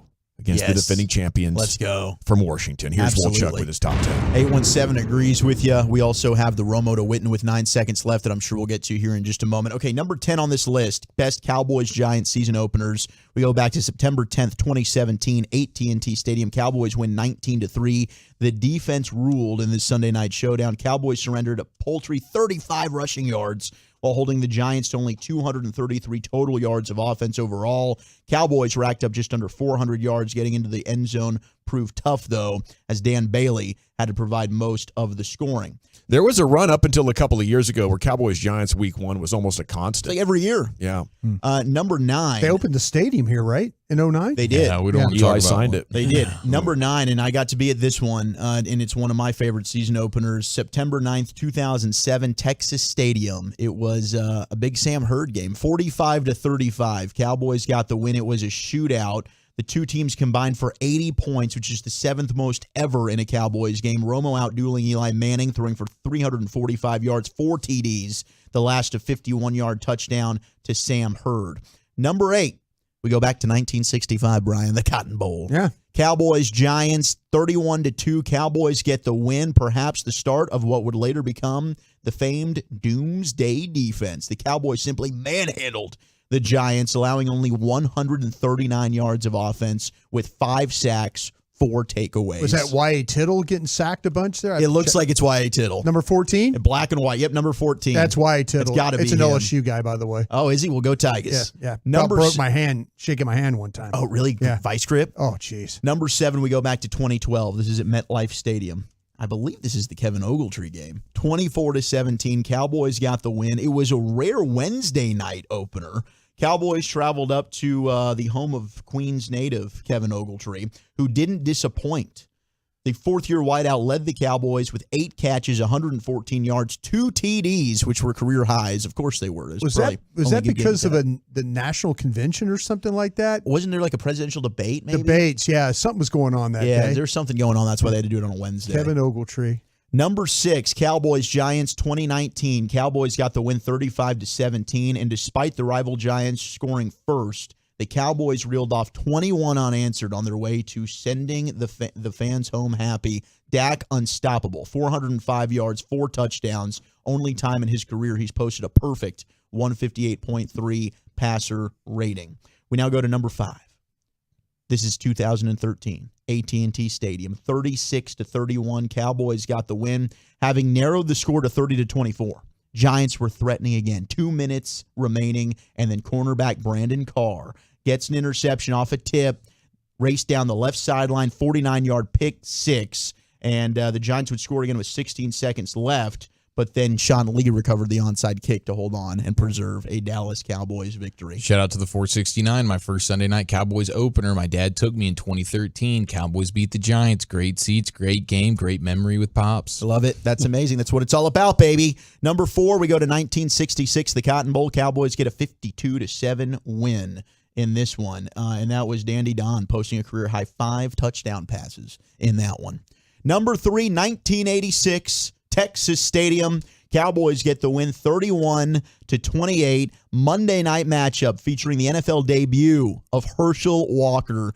The former Heisman Trophy winner delivered, scored his initial touchdown with a 1-yard drive in the second quarter, and then secured the come-from-behind victory over the eventual Super Bowl champs that year. Number 2, 2015, AT&T Stadium. 27-26, Cowboys, Giants, down 6 with 13 points, with 13 seconds left. Tony Romo picked up a fumble shotgun snap, threw an 11-yard dart to tight end Jason Witten. That was epic. And then number 1, Cowboys at Giants, 1995, Giant Stadium, 35-zip. Cowboys get the shutout. Woo. Monday night, prime time. Yeah. Emmitt Smith, greatest running back of all time, leading the way, 4 rushing touchdowns. Was that when Jerry unveiled the Nike deal? It might have been. I think that was probably a home game for the Cowboys. This was at Giant Stadium. I know, but I think there was something going on at that game. Maybe there was. Maybe something. If you think there was, there probably was. I was in Green Bay at the time. I don't know. Now, you had an eye on what was going on. It was Monday night. Everyone was watching. Man. I wasn't watching. I was doing something else. Thank you, Wolchuk. Where are we going next, Chief? All the NFL content you can handle next. Coming up Monday morning on Sean and RJ, did the Cowboys...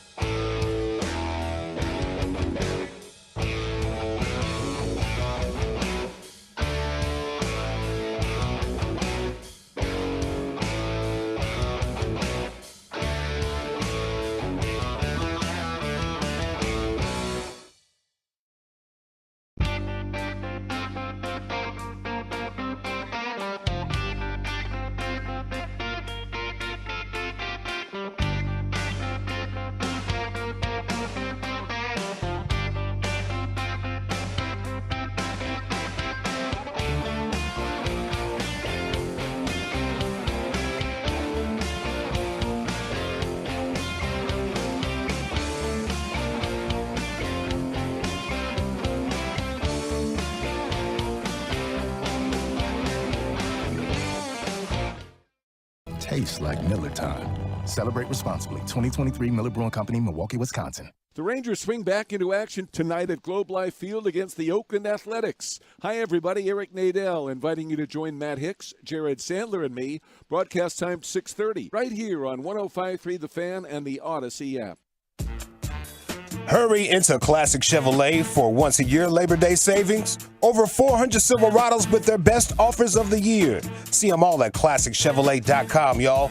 Don't miss your chance to upgrade for less. This is Texas. This is Classic Chevrolet. Relax and enjoy the difference and find new roads, yeah.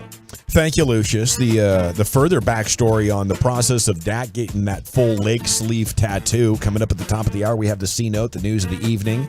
And what you drinking, what you think, it's coming up at 5:20. Here's Eric Chiafalo. So one of the Cowboy questions I have, we're all obviously excited about the defense, and rightfully so. One of the things that I noticed, and maybe it's not something that'll translate, but there was an uptick in man defense for the Cowboys in preseason compared to last year. Last year, they were doing less man than they were doing the year prior, the year that Trayvon Diggs was getting all the interceptions. The Cowboys were running a lot of man defense, but what were they also doing? Giving up a lot of big plays. Last year, they do less man, and it pays off in a huge way for them, especially when it comes to, not giving up so many big plays through the air, except for that 4-week period where there were the injuries and they were trying to figure out what they were going to do at the corner spot after Anthony Brown got hurt, and you had guys like Josh Dobbs going deep on you, and it was like, what the heck is going on? But by and large, you mitigated your problem that you had the year prior where it was kind of boom or bust. It was great. Here's Trayvon Diggs getting all the interceptions, playing a lot of man defense, but my gosh, we're giving up a lot of big plays as well, and that was an Achilles heel. Last year, they cleaned that up. Now, all of a sudden, this preseason rolls around, they're doing a little bit more man coverage. Is that something that's going to translate, and what does that mean for the defense in terms of giving up big plays through the air?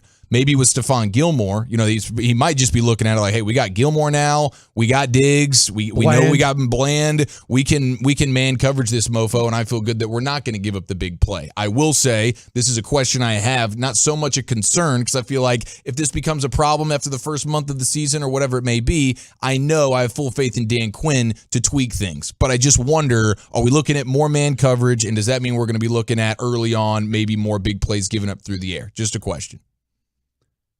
I wonder, because you're thinking about maybe some more man coverage just because they have a little bit more confidence in what Hooker can do at free. Oh, okay. I was attributing it to, hey, we got Gilmore now. We got Bland that we're very confident in now. No, I was just trying to, and you're absolutely right. I feel like that with Gilmore, Bland, with the three they got, and you could also kick Jordan Lewis in there now, as well to maybe clean up some things. But they probably feel really good about Malik Hooker playing with a little bit better range coming off his injury. I think you're right, because going back to the 11-on-11 that we got to see in Oxnard, it was a lot of single high with Malik Hooker back there, and he was kind of just roaming, which, is what he did great at Ohio State. The question is the health, right? And last year it kind of declined a little bit, but he was also dealing with a bunch of injuries, so maybe they do feel better about that. But I do think you are more confident playing single or press man coverage with Gilmore and Trayvon Diggs and Deron Bland. You mentioned Jordan Lewis is your number 4 guy. Right. The Cowboys have some of the greatest depth in the NFL when it comes to their cornerback room right now. You could also play a little bit more man coverage too, because he feels confidence in who he has rushing the pass. Absolutely. To me, it's like we have an opportunity, if we can do this well, to throw a mid-game adjustment. If the other team is running on us, if we want to try to get after the quarterback more, how much can we drill this and get used to it that we could switch? Because I think that versatility and adaptability is the key to stifling offenses in today's game, and it's just the genius of Dan Quinn at work once again. In Dan Quinn, we trust. Oh yeah. We got some good quotes coming around. Did you guys see old Collinsworth last night? He was trending, Chris Collinsworth was, because of how much he just loves Patrick Mahomes. And I'm like, listen, man, I think we'd all be the same. Yeah. But he did start the show with a line that had everybody going, come on, Chris. I know you're all fired up. We're all giddy. Football's back. But he was quoted as saying shortly before kickoff, I think America is about to find out how good he really is, he being Pat Mahomes. Ooh. Wait a second. We don't know how good he is? He's already Baby goat. We didn't realize it in the Super Bowl last year that he won, but we're going to realize Or the it's Super Bowl he tonight. won before that. Or that's right. I mean, like, yeah. what the hell? Or all What those was he- AFC Championship games. Last night we all found out. Except we actually didn't because his team lost. I know, but He made some unreal throws last night. he was My fantastic. dear God, do he you was feel so like awesome. that Collinsworth said that because he's without weapons tonight? Oh, that's 100% what it was. Yeah. It's literally, that's the context of Yeah. it. Okay. He doesn't have Kelsey. I'm sorry, I didn't know where you were going there. I thought you were really asking the question. That is why he said that. That's for why he sure. said it, but it is still funny. But he should have that qualified he's- it like, that he's- listen, he's down weapons tonight, and he's going to carry this team by himself. Yeah. He should have probably said something. It's something we already know he can do. Yeah. But he was getting crushed too much last night, I would say, Chris Collinsworth. But that line right there probably deserved a little bit of it. You might have thought, man, I've never seen, at least not in the last 5 or 6 years, I've never seen a wide receiver have that bad of a game that Kadarius Toney had last night. And you'd be right. The football beat him up. Sam Munson's friend of the program, not necessarily a friend of Brian Broaddus, but friend of the program. God, He was pretty casual. To me? Cordial with you. No, in real life, when he didn't want to shake my hand. Oh, he didn't? No, hell no. Well, he sat down and did the interview. No, but because he's a pro. Yeah. You know? There was an obligation that he had. I think Steve liked you. PFF Steve. No, not really either. No, he seemed nice. Uh-uh. All right, we'll bleep those guys. We won't have them on next year. No, it's okay. I got your back. Bleep them. No, they're good. I mean, they're good content, but they don't have to like me to do a show, do No, they? they don't like you. They're on my bleep list. That's okay. Kadarius Toney's Pro Football Focus grade last night is the worst single game grade given to a wide receiver since the year 2018. What player was and it's that? grading on a curve because that was exactly the question. I'm like, okay, we got to go figure out who's the guy. And after doing next to no research, I discovered that it was Nick Williams for the Titans who had a game with 2 targets. So it's still Kadarius Toney's, he's still the guy. He's not getting gold for this, but gosh darn it, he deserves it. We're talking about Nick Williams. No one's ever heard of him. He played for the Titans. Titans don't even remember he was on their team. Nick He had 2 Williams. targets. A stone-handed drop in the end zone on a coverage bust for an easy touchdown, and an awful route that caused an interception. So that's the only guy that Pro Football Focus has seen over the last 5 or 6 years at the wide receiver position have a worse night than what Kadarius Toney had last night. And now you get a real good idea of why the Giants were so willing to let him go. Huge Yeah. playmaker. In their playoff run, I don't know if you get all the way home without Kadarius Toney, but that was rock bottom last night, and I don't know how you recover from that. I had some sources. Man Campbell, good guy that he is, he actually went over to that Chiefs locker room and handed him the game ball yesterday. He dropped it. I want to shake your hand. But it was a nice gesture. Broncos players were asked why they hate the Raiders so much. Did you guys see what Randy Gregory responded with? No. Quote, I don't like the owner's haircut. I don't like the bowl cut. Kind of pisses me off. Yeah. I agree. It's like you're preaching to the choir, bro. Man, that thing is gross. No one understands it, not even him. I can't believe he's talking about my kid like that. It's just terrible. Al, how do you let your kid walk outside with It's that not my haircut every fault. day? It's not my I fault. blame you, Al. No, I sent him to a good barber, but the kid just doesn't listen to me. Nobody listens. I heard he's asking for a John Gruden 1998 haircut because he idolized him so much. I actually heard that's the truth about Mark.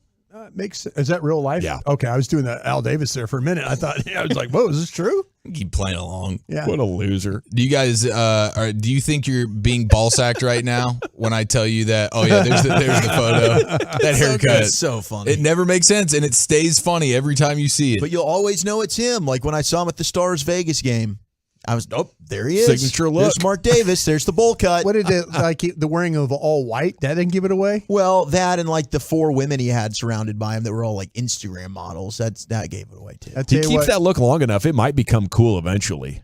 The fact that he's a billionaire. If he can find a way to live for Yeah. millions and millions of years, he's pulling. All right, ball sack or football? Ball sack. Ball sack. Kadarius Toney had more drops, 4 last night, than Larry Fitzgerald had in his entire career. Oh, that's football. That's true. I thought it was football too. It's ball sack, but the fact that we even thought maybe for a second Kadarius Toney reached the all-time career Larry Fitzgerald drops in one game last night. The fact that could even be remotely close to being possible is hilarious. But Fitzgerald actually had, believe it or not, a bloated 29 drops in his career. What Chris Arnold man. told me that one time. Well, the other thing about Larry Fitzgerald is he had 41 tackles as a wide receiver. So he did have more tackles than drops. That is incredible. Yeah. Well, thank you, Chief. In addition to football's finest is in the books, there'll be a fine college football game tomorrow for you on 105 through the Fan at 11 a.m. We're going to take you to Nebraska? To Folsom Field in Colorado. We're going to take you to Folsom Field in Colorado where the Buffaloes going to host the Cornhuskers. Hey, we got 5 things to watch as the Cowboys match up with the Giants. It's time for the Cowboys news of the evening, and the backstory on Dak's leg sleeve is coming up next with you here on your home of the Cowboys, 105.3 The Fan. Hey, if you need or want a new vehicle right now, what we suggest you do here, what I suggest you do is call D&M Leasing and tell them what make and model you want. Then go enjoy your Friday night. D&M will deliver your brand new vehicle. You're going to save a lot of money, and you're going to love the easy lease process. Now, it's more important than ever. You've been hearing me talk about D&M on the Fan for, a decade now. It's well known in the auto industry. Leasing volume increases in periods of elevated interest.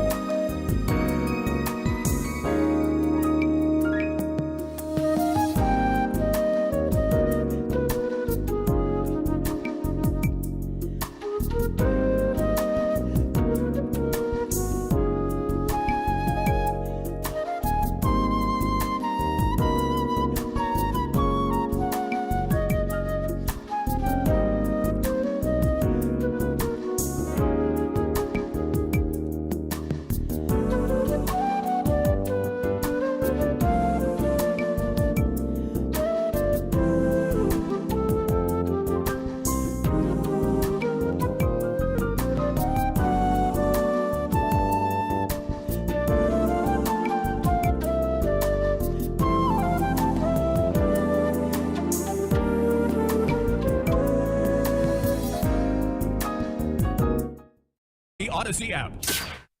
From our fan studio, secured by DFWsecurity.com, you're rolling with the G-Bang Nation on 105.3 The Fan. It's hour 4 of the G-Bag Nation on 105.3 The Fan. Hope you're having a great day. We're 20 minutes from what you're drinking and what you're thinking. It's time now for the Cowboys news of the evening. General at your service, at ease. Here's Brian Broaddus. You have Lucius Alexander, Zach Wolchuk, Eric Chiafalo, and Carter Freeman. And along with you, we are the G-Bag Nation here on 105.3 The Fan. Hope you're having a good day. Rangers baseball is coming up at 6:30. Let's make it a good night against the A's. And again, what you're drinking, what you're thinking, coming up at 5:20. So if you are doing a little day drinking already, remember, time can fly. You can lose track of it. Maybe set an alarm on your smartphone or just give us a ring right now, and we'll pop you on here in about 20. It's time now to kick off this C-Note, and here's Zach Wolchuk with keys for Cowboys-Giants. Yes, we've got things to watch for in this one, courtesy of Blogging the Boys. Of course, the Texas Coast debut being one. Does this offense look any different? Are we able to notice a big difference? I mean, how bummed are we going to be if we come back on Monday morning and we're thinking, damn, that looked just like Kellen Moore's offense. What the hell? This McCarthy coaching change? They did nothing. And I don't think that's going to happen. But if it did, we'd be losing our minds. The thing you'll need to look at quickly, and maybe it'll be a little bit difficult to tell off the TV copy, will be how much separation they're able to get in routes.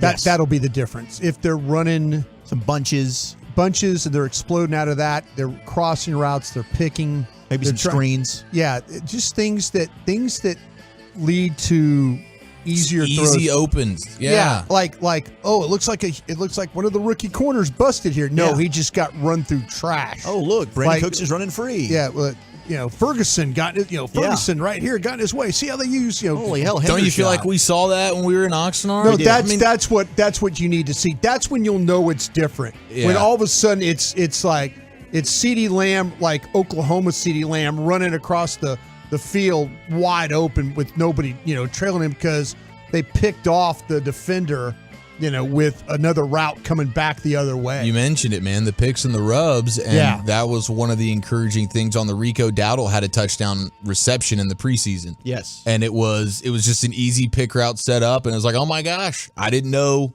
the uniform with the star on the helmet was even allowed to do that. I didn't know they knew how to do this. And during that Mojo Moment series, when the offense went 5 for 5 converting in the red zone, it was all because of those plays. Mm-hmm. All the rubs. We also have the matchups to watch. Of course, we've highlighted Micah Parsons, Andrew Thomas. That's going to be a fun one. Micah likes to go against the best, as you talked about, Eric. And Andrew Thomas is becoming one of the better tackles in all of football. But Micah, he did not get a sack in the first meeting, but then he had 2 sacks in the next game against Andrew Thomas. So certainly that's a matchup that he can win. Also, of course, we've talked to wide receivers against the Giants secondary. I would say also keep an eye on Tank kicking inside with Osa. So you have Osa, Tank, and then Parsons all rushing with either Williams or like third downs. Yeah. So, passing downs. Yeah, Gosh, there's going to be some ways to create some opportunities by kicking Tank inside. And I'm expecting Osa to have a big time performance. I think you're going to see Osa be pretty disruptive in this one. The Giants secondary, how do they hold up? And then, we'll see about Darren Waller. I would imagine Jaron Kearse is just manned up on Waller. And you just say, hey, you're one of the best in the NFL at this, bro. Go ahead and take away the tight end. They have played once. Now, Waller got hurt in the game, I believe, in the first half, but Kearse didn't allow a single catch up to that point. Yeah, I've talked to some people around the league trying to get a vibe on Waller. It sounds like that this is not a serious injury. Again, we're talking about with stuff that happened with Tyron Smith, that not a serious. With Waller, it sounds like he's going to play. Of course, we got to be watching for the kicking situation, especially if this is a bad weather game. How does that affect Brandon Aubrey? Yeah. The nerves have to be going into overdrive, and we hear athletes talk about their debuts in any sport, and I think, the anxiety, the tenseness of that moment for any player, but especially a kicker who goes on center stage. There's a big old spotlight on you. No doubt. And then now we got to, the offensive line depth is going to be tested week 1. We're hoping Tyron goes. It seems Tyler is doubtful. He's not going to go. So Adoga gets put in there. If Adoga's not performing well, do they immediately go to a TJ Bass? We'll see. We'll see right away. I mean, that's been our fear all offseason long. Now, granted, I think the majority of the NFL has the same fear. There's not enough good linemen to go around, but Cowboys are going to be tested quickly here. Under the Jason Garrett administration, I think they would ride with Adoga the full time. Yeah, no kidding. I mean, If he he should would- have been if he- fired after the Chaz Green game. Well, that dude should have been pulled. I think the staff is a little bit more willing to make changes when they have to. Absolutely. When they find it necessary. Well, I think we saw it with Jason Peters last year. When Yeah, Peters struggling, absolutely, they pulled yeah. him out. They Absolutely. put Ball in, and then Yeah. they put Peters back in because Yeah. Ball was worse against Houston, I believe it was. Yeah. So there's some things to watch for. Thank you, Wolchuk. The Cowboys news of the evening continues.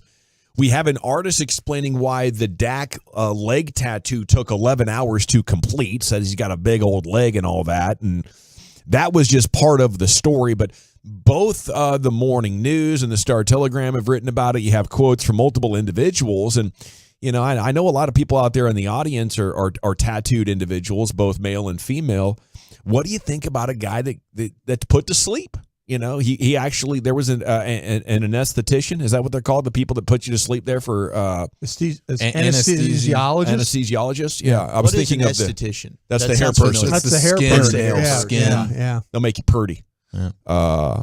So yeah, he got put to sleep basically for 11 hours. The tattoo artist had his back, saying he was awake toward the end of the process and, quote, he handled it well. He was good. He's a strong man. I don't know. I guess it's part of the experience of getting a tattoo to sit through that. But I don't know. Maybe the rules have changed. Maybe the rules have changed. At 877-881-1053, I understand some people are calling Dak's toughness into question here, Chief. What do you think? A lot of people are calling Dak's toughness into question here. You have TJ Ward, a former safety in the NFL. He said, man, it used to be prideful to have your body tatted up. Showed the pain you went through to tell your story. These new cats want to be sedated like they're having surgery just for a tat. If you got to do all that, you're just not about that life. Capital SOFT. Wow.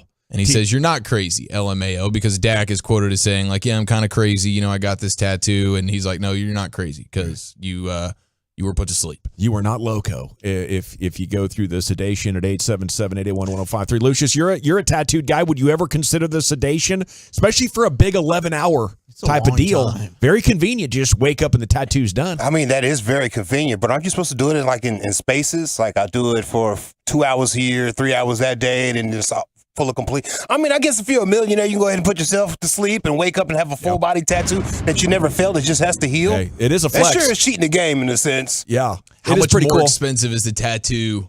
Sedation.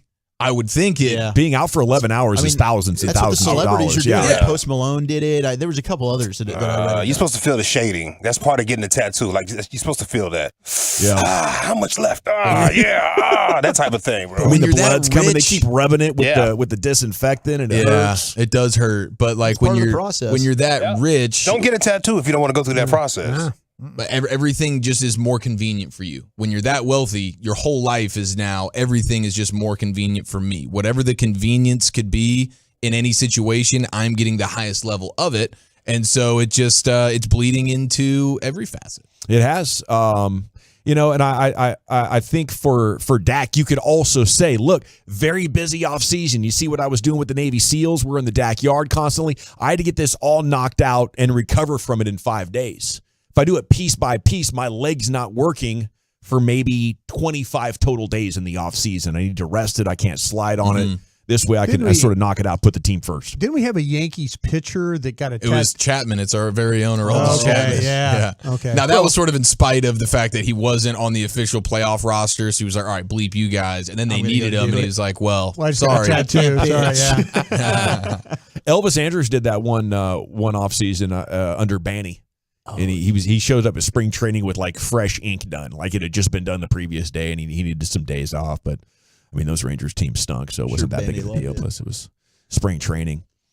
Okay, so what's going on with this Cowboys theme, Cowboys Omnia?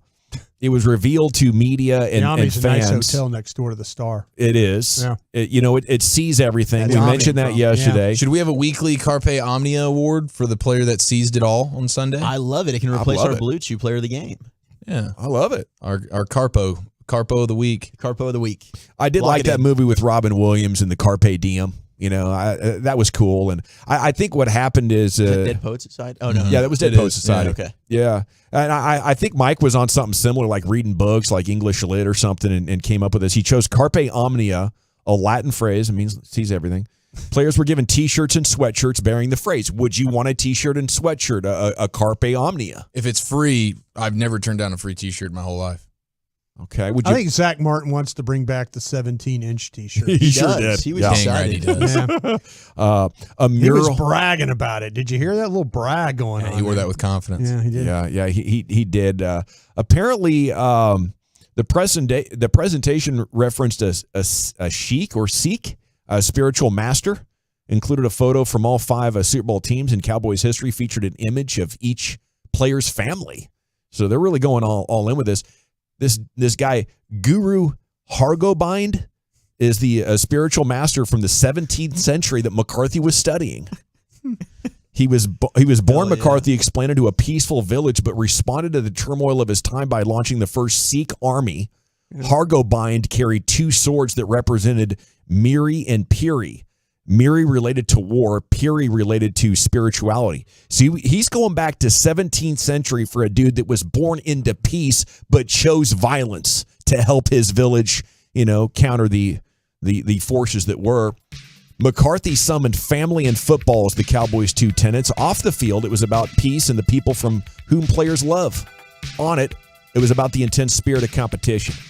Photos of players and their families were shown. Several players gave a voiceover describing the importance of family. Audio was recorded weeks earlier, and players did not know how it was going to be used. Dak, Trayvon, Tyler Smith, Tyler Biotish, Tony Pollard, Tank, Van Der Esch all contributed. Prescott stated that family is not solely determined by blood. We didn't know what we were giving for the interview. To have that be put together for us means a lot. It almost brought a tear. It made me emotional because obviously everybody has their reason, their why. It was special, and it was neat to see that. And, I think especially for Dak, who's, gone through tragedies, the idea of family is, perhaps even more touching for him. And the idea that your football team is your family is definitely an angle that they're working. McCarthy told players Wednesday it's not enough to seize the day. They must go beyond that to develop their frame. Such is the mentality he expects entering the season opener Sunday at the New York Giants. I was kind of happy how that came together. I was kind of worried at first, like it was going to be on some Jason Garrett, monk type of stuff where you're trusting the process and everything. But, you're bringing in some violence and some war into there. I can dig that. I hope they could tie it into some third down offense, maybe some. That's what you're worried about. Yeah, some study along the way, maybe go back and look at some people that, study some people that actually move the ball very effectively in the West Coast offense. Yeah, I think you could go Art of War. Yeah, you could go back and look at some Bengals tape in the 60s of Bill Walsh. You could, yeah. Go or back and study 70s. some now. Yeah. See what he... I get what you're saying, Brian. So you're making a lot of sense over there, bro. I'm just, I'm hoping he could tie it into, something that could really, really help you, like move the ball. That's what I'd like to do. Yeah. Let's put this in the playbook. So I like the idea. I'm okay with the theme of it all. Seize everything, but I really do need some points this week. Let's make sure we call a good game. Yeah, let's make sure we are studying a game plan that really can kind of. You think they should seize good game management? Seize something. Yeah. Seize something. It's football related. Yeah. I hear you. I'm all about that. We'll seize Colorado, Nebraska off the bird for you tomorrow at about 11 a.m. Put it over the broadcast airwaves here at 105.3 The Fan. You can check in if you're out and about. You want to hear what Dion in Colorado has for Nebraska. You'll get that tomorrow. That's a rivalry game too, by the way. That's an old Big 8 game right there. Yeah. I like how the transfers buy into the rivalries as well. They're like, I'm just here, but dang it, I heard Nebraska's a problem, so we're going to kick their ass on Saturday. How's that sound? I counted on Colorado's roster, there was 4 kids like there were holdovers from the previous Well, you must team. have been a hell of a player to get Dion's approval. Yeah. Oh, yeah. He was chasing off everybody. You had to be an L or a D. You had to be an L or a D guy, one of those things. What are you? The leader or a dog. You had to be one of those cats. I guess. Would you want the L on your chest or would you want that D on your chest? I want the L. I want to be a leader. Yeah. I'm never going to be a dog. I'm going to be a leader. Yeah. Are you kidding me, man? Yeah. I can see that. I can see that. Seize everything over there, bro. That's what I'm all about. Let's get this man an X-ray. Yeah. I think there's a dog in there, Brian. Yeah, there's a D on your chest. Hey, we got to run, nation.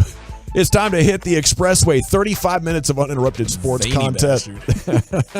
including what you drinking and what you thinking. The phone What lines you are thinking? open for you, and we're back with them and having a good time here on a Football Friday on The Fan.